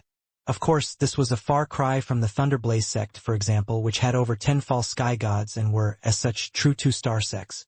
But this gap was enough for many to look at the Radiant Star sect as though they were crazy, especially since the only sky god they had brought today was Elder Ika and no one else. Though there were still about a dozen World Sea Realm experts with them, in the face of a battle of sky gods, how could they possibly participate? And yet, despite this, Elder Ika seemed completely unmoved. Her hair fluttered, her aura slowly building up momentum. Ika! An elder of the Uni clan bellowed in rage. Although he wasn't Gaelmar's grandfather, he was the young man's grand-uncle and could be considered of a similar and close family line. He had been part of the faction of elders who wanted Gaelmar to succeed the position of patriarch in the future, and had also been the one to react the quickest to protect Gaelmar. But who could have expected that he would actually fail in the end? How could he not be absolutely furious? If you want to attack, then attack. Why are you screaming like a woman? Do I look like I'm afraid of you? Bang! Elder Ika's words had hardly fallen when Gaelmar's grand-uncle was sent flying into the distance.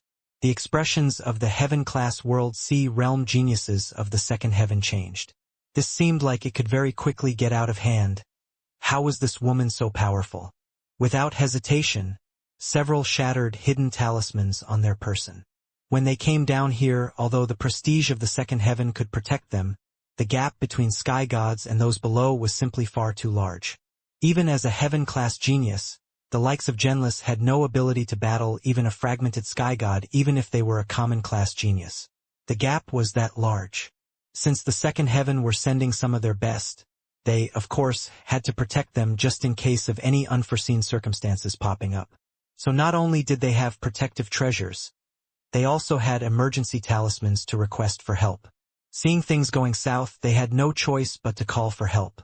Only this way could they re-establish their dominance and prestige. If things continued like this, the selection would quickly become a joke. At that moment, Elder Aika rose into the air. The ripple of silver she had sent outward formed a barrier of silver light around the radiant star sect's floating island, protecting everyone within as she was suddenly surrounded from all sides. Pathetic pieces of trash. I was simply weeding out garbage of my sect. Do I not have the right? But since you want to surround me, I hope you're prepared for the consequences. Her aura flourished, a clash of dozens of sky gods creating a tempest in the skies. Down below, Ryu's eyes narrowed.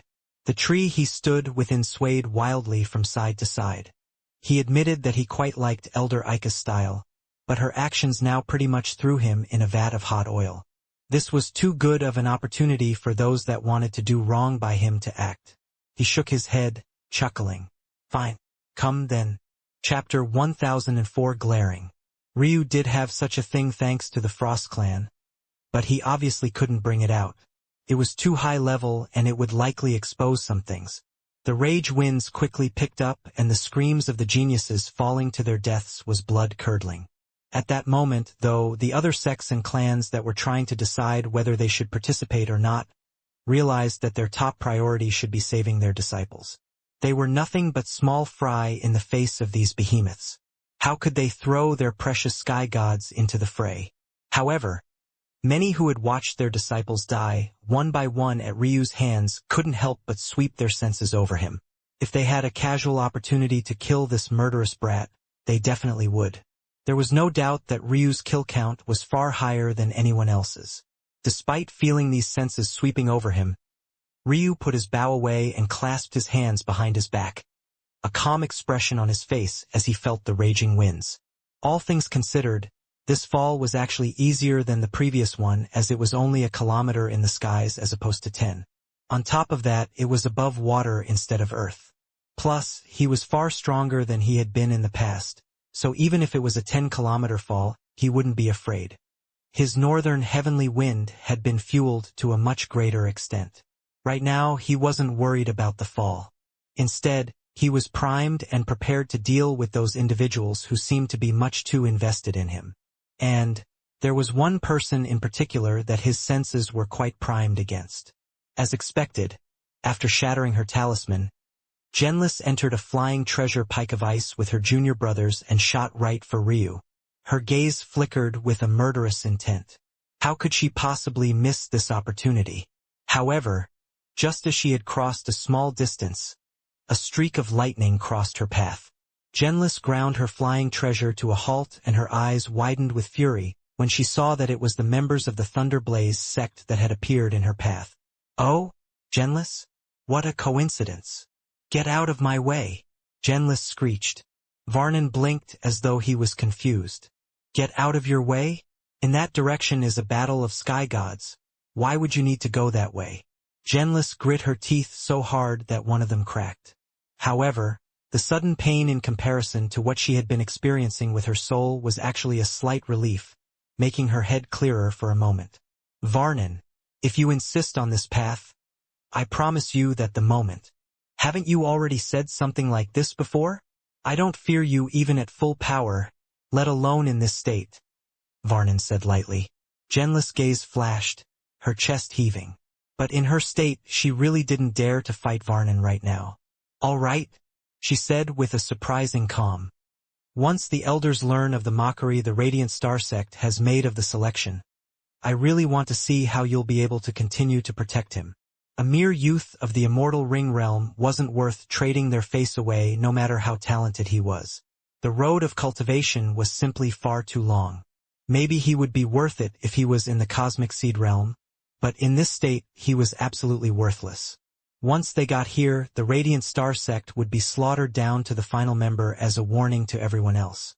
That would still be a decision they made, and not the likes of you, Varnan replied coolly. But it was clear by the extra tinge of cold that Genless' words hit the mark. Ryu watched this scene from below, but neither group was aware that his spiritual sense could stretch so far, nor that he could observe them without their knowledge. However, he was only amused by this matter and nothing more. Something told him that the Radiant Star sect was a bit tired of hiding. What a coincidence, so he was. At that moment, a black-robed figure shot into the air from one of the many pieces of the falling floating island. On his back there was a pair of black wings formed of metal tubes, pipes and gears. It looked as though it was leaking black oil, but if one smelt the pungent smell near him, it would be possible to notice immediately that this was none other than poison. This individual was none other than Yssemros of the Hidden Blade sect and the third individual to receive a chosen rune. His gaze was immediately locked onto Ryu, a sinister light flashing beneath his robes. At that moment, 3 pillars of blinding golden light shot into the skies around Ryu, Yssemros and the third chosen, but that only made the imminent clash between the former two all the more prominent. The sleeve of Yssemros flared and several black needles shot through the air toward Ryu. One could fly and the other could not. The absolute advantage was all too easy to spot. Ryu continued falling through the skies. However, with a single tap of his foot, his body flickered and vanished. He hopped from falling piece of island to falling piece, his movements incomparably fast. In one moment he was absolutely still, and in the next, he had touched upon an explosive speed that left not even the slightest ripple in the air. He soared in the air, causing the final island he stepped upon to plummet to the ground even faster. He seemed to be jumping into thin air, but right at the moment, an Earth-grade scaled flying beast appeared from thin air. Ryu's gaze flashed, an overwhelming soul pressure crashing down upon the beast and directly shattering its intelligence to nothing.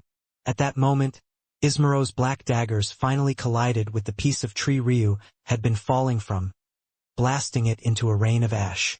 The gap in speed was glaring. Chapter 1005 lacking. I've always been disgusted by the Hidden Blade sect. To think that you'd try to establish a Tao based on something so cowardly. Hidden weapons? Poisons? Schemes and tricks? You think that you can climb to the apex with such garbage? Ryu's voice rumbled, the thoughts he had kept suppressed for so long rippling out in waves. The bird he stood on the back of shot in the skies with a single flap before surging downward with a mighty speed. Seichuyu, Seichuyu, Seichuyu, Seichuyu. Ryu released arrow after arrow, each formed of highly concentrated lightning. They were resplendently beautiful, looking as though they had been forged of pale blue steel. Yssemros' hidden gaze flashed with a sinister light. The words Ryu had just spoken were a huge taboo. A taboo that none had dared to speak before the might of the Hidden Blade sect since they had established their might all those years ago. Yssemros had already wanted to kill Ryu due to the actions Elder Ika had taken. The prestige of the Hidden Blade sect wasn't something a tiny true one-star power should ever think of trampling upon. However, now he wanted Ryu's life for these words he dared to speak. With a thought, Yssemros' wings flapped and he shot out of the range of Ryu's arrows. His robes flared outward, causing thousands of little mechanical bugs to surge into the surroundings, forming a net that quickly moved to block Ryu's exit routes. Ryu inwardly shook his head. His skill with the bow was still not to his liking. If he had his grandfather's skill, how could even his semi-normal arrows be so easy to dodge? It always felt like Ryu was on the edge of grasping the essence of the bow, but every time he got there, something would cause him to veer off the path. It almost felt like something didn't want him to comprehend it. Of course, this would have been nonsense to most people. But for Ryu, who had his comprehensions constantly falling back to the ruler realm again and again, it was a depressing reality he had to face. Even now, he wasn't 100% certain of what was causing it. He only knew that it either had to be related to his Meridians or the machinations of the Phoenix Sky God. The first time Ryu was close to grasping the true essence, he made a breakthrough in his comprehension of his heavenly pupils and even formed his own unique birth phenomena. In fact, that birth phenomena was so powerful that he had yet to use it in battle as he hadn't been forced to that extent. That sounded silly to say considering he had almost died just 1,000 years ago, but in that battle, summoning his birth phenomena wouldn't have made a difference. This was because Ryu's birth phenomena was built off the completion of his Tao, which was, at the time, in the immortal grades. In fact, it was still in the immortal grades. What use was it in a fight of sky gods? The second time Ryu was close to grasping the true essence of the Bao was actually about a year ago in the first heaven during his test to enter the Radiant Star sect. However, he instead ended up breaking through and evolving his Tao from a Dominion Tao to a hegemonic Tao. This time, he was determined to truly grasp the essence of the Bao. Ryu commanded the bird to explosively retreat, avoiding the surge of metallic bugs. He didn't fear Ismaros, but that didn't mean he would let himself get enveloped. His arrows whistled out at a faster and faster speed, but without the element of surprise he had been relying on during the selection, it became difficult even for him to land a hit. Even when he used force to make up for lack of skill, Ismaros would instead choose to block rather than evade. The two wildly clashed in the air, sparks of lightning and fire raging from one side, while a rain of metal and poison fogs cascaded from the other. Considering the commotion in the surroundings, this was nothing more than a small blip. However, to the surviving participants that were still falling to the ground below, this might as well have been a world-ending level clash. How could they and Ismaros know that Ryu had killed the likes of Gaelmar in a single strike? If not for Ismaros' use in tempering Ryu's Bao, he would have long since died. I'm missing something. It's right there. Ryu's brows furrowed, his gaze flickering. His comprehension shouldn't be so poor, so why was he always obstructed at the final step? In fact, it felt like the closer he got, the less skilled his archery became. It didn't make any sense. Compared to his great sword staffs, why was his Bao so lacking? Ryu was even starting to get a bit frustrated. He had never run into such a problem before. Everything he picked up felt easy and smooth. Was it because he was blind now? No, that shouldn't be the case. His spiritual sense was more than an adequate replacement, and his grandfather's mention of the eyes wasn't meant to be taken literally. A powerful spiritual sense could also be the most important core of one's archery as well. Just when Ryu was trying to figure out exactly where the problem lay, a suffocating feeling of danger made the hairs on his neck stand up. Ryu's body flickering just as an enormous hammer construct smashed down as shattered the bird.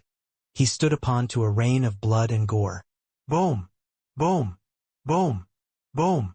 Boom! Boom! Pillars of water shot into the skies as the first pieces of island collided with the waters below. The water curtains blotted out the skies, shooting up tens of kilometers. Chapter 1006 Focus. Ryu's descent started once more, but he found himself assaulted from all sides. Ismaros came from the front, some bastard of the Stone Clan assaulted him from the back, and now these strong pillars of water came from below, all of them seemingly wanting to shatter him like the Stone Clan individual had down the bird. By now, all the other bird beasts had already flown up and away. There was no way for Ryu to get another one. His expression could only become frighteningly cold. The newcomer of the Stone Clan was actually in the World Sea Realm and was shocked that Ryu was able to dodge at all. He had come purely because Ryu had killed not just one of his sons, but two of them in addition to his nephew. Despite the fact his clan wanted him to wait it out and see how things would end, his temper wouldn't allow it. He had acted with the intention of killing Ryu in a single strike to avoid variables, but who knew that a mere Immortal Ring Realm expert could dodge him? Ryu activated his Northern Heavenly Wind and Whispering Petals, using the impact's rush of wind to flash a half-kilometer back in an instant. In a swift motion, he dodged out of the way of the Pill of Water and the Stone Clan Elder. However, once the momentum was gone, he began to plummet toward the ground. The eyes of the Stone Clan Elder and Isemaros widened. Complete success Dao Charm movement technique. They realized at that instant that they couldn't let Ryu hit the water. For him, running across the water and even diving down and moving within it would be effortless. Truly powerful movement techniques wouldn't be obstructed by air, chi, or water. Only if you ran into a powerful water cultivator would there be an issue. If Ryu stayed on the surface, the World Sea Realm expert would, of course, be able to deal with him. But as a member of the Stone Clan, his antithesis was water to begin with. Plus, with all the commotion below, visibility would be difficult and spiritual sense would be difficult to rely upon if you weren't proficient with your soul. Despite years of training, this World C realm expert was still in the peak soul refinement realm, the Tao pedestal realm equivalent of soul cultivation. Unlike in Sacrum, where the soul would just casually keep up with Qi realm cultivation even without much effort, things were very much different in the true martial world. If you had poor soul talent, it would be glaring. You would then have to rely on soul treasures of special Qi realm techniques to protect this weakness, or else you would be easily taken advantage of. Unfortunately, as someone of Sacrum, Ryu wasn't aware of this, or else he would have immediately begun launching soul attacks. Due to his ignorance, he instead chose to retreat with as much speed as possible, his mind still flickering as he pulled his bowstring back. In a moment of imminent danger, with two threats rushing after him with the goal of stopping him from entering the water, Ryu became frighteningly calm. He had danced on the line between life and death for too long to be fazed by this. He had fought sky gods before, true ones. He had killed more than he could even count. Why would he fear this sort of trash? That was when it suddenly clicked for Ryu and his heart seemed to release a roar. He was an idiot. Why was it that during his first attempt to comprehend the essence of the Bao, he formed the birth phenomena of his Tao? Why was it that during the second attempt his Tao shattered the mold and reached the hegemonic level? Why was it that his great sword staffs were so much more powerful than his Bao? Wasn't it because he had created the foundation of his Tao using the sword? Didn't it all come back to his Tao in the end? Whether it was his Bao or his great sword staffs, he couldn't get their full potential out of them because he kept treating them as separate existences. The most important thing to a bowman was his eyes. This didn't mean literally. Grandpa said eyes and not heart or spiritual sense, because when one's eyes looks toward something, that is what they are focused on. The eyes had limited vision. In order to look at someone, the pupils must shift, the head must turn, and sometimes even the body itself needs to be adjusted. I'm chasing after the essence of the Bao, but how focused have I been on it? Early in my cultivation path, I abandoned it because I favored close combat. And even now, I picked it up again not for the sake of the Bao, but for the sake of my grandpa. With such lack of focus, it's no wonder I keep accidentally grasping other things when I'm searching for its essence. Ryu suddenly smiled, his demeanor changing entirely. He could finally hear the Bao in his hands. His bowstring released. The span of time between the release and the arrow connecting with its target was far too minuscule. It was as though Ryu had pierced out a sword instead of loosed an arrow. The separation between action and result was that short. A hole appeared between Ismaro's brows and he froze in the air. How? A kingly aura soared out from Ryu in waves, beaming shimmering lights towering around him. At that moment, both Genlis and Varnan both snapped their heads toward Ryu's direction. Their eyes widened in shock. Their chests rose in waves and their brows shot up. They couldn't seem to believe what they were seeing or sensing. Ryu had become the existence his grandfather always believed he could be. Bao God. Chapter 1007 Bao God. This meant something very simple. Their Daos wouldn't be some grandiose, unexplored law of the heavens, but would rather be among the 9 most explored inheritances there was. And it was precisely because of this that such existences were so impossibly fearsome. Simply put, with every appearance of a new Bao God or sword god, the appearance of the next was exponentially more difficult, and the next after that was even more so. Why was it that Ryu had such difficulty taking the Tatsuya saintly weapons and dual-wielding them, taking them down a path they had never experienced before? It was precisely because the karmic ties of the spear, glaive and halberd were so mighty that all the spear gods, glaive gods and halberd gods of the past refused to allow him to pervert their treasures' weapons in such a way. Every time a new such god appeared, it meant that they had forcefully shredded apart the wills of their predecessors and forged their own path anyway. For such existences, even if their Tao was as simple as the use of a weapon, they were extraordinarily powerful. Not only were they proficient at killing existences above their level, but their Daos were also far more powerful than Daos at their same level as well. In addition, should such an existence transcend and manage to become an origin sky god, their Tao would, without a doubt, become a founding Tao. Not just any foundation Tao, but one with a chance to become a peak founding Tao. Bao gods and their god counterparts were capable of forming exceptionally rare Daos which progressed with every step they took in their godhood. Upon becoming a Bao God at the fragmented Sky God level, one would have a common Dao. This Dao would become a true Dao when one became a false Sky God, and a lineal Dao when one became a true Sky God, so on and so forth. But if one measured such weapon gods by the grade of their Daos, there would be nothing but horror in store for your future. Bao gods and their counterparts couldn't be measured by such logic. They broke the bounds and restraints of such grades by the very virtue of them establishing their godhoods in the first place. They had already fought and won against the wills of the mighty sky gods of the past as mere land immortals. How could they still be restrained? These were the most fearsome individuals in all of existence. Their combat prowess wasn't logical, their strength wasn't logical, and their attacks weren't logical. They broke the restraints of the heavenly laws around them and established their own. The hearts of Genlis and Varnan couldn't help but palpitate wildly. It was obviously impossible for Ryu to be a Bao God. He had yet to establish a godhood and become a sky god. But why was it that his aura made their minds jump to this possibility immediately? The two had, of course, never met a Bao God or any such god before for that matter. However, the senses of cultivators were extraordinarily sharp, their memories were great, and their instincts were even greater. The fact that this was their instant reaction meant that even if Ryu wasn't a Bao God, it was likely that he was already on such a path. Of course, Ryu had no idea what this title represented. Plus, he had already established his Dao and planned to use it to form his godhood.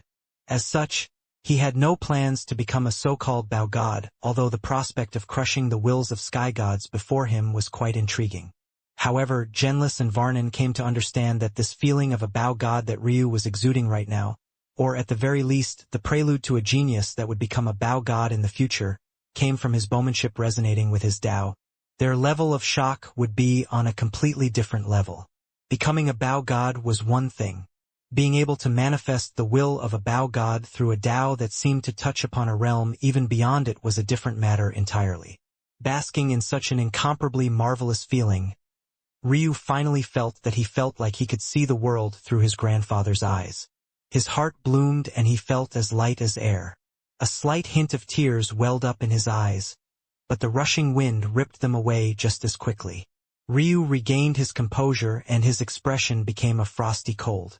His bow shifted and it seemed to glow a resplendent golden light. His body became enveloped with the shadow of a god-king. Even as he fell from the skies, he was towering and majestic, his bow aiming for the world sea realm expert threatening to take his life. Seichuyu, Seichuyu, Seichuyu, Seichuyu, Seichuyu. Ryu's arrows had gone from plain, ordinary attacks to gorgeous starlight being painted across a canvas. There was something absolutely marvelous about each stroke, as though just watching him guide the arrows through the sky was enough to pluck at the strings of the heart. The expression of the Stone Clan elder changed, and he rapidly sent out several blasts of his hammer. Ryu shook his head. Seems like the gap is still too large, but this is enough. Ryu sent out several more arrows, his bowstring twanging like the strings of a zither. The melodious sound resonated with the heavens, snatching power from it and powering it even further. He didn't even bother to use his Dao charm techniques and waste his chi. He knew that it was a worthless endeavor. The Stone Clan elder, whose expression had changed, was stunned once again. He had attacked all out because he felt an overwhelming sense of danger. Flashes of Ismaro's ending had played in his mind and he thought he would end up the same way. However, to his shock, the air pressure of his hammer swing alone shattered all of Ryu's arrows. That was when he realized that he had been tricked. Who cared how great Ryu's archery was? The gap was still far too large to be bridged just like this alone. Unfortunately for the Stone Clan elder, it was already too late. Ryu fell into the waters, disappearing beneath the roaring waves, his gaze still locked onto the Stone Clan elder, who had wasted his final chance to catch him. The moment Ryu entered the waters, he shrouded himself in his void spiritual sense and became a bolt of lightning, using his lightning spirit body for the first time since he came to this world. None could have expected that Ryu's greatest speed wouldn't be with a Dao charm technique, but rather in becoming radiant blue lightning itself.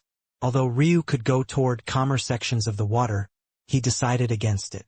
It was best if he stayed in these rough patches. That way he would be difficult to spot and he could hide among the rubble and trees. Like this, Ryu waited, his spiritual sense blanketing the surroundings, and his mind focused on each and every minute change. He already sensed the Stone Clan elder diving into the waters, but he stayed far from him, waiting in patient silence. The battle above was still raging on and only seemed to be getting more chaotic. But Ryu was sure that there would be a great change soon. And just like that, there was. The skies were suddenly filled with formation circles once again, and the path from the second heaven was opened up. The clouds split and several vortexes formed, revealing the forms of two mighty beings, one of which was from the Thunderblaze sect and the other of which was from the Carving Ice sect. It was clear from this that Varnin and Genlis had been the most frantic in getting their seniors to come and calm this situation, each of them with their own schemes and machinations. Halt! The voice of an old, wrinkled woman boomed. Even from his position in the waters, Ryu felt his soul shiver. Despite the fact everything came to a halt, Ryu didn't make his presence known. He wanted to see how Elder Aika would deal with this situation. There was no need to put himself in danger needlessly. If the Radiant Star sect really was slaughtered to the last man here, he would have no ability to stop it. In that case, he could only silently slip away. Ryu didn't feel any great loyalty to the sect, and this was beyond his ability to handle. He had a good impression of Elder Aika and Selhira, so he would help them. But as for the others, he simply couldn't be bothered. Especially not that annoying old man. Chapter 1008 Interesting. She stood over the floating island of the Radiant Star sect protectively, her gaze slowly shifting toward the two newcomers.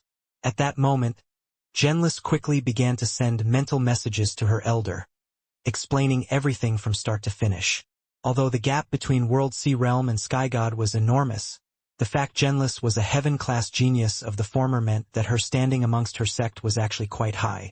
As such, she could get away with a more informal tone when speaking to certain elders. Depending on the demeanor of the Sky God, sending them private messages like this when you weren't a Sky God yourself might earn you their disdain and rage. However, Genlis didn't need to worry about such a thing and directly informed her elder in the quickest way possible.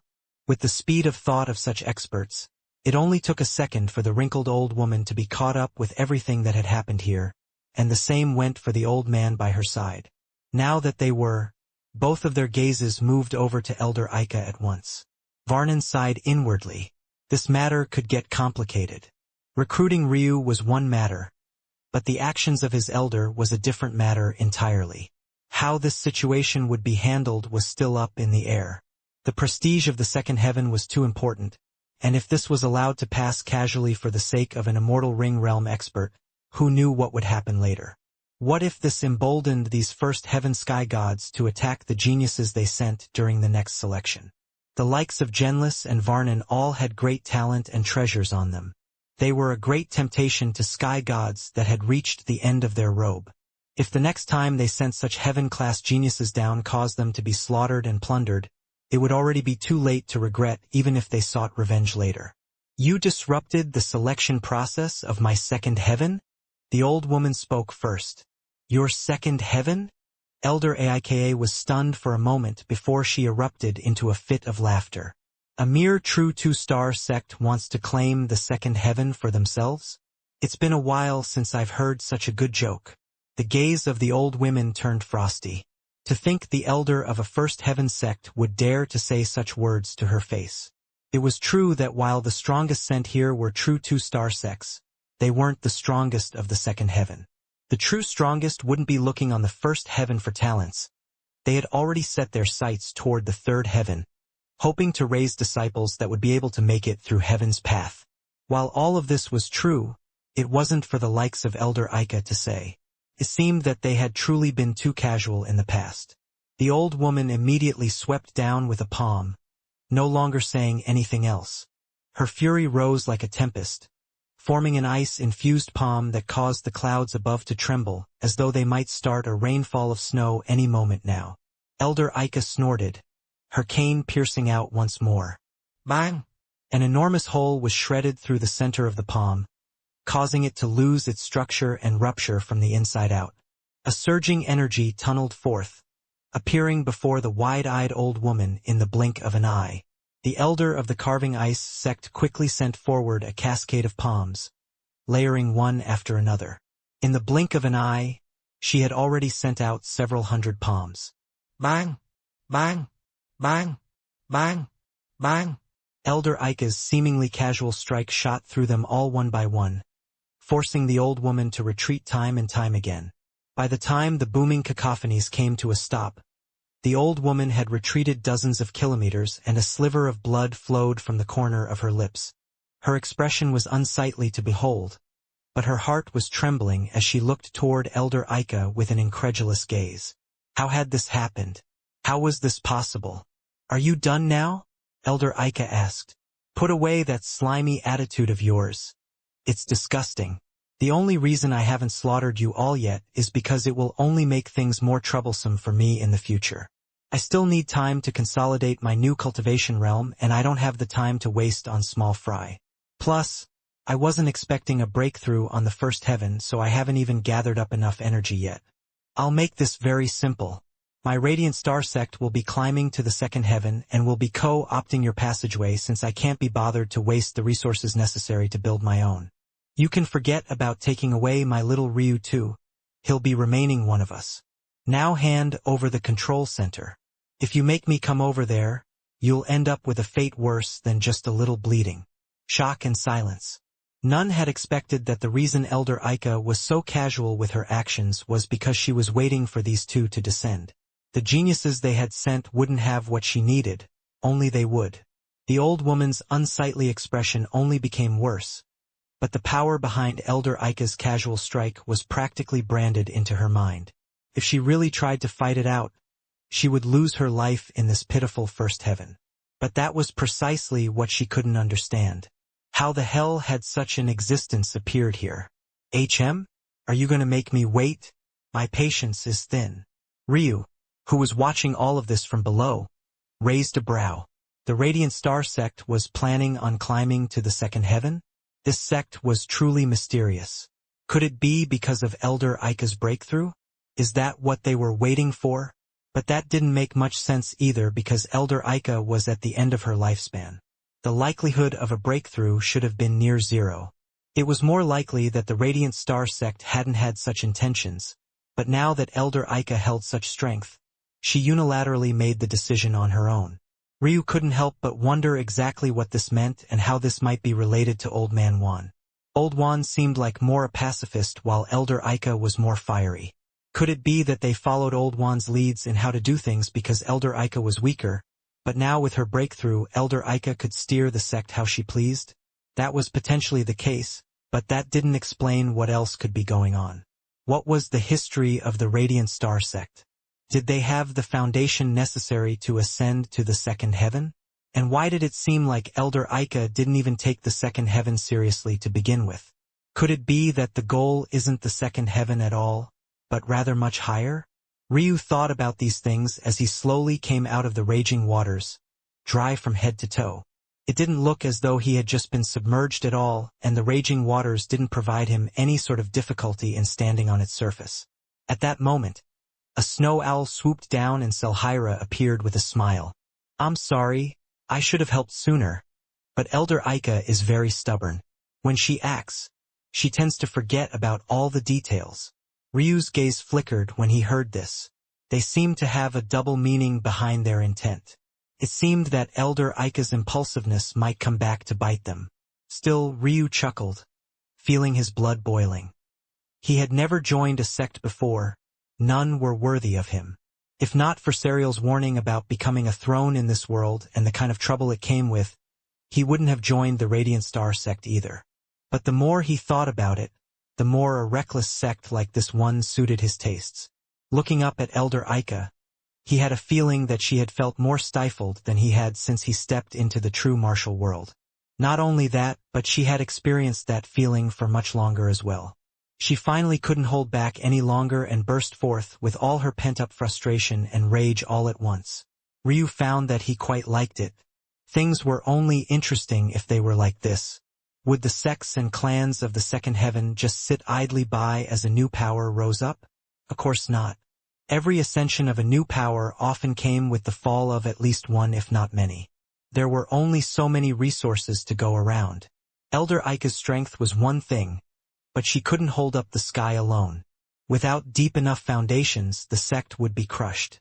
And yet, the disciples of the Radiant Star sect were pitifully weak. That meant only one thing, and it was the very reason why Elder Ika made it clear that she wasn't giving Ryu up. She would deal with the old fogies, and she expected Ryu to deal with the rest.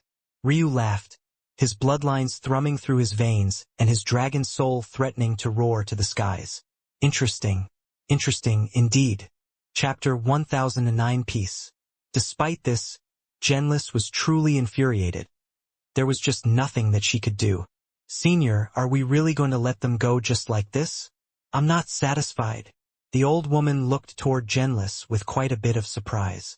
This wasn't because of the words she was speaking per se, but rather because these words came from Genlis of all people. In fact, now that she thought about it, Genlis' actions until now were off. The old woman's gaze flashed and her expression changed. Your soul? Why is it so damaged? Genlis' expression flickered.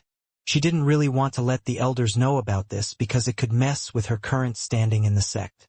Although she was quite secure, she didn't like taking such chances. Unfortunately, although her original intention was to keep somewhat of a low profile, she was finding it harder and harder to control herself properly. Plus, she didn't want to share information about the perfect Blackbuddy soul she had run into, because that would mean potentially having to share in whatever spoils she managed to gain. This would also expose other things she was very much not willing to. Do not worry about this, Senior. I will be able to fix it in a few months so long as we return. But this matter is too big to ignore. Although the old woman's gaze still flickered, she could only set the matter aside. Although Genlis called her senior, their standing was very close to identical. She couldn't press Genlis too hard about anything. As things stood now, Genlis was still their best chance at succeeding in crossing the heavenly path, so her will was quite important. Still, even with this being the case, Genlis wasn't a fool. Despite the backing she had, she wouldn't casually reveal such important things because even she could end up being backstabbed. The lure of an ancestral grade soul was far too high. The more she thought about that situation, the more odd she found it. An ancestral grade soul, had it been at her level, should have been enough to directly kill her. The fact that this person had spared her had to have its reasons. Genlis didn't believe for a single moment that anyone would be so benevolent, especially since she had displayed her killing intent first. The only explanation was that this talent had far lower cultivation than herself. This meant that despite having such talent, there was an excellent chance that Genlis would be able to defeat this individual, maybe even with quite some ease. Genlis was a bit ashamed that it had taken her so long to think of this, but it couldn't be helped considering the state of disarray her mind and soul was in. But now that she was even more confident in dealing with this individual. So long as she could find them. Such a person wouldn't be on the first heaven for no reason. Heavens below the fourth have too small of a chance at forming ancestral grade talents, especially ones like the perfect Blackbuddy, which presents much more like a greater talent. In that case, this person is either from a destroyed clan or sect of a higher heaven, or they come from a lower level world. If that's the case, Genlis was snapped out of her thoughts by the words of the old woman. She is far more powerful than me. There isn't anything I can do. However, I would not worry too much about it. If they dare to ascend to the second heaven, especially when we've entered a rare state of peace, they'll find themselves to have become public enemy number one. The old woman's words weren't wrong. Whether it was the second or third heaven, both had entered a rare state of peace as they all focused on grooming the next batch to enter the heavenly path. The only scuffles were amongst the younger generation, and that was entirely so that they could temper themselves for what was to come. However, if someone tried to disrupt that balance now, they would gain the attention of everyone at once. Such a thing would be a death sentence. Who cared how powerful Elder Ika was? She couldn't be everywhere at once, right? In addition, they were well aware of just how weak the disciples of the Radiant Star sect were. Even if they had a genius of an elder, what good did it do them if they were constantly being crushed by their opposition? As far as the old woman saw it, the moment Elder Ika dared to step foot onto the second heaven, death would be all that awaited them. The old woman turned her head to find that the Lurking Vine sect actually had a genius of the first heaven by their side. The old woman frowned, wanting to question what was happening. But to her shock, the teleportation array had already been activated. It was clear that the youths of the Lurking Vine sect didn't want to explain their position, simply taking their chosen genius and whisking them away before the elder of the Carving Ice sect could say anything. The old woman's good mood at the thought of the Radiant Star sect's fall vanished. She had wanted to make a united front and teach the First Heaven a lesson they would never forget by not accepting any of their geniuses. But she never thought that two juniors wouldn't even allow her the chance to make this command. She was infuriated. Unfortunately, the Lurking Vine sect was no less powerful than her Carving Ice sect. If they had made such a choice, it was already too late to do much of anything. Chapter 1010 Pansy. Aika lounged in Old Juan's cave without a care and even covered her mouth in a yawn, seemingly unbothered by Old Juan's rare display of seriousness. Don't talk to me like I'm a child. I've caught up to you now, I can do as I please. You're content to hide like a rat down here, but I am not. I only followed your lead because I was too weak to have a say. But now that I've broken through, I'll be leading the Radiant Star sect forward as I please. And then what? Condemn all these youths to death. And whose fault would that be? Mine? Whose fault could it be if not yours? Is it not you leading them toward a march of doom? This is probably the absolute worst time to ascend to the second heaven. Even the Uni-clan who has a small foothold hasn't dared to do so, and is still biding their time until the matters with the heavenly path are concluded. You want to compare me to the Uni-clan? How about we spar a bit, old man? If you can last 3 moves, I'll take a step back. Aika, can you not be such a child for once? If you're too scared to battle, just say so, you old wrinkled pussycat. Wrinkles? Where? Old Juan's voice boomed, but his response only made Elder Aika keel over in laughter. Of all the things she said, that was what he had a problem with. This old man was just the same. Old Juan, who realized his old habit had resurfaced, coughed. He still looked like a 20-year-old young man, but he had let Aika get the better of him again. You're just the same old pansy. If you had given as much effort as I had during that battle, you think you would have been able to retain that smooth skin? I, as a woman, was willing to give up my youth to battle it out to the end. But you, as a man, couldn't even deign to do that much. You should be ashamed of yourself. Old Juan coughed again. Listen, you're a lower level than me. Was a lower level, Aika corrected. Fine, was a lower level. Breaking through for you is relatively easier. Why don't you tell the full story? The reason I was a lower level to begin with is because my Tao is far more profound than yours. Look at you, you've ascended to at least the higher level while I'm still at the lower and you still don't dare to fight me. Where'd your balls go? Can you even be considered a man? Old Juan, who had finally regained his calm, took a breath and smiled lightly. You've always been the fighter. My Tao is not designed for such barbaric things. What use is your foresight? All it's gotten me is years of annoyances. Pieces of trash from the second heaven actually dare look down on me. This is your fault. Well, didn't I find Selhira and Ryu? As much as you're bloviating right now, you wouldn't have dared do this if we didn't have the 2 of them. If not, we would have to reveal too much of our strength to keep the sect together and we would be exposed before we're ready. Selhira and little Ryu both came here of their own accord. What the hell did it have to do with you? Old Juan coughed. Wasn't this woman's mouth a bit too sharp?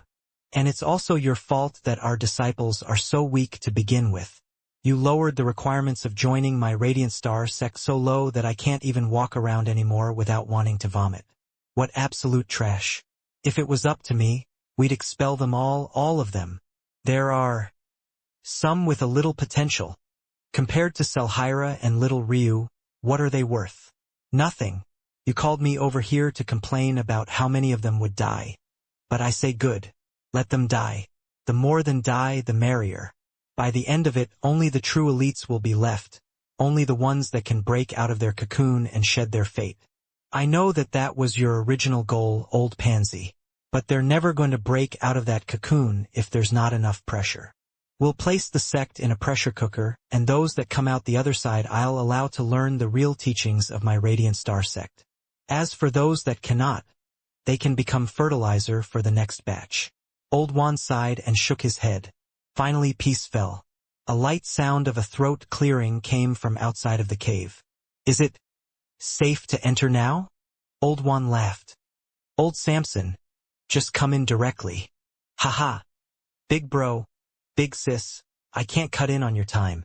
This little brother has to be polite in case he runs into something he should not see. Old Samson was none other than the Grand Elder of the Radiant Star sect and the reason why no one punished Ryu for his reckless slaughter of disciples. But before these two, he only called himself Little Brother. Old Juan coughed lightly at the bold choice in words, and Elder Ika rolled her eyes. I've been away for so long that you must have grown tired of little Samson, Elder Ika replied.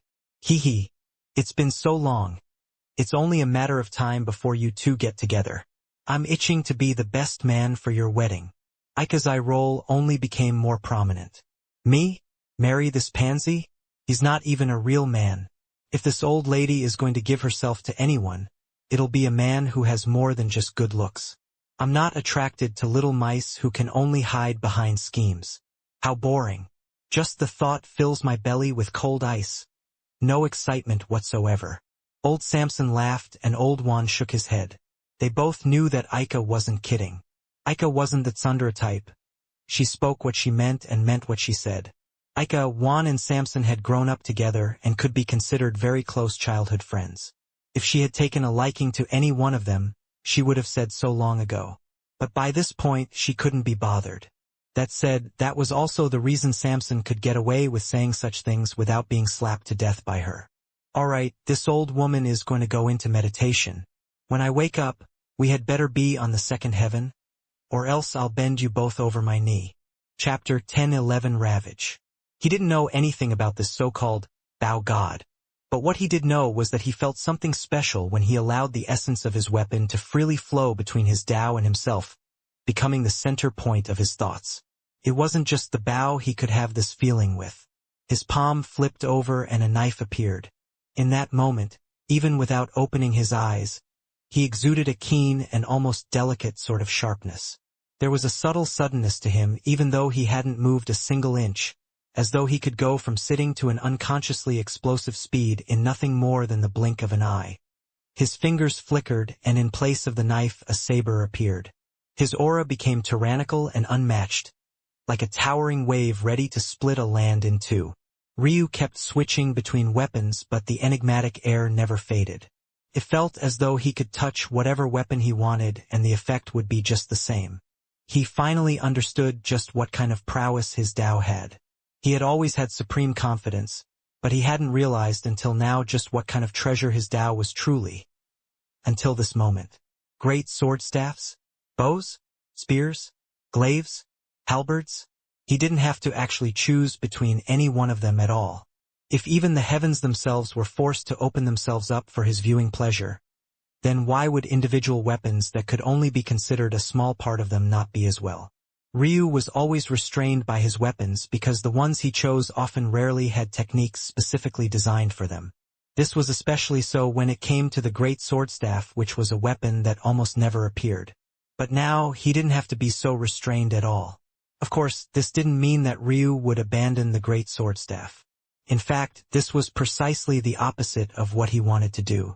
The great sword staff was unique in that it embodied both polearm weapons and non-polearm weapons. In fact, in Ryu's estimation, the only ones of the 9 core weapons that he couldn't imitate with the great sword staff were the bow, the short sword, and the knife. As for all the others, he was fairly certain that he could without issue. In such a case, why would Ryu force himself to choose? This would be his path of the great sword staff. Rather than trying to forge something entirely new, he would fuse them all into one, snatching the hidden truths from weapons masters that came before him and taking it all for himself. The best part was that Ryu didn't have to bother wasting his time on learning each of these weapons individually. So long as his Tao improved, so too would they improve. Now, he only needed 2 things. The first was a new pair of great sword staffs, and the second were techniques capable of taking advantage of this strength of his. He was starting to feel that just 2 Dao charm techniques weren't nearly enough. His comprehension was far too high. Why would he waste his talents like this? In addition, learning these Dao charm techniques was also a method of training his Dao. The closer to perfection he brought it, the stronger it would become. Step by step, he would push himself to the very pinnacle. While others would struggle with just one, he would suffocate them to death with as many as he could get his hands on. And when it came to such techniques appropriate for his level, or in other words, the heaven grade, the Frost clan simply had far too many. Despite his arrogant thoughts, Ryu still didn't bite off too much.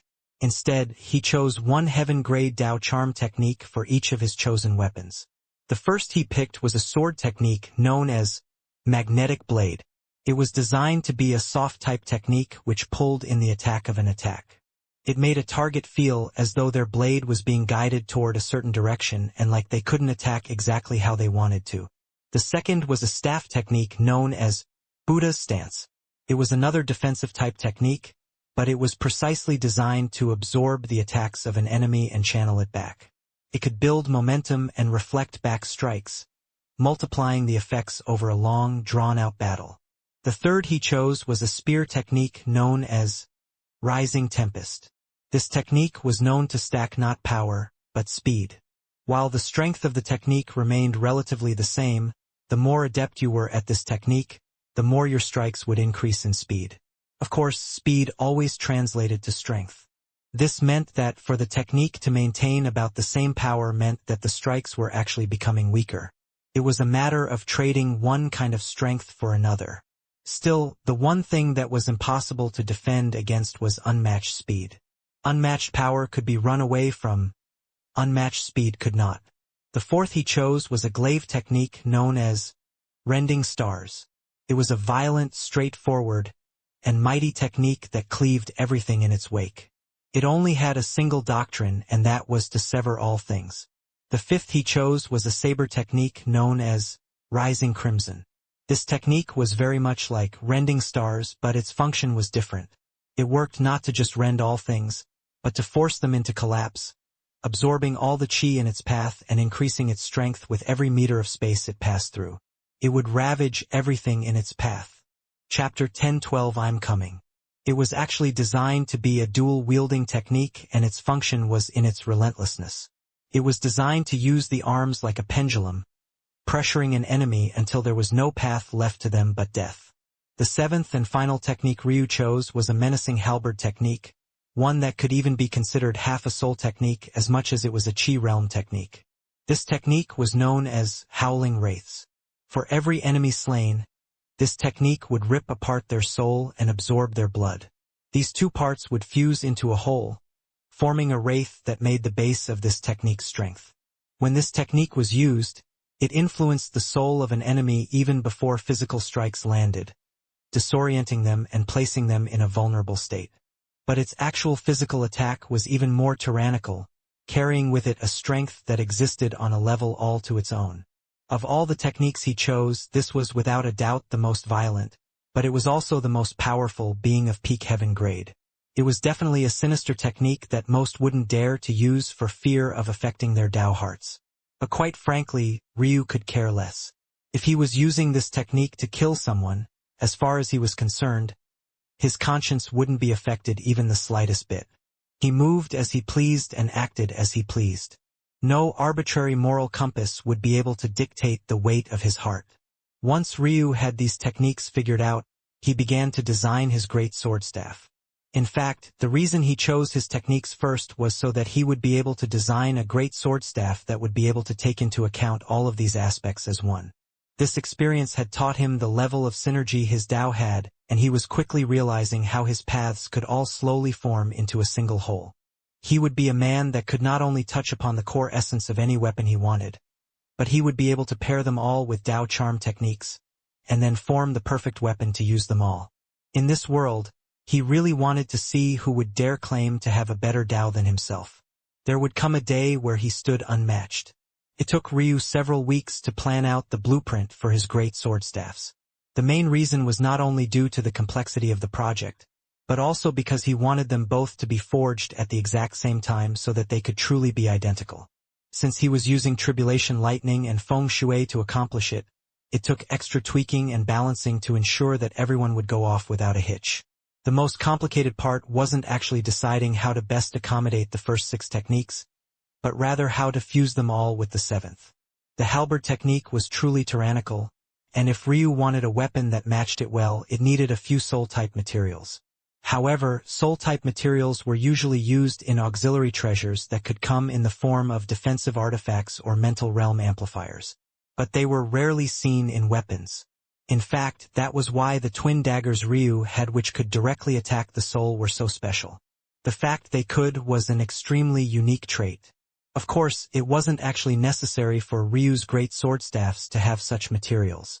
After all, the strength of Howling Wraiths came from the technique in Ryu's soul. It didn't actually need a weapon that fused with it. None of this was actually necessary. But that was also precisely why Ryu was doing this. If he was correct, if he truly combined all of his disciplines so seamlessly into one, his combat strength would take an enormous leap forward. When his blueprint was complete, he was even more certain of this. If his calculations were correct, so long as these great sword staffs came out as expected, they would actually have an extraordinary effect. While Ryu was using them, they would be able to increase his comprehension of his Dao Charm technique by 2 stages. This meant that if Ryu was at initial success, which represented that he could use 1% of his chi in using the technique with his great sword staffs in hand, he would be able to use them to large success, which would allow him to use 20% of his chi. Once he reached Great Circle of Perfection, which would allow him to display strength beyond 100% of what his chi could produce, pulling in from the atmosphere, the final strength would actually double so long as he had his great sword staffs in hand. And he watched his great sword staffs being formed after another month of preparations. Ryu was filled with a sense of assuredness. This was the path for him. His combat prowess, his blacksmithing, his alchemy, his formation mastery, they would all fuse into one to make him a stronger and more lethal existence. When the time came, whether it was the bastards who dared to brand his forehead or the martial gods who caused his grandparents' deaths, he would wipe them all from existence. A mighty and final strike of lightning fell from the skies under Ryu's gaze. With a step, he flashed forward, appearing above the final product to find 2 great sword staffs trembling with heavy runic patterns. They both radiated a wild aura, wafting a dense black-red fog. They were so large and thick that they could almost be mistaken for a pair of lances rather than a pair of swords. When Ryu grabbed them out from the ground, the weight almost sank him to his knees. But with just a drop of blood, they became as light as a feather, causing a raging tempest of wind to fly about the surroundings and slice apart the land. Their spines were a dense black, but their blades, surrounding the spine entirely, was a dense crimson that thrummed with a will for murder. A pair of runed peak heaven-grade weapons. Perfect. Ryu held them both out, almost hearing the dancing heartbeat of the 2. At that moment, the ground beneath his feet rumbled and he looked up. He knew then that it was time. The radiant star sect was ascending to the 2nd heaven. Elena, I'm coming. Elsa Yana, be patient, I'll unseal my eyes soon. Father, I know you're out there somewhere. This son of yours won't let you down. Chapter 1013 Ascension.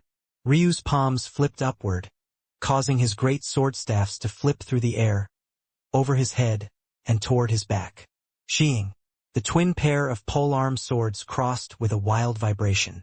Sharp sword chi shot into the surroundings like a whirling cyclone, shredding everything in its path before they were deathly silent. Ryu took a step forward, his expression calm and unhurried. To his back, 2 crossed great sword staffs hovered behind him, following like a pair of obedient children with their auras restrained to an extreme. As he walked, Ryu strapped his grandfather's bow to his back. Although he was capable of forging a stronger bow, he didn't. Quite frankly, he didn't think it mattered. With his current level of skill, no matter how weak his bow, as long as you were within shot of his combat prowess, you could forget about dodging. The heaven-grade pair of great sword staffs that Ryu had just forged were stronger than any ancestral-grade treasure of Sacrum. That much was a certain fact. There was no doubt that Ryu could do the same for his bow. But to him, being close to his grandfather was more important. He would make certain that this bow reached the peak of this world. Ryu stepped out of the Golden Moon world's hidden space. When he appeared one again, the rumbling had increased more than tenfold. Felt like the world was collapsing. But in reality, it was the entire mountain range of the Radiant Star sect that was slowly rising into the air. Not a single peak was being left behind. Ryu stood outside of his abode, his expression calm and his head inclined to the skies that only seemed to grow closer and closer. A wild and unrestrained aura circulated around Ryu as the skies grew closer. The heavenly laws bore down, growing to the point they threatened to force many to their knees. In the region Ryu was in, he was still around mostly inner disciples. He hadn't bothered to change his location because he simply didn't care. So long as he had the Golden Moon world, it was all the same to him. Despite his calm expression, Ryu couldn't help but sneer inwardly. Even a mere first heaven dared to put on such airs. He really wanted to see what the second heaven would dare to do. Boom! The skies were torn apart and many who had felt their knees trembling directly fell to the ground, prostrating themselves. It was a sight so pathetic that Ryu didn't want to be associated with it in the slightest. These inner disciples had looks of reverence and deep emotion on their faces. It was clear that they didn't realize the kind of storm that was waiting for them on the other side. Did they think that things would just be over just like this? Ryu felt a rush of chi oppress him from all sides as everything was dark. A flashbang went off in his mind, a certain suppressive effect shattering into motes of light and forming a sky of twinkling stars. It felt as though all of his neurons had suddenly become hyperactive, being fueled with a substance far beyond what was on the first heaven. But under this sort of baptizing, only he and those with appropriate talent could possibly feel so comfortable. In a sect where the vast majority of talents were merely black grade, and pinnacle geniuses only barely approached the heaven grade but were still firmly within the earth grade, such a transition was enough to place great pressure on them all. At the second highest peak, the core disciples appeared one by one, leading the sect in bearing this weight. Many of them were already well into the Tao pedestal realm, with the very best already being in the cosmic seed realm. They knew what kind of opportunity this was. It was one thing to use normal teleportation arrays to enter the second heaven, but this method was one where one would have to pass through the heavenly laws of the heavens themselves. It was far more dangerous, but with danger also came opportunity. The truth was that Aika hadn't needed the teleportation pad of the second heaven's powers at all. Rather, what she needed was the location on the other side. Whatever location was, that would likely be a place where all the powers of the second heaven converged. Most would thus avoid this location, but that wasn't Aika's intention at all. If it was up to her, she would plop the sect right in the center of it all. Unfortunately, it wasn't Aika controlling this ascension as she was in seclusion. Instead, it was Old Juan who was, quite frankly, a bit of a pansy. He knew Aika too well, but the only coordinates he had were the ones she had given him. So, rather than following them, he chose to deviate a bit. Boom! At that moment, even the inheritor disciples appeared, all of their auras well into the world sea realm. In the same instant, the veil of the second heaven was broken into. The sect shimmered and shined. In the view of those of the second heaven, it looked as though the ghost of a sect was appearing. At first it was just a ripple, and then a faint illusion appeared, and then as time passed, that illusion became clearer and clearer until a wild, whistling tornado of shattered space rippled out in all directions. Boom!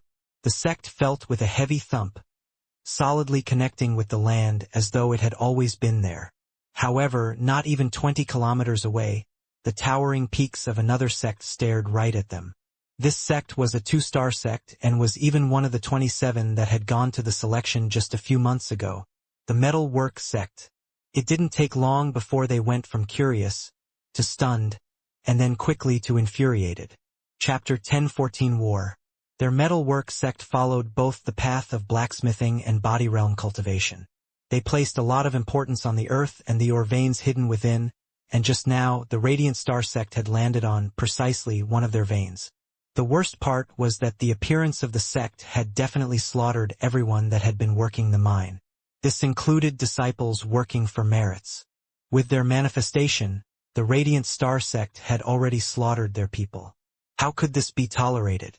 The patriarch of the metal work, Patriarch Arnoldus, immediately shot into the skies, his fury like a towering tempest as his bronzed chest rippled. With every infuriated breath he took, sparks of fire shot into the surroundings. The fact that the moment they stepped into the second heaven they found someone who could fly made the hearts of the Radiant Star sect disciples tremble. This meant that this man was most definitely a false sky god. Many of the Radiant Star sect disciples were still prostrated on the ground, and even those that finally managed to stand felt as though their bodies were incredibly heavy, as though the gravity they were experiencing had doubled. The suppression of the second heaven was not a joke and couldn't be casually ignored by those with poor talent. The pressure was good for those who had more potential to squeeze out, but for those that didn't it was like a death sentence. Good. Good. You can all die. With an infuriated bellow, Patriarch Arnoldus flipped a palm and manifested a hammer that immediately expanded to a size that looked as though it could blot out the skies. Ryu looked up with a calm expression on his face, but just the sudden rush of wind from the hammer rising into the air was enough for him to nearly be thrown off his feet, and that was despite the fact there were dozens of kilometers separating himself and the Patriarch. Just when Patriarch Arnoldus was about to swing down, a light cough resounded, dispersing the wild winds as Grand Elder Samson appeared in the skies. Arnoldus' expression flickered beneath his rage. A false sky god? Wasn't the Radiant Star sect a true one-star sect? How did they suddenly have a false sky god now? And even if they had one, shouldn't it be that woman he had listened to that report about? Did that mean that this sect actually had two false sky gods? As shocked as Arnoldus was, the disciples of the Radiant Star sect were even more shocked. Clearly, they hadn't known that they had a false sky god either. But their hearts bloomed with pride and expectation a moment later, though how long this would last was completely unknown. Samson chuckled lightly. Listen, our sect is already here and it can't be casually moved again. How about we just coexist? When Arnoldus heard this his temper flared up again. Do you think that's possible? Come die. Arnoldus swung his raised hammer down. After his initial shock, he quickly recovered. Why would he give a single care about a false sky god of the first heaven? Such trash could be dispatched by him as easily as a fragmented sky god of the second heaven. How could they be worthy of negotiating with him? Samson lightly coughed again before sighing. Things really couldn't end peacefully, huh? It seemed that Samson's personality was quite a bit like Old Juan's. He could only blame their bad luck in landing so near to another sect's territory. A radiant starlight exuded from Samson's body, causing his silver robes to flutter. Samson sighed again, plucking stars. His forefinger and thumb stretched out, pinching at the air. Bang! At that moment, an enormous hand that looked as though it contained the galaxies of the universe manifested in the blink of an eye. In one moment, the skies had nothing but a mighty hammer, but in the next, a thumb and finger had stopped it in its tracks. With a slight pinch, the hammer cracked and Arnoldus' expression wildly changed as he rapidly pulled back.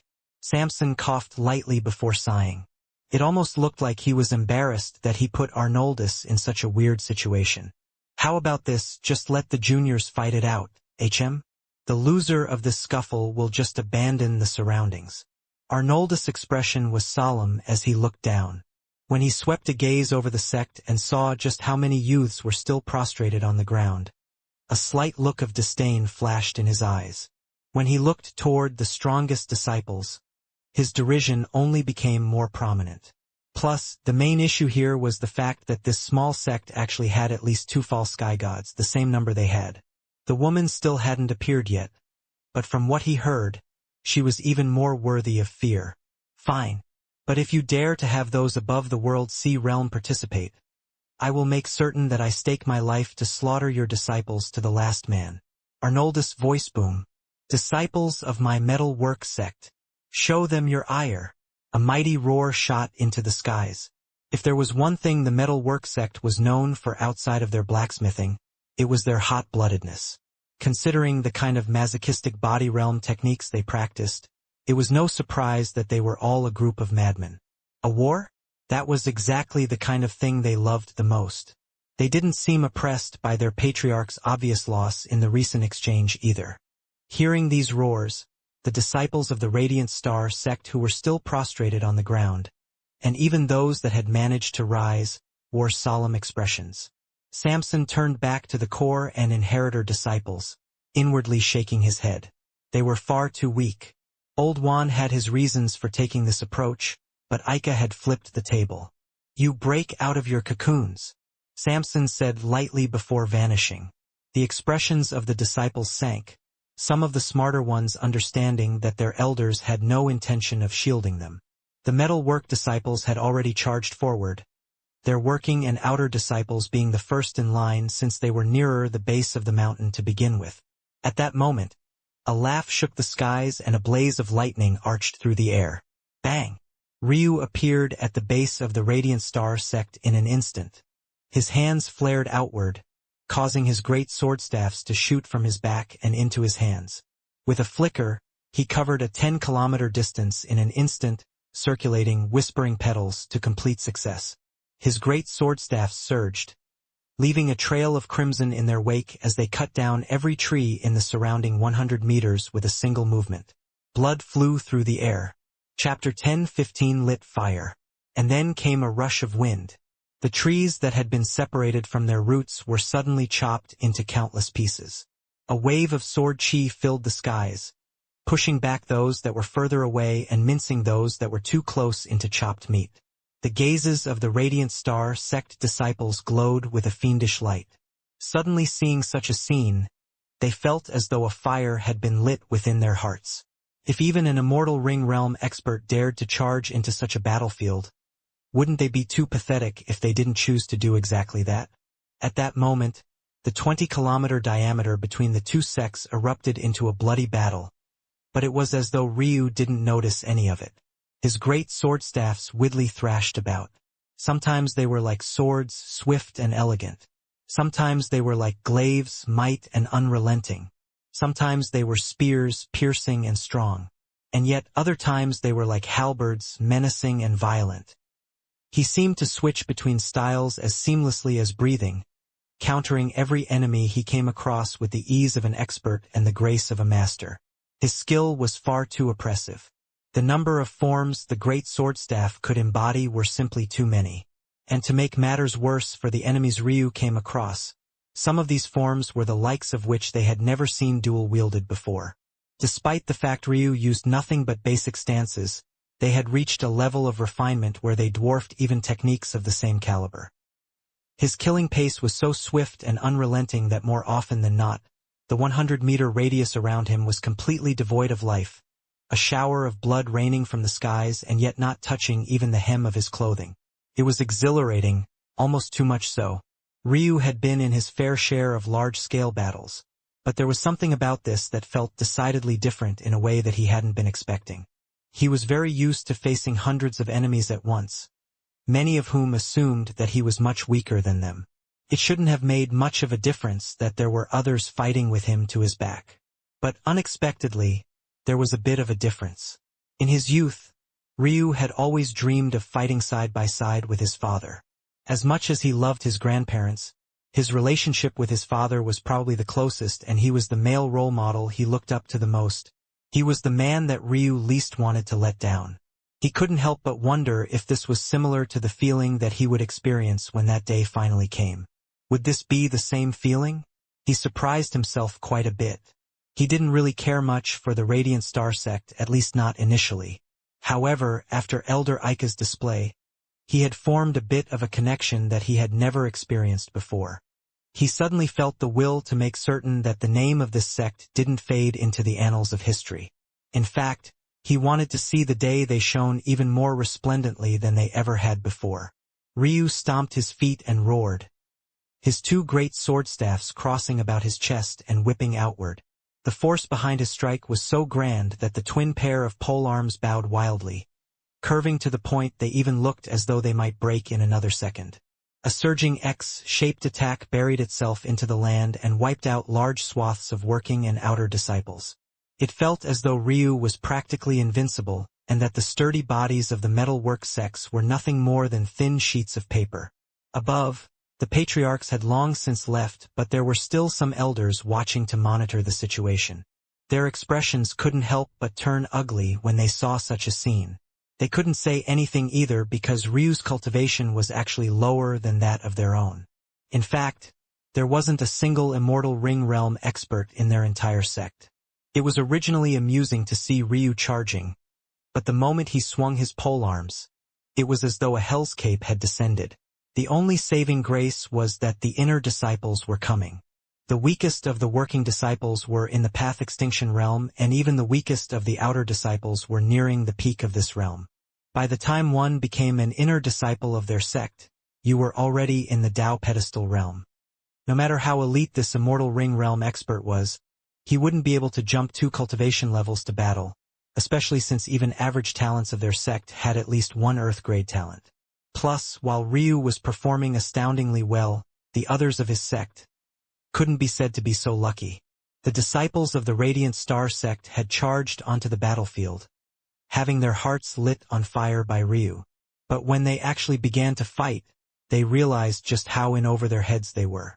Many could only last a few exchanges before they were slaughtered, never to rise again. Although the killing speed in the opposite direction wasn't as grand as Ryu, that was also because Ryu was killing so much that he alleviated much of the pressure. And yet, even with that being the case, the working and outer disciples of the Radiant Star sect couldn't take advantage, finding themselves dying off one by one. Boom! At that moment, thunderous booms rang out as the inner disciples of the Metal World sect crashed down from the ground, their knees bending and their bodies radiating a bronzed light. Chapter 10:16 Inner Disciples. His great sword staff flipped in his palm and he formed a reverse as though it weighed nothing more than a short sword. With a single movement, the pole arm appeared in the path of the javelin, clanging against it. Bang! Ryu slid backward, his forward momentum having been stopped for the first time. His head turned in the direction the javelin had come from and he took a step forward, his speed faster than anything he had shown until this very moment. He was like a blur, his speed impossibly quick and his body like a leaf rushing through a tornado. His gaze blazed with dancing lightning and his twin pair of pole arms suddenly erupted with flames, his body descending with the momentum of a meteor. The inner disciple that had thrown the javelin had been preparing another one when Ryu suddenly appeared above him. In the far-off distance, the mere afterimage he had been aiming for vanished into the wind, replaced by an oppressive might descending from above. Boom! The inner disciple hurriedly moved to block, the heat of Ryu's strike licking against his face and bare torso to the point that it was unbearable even before their strikes collided. It made no sense. How could the flames of an immortal ring realm expert possibly affect him to such an extent? However, he didn't get to think about this for long because when their strikes did meet, the ground beneath his feet immediately shattered and his body was buried beneath. Ryu's great sword staffs continued burrowing into the earth and infusing it with a raging torrent of flames. The earth melted and a wild surge of lava spread into the surroundings.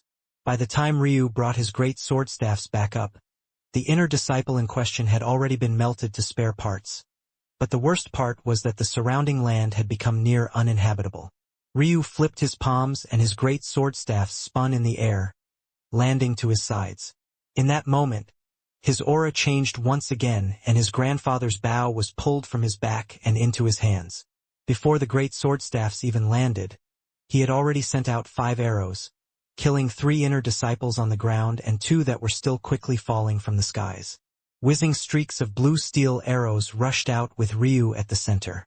With every passing moment, his speed of killing only became faster and faster, the aura of a bow god surging from him like a towering tempest. Others could only attempt to assault him from a distance, but they quickly found their attempts not only shot down, but in the process yet another one of their fellow disciples would fall. It was as though Ryu was able to calculate not just a defensive maneuver, but also parlay it into an offensive onslaught. Every whistle of an arrow was like the call of the Grim Reaper. The elders of the metalwork sect all had on ugly expressions. He's a heaven-class talent, we can't send normal experts after him. Even if he ends up dying later, the foundation of our sect will be ruined. Hurry them over, now! Couldn't be helped, the sudden sect war was exactly that. Sudden. Many of their disciples were out on missions, tempering themselves in preparation for the opening of heaven's path. The true elites wouldn't be wasting these final precious years cooped up in the sect. Although they had sent a message for them to rush back, those that could come would still take a few hours, and those that couldn't weren't small in number. The second heaven was even more vast than the first heaven, after all. A rule of thumb was that each subsequent heaven was about 10 times larger than the last. It had already taken Ryu months to travel between provinces in the first heaven. Travel times would be even more exaggerated in the second. The good news was that the second heaven had a far more robust teleportation network than the first did, but even so it still couldn't be compared to the higher heavens. So they were now in such a situation. Does my sect really not have someone that can deal with a mere immortal ring realm expert? What have we been feeding you all for? The elders of the metalwork sect were just as fiery-tempered as their disciples and patriarch. But there was little they could do. Calm down. One of the elders spoke with narrowed eyes. When such a disciple appears in such a weak sect, it means nothing but calamity for them. They will fall here. They all fell into silence, but they still had their own thoughts. These words were true. But what if the sect elders had monsters as well? On the peaks of the Radiant Star sect, the core disciples watched on with narrowed eyes, knowing that it would be their turn soon. While the quality of the Radiant Star sect inner disciples and lower were inferior, their core disciples were not bad. However, this wasn't due to their own innate talent, but rather because they got a chance to learn a fragment of the Radiant Star sect's true teachings. However, they had no idea about this. In their minds, they had already learned the full technique and were, as such, quite confident in their strengths. Seeing Ryu's strength, though, their gazes couldn't help but flicker. It seems that it will be our turn soon. Let's not lose face in front of this junior brother of ours. One of the core disciples laughed, a pair of radiant wings formed of starlight forming upon his back. This young man was known as Pibin, the 17th ranked core disciple of their sect. See you all down there. He laughed, shooting forward like a blazing star. Chapter 1017 Trial by Blood. The core disciples of the metalwork sect that remained also entered the battlefield. Although there were less of them since most had gone away to temper themselves, it still took 2 to 3 disciples of the Radiant Star sect to face off against just a single one of them. Due to this, despite having the numbers advantage, the battlefield quickly became a case of a steel meeting steel, the resounding crashes causing a tempest of violent winds to surround the battlefield, turning it into a place none even dared to casually step foot in. Ryu continued a wanton slaughter of inner disciples, but there was only so long that the others of the metalwork sect would allow this to continue for. At that moment, the highest-ranking core disciple of the metalwork sect that remained shot forward like a blazing meteor. Hey, what do you think you're doing targeting my junior brother? Do you have a death wish, you brute? Pibin appeared in the path of the metalwork sect core disciple. Scram! Weak trash has no right to stand before me. Pibin's face paled. He was known for his speed, but his power was actually quite lacking. This made him probably the worst choice for protecting someone. Still, his palm flipped over and a flexible sword appeared. He stabbed out with all the might he could muster. His wings slapped and seeming to fuse his body into a streak of sword light. The attack looked quite beautiful, but the power behind it was still far too lacking. A hammer came crashing down, shattering the sword light before it even made contact with it. It was as though the wind pressure alone could destroy everything in its path without the slightest effort. Son of a bitch! Pibin's expression darkened, his chi surging. His sword gained a pair of wings of its own, his piercing strike recovering and increasing in speed. Bang!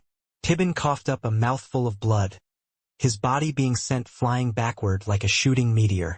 The highest-ranking core disciple that remained was only 37th in the metalwork sect and could be considered to be in the mid-ranges of the Dao pedestal realm. Pibin was already in the higher ranges and was ranked 17th. And yet, the gap was still so large. Trash! Gon snorted in disdain, raising his hammer once again to chase after Pibin. However, at that moment, his hair stood up as 3 arrows converged on him from all sides. Gon's expression changed and he released a mighty roar. At that moment, Ryu Palm reached out and stopped Pibin's backward moment, dispersing all his momentum into the wind. Pibin coughed up another mouthful of blood. his head raising up with a solemn expression before he looked toward Ryu. "Thanks," he nodded lightly. He was a bit embarrassed. He had stepped out to save Ryu but had ended up being saved instead. He had pretty much lost all face as a senior brother. But he got over it pretty quickly and laughed.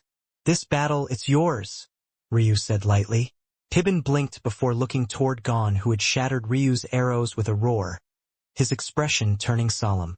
However, a moment later, he grinned, a second sword appearing in his hand. This scene caused Ryu to be a bit shocked because he could see that Pibin wasn't familiar with dual wielding. It even looked like he was doing it on a whim.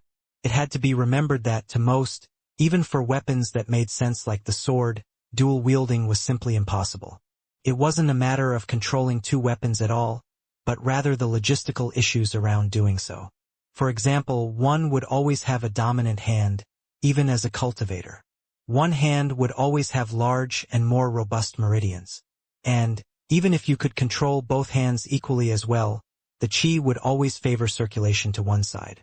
In addition, even though the circulation patterns of the true martial world were far easier and simpler, they still needed to be modified in the case of dual wielding. For example, if Ryu wanted to cast a technique with one hand, he would circulate it in a certain way, but if he wanted to circulate the same technique for the other, he would need to mirror it within his meridians. If, however, he wanted to use both hands at the same time, he would have to run these chis counter to each other within his body. The only way to accomplish such a thing was to either have a lot of practice or to have meridians as indestructible as Ryu's own. Obviously, Pibin had neither of these things but still made such a choice.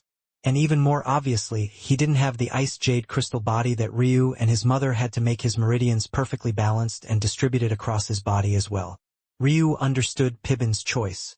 Speed was his greatest asset, and if he wanted to make use of it, he could only lean into it more and more. There were many ways to do this, but Pibin chose one of the most difficult paths. Pibin laughed into the skies, brandishing his two swords.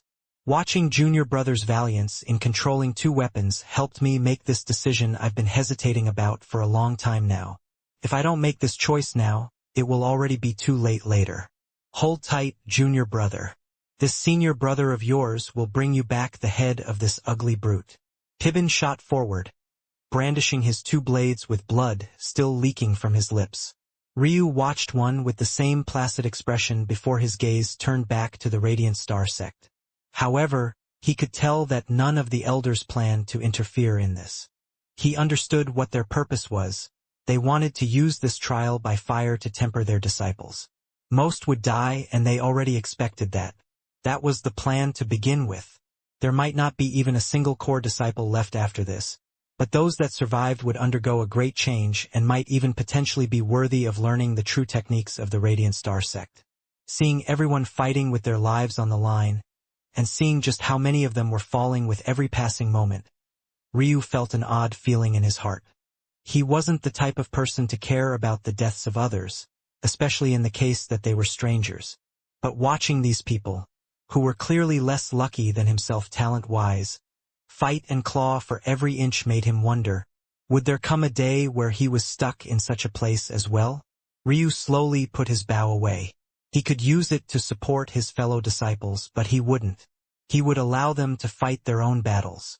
Even if he protected them now, it would just mean that they would die faster in the future. While he couldn't do this for them, he could do something else. Boom! Ryu's gaze locked onto the final arrival of the Metalwork sect.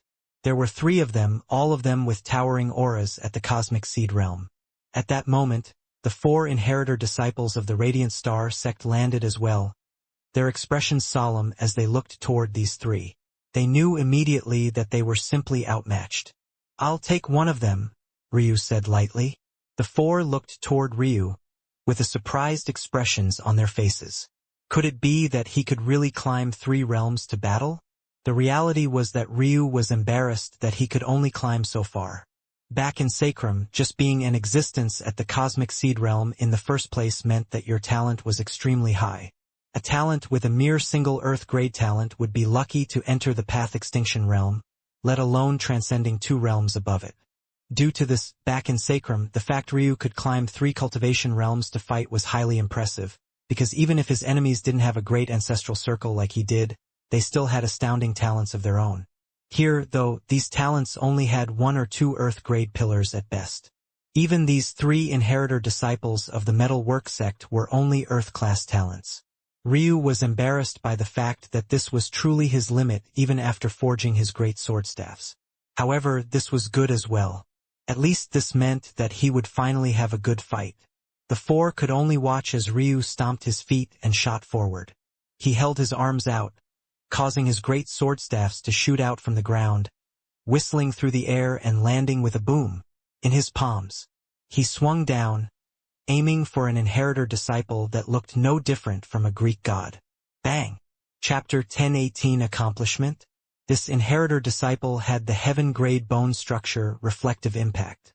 Such individuals were practically immune to the power of physical attacks and could borrow this power and add it to their own counters. However, while this much was true, it had its own weaknesses that Ryu remembered almost instantly. Bang!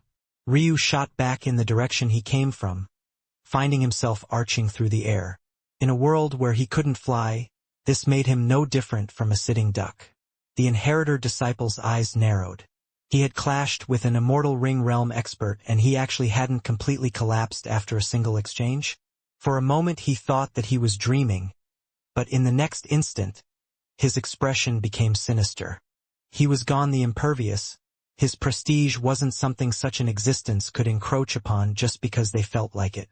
Gon roared, collecting much of the momentum that Ryu had sent into him and beating his chest with a single fist. At that moment, the air vibrated, forming a cone of lethal sound waves that appeared before Ryu in an instant. When fused with Gon's on cosmic-grade chi, its speed and lethality reached a new level in an instant. Ryu's expression flickered. His body realm cultivation was slowly being rebuilt from the ground up, but it still wasn't ready to face such a level of attack head-on, at least not when he couldn't enter his draconic form. His bone structure wasn't designed for defense to begin with, so even with it slowly returning to its original level and prestige, it was no good in this situation. In such a case, even this Gon's bone structure would be far better. It seems that I have a hole in my combat prowess. I need some defensive techniques. I'll have to either revamp Immortal Sakura, or use a different method. In any case, Ryu's body became as light as a fluttering leap. In that moment, he did something that should have been impossible, changing his direction in mid-air and gliding by Gon's roaring attack. The moment he did, he tossed one of his great swordstaffs to his back and thrust another one beneath his feet. As though he was riding a surfboard on the wind, his feet landed on the flat of his blade, his body leaning to the side as he pulled his bow out. Complete success Dao charm movement technique. Gon's eyes fluttered, his expression becoming solemn. If he wasn't certain before, he definitely was certain now. This young man was a heaven-class genius. No, he should be very close to the very limits of heaven class. Rays of sword chi surrounded the great sword staff that Ryu rode, his speed shooting up as he released dozens of arrows, each one more lethal and piercing than the last. Even those watching from a distance felt their hearts shuddering and their souls seizing. Flying swords weren't something very popular in Sacrum, mostly because it was completely unnecessary. By the time you had the skill in swords necessary to do such a thing, odds were that you would have already long since surpassed the spiritual severing realm. As such, it was a practice that had never been invented. In the true martial world, however, this was very necessary, especially as you rose through the heavens. That said, those with the skill to use flying swords were few and far apart. It wasn't just that the coordination was very difficult, but it required having a heart that could guide the sword. When Ryu allowed his great sword staffs to hover behind him, he had already tapped into such an ability. This was likewise the case when it seemed as though he could telekinetically control them. Sword chi was very unique in its ability to do this, as it was a weapon chi that emphasized not only a style of combat, but also a form of disposition. Swordsmen throughout the ages had been kings amongst men. As such, their chi embodied this as well. Only those with the disposition of kings could control the true essence of sword chi, guiding their weapons with their Dao hearts and soaring through the skies. No other weapon could accomplish this. Those that saw Ryu gliding through the skies felt their hearts quake. This sort of legendary sword heart, It was the first time they had personally laid eyes on it. But why did it seem that his bow was no weaker? And why did it feel like he wasn't even a true swordsman to begin with? Gon didn't have the luxury to think so much. He had disdained to bring out his weapon originally, but feeling the threat of his bevy of arrows made his heart pound wildly. He realized that he had no choice but to take this immortal ring realm expert seriously. His palm flipped over to reveal a towering and thick spear. It had a thickness of 4 to 5 inches, and yet Gon's palm wrapped around it with incomparable ease. He braced it against his hip, roaring as he swept it across his body. Bang! Bang! Bang! Bang! Ryu's arrows shattered one by one, a towering wave climbing into the skies. Gon didn't dare to let these arrows hit his body, and clearly Ryu knew this because this was precisely one of the greatest weaknesses of his bone structure. It could only reflect physical attacks, which meant that Ryu's chi and element-forged arrows were precisely the kind of attack it was helpless against. Ryu's gaze flashed. 13 soaring azures. Singe. Gon's expression changed, a lethal threat making his hair stand up. He slammed his chest again, releasing a roar that made even the ground quake. And yet, Ryu's arrow seemed to burn everything in its path to ash, even chi itself. 13 soaring azures. Chill. Ryu released another arrow, the faint sounds of chirping birds whistling through the air. A dichotomy of hot and cold ripped through everything. The rush of searing heat and oppressive cold made even the energy in its path expand and contract so quickly that they lost all of their structural integrity. They sped forward, appearing before Gon in an instant. There was already no other choice. There was only one path ahead. Gon's entire demeanor changed. Although neither of them had been injured in the midst of this battle just yet, the reality was that Gon had felt as though he was dancing on a razor's edge from the very beginning. The pressure he felt beneath Ryu was unlike anything he had experienced before. He had chosen not to go out to adventure because he was already well within the cosmic seed realm. There was no time to improve wildly any longer, and it was best if he just consolidated what he already had and put it all toward a single path. But this interaction made him feel like he was still much too lacking. Dao charme technique. Rowing waves. Gon took a strong step forward, his spear piercing out with the momentum of a tsunami. His bone structure glowed, his bronzed skin emitting a light that formed into a solid armor a moment later. Ryu's arrows shattered as a shimmering blue enveloped Gon's body. Oh! Ryu's lip curled. At that moment, Ryu's irises glowed with an ancient green light. Until now, it had been faint, only dancing between thunder, water, and fire. But at this moment, they all lit up at once and a suffocating presence rose into the air. Gon's Dao manifested as well. It was at the very same level as Ryu's, the second immortal grade. It powered a portion of his Dao charm technique, making it quite clear that Gon had chosen a technique perfectly suited to him. But in front of Ryu, if your Dao was too weak, it was better if you didn't use it at all. Burn. Cool. Scorch. Frigid. Ryu unleashed the 3rd, 4th, 5th and 6th tiers of 3rd soaring azures all at once. The moment they shot into the air, they lost the form of an arrow entirely, turning into spiraling birds that soared through the skies as though they had life of their own. The wave of Gon's attack shattered, hardly forming before it was frozen into a pile of ice and then shattered beneath a heat wave. The 4 fluttering birds, all a beautiful sheen of azure, appeared before him all at once, colliding with his chest. Boom! Boom! Boom! Boom! Gon's body jolted. Waves of heat and cold sunk into his armor, causing it to shatter into motes of light and his body to be without any sort of protection at all. Gon coughed up a mouthful of blood, looking down to find a bloody hole torn through his chest and 4 azure's birds flying out through the other side. In the skies, Ryu stood without a change in expression. When Gon met his gaze, he couldn't find any sense of accomplishment in Ryu's eyes. It was as though he couldn't be bothered to care about this victory at all. Chapter 1099 Grades. To his back, the war was still raging, but he no longer felt that it had anything to do with him. He had already fought the strongest enemy he could find.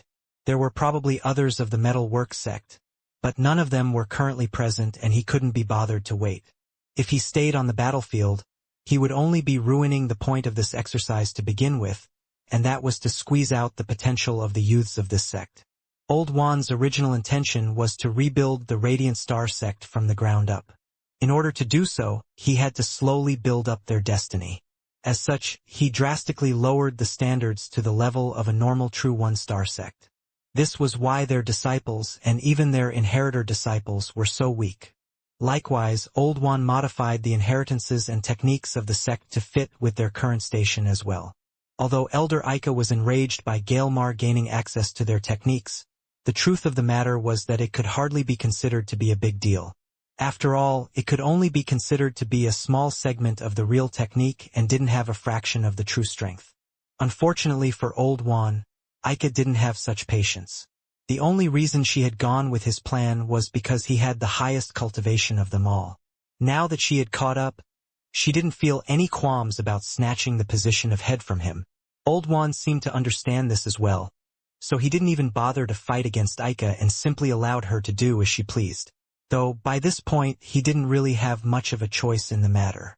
Unfortunately for the disciples of the Radiant Star sect, they ended up caught in the middle of it all and could now only fight for their lives. If these disciples wanted to benefit from the rise of the Radiant Star sect, they would have to break out of their cocoons. Ultimately, even the best disciples of the sect were mere Earth-grade talents. However, talent wasn't the end-all be-all. The heavens had a path for everyone. It was just that the path of some was narrower and more treacherous for some. The only goal these disciples had to have was to reach the limit of their potential. All of the best of them should aim to become Earth-class geniuses first and foremost. Once or if they succeeded, they could try to break past those limits. Talent could be improved, fate could be grasped, destinies could be changed.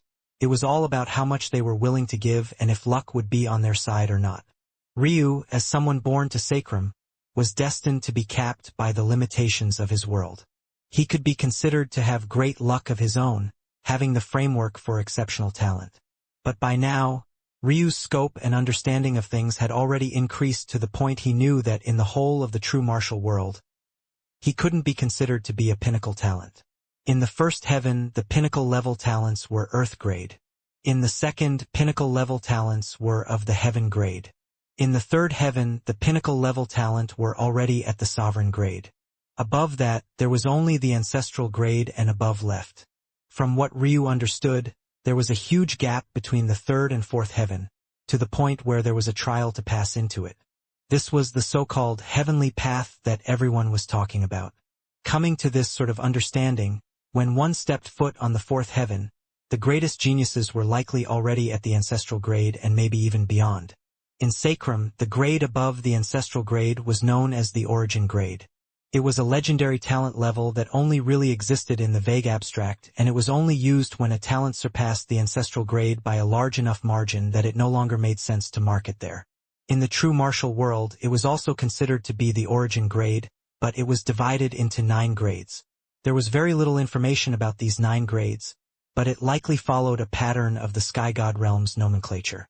Regardless, it was well beyond Ryu. After reading through the records the Frost clan had left behind, Ryu had a deeper understanding of his talents and where exactly they sat. First, there were his bloodlines. In Sacrum, they could be considered to Chapter 1020 Insatiable Desire. At best, he knew that the individual pieces that made up the fused bloodline were also considered to be at the first origin grade. As for what they were when they came together, he didn't know.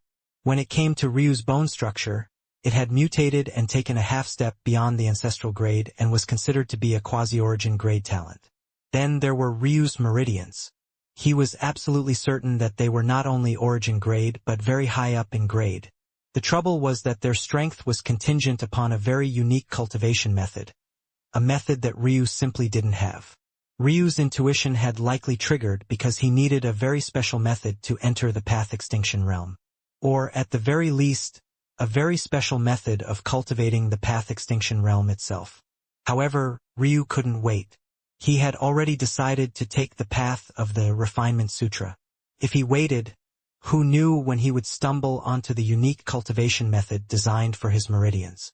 In fact, it was very possible that he might never run into it. And even if he did run into it, how would he have the strength to take it if he stalled his cultivation for so long? It was impossible. If Ryu was correct, there were likely stages of unlocking that his Meridians could enter. He had to hit every checkpoint in order to unlock it to the highest degree. Unfortunately, he simply didn't have such good fate. There were hard choices that needed to be made. Once he finished recultivating to the Immortal Ring realm, he would break into the Path Extinction realm and blaze through it as quickly as he could. He didn't have the luxury of waiting. When he did this, he probably wouldn't be able to improve his Meridians any further. Ryu had no way of telling what stage his Meridians were at now, but it was likely at the 3rd origin grade at the very least, maybe higher. Regardless, Ryu felt that this was enough. He couldn't possibly expect to have a 9th origin grade talent in everything, right? Ryu's spiritual foundation was another difficult one to deal with properly. It wasn't a known talent, but rather one he had gained from a sky god, which made it difficult to pinpoint exactly.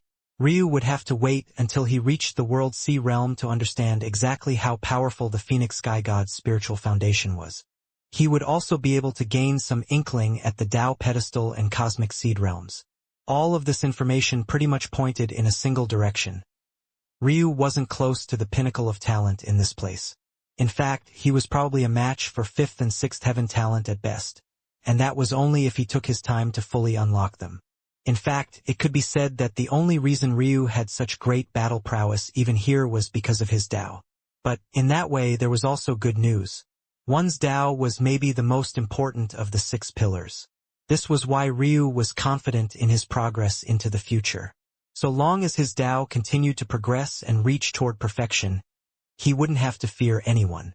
But, there would eventually come a point where he met someone who maybe had a Tao that was slightly inferior to his own, but talent that surpassed him by an immeasurably large distance. When that day came, what would he do exactly? Just thinking about it made Ryu's blood boil. Not with rage, but with excitement. He wanted to hurry up and get out of here. He wanted to see what the world looked like from that peak after climbing up himself. That said, Ryu wasn't completely helpless in the talent department. There was still the final pillar, his soul. The perfect Black Buddy was categorized as an ancestral grade talent, but this was only because it was also a growth type, not much unlike Ryu's chaotic silk Meridians. In reality, its potential was at the very peak of soul talents and would be no weaker than a 9th origin grade soul talent so long as Ryu allowed it to flourish properly. The only unfortunate part was that it required his other talents to be great. For example, his soul's ability to infinitely grow within any given cultivation realm was actually dependent on the strength of his body. Likewise, what soul natures it could form was dependent on what treasures and comprehensions Ryu fed it. However, Ryu wasn't worried about this in the slightest. Right now, he was feeling quite inspired. Right now, he truly wanted to see what the heavenly path had in store for him. He wanted this pressure on his shoulders to get heavier. He wanted to experience what it felt like to be those geniuses below, to reach the limit of his potential and be forced to break through his cocoon or die. Ryu didn't even realize that as he walked. The ground beneath his feet cracked and the air around him rippled wildly. Even the gravity around him itself twisted and bent, growing 100-fold. In a far-off distance, in a piece of existence maybe even origin sky gods couldn't reach personally, Ryu's fate star sat, still just as completely still as always. But at that moment it trembled. The instant it did, its gorgeous silvery gaseous body suddenly earned thousands of chains lashing across its body. These chains appeared from nowhere and also slowly faded when the trembling ceased. Ryu was completely unaware of this. However, his insatiable desire didn't fade in the slightest. In his first life, he never looked toward his fate star because he was scared of what he would see. In this life, he didn't look toward it because he simply didn't care what it had to say. These shackles, no matter how many there were, he would shatter them all. Selhira, who had wanted to greet Ryu, suddenly chose against doing so. She could tell that this war, despite it only being the beginning, had truly agitated him. The Ryu she was meeting right now exuded an endless eagerness, an undying will to conquer everything in his path. Chapter 1021 Just the same. The white grass was soft against the soles of his feet, and the moon above was particularly beautiful. Ryu opened his palms and his great sword staffs flew from his back and into his palms. One by one, he went through his chosen Dao charm techniques. Until now, he hadn't gotten a chance to try them out as he had placed most of his focus on forging in the last month. But now he finally had time. The snap and crackling of Ryu's bones resounded one after another, the fracturing all too obvious and the sound of his shattering Dao being even more obvious. But the Ryu of now couldn't be compared to the Ryu of the past. Before, the Dao charm technique's backlash was especially bad because his body was, quite frankly, weak. However, after recultivation of the pulse-tempering realm, the sturdiness of his body couldn't be compared to the past. Whereas before a single force circulation would have caused him to be unable to walk or move, as of now, they only caused small fractures that were quickly healed thanks to his bone structure and flowing frostine water. Ryu's healing factor was on a level most couldn't comprehend. Healing had always been one of the four main aspects of his ice jade crystal body, while his ice phoenix talent allowed him to take the oppressive cold of his Yin water and turn it into just as much life chi. While Ryu couldn't withstand the full strength of flowing frostine water and much of it was sealed, it was impossible to ever have too much life chi. Life chi could be considered to be right behind essence in terms of how docile and easily absorbed it was. Thanks to this, despite being in the immortal ring realm, Ryu had a healing factor that could put even more sky gods to shame. In fact, unlike most at his cultivation level, he could heal from strikes from even perfect sky gods. It had to be remembered that the more powerful the individual that harmed you, the more difficult it was to heal from. Higher forms of chi were difficult to dispel for those at lower levels, and that was especially true when the enemy was a sky god. This was why it was so difficult for Ryu to heal from the Phoenix Sky God's retaliation against him for trying to reconnect with his original spiritual foundation. If it wasn't for him unlocking that legendary ability of his heavenly pupils, maybe only his rebirth could have healed him. But now, this shouldn't be too much of a problem. After all, Flowing Frost was a perfect sky god and Hurrying Water was, likewise, at that level as well. This meant that the amount of life chi within Ryu was of astronomical proportions, and the stronger his body became, the more of it he could tap into at once. Of course, this was all just theoretical. Who cared if he could heal from the strike of a perfect sky god if such a strike would instant kill him to begin with? What was important was so long as he could withstand it, even those who wielded cosmic chi shouldn't think of harming Ryu indefinitely. Likewise, when working with the backlash of heaven-grade Dao charm techniques and their Daos, Ryu was even quicker to heal. This made him even faster than before at comprehending what he needed to. He didn't need to take breaks, he could simply brute force it, forcing his own Dao to incrementally increase in strength with every step. Of course, it also had to be acknowledged that Ryu's Dao was now much more powerful than the last time he had gone all out to learn Dao charm techniques. Not only had he formed a hegemonic Dao, whereas previously he had a dominion Dao, his Dao had also strengthened from the first immortal grade to the second immortal grade, and was now only a small step away from the third immortal grade. The second immortal grade was absolutely perfect for learning heaven grade techniques, as it was the equivalent grade to the Path Extinction realm, which was the realm that allowed you a chance at learning the strongest heaven grade techniques there were. These two factors made Ryu's speed faster.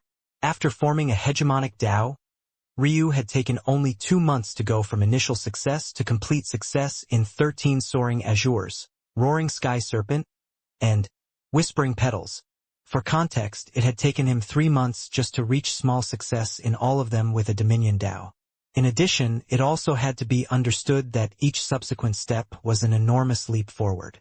The gap between small success and complete success was thousands of times larger than the leap between initial and small success, yet Ryu had completed it in less time. Now, Ryu not only didn't need to pause to deal with waiting for his injuries to heal, he also had a much stronger Dao. It only took Ryu a single day to reach initial success in all 7 Dao charm techniques. A week later, he had reached small success in them all and could even seamlessly switch between them all. In addition, it had to be remembered that because his great sword staffs were personally forged by himself, he could display the might of great success in all 7 of them. It wouldn't be an exaggeration to say that with this, Ryu's strength hadn't just increased by a fold or 2, maybe even 5 folds wasn't enough to describe it properly. However, even with such rapid improvement, Ryu didn't feel that itchiness in his heart going away. He wanted to fight someone who could make his blood boil. If he knew that Old Juan had robbed him of this chance, he would probably react just the same way as Aika. Chapter 1022 maybe. Chapter 1023 Spiritual or Vain. With a sweep of his spiritual sense, he found much of what he expected. The ground had been dyed red and the number of corpses outnumbered the trees. It was a devastating sort of sight that carried none of the beauty the forest once had. However, there was an odd aura in the air. Oh! Ryu's brows raised. The blood of cultivators was quite valuable. When this much of it was spilt, it was quite likely that this region would become quite amazing in the future, at least in terms of the kind of spiritual herbs that grew here.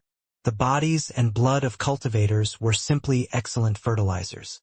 Given the situation here, even though those that had died here were all below the sky god realm, it was still enough for quite a few high-level herbs to grow over the next few decades to centuries. It was also due to this timeline, though, that most couldn't be bothered to worry about this currently, especially since it would only be a boon for whoever could win this war in the first place. However, there were other circumstances where this could cause a more immediate and shocking change, and that was if the resources present here were great enough to begin with and just needed a small push to evolve to a new level. What Ryu hadn't known was that their sect had actually landed on maybe the most valuable piece of land the metalwork sect had, whether by coincidence or not. And this valuable piece of land held their most important or deposit. Not only was this or valuable to use in the making of weapons, but the sect also relied on it to cultivate their preeminent technique and the one they were most well known for, the metalwork mantra. This unique metal could have its essence infused into their bodies and could be used to directly temper themselves. It was an exceptionally difficult process, and its practice was part of the reason those of this sect all shared a similarly brutish kind of personality, as it took a certain kind of madman to submit themselves to such a thing. What was interesting, though, was that it was the very same characteristics that allowed this so-called metalwork spiritual or to be absorbed by the disciples of the metalwork sect that also allowed it to absorb blood itself. The sudden influx of blood allowed the Orvain to push past a certain level of evolution that it had reached and transcend to an all-new level, increasing its value by tens of times at the very least. It had to be known that this ore was valuable for the metalwork sect even into the sky god realms. Although ores that valuable were rare within Vain, they did exist, and now that the entire vein had been triggered to evolve, these ores had touched upon a transcendent level of value, especially for the second heaven. It had to be known that, at these low levels, even heaven and mystical grade resources were especially rare. The best of these ores could be considered to be at this mystical grade. One might wonder, then, how could they be useful to sky gods of this heaven? But it also had to be remembered that not all sky gods were created equal. The sky gods of the second heaven had all been astounding geniuses of their era, but they were still mostly heaven-class talents. To them, mystical grade resources were still very much useful. What was truly fascinating, though, was that this was only part of Ryu's deductions. From what he could see, some sort of source had opened up and one of the greatest secrets of the metalwork sect had been exposed. From what it looked like, the origin of this special metal wasn't so simple. The triggering of the Orvain's evolution caused changes deep below the sect to be exposed. I see it should be something similar to a legacy world, but not quite. It also manifests like a ruin, but also not quite. It feels more like the closed cultivation grounds of an expert, so it's much different. Their Tao, or the comprehension of their Tao, should be what triggered the formation of this spiritual Orvain. They couldn't be bothered to deal with the aftermath, so they just directly left after they were done. How interesting! Ryu was able to see through all of these things with a glance, his deductive abilities being at a completely different level. Just by reading the flow of energies and using his Tao to peer into the secret of things, not to mention his own skill as a ruin master, he could guess at many things.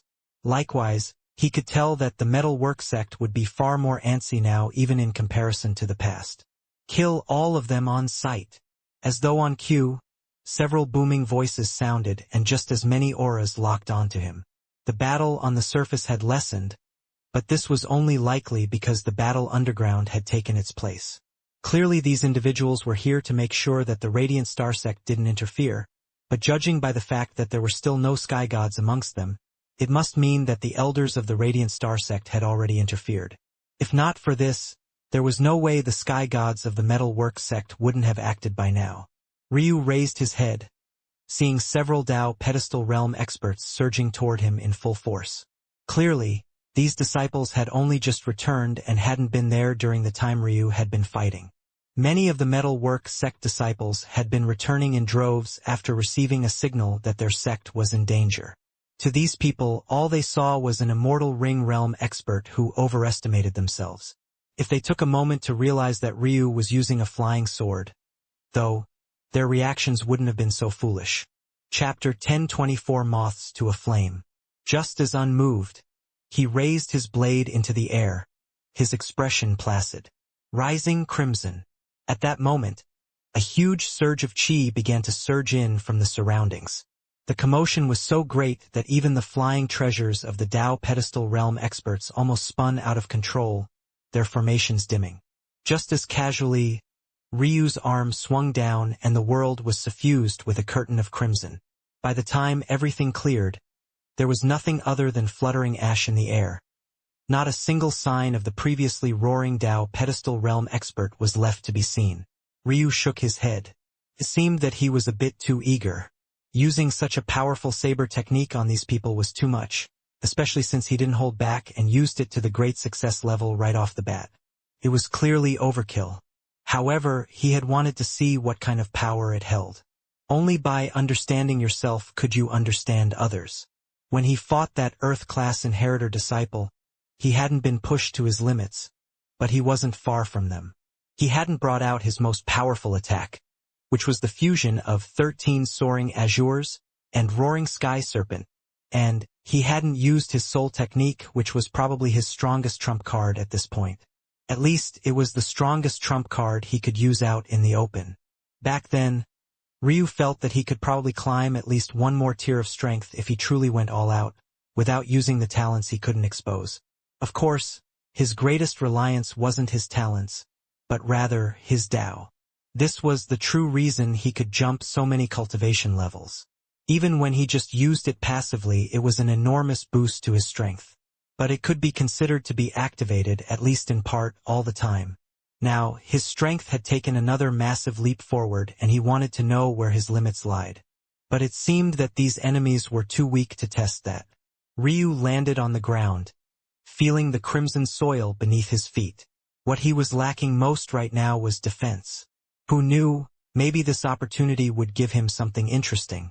Since he was following his own path in all things, he didn't really feel like using Eska's immortal Sakura anymore. If there was any visualization he would focus on, it would be the silver star left by that mysterious ancestor. It had a lot of secrets he had yet to delve into, and it seemed to be high level even for the true martial world. In Ryu's estimation, this mysterious ancestor had likely made quite a name for himself here, and Ryu didn't mind taking advantage.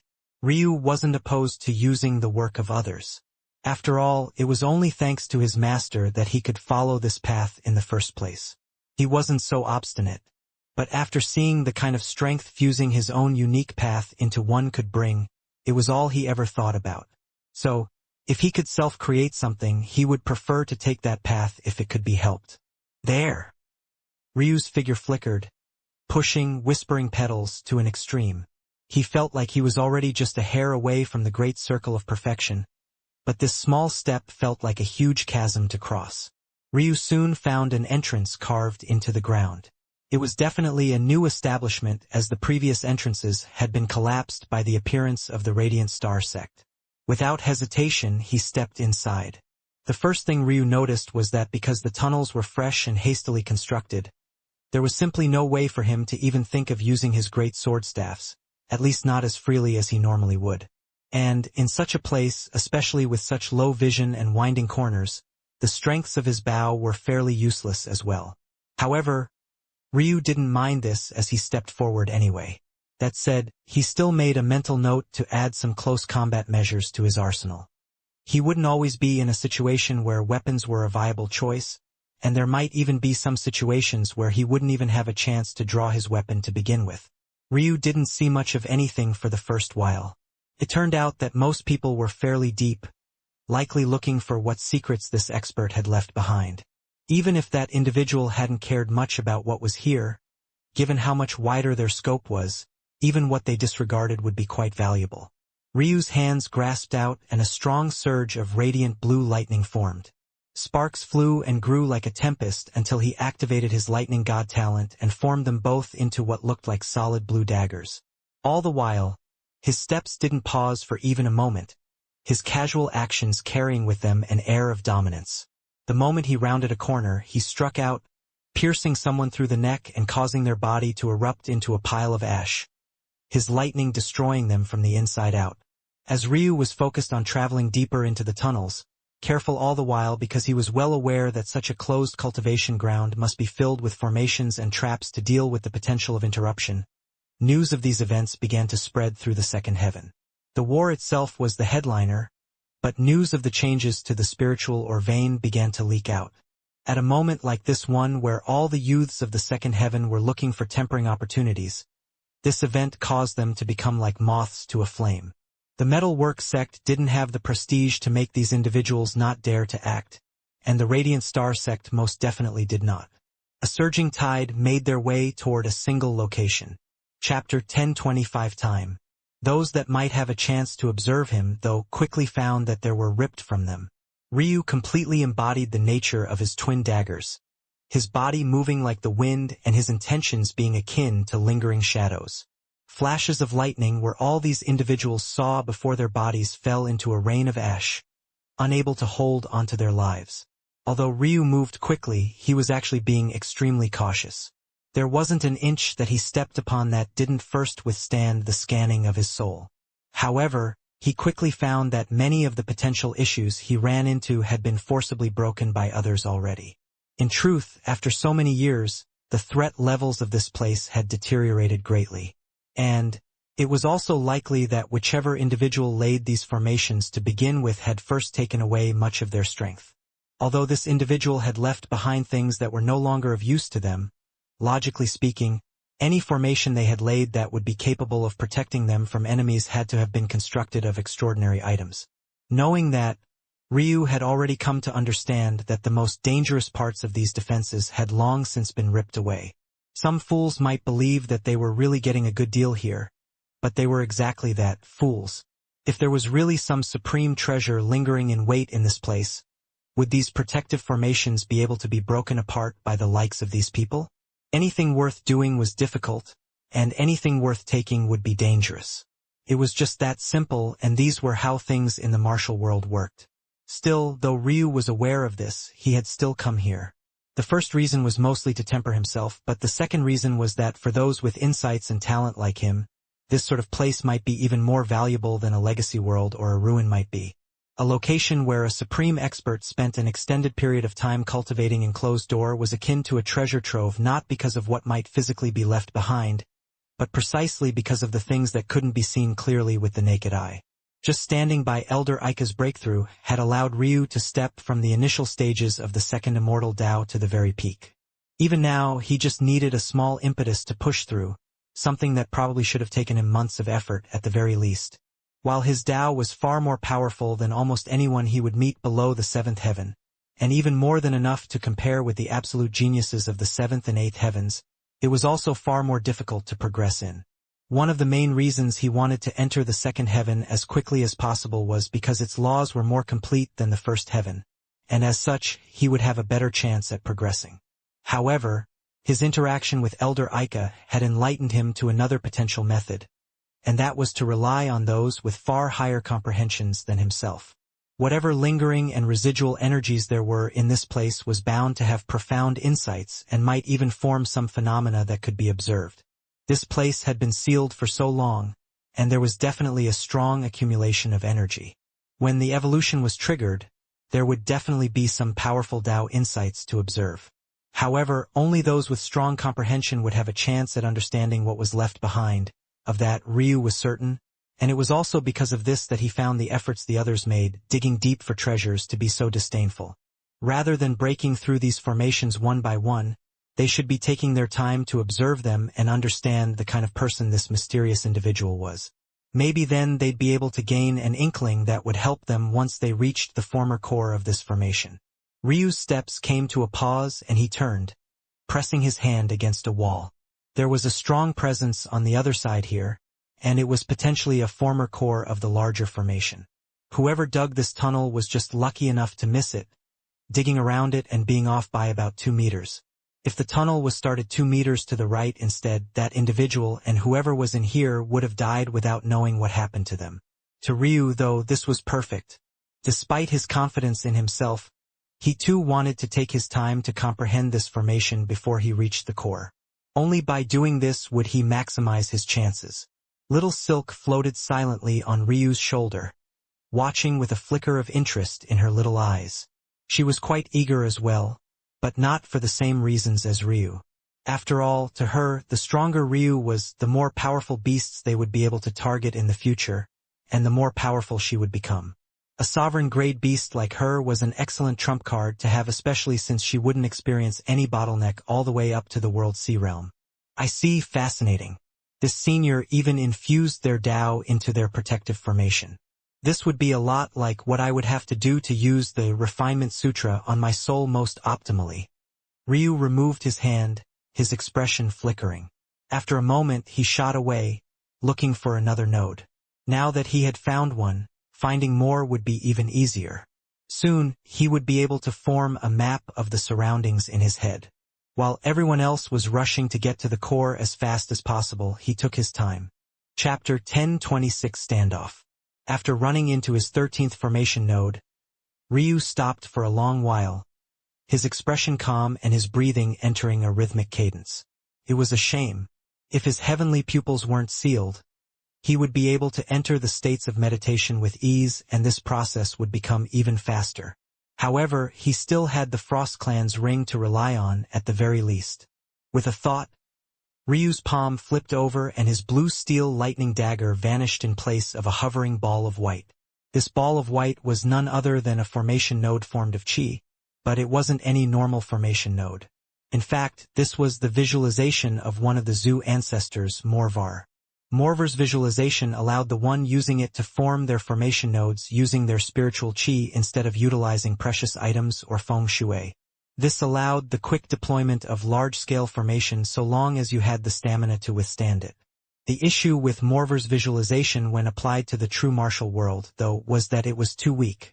It was incomplete and it didn't have the necessary foundational firmness to create formations that would be helpful to Ryu, and it also wasn't constructed with the formation principles of the true martial world in mind. Just looking at this hidden expert's abilities, the scope and intent was like night and day. For example, this formation was such that just the residual impacts of it were capable of forming a spiritual or vein of such a large scale. If Ryu cared about the wealth here, just digging into these walls might grant him enough resources to build his own sect. Secondly, this individual was able to infuse their Tao understanding into the formation itself, which was what resulted in the formation of the vein to begin with. This alone was on a completely different in comparison to Morvar. But there was a third and even more curious matter. This formation didn't rely on too many external resources or formation flags, at least not in these outer reaches. However, these formation nodes were still here and persisted even after so long. The only explanation was that this region relied on feng shui to accomplish their goals. But if that was true, why was it forming natural resources instead of the other way around? Usually, feng shui relied on the atmosphere in the surroundings to form the effects it wanted. It didn't create energy, it directed, redirected, and controlled energy that already existed. This was why when Ryu was forging his weapons, he had to plant very specific spiritual herbs and allow the environment to undergo a form of terraforming before he could begin the forging process. But here it happened in reverse. The expert lay the formation, and then the spiritual or vein appeared, whereas it should have been the opposite. This was another all too obvious sign of just how high level this individual's attainments in formations were. It was also possible that this person invited an expert to help them, but Ryu felt like it was unlikely. Still, not that that actually mattered to him, at least not now. He had found something far more interesting. Fusing one's Tao with your formation nodes, what a fascinating concept, and it wasn't all that far from something that Ryu had already done. Using the 8-trigram diagram, Ryu created a formation that used his Tao as the core and his inheritances as the pillar. The more powerful he became, the more powerful the formation became. This could be considered to be a very similar concept, but altogether different at the same time. The huge difference lay in the fact that Ryu was locked into just a single formation while this individual had access to the creation of a whole host of formations that were compatible with their Daos. From what Ryu could see, this Dao was greatly defensive in nature. Although Ryu couldn't see through any more secrets, at least not with the small bits of fragments he had managed to see until now, this was all he needed to know. Of course, such a person would be confident in laying defensive formations to protect themselves in seclusion if this was the case. But what about Ryu? The 8-trigram diagram was both the simplest formation in all of existence and the most complex depending on how you look at things. At its core, it represented the very world itself. Wind, water, mountain, earth, thunder, fire, life and heaven. Together, these 8 pillars represented all things, and it was also the foundation from which all other formations were birthed. If Ryu used his 8-trigram diagram as the pillars and Morver's visualization as the foundation, or even the vice versa, wouldn't he be able to transcend the weaknesses of this formation node hovering above his palm? Ryu opened his eyes. This could work, but I need to see more. Ryu crushed the visualization in his palm with a squeeze of his fist and flashed and vanished once more. He wanted to observe more formation nodes to get a stronger grasp of what was going on here. There might even be something intangible that he was missing to take that final step. As Ryu rushed about the tunnels and even began to create some of his own, the first of the new arrivals came. The Bewitching Charm sect, the Wallowing Wisp sect, and the Dewdrop sect all appeared at once. In fact, the moment they did, a sort of standoff began in the air. These 3 sects were the closest to the Metalwork sect, and it wasn't too much of a surprise that they were the first to arrive, and even the weakest of them was a core disciple well into the Dao pedestal realm. Chapter 1027 Bewitching Charm. Auther, an inheritor disciples of the Bewitching Charm sect, smiled when she heard this, a tempting sort of blush lighting her skin. It didn't seem like the kind of blush a woman would have when she was embarrassed and shy, but rather one that showed off a glow of sexual excitement as though she was imagining what agreeing to such a request would mean. The man who spoke, Brune of the Wallowing Wisp sect, yet another inheritor disciple, couldn't help but feel an excitement light up his lower belly. However, he was also quite used to clashing with these bewitching women, so he knew exactly what such a faint excitement meant. Sure, Brune, why don't you follow me back to my sect? We can forget about these treasures. What good are they in the face of boundless pleasure? Brune smiled a devilishly handsome smile, his green eyes dancing with a hidden light. Why don't you come back to my sect instead? It can't be that Goddess Auther wants me to marry into your family, right? And what is the problem with that? Am I not tempting enough for you? Auther pouted, her eyes becoming somewhat misty. Brune, despite being prepared, still gulped. This woman was far too tempting. Despite what one might expect, she wasn't dressed provocatively at all outside of the seemingly boundless mounds of tender flesh that graced her chest. But considering how endowed she was in this aspect, such assets would be all too prominent regardless of what she wore. However, even so, her figure was too fiery, her gaze too alluring, and her voice seemed capable of tickling the soul with a gentle rush of words. Her skin was too perfect, carrying a gorgeous caramel color that didn't carry even the slightest hint of blemish. Still, all those that saw it couldn't help but think of the true nature of the sect when they saw such a scene. It was said that the maidens of the Bewitching Charm sect bathed every sunrise and sunset in the blood of virgin women. It was also said that this cultivation method helped them to absorb the charm and grace of these women, causing the sight one would see before them.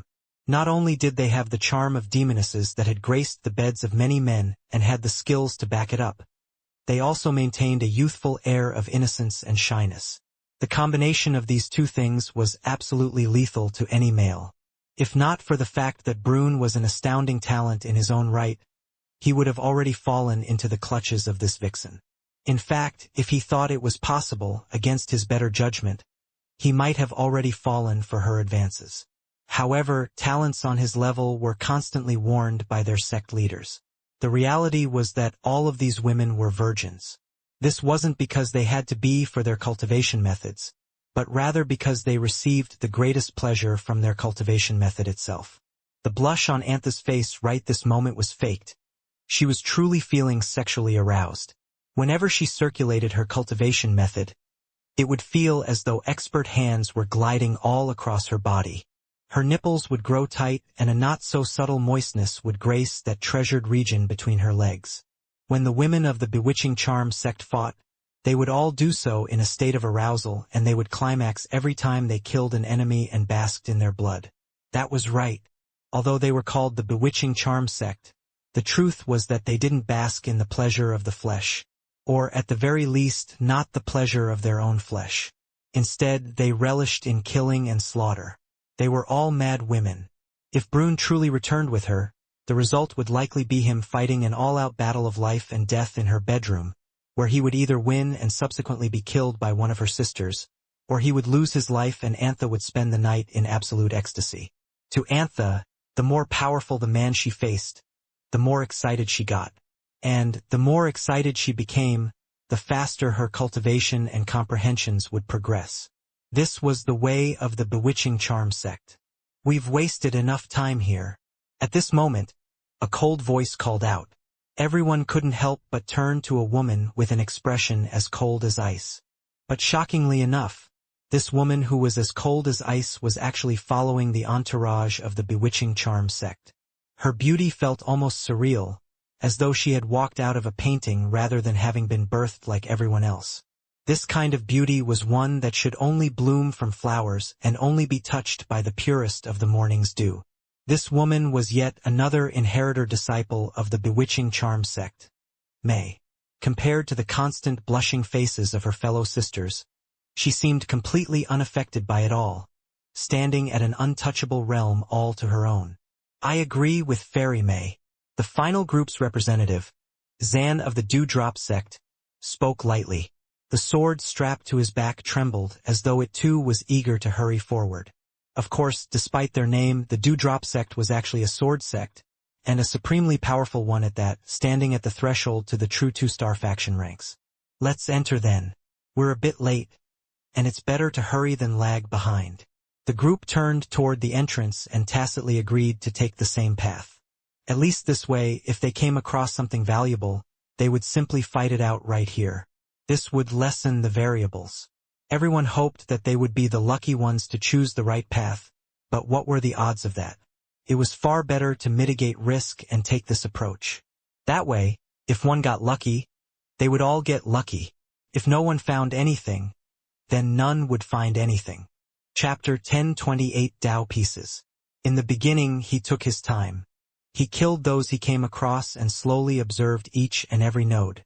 Eventually, he even had to start carving out his own tunnels to get nearer to nodes that were too far away from the paths. But even this didn't make him hurry. The picture he had in his mind of the formation only grew clearer, and his comprehensions deepened with passing time. Ryu's wrist suddenly flared out to the side. Without even opening his eyes, he caused a blue steel dagger to beam through the air, piercing the chest of his target in the blink of an eye.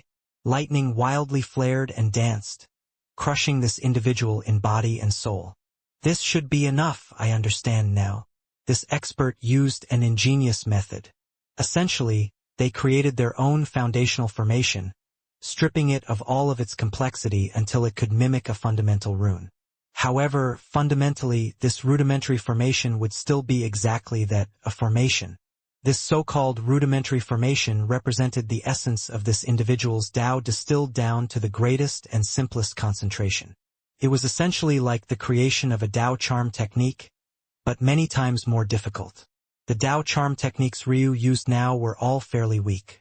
This didn't just represent the fact that they were of the heaven grade, but rather the Taos used as their foundation specifically.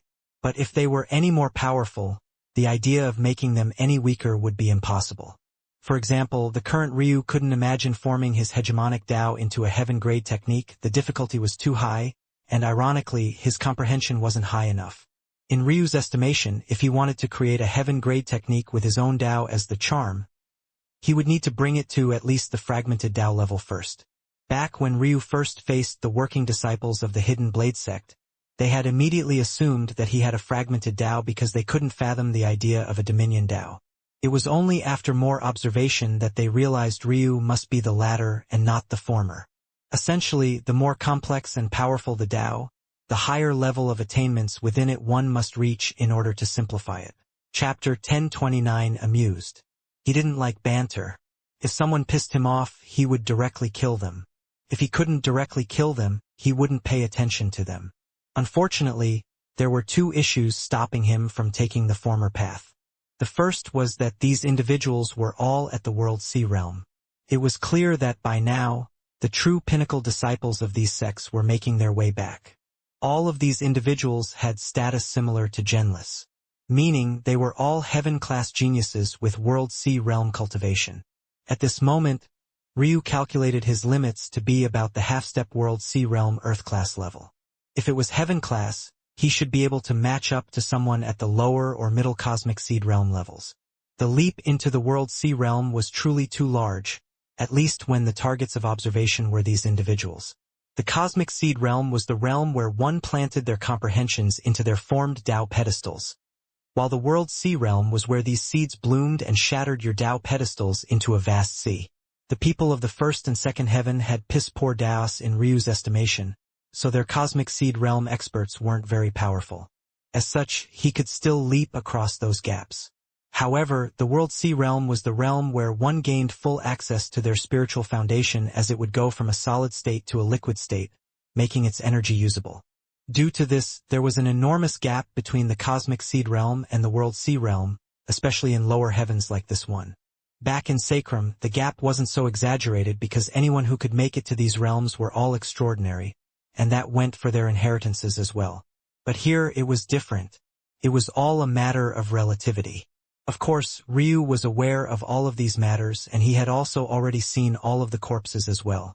But he had still come. The likes of these people wouldn't make him take a step back. His life was on the line. Good. He liked it that way. Seeing that Ryu directly ignored him, Brune was actually more amused than anything else. Of course, this was because it only took a moment of observation for him to realize that Ryu was blind. In addition, in a place like this one, no one dared to casually spread out their spiritual sense for fear of triggering one of the hidden mechanisms, so he might not even be able to precisely lock onto their location. Look at that, Brune. You were actually ignored. Auther spoke coquettishly, her voice carrying a heavy sensual air. Brune laughed. It can't be helped, he's blind. He probably stumbled into this place by accident. Look at his cultivation. I doubt he came here on purpose. Seeing Brune's light mood, the rest also seemed to become amused. After killing their way here, they thought that things would be easy, but they immediately found themselves dancing on an edge between life and death. Who could have known that making it here was the easy part? There was one person among them, though, that wasn't laughing, and that was a new addition to the three sects that had just arrived, Farroth of the Metalwork sect. Farroth was an inheritor disciple that had just returned after receiving a summons from his sect. Previously, he had been out exploring, but he came back to find his sect half in ruins and embroiled in war. To make matters worse, these other sects had sent their own inheritor disciples, and they had even slaughtered many of his own disciple brothers on their path here. The so-called everyone Brune had referred to when he mentioned how many they had killed did include a large number of loose cultivators or disciples of other sects that happened to be in the area, but there was no doubt that a large number of them were metalwork sect disciples. How could Farroth not be unhappy? That said, the truth behind his silence now was very different. Farroth, is there a need to keep pouting like this? I've already said that I'm sorry. I really couldn't afford to not be cautious, so I accidentally killed some of your fellow disciples. Auther said while licking her lips. Despite her words, it seemed like she was still reminiscing about the rush. Farroth snorted coldly, but didn't say a single word. The truth was that he actually recognized Ryu. This was a man who had killed one of their inheritor disciples despite being at the Immortal Ring realm. He had had half a mind to warn these people, but once he remembered that they had slaughtered the disciples of his metalwork sect, he chose to remain silent. Since these people wanted to use this opportunity to weaken his sect, he would return the favor. He could only hope that Ryu wasn't so weak. Not all inheritor disciples were created equal. In Sacrum, becoming an inheritor disciple meant that you would likely become the next sect master. But in the true martial world, it was a touch different. While being an inheritor disciple could mean this, it also carried other meanings. For example, the Radiant Star sect had 7 peaks that represented 7 inheritances. Each one would need a new peak lord and as such needed inheritors. Likewise, there were exceptionally important positions that would need to be filled when the older generation retired, such as positions of Grand Elder or a position like the head of the disciplinary hall. Inheritor disciples were essentially the individuals that would take up these high-level roles in a sect once they were ready. As a result, there could sometimes be large differences between inheritor disciples, and it was even possible to be demoted from inheritor disciple back to core disciple. As such, Faroth didn't actually fear Ryu, but he hoped that Ryu would be able to give him a surprise regardless. His position was too sensitive to use to kill these precious disciples of other sects, as it would only make the position of his metal work sect worse. But if Ryu was able to kill them, this would mean that there might even be some that came to help their metal work sect expel the Radiant Star sect and kill them down to their last man. As he saw it, it was a win-win. The other disciples laughed when they saw Faroth's reaction and didn't mind it too much. Only the cold-faced fairy May gave Faroth a second glance before turning away, her gaze just as cold as ever. At that moment, Ryu suddenly took a step forward, and then another. He couldn't be bothered with the conversations of these people.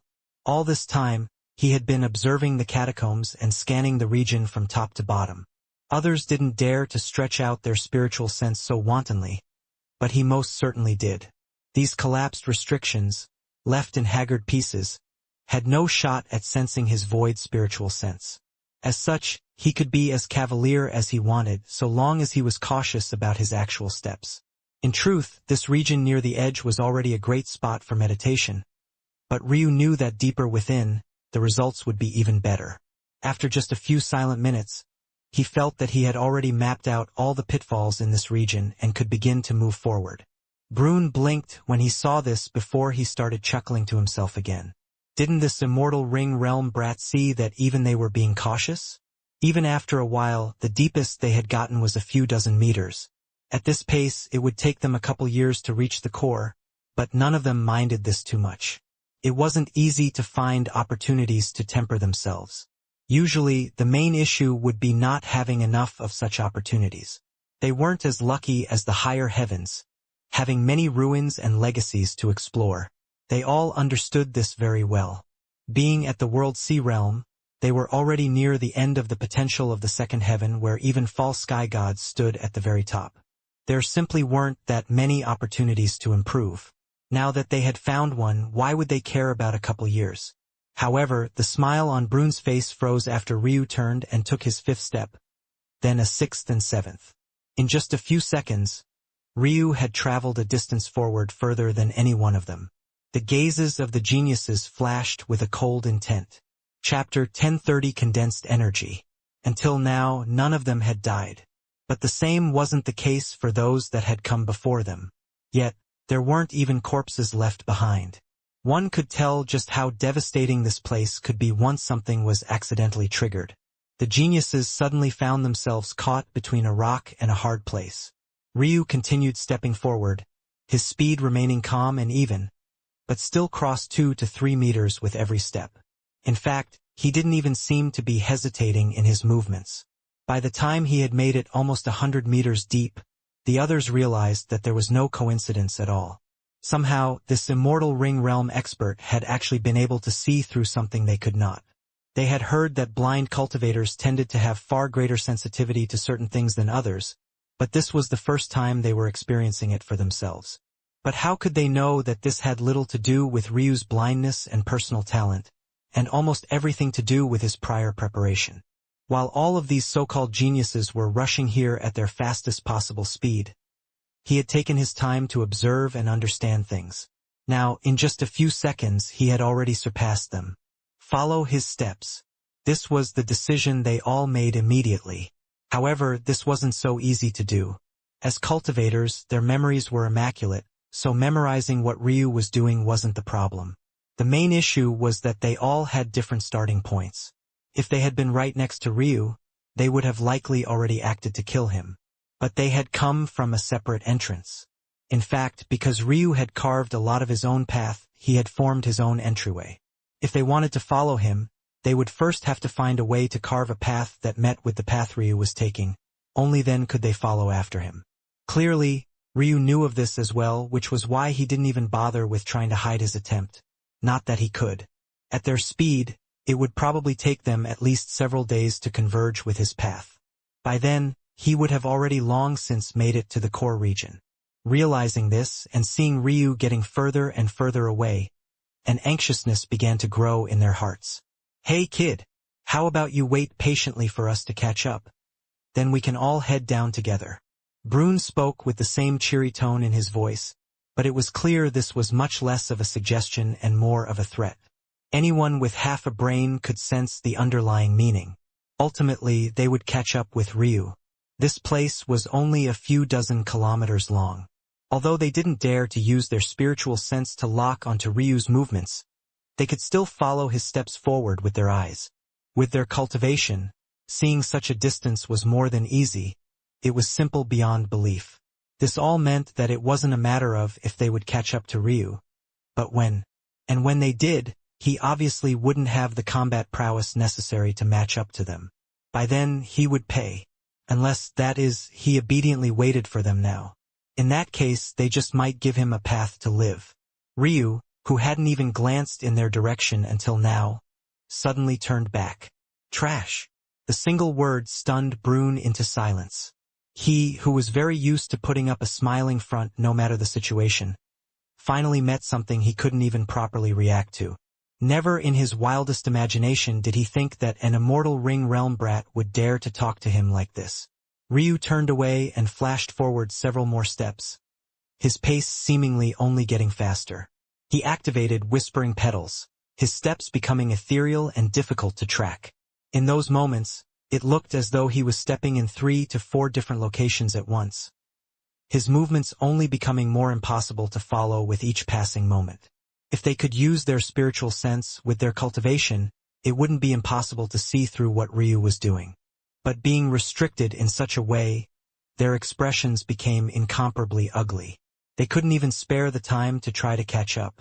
Each and every one of them became laser-focused on Ryu's feet, trying to make out illusions from reality. It only took several minutes before Ryu came to a stop.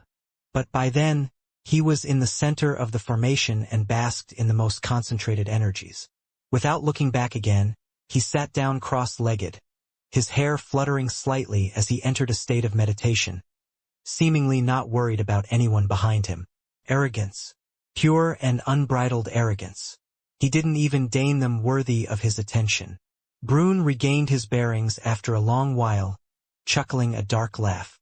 He couldn't remember ever being humiliated like this in his lifetime. He took a step forward and a flash of light suddenly assaulted him from all sides. However, his long black hair reacted, whipped out like vines and shattered the attacks one by one. Then, he took another step forward. While he couldn't find a path of least resistance like Ryu could, what he could do was find paths with triggers that were within his ability to narrow. If he didn't worry about stamina consumption and only focused on getting onto the path Ryu had used, he would move much faster. The others took the same path as Brune, wishing to move as quickly as possible. Faratha's expression flickered and he too followed. But no one seemed to notice that his pace was actually a touch slower than the others. This wouldn't matter much in the beginning, but as the days waned, the gap would become more obvious. This was exactly what he wanted. Ryu truly couldn't be bothered with the people to his back. The moment he had entered the central region, all of the danger vanished into thin air, and there was nothing but a thick and complex chi permeating the atmosphere. Below Ryu, there was a complex vein of spiritual or, while above him, there was a slowly condensing drop of liquid. The process of the latter was so slow that only a single drop fell for about every hour, but every time it did so, it would be immediately absorbed by the ore beneath him. Although the liquid was no longer crimson, Ryu knew immediately that this was the blood of the fallen disciples. It had fallen through the earth and condensed into a clear liquid that held nothing but boundless vitality. This purified blood was then absorbed by the ore below, making it the most valuable part of this region. At least, it was the most valuable physical object. This ore was actually on the verge of becoming an ancestral grade material. If those geniuses could see this, they would already begin salivating. Still, Ryu was focused on something entirely different. This was a region that a supreme expert had entered closed-door cultivation in. All of the energies that had been circulating around here had been of the highest degree. As a result, this location was akin to basking in the presence of a much higher heaven. Although Ryu had never personally been to any higher heavens, he felt that this place should, at the very least, be similar in quality to the fourth heaven, and that was a conservative estimate. In addition, thanks to the locking abilities of the lingering protective formations, this place had managed to keep much of these energies under lock and key.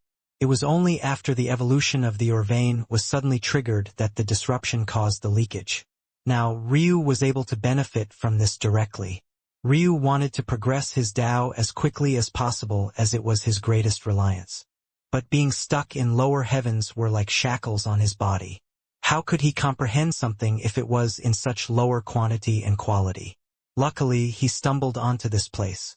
Ryu fell into silence, his focus only growing with every moment as he allowed the hours and eventually days to tick by. The geniuses approached closer and closer, but Ryu didn't seem to notice them at all, having entered a state of absolute immersion. And then it happened. Crack. Ryu's Tao foundation cracked and then shattered, but then it just as quickly reformed. This happened again and again, causing the hearts of those that heard the sounds to tremble, their own Taos quaking in agitation. Ryu's eyes shot open, a breath leaving his lips. He had broken through his limits. His Tao was now at the third immortal Tao level, a realm equivalent to the Tao pedestal realm, and a level only cosmic seed realm geniuses would be able to touch. This level was the very one that most heaven-class geniuses of the World Sea realm were stuck at. Ryu had gotten exactly what he came here for. Now there would be little stopping him from recultivating to the immortal ring realm. Chapter 1031A Move. Ryu watched this scene quite calmly. With the wealth of the Frost clan, he didn't actually need the wealth that was current beneath his feet. However, it's probably best if most don't know where my wealth truly originates from. If I can make some purchases with this or that would be ideal. The youths that were rushing in Ryu's direction had no idea what his thoughts were. All they could see was that Ryu, who had been sitting idly for several days, suddenly began to make a move on the very item they had been eyeing all this time. What they didn't know without the use of the spiritual sense was that what Ryu invisibly took away was even more valuable than what he took under their naked eyes, and that was the presence of the energy in the air. This energy was too valuable to Ryu and he didn't want it to dissipate any further. Luckily, he had a small world on his finger that could take this energy in. After years of being in the first heaven, the Frost clan's ring had already lost the air of the sixth heaven that it had once had. But with this, it would gain the air of the fourth heaven and should be able to sustain it for a few years at least with minimal leakage. This way, Ryu would be able to train in seclusion as though he was on the fourth heaven, allowing his speed to be much faster. This would be especially beneficial for his Tao. Ryu's great sword staffs carved into the ground. He seemed to be able to see the shape of the vein. His movements were fluid and quick. Usually, the difficult part of mining wasn't the earth, but rather the ore itself.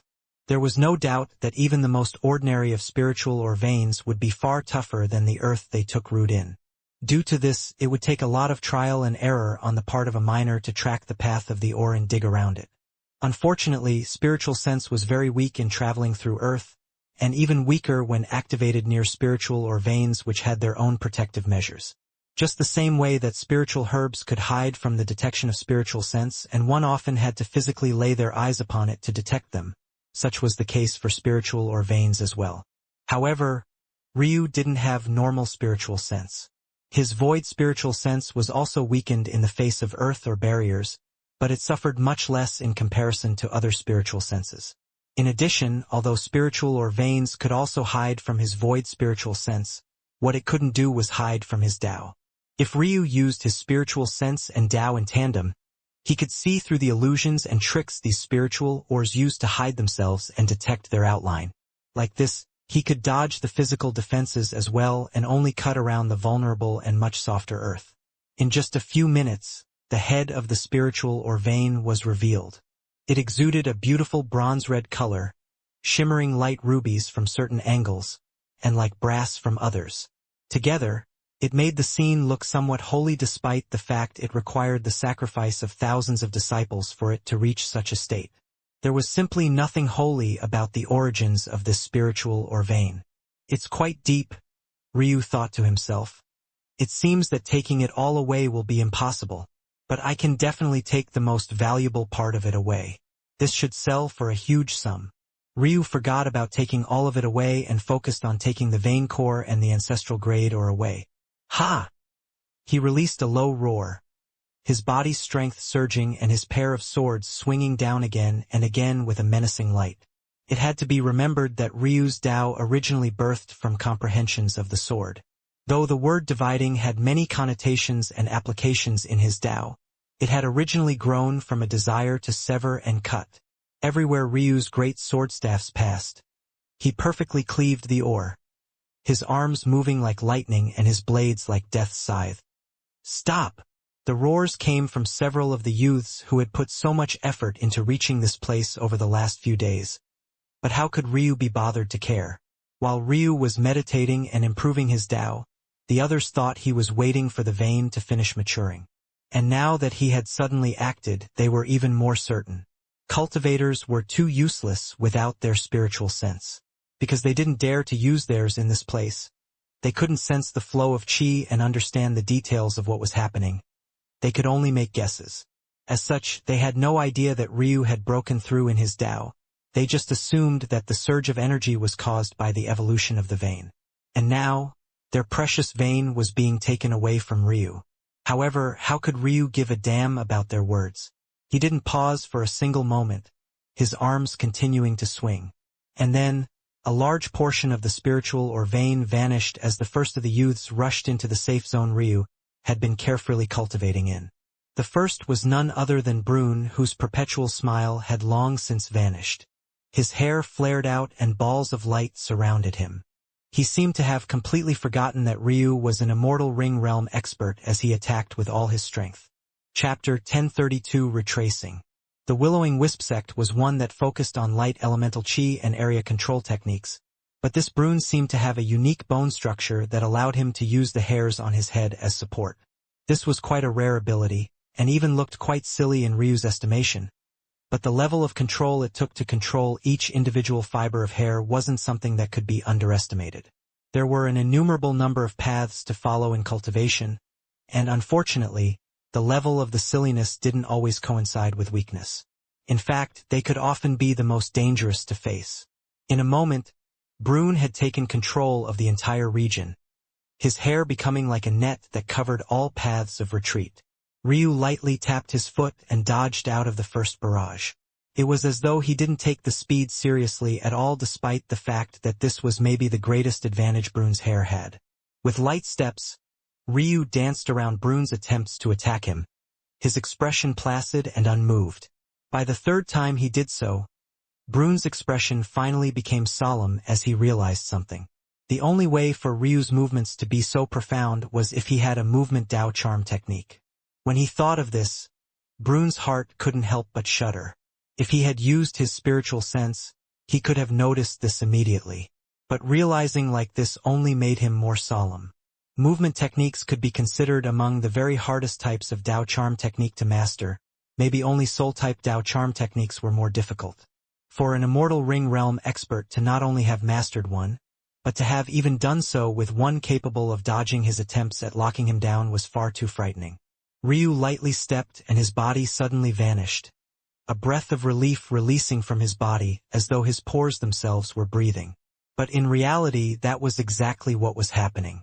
Ryu's speed more than doubled and his agility alone seemed to increase at least tenfold. He knew then that he had crossed complete success and entered Great Circle of Perfection. If complete success could use 100%, then Great Circle of Perfection went beyond, but due to this, everyone had a different method of doing so. Ryu's bone structure allowed him to use his pores to absorb chi unlike everyone else who could only use their mouths and noses. Upon reaching Great Circle of Perfection, Whispering Petals seemed to have tapped into this ability of his with wind types chis. Essentially, almost like a vehicle with multiple propulsion units, Ryu was no longer just using his legs to change direction, but his skin itself could push and pull against the atmosphere, allowing his agility to reach an untouchable level. Facing opponents who didn't dare to use their spiritual sense, Ryu didn't bother to try and mask this. With a tap of his foot he vanished, appearing to Brune's back in the blink of an eye. "Overestimating yourself," Ryu said coolly. A needle of blue steel formed in Ryu's palm and he flicked his fingers. Arcs of radiant blue lightning sparked before concentrating into a single point and flying toward Brune's back with a speed even greater than Ryu's own. A powerful sense of danger overwhelmed Brune, and he immediately forgot about chasing after Ryu. He spun with all his speed, facing the coming needle with a solemn expression as he sent his hair forward like a net to bind it. At that moment, the other youths caught up and stepped into the safe zone. But by then, Lionel had already stepped out of it, taking a completely different path out. "Wait, where are you going? Don't you want to play with Big Sis?" Auther took a different approach from the others, but Ryu couldn't even be bothered to look back. Inwardly, though, Ryu shook his head. His Dao heart was strong enough to ignore Auther's charm technique, but his blood still rolled through his body. It seemed that as his bloodlines grew stronger, their drawbacks were rearing their ugly heads again. Auther pouted when she saw that Ryu ignored her. Her charming eyes couldn't help but focus on the chiseled definition of his back, licking her lips involuntarily. Ryu's scent was particularly good. She wondered just how refreshing it would feel to bathe in his blood. Usually, she only bathed in the blood of virgin women and had never tried a man's blood before, as it might hinder rather than help her cultivation. But Ryu's scent was just too tempting, so she wanted to try it out anyway. Finally, the last of them, Faroth of the Metalwork sect, caught up. But like this other, he could only watch as Ryu rushed away. Damn it! Brune finally managed to stop the charge of lightning, his hair smoking as though it had been set on fire. Without a word to anyone else, he charged back out of the path they had come from. Even if Ryu had taken a different path, so what? Now that he was familiar with the path, he would be able to exit in a few seconds. By then, where would Ryu run? The youths exchanged glances but ended up completely ignoring Brune and looking toward the gaping mind hole before them. So what if Ryu took the ancestral grade piece?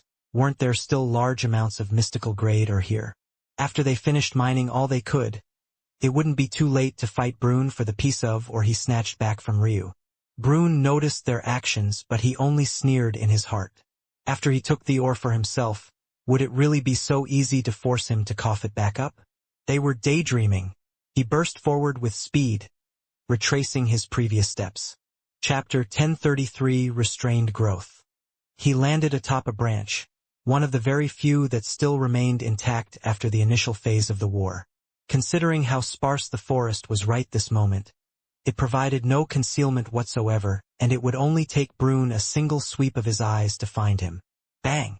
A towering pillar of earth and soil shot into the skies before raining down. In its midst, the shadow of Brune could just barely be seen. Seeing such a scene with his spiritual sense, Ryu sneered inwardly. He couldn't help but think that this idiot was truly lucky. Clearly, Brune had lost his patience and didn't want to rush through the winding tunnels he had originally taken to reach the surface. But rushing through the earth like that, although it wasn't as dangerous as the core region, was still very dangerous. If this idiot had run into a node of the formation, he would have died before he even realized what had happened. By then, Ryu's efforts in waiting for him would have been a waste. If Ryu had wanted to run, he could have already entered the Radiant Star sect. By then, even Brune wouldn't casually dare to enter for fear of alerting a sky god. Even beyond that, had Ryu just wanted an easy kill, he could have made use of the core region. Considering that he was the only one who could navigate it with ease, he could also make clever use of it to kill Brune before he even understood what happened as well. But instead, not only had Ryu left the ground he had the greatest advantage on, he also waited for Brune to come out. His goal was already clear. Brune rushed for Ryu as the latter spread out his arms and opened his palms. With a flash, Ryu's great sword staffs zoomed out from his back, entering his hands like a clap of thunder. Bang! Ryu activated Magnetic Blade, a defensive Dao charm sword stance. In that moment, it felt as though the one with a net of chi around him was himself rather than Brune. With every movement of his sword, The surging tide of hair Brune had used to attack were attracted to his blade and ripped to pieces. For a moment, everything went silent, and in the next instant, the crisscrossing of blades blotted out the skies, shaving down Brune's hair until it went from hundreds of meters long to no more than a few inches from his scalp. Brune was caught off guard by the sudden change, but Ryu had already shot forward. Brune's expression warped and his palm flipped over to reveal a bow. He plucked at his rapidly regrowing hair with one and, forming it into a shimmering arrow of white light that he shot toward Ryu. The sound barrier shattered, the arrow reaching Ryu in no more than a breath of time. However, Ryu, who shouldn't have been able to maneuver in the air, lightly tapped at the wind, his position shifting and his blade rising into the skies. Rising crimson. Ryu's saber chi rushed forward like a tsunami, an impossibly tall tempest causing the skies to split and the earth to tremble.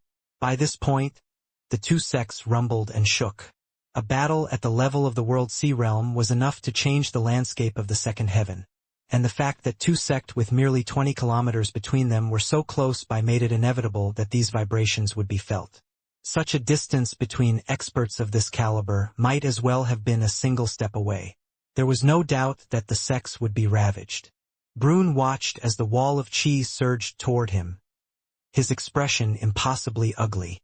This was already the third Dao charm technique Ryu had used in his presence. Just what kind of monster was this exactly? Releasing a roar, Brune no longer held back his own Dao. He realized that if he took Ryu too casually, he might really fall here. However, he didn't feel fear in his heart. Such a genius. Just what kind of secrets would be on their body? Ryu himself might be more valuable than any ancestral grade material. Brune's hair grew explosively in size.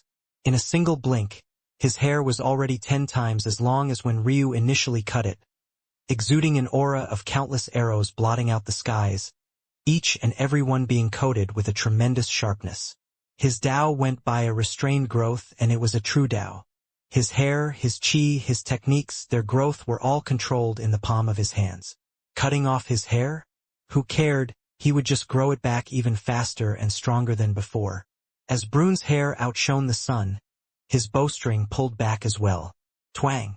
An arrow shot toward Ryu, but it too grew inside.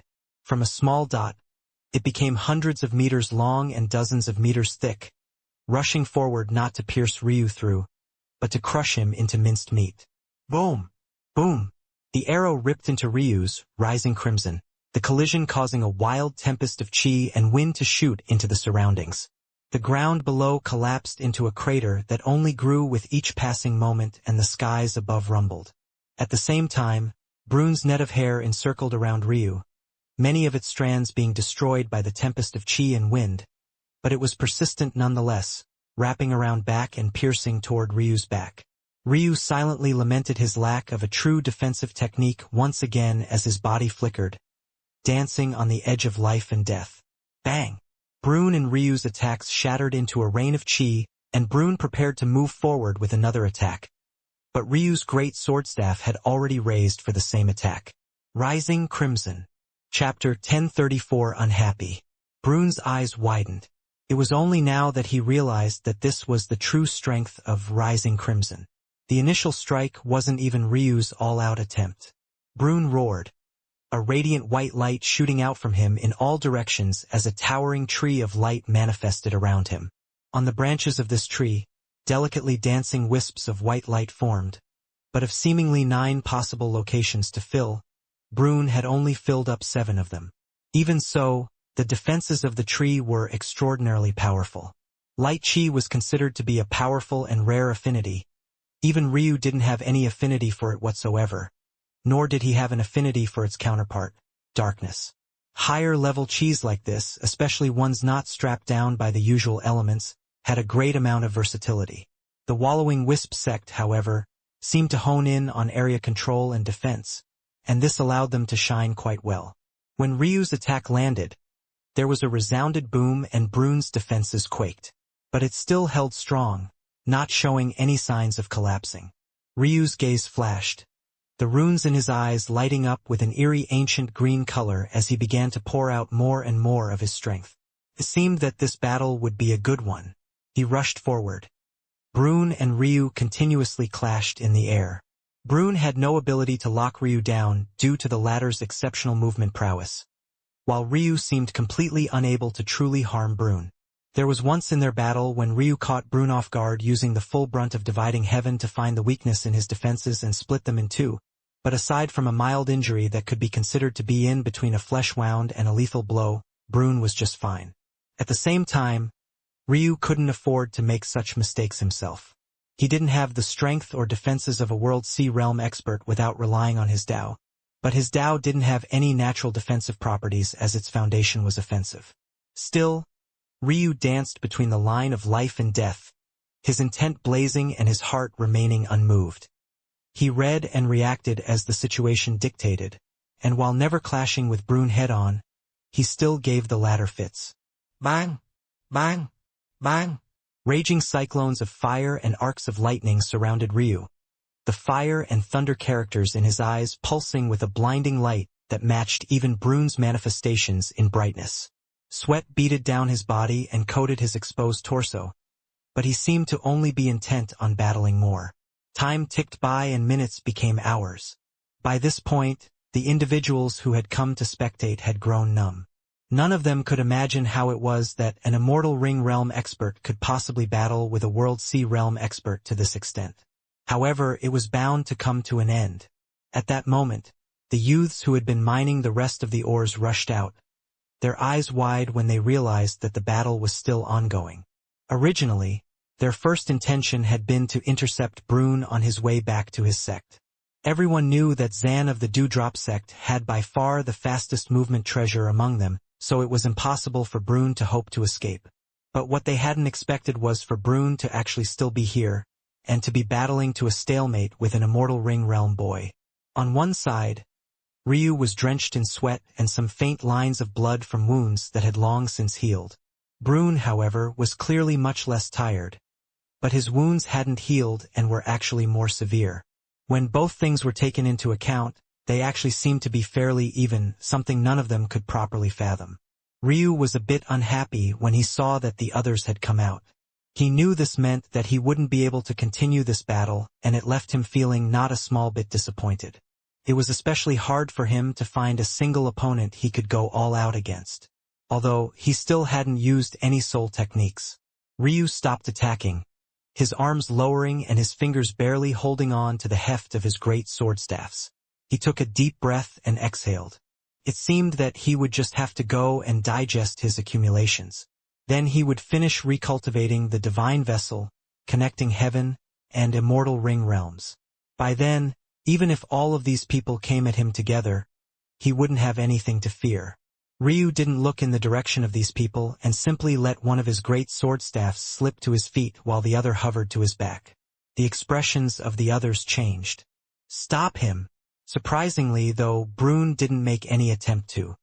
He was the one that had been fighting Ryu for so many hours, and that was enough to leave him with a deep impression. Rushing to deal with a person like him would only lead to your death. Shoo! Chapter 1035 Satiate. I'm sorry. The Radiant Star Sect isn't accepting any visitors at this time. Her voice was soothing and gentle. Despite the fact this was clearly an expulsion order, there was something about Selhira's temperament that made it almost impossible to get mad. It was as though it would be blasphemous to even dare to speak to her in such a way. The inheritor-disciple geniuses looked toward Selhira with a weary gaze. Zan wasn't weak. In fact, other than Fairy May, he was probably the strongest one amongst them all. And yet, with just a single palm, he had been sent flying to a distance they couldn't even see. Wasn't the Radiant Star Sect supposed to be weak? How did they suddenly have an elder capable of raising them to the second heaven, an inner disciple capable of fighting against inheritor disciples, and a mysterious inheritor disciple that could defeat them with a single palm? What the hell was going on here? Selhira turned away from them and looked toward Ryu with a smile in her eyes. She looked him up and down before shaking her head. You're hungry, right? Come with me. Ryu raised a brow. This woman always seemed to understand his state and knew exactly what to do about it. She didn't even mind the glances of the inheritor disciples to her back as she led Ryu away. Fairy May's deathly cold expression wavered for a moment as her eyes narrowed into slits. Everyone else saw a gentle beauty, but she felt a great threat pressing down on her. Selhira seemed to have felt this as well and took double the notice of May. However, this action only made the latter feel an even more stifling pressure. Selhira was well aware of her own unique physique. Most couldn't see anything but a gentle woman, and that was the case even for Ryu. But this Fairy May had actually felt something different, and that was very curious. It was very rare, indeed, for such a thing to happen on the second heaven. Selhira led Ryu to the depths of the Radiant Star sect this time. Turned out that old Wan wasn't so useless after all. While Ryu was out battling, the old man had taken it upon himself to gather a large amount of resources, of which there were quite a number of heaven-grade beast meat and even some sovereign-grade. Thanks to Selhira, these resources were worked together into a large meal that Ryu swallowed down with great gusto. With the speed he was eating, Old One really wanted to make fun of him, but Ryu's etiquette was simply too prim and proper. Despite the fact he was eating with such speed, one really couldn't work up the courage to say anything about it. This time, the food didn't end so quickly, and yet, Ryu just kept eating and eating. It seemed that he wouldn't stop until there was truly nothing left. Realizing that he really had the capacity to continue, Selhira stood with a graceful smile and began to cook more meat. Old Wan could only watch speechlessly from the side. Although it hadn't exactly been difficult for him to gather up this meat, he had thought that it would last at least a few years. But what the hell was this, exactly? He seemed to have realized that he had underestimated Ryu's talent a bit too much. This was more than about just liking food. This had reached an inconceivable level. Ryu truly didn't stop until all of Old Wan's food was gone. His body radiated a wild, bestial aura that made it feel as though he had already assimilated every ounce of prestige the beast meat had once had. His bones crackled and popped, sounding as though thunder and the roars of dragons were rattling about inside of his body. Selhira's gaze flickered, an odd feeling stirring up inside her. However, this feeling faded once Ryu's body had properly adjusted itself. "Thank you," Ryu said lightly. Selhira smiled but didn't say much to this. She didn't seem to think that it was a very big deal at all. Hey, where's my thanks?" Ryu looked toward Old Wan. In truth, he didn't really like this old man considering what happened during their first interaction. But it was still true that without him, Ryu would have a hard time satiating his hunger. Usually, Ryu had no choice but to rely on chi to sustain him, but for those with overbearing bloodlines, this wasn't the best approach to take, and it could even weaken your vital chi. Eating top-quality food was, without a doubt, the best method. Although he didn't like the old man, who looked more like a 20-year-old, he had to admit that he still needed him. Still, Ryu was Ryu. When he met Old Wan's gaze, he only nodded faintly and turned to leave. He had important things to do. Old Wan's lip twitched and Grand Elder Samson almost fell out of his chair in laughter. "Little Ryu, come to me." Just as Ryu was about to leave, Elder Aika's voice drifted over. As overbearing as she was, her voice directly boomed over the whole sect and caused the mountain range to rumble. Old Wan shook his head. Completely unladylike. Ryu's gaze flickered, but he still changed directions and went toward the voice. His figure flashed, appearing kilometers away in the blink of an eye. Soon, he had appeared in the deepest reaches of the Radiant Star sect and not far from the location where he had initially met Old Wan. Ryu found Aika in the depths of the forest and within a foggy region that contained a small lake could be found. Currently, she was in the process of putting her hair up in a tight bun. Chapter 1036 start with. She hadn't changed much since the last time Ryu had seen her, wearing the same robes and such and even still having her cane, but her demeanor was much more like that of a woman who was just beginning to mature. No, maybe it was more accurate to say that she looked like a woman wise beyond her years, while still maintaining a youthful air. For Ryu, this was quite a fascinating sight to see because he had never seen such a thing before. Even Eska, who had experienced something similar, had had time to adjust back to such a state long before she met Ryu because she had been stuck in her soul form for so long. "Ah, you're here. As I said previous, I will teach you the core techniques of the Radiant Star sect should you want to. If you don't, that is fine as well." You can take the route Selhira did and simply take what is useful to you and ignore the rest. Regardless, you are already a disciple of my Radiant Star sect. There's no need to worry about the minor details. Ryu faintly nodded. He wasn't opposed to learning the true teachings of the Radiant Star sect. Due to the fact he practiced the Refinement Sutra, he had room to maneuver down any path of his choosing so long as he kept the foundation relatively the same. For example, right this moment, Ryu's Meridians still have the characteristics of 6-realm opening. This meant that he had 12 miniature Danshians within himself that could each store different types of cheese. As he practiced the Refinement Sutra and progressed into the future, these characteristics would fade in strength, but they would always be there. After all, it was the foundation upon which Ryu began his cultivation journey to begin with. It wasn't so easy to get rid of. However, whether or not these chis would be more useful than Ryu's Chaos Chi and Primordial Chaos Chis was up in the air. It could be said that no chi in existence other than Essence and Primordial Chi could match up in this regard. But there was an obvious elephant in the room. Whether it was his Chaos Chi or Primordial Chaos Chis, Ryu couldn't use any of them. Right now, he was battling with normal chi blessed by his heavenly favor. If he wanted to boost its strength a bit more, he supplemented it with normal fire chi and lightning chi. When Ryu formed his blue steel weapons with his lightning god talent, he wasn't using tribulation lightning, he was using normal lightning. The difference was akin to the gap between heaven and earth. But it truly couldn't be helped. Until he had the strength to protect himself, it just wasn't smart to expose himself too easily in these matters. So, having something like the Radiant Star Sect's cultivation methods would be good if for nothing else other than to have some powerful chis under his wing that he could use without exposing himself to too much trouble. Also, if Ryu was correct, the Radiant Star Sect should be far more powerful than what it showed on the surface, so how could its inheritances be weak? Good. Aika nodded. There are 7 main inheritances of the sect, each one with a different approach to how they view the world. Chapter 1037 Perfect. Sitting in a meditation position, he looked toward the defensive art first, his mind entering a state of unprecedented focus. Radiant Monument. The name of the technique entered Ryu's mind almost instantly, and the use of the art was quite straightforward. Manifest a monument, be protected. It didn't get any simpler than that. But this was also to be expected. Defensive techniques were better the simpler they were. The more tweaks and tricks one had to use to execute a defense, the less reliable it would be. As such, a technique designed to be defensive couldn't be too overly elaborate. What was interesting about this technique, though, was that these so-called monuments could even be called constellations. From Ryu's understanding, the creator of this technique used the constellations in the skies as reference for the creation of this technique. Ryu wasn't familiar with any of these constellations as they were staples of the true martial world. But if he was correct, this wouldn't be too bad of a way to rely on concepts of faith that already exist to gain strength. What was fascinating about this technique, though, was that it seemed to use one's own fate star as the core of resonance, forming a type of technique Ryu had simply never seen before.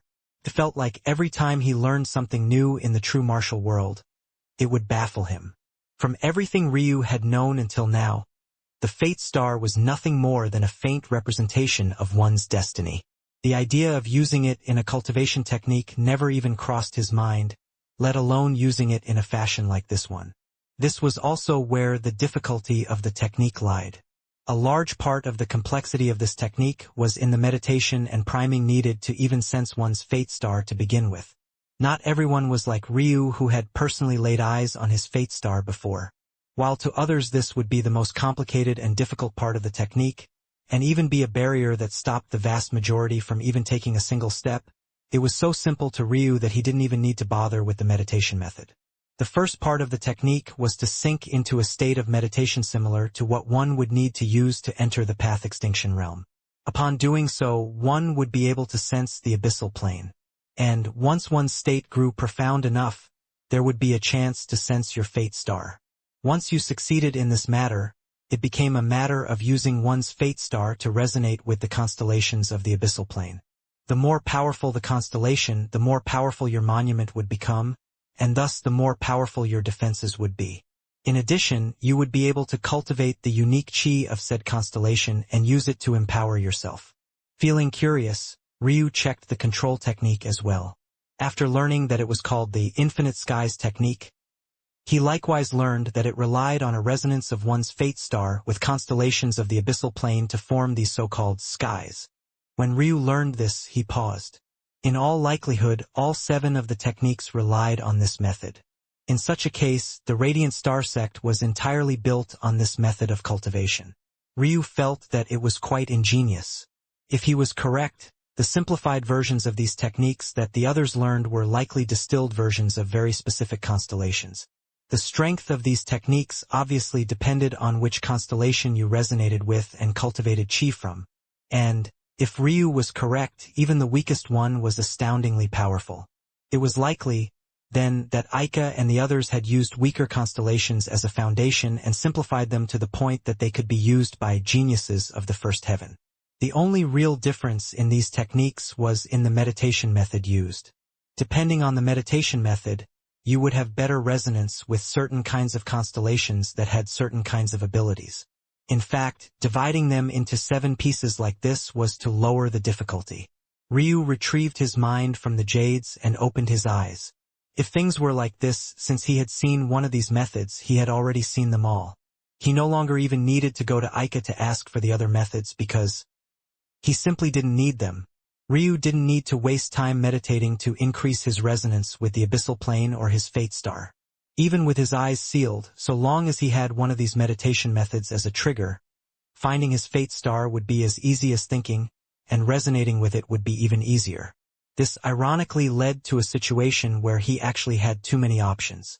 Even without trying it, Ryu knew that he would have hundreds of constellations to choose from even if he was just looking for defensive ones and removed all those too powerful for him to use with his current cultivation or too weak for him to even care to consider.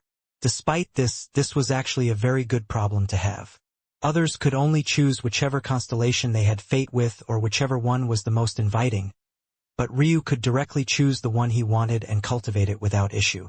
Of course, these thoughts were just about the foundational methods of cultivation related to these techniques.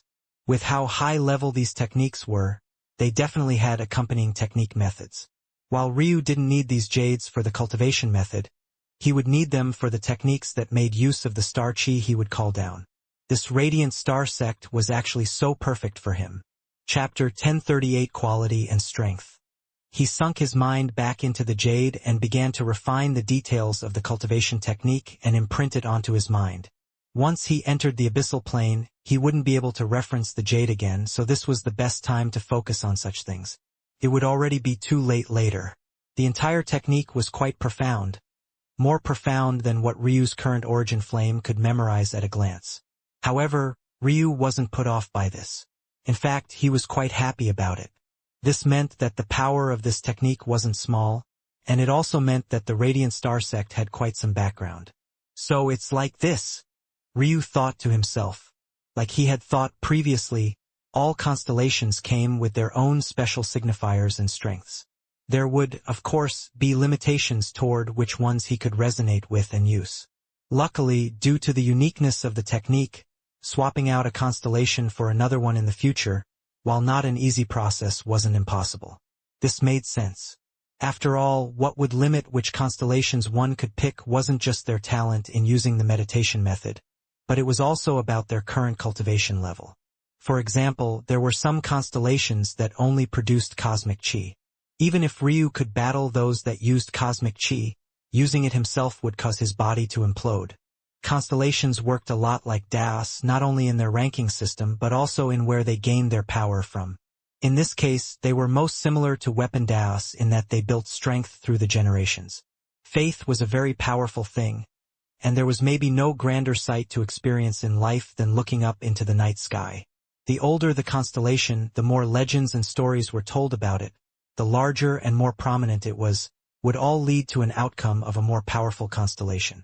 This was why one was able to use their fate stars to resonate with these constellations as they both gained their power through the same means. However, connecting with constellations directly was impossible. For one, constellations were much too far away and even existed on a separate plane. Although they could be seen with the naked eye, even if a sky god shot into the skies and chased after one, unless you entered the abyssal plane and were of extraordinary strength, you would have no chance of even coming close to one of these stars.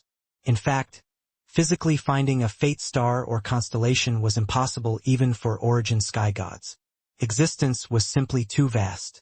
The only methods possible to use were these resonance methods and by way of things as enigmatic as fate and faith. This was also why all 9 heavens, despite being stacked atop of one another, could all experience day and night, not to mention seeing the same night sky. It was all due to the abyssal plane. This aside, it simply boiled down to the kind of awe individuals had for constellations. Lore and time were both the most important aspects of a constellation's strength, and the more of it there was to be had, the more difficult it would be to establish a resonance. Just like with weapon gods, constellation cultivators faced the same difficulties. For the former, the more individuals reached a pinnacle height capable of shaping the path of said weapon, the more difficult it would be for successors to surpass them and become the new weapon god. For the latter, it was similar. The more people observed a constellation, praised it, had faith in it, the more difficult it would be to make use of its strength. Due to the similarities, constellations were thus given the exact same ranking system as Daos were. First there were grades of strength, 6 mortal grades, 3 immortal grade, 2 cosmic grades, the fragmented grade, the false grade, the true grade, the perfect grade, the transcended grade, the omniscient grade, the order grade, the chaos grade, and the origin grade. Then, their grades of quality, the common grade, the true grade, the lineal grade, the dynastic grade, the sovereign grade, the dominion grade, the hegemonic grade, the ancient grade, and finally the founding grade. There were some differences, though. Theoretically, one could create a founding Dao the moment one started cultivating and raise it from the first mortal grade to the origin grade over the course of your life. But, this was actually impossible with constellations. This was because a founding grade constellation wouldn't be able to produce chi as weak as the mortal grade, and the same went for the others. Ultimately, Daos were internal measures of strength while constellations were external. The former could grow with you, but the latter had already grown through countless generations all by itself. Why would it lower itself to match your strength? Due to this, in practice, the higher quality a constellation was, the higher grade of strength it had as well. What Ryu had to do was to find a balance. He wanted a constellation of good quality, that was also low enough in strength that he could lose lower grade chi while resonating with it. Understanding this and tempering his expectation, Ryu focused on lineal constellations. These were the highest grade of constellations that would still produce immortal chi. In addition, they were also constellations powerful enough to produce cosmic god chi as well, the unique chi of the sky gods. Once Ryu could use cosmic chi, he would be able to use dynastic constellations, but for now, this was what he was stuck with and he would have to make do. That said, if others of the former Radiant Star sect knew that he planned to form his first resonance with a lineal constellation, it was hard to say how they'd react. Chapter 1039 held back. By the time a cultivator reached the pinnacle of the immortal ring realm, they were already faintly able to feel a connection to the abyssal plane. It was unknown where this connection came from, at least to the people of Sacrum, but Ryu had a feeling that this connection might very well be related to one's fate star. Of course, this was a conclusion he could only come to after observing the core techniques of the Radiant Star sect. It was mind-numbingly easy for Ryu to feel the presence of his soul shifting between planes, sliding out from the real plane and slowly entering the abyssal plane. However, what he experienced on the other side caught him a bit off guard. Ryu had forgotten one very important thing. He didn't have just one connection to the abyssal plane, he had two. The first was his fate star, and the second was what made his heart almost invulnerable to damage, his realm heart. It had to be remembered that in order to form his connection with his realm heart in the first place, Ryu had no choice but to enter the abyssal plane, something he had only been able to accomplish back then with the help of Ailsa. Now, however, his soul had entered the soul birth realm and was even far more powerful than the vast majority of soul birth level souls in existence. He no longer needed the help of Ailsa, and now he felt his realm heart to be even clearer than it had before. Ryu hadn't neglected his realm heart, it was just that it just wasn't quite so useful to him any longer. For one, after upgrading his realm heart to an immortal grade realm heart, it could now give him a great boost to cultivating with immortal chi. However, right now, he was far more focused on recultivating rather than speeding forward, so it hadn't been able to shine. In addition, Ryu had also made the assumption after entering the true martial world that this ability of his realm heart to speed up immortal realm cultivation wasn't very useful to him.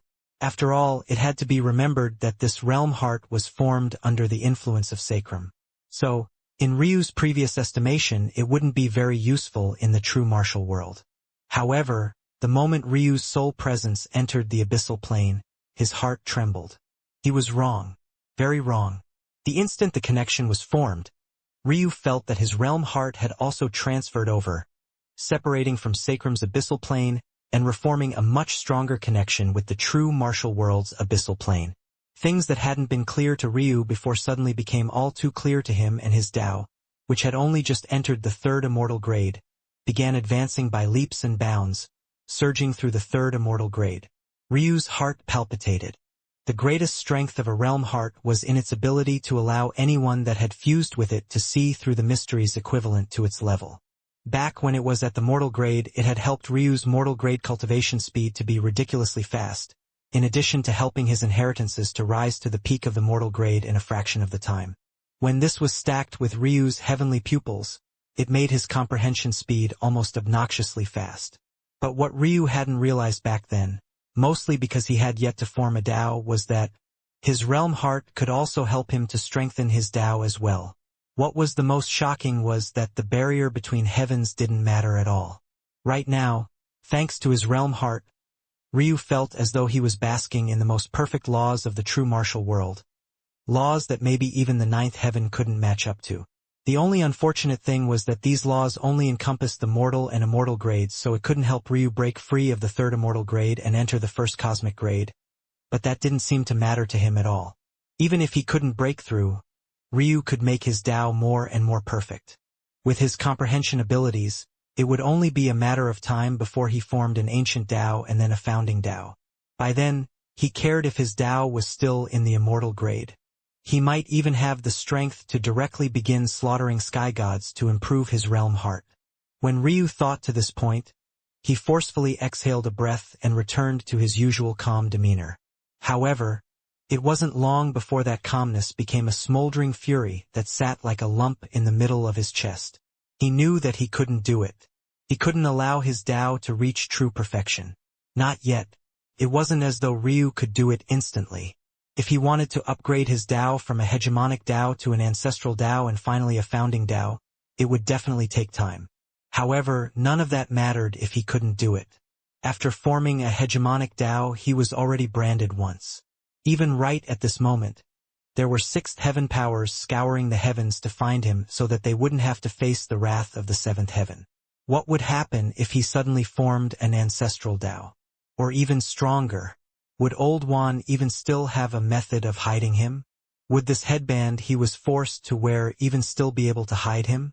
Ryu's mood became foul. It took him a long while to regain his calm, but by then, his resolve had been tempered into steel.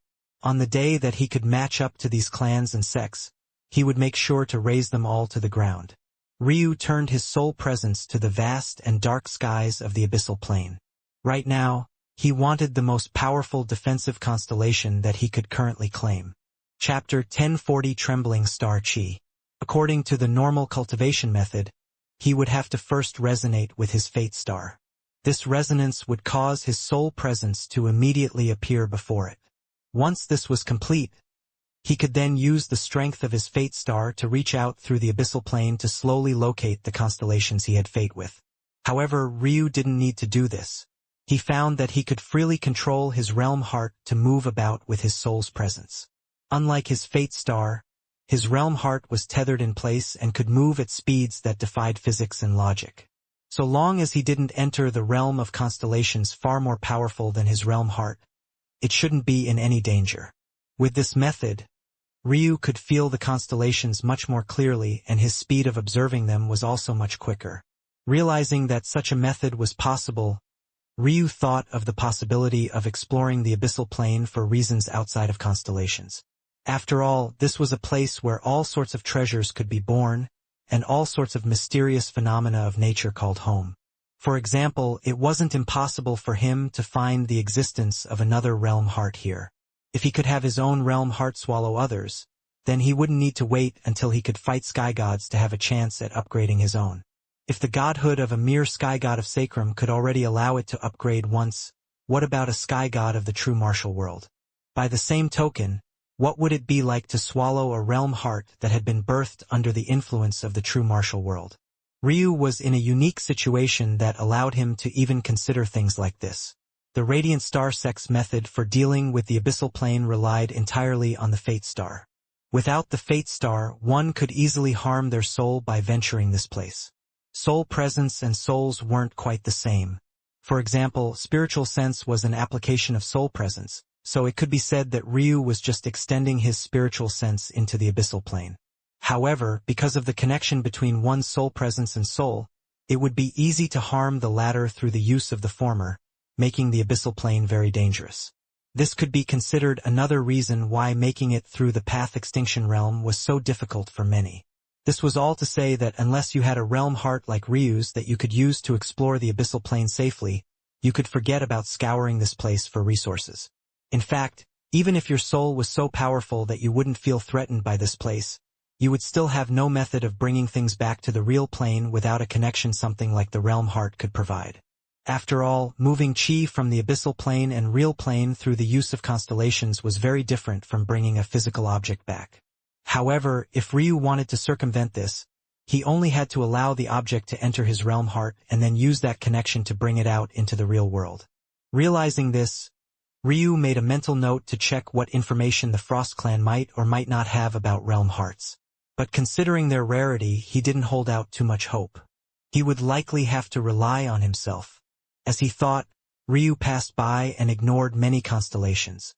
Although many he had passed by were able to apply quite a bit of pressure on him, he couldn't be bothered to care. What he needed was something absolutely perfect, something that would seamlessly fit into his battle style. Using the methods of Radiant Monument, he was able to lock into all sorts of defensive-type constellations.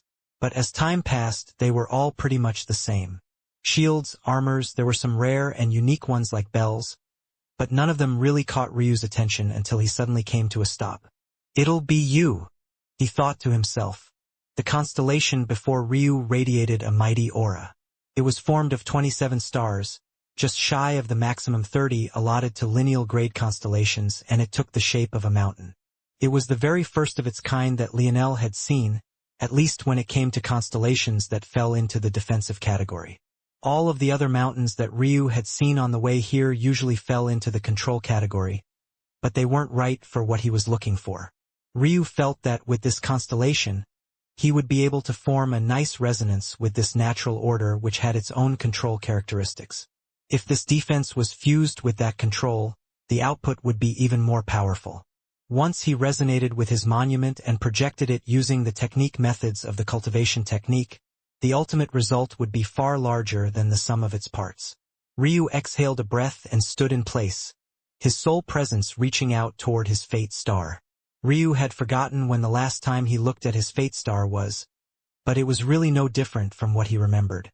It was an enormous, resplendent ball of smoldering hot silver gas.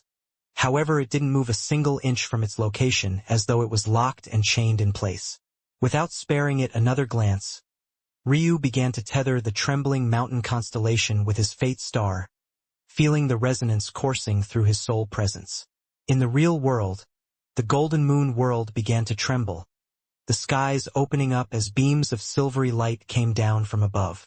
Unfortunately for those on the outside, it was impossible to witness this moment as the illusory manifestation of a mountain formed around Ryu. Slowly, but sure, it turned more corporeal and Ryu began to feel the presence of trembling star chi descend from above. Chapter 1041 Radiant Skin. From Ryu's understanding, trembling star chi was also an ancestral grade chi. Though these meant different things in the true martial world versus sacrum, the latter of which Ryu was obviously far more familiar with. In sacrum, ancestral grade chi represented the absolute pinnacle of all chi, as the only origin grade chis were essence and chaos chi, two chis that none could control on their own. Though, of course, this didn't include Ryu, who had his chaotic silk meridians. In the true martial world, though, ancestral grade chi was quite good, but it wasn't nearly the pinnacle as there were still 9 grades above it. As for the true origin chis, they were known as the primordial chis and primordial chaos chis, with essence and chaos chi being off the scale entirely. Still, although an ancestral grade chi was a bit weak in the absolute large scale, It was still the strongest type of chi anyone below the Sky God realm could control without special methods or talents. As such, just being able to have access to this chi placed Ryu at the top tier of those beneath the Sky God realm who didn't have special meridians or spiritual foundations. Ryu awoke from his meditation and stood to his feet with a calm exhale. There were 3 main techniques of Radiant Monument, but they could all be considered to be the same technique, just used at different stages. These techniques were known as Radiant Skin, Radiant Aura, and finally the true Radiant Monument. Radiant Skin allowed Ryu to project his trembling star chi into a thin film that protected his skin from damage and harm. This would also give his immediate defenses the characteristics of his chosen constellation, and give his skin the ability to tap into the traits of trembling star chi. Radiant Aura would project this ability further out, forming a pseudo-domain of sorts that could work similarly to the Monarch realm of inheritances. Finally, the Radiant Monument stage would be the amplification of Radiant Aura and truly manifest the constellation into being. This was the absolute strongest state of the technique, and it, likewise, provided the greatest defense that there was. Whether it was Radiant Skin or Radiant Aura, Ryu could still use them without too much issue now, as it would only rely on his depth of resonance and his comprehension. However, when it came to Radiant Monument, the requirements were far more stringent. Not only did he need to meet the requisite requirements of resonance and comprehension, but he also needed to have a certain level of personal strength to withstand the projection properly.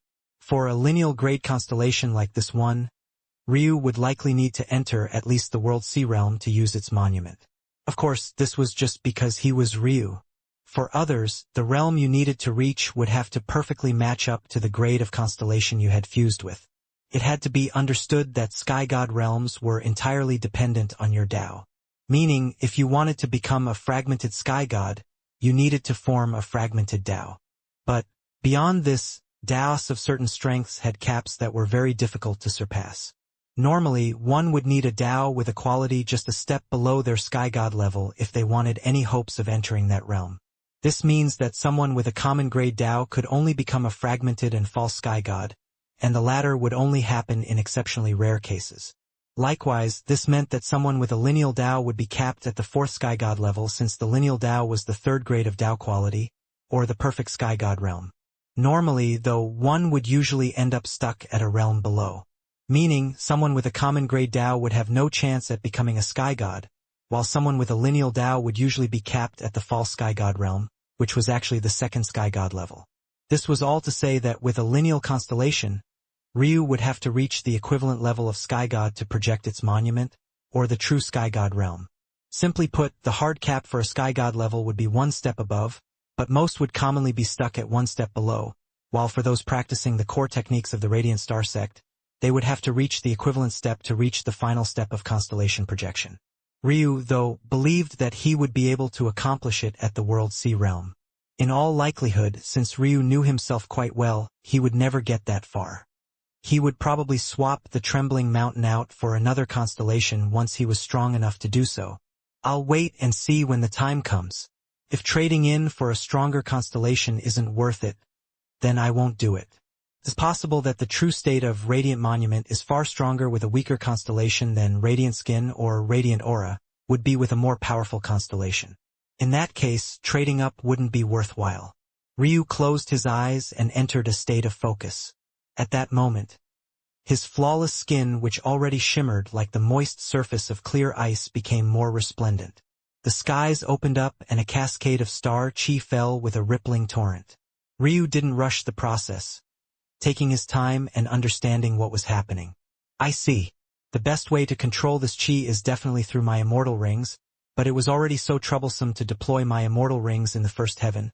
The backlash will probably be even worse in the 2nd heaven. However, there's another way I can make use of it. Ryu's attitude shifted and his bone structure trembled. At that moment, his skin's pores opened and the trembling star chi began to pour into his body, before being fed back into the atmosphere. This subtle and exceptionally quick process caused the chi to go from atmospheric to well within Ryu's control. There was a large difference between utilizing free chi in the atmosphere versus controlling chi you had expelled from your own body. The latter provided far more refined control and even worked better than what one could induce with immortal rings. Utilizing his bone structure's ability to absorb chi through his skin, Ryu had actually made radiant skin far more powerful than it was initially. This method will work for radiant skin, and the process is covert enough to not raise any eyebrows, but it won't work with radiant aura. Radiant aura inherently needs control of atmospheric chi. Ryu nodded to himself. It seemed that radiant aura would have to become one of his trump cards. He would only pull it out if he absolutely had to. He had learned his lesson from the first time. The true martial world wasn't a fan of his immortal rings. If he had to fight the heavens and an opponent at the same time, it would be incredibly troublesome. He wouldn't put himself in that situation unless he had to. What Ryu did know, though, was that the next person who forced him to reveal his immortal rings would have an incredibly bad time, because now that his realm heart had established itself in the true martial world's abyssal plane, his comprehension and ability to control immortal chi was on a level most couldn't fathom. Ryu opened his eyes and grasped out with his left hand. His storm talent activated, causing the skies above to rumble with malice. Bang! Bang! Bang! Rumble! True tribulation lightning struck down, but were all easily controlled by Ryu's lightning god talent to form a menacing saber edge. With a single flex, Ryu swung down on his star chi-coated arm with all his strength. If others could see this, they would think him to be a madman. Tribulation lightning was, without a doubt, the strongest offensive weapon the heavens had. But to concentrate so many bolts into a single blade took something that was already dangerous and turned it into a weapon of absolute death. Just on lethality alone, this blade was definitely stronger than the strongest attack of a heaven-grade World Sea Realm expert, the very kind of attack Ryu hadn't dared to take head on just hours ago. Chi! Ryu's gaze flashed and a spike of pain shot through his body. At that moment, in one sweep, the blade cut through half of Ryu's forearm before its momentum ground to a halt. Blood flowed like a stream as Ryu retracted his blade. But very quickly, his wound began to close itself up. He lightly nodded to himself. For a mere ancestral grade chi to be able to match up to tribulation lightning, which could definitely be classified as an origin grade energy type, was not bad indeed. This technique was powerful, and it was only at the first stage. With this, he could definitely fight more head-on battles in the future with less worry about being insta-killed. It's time to recultivate. Once Ryu was finished with this, he would enter the second heaven and see what opportunities he could find.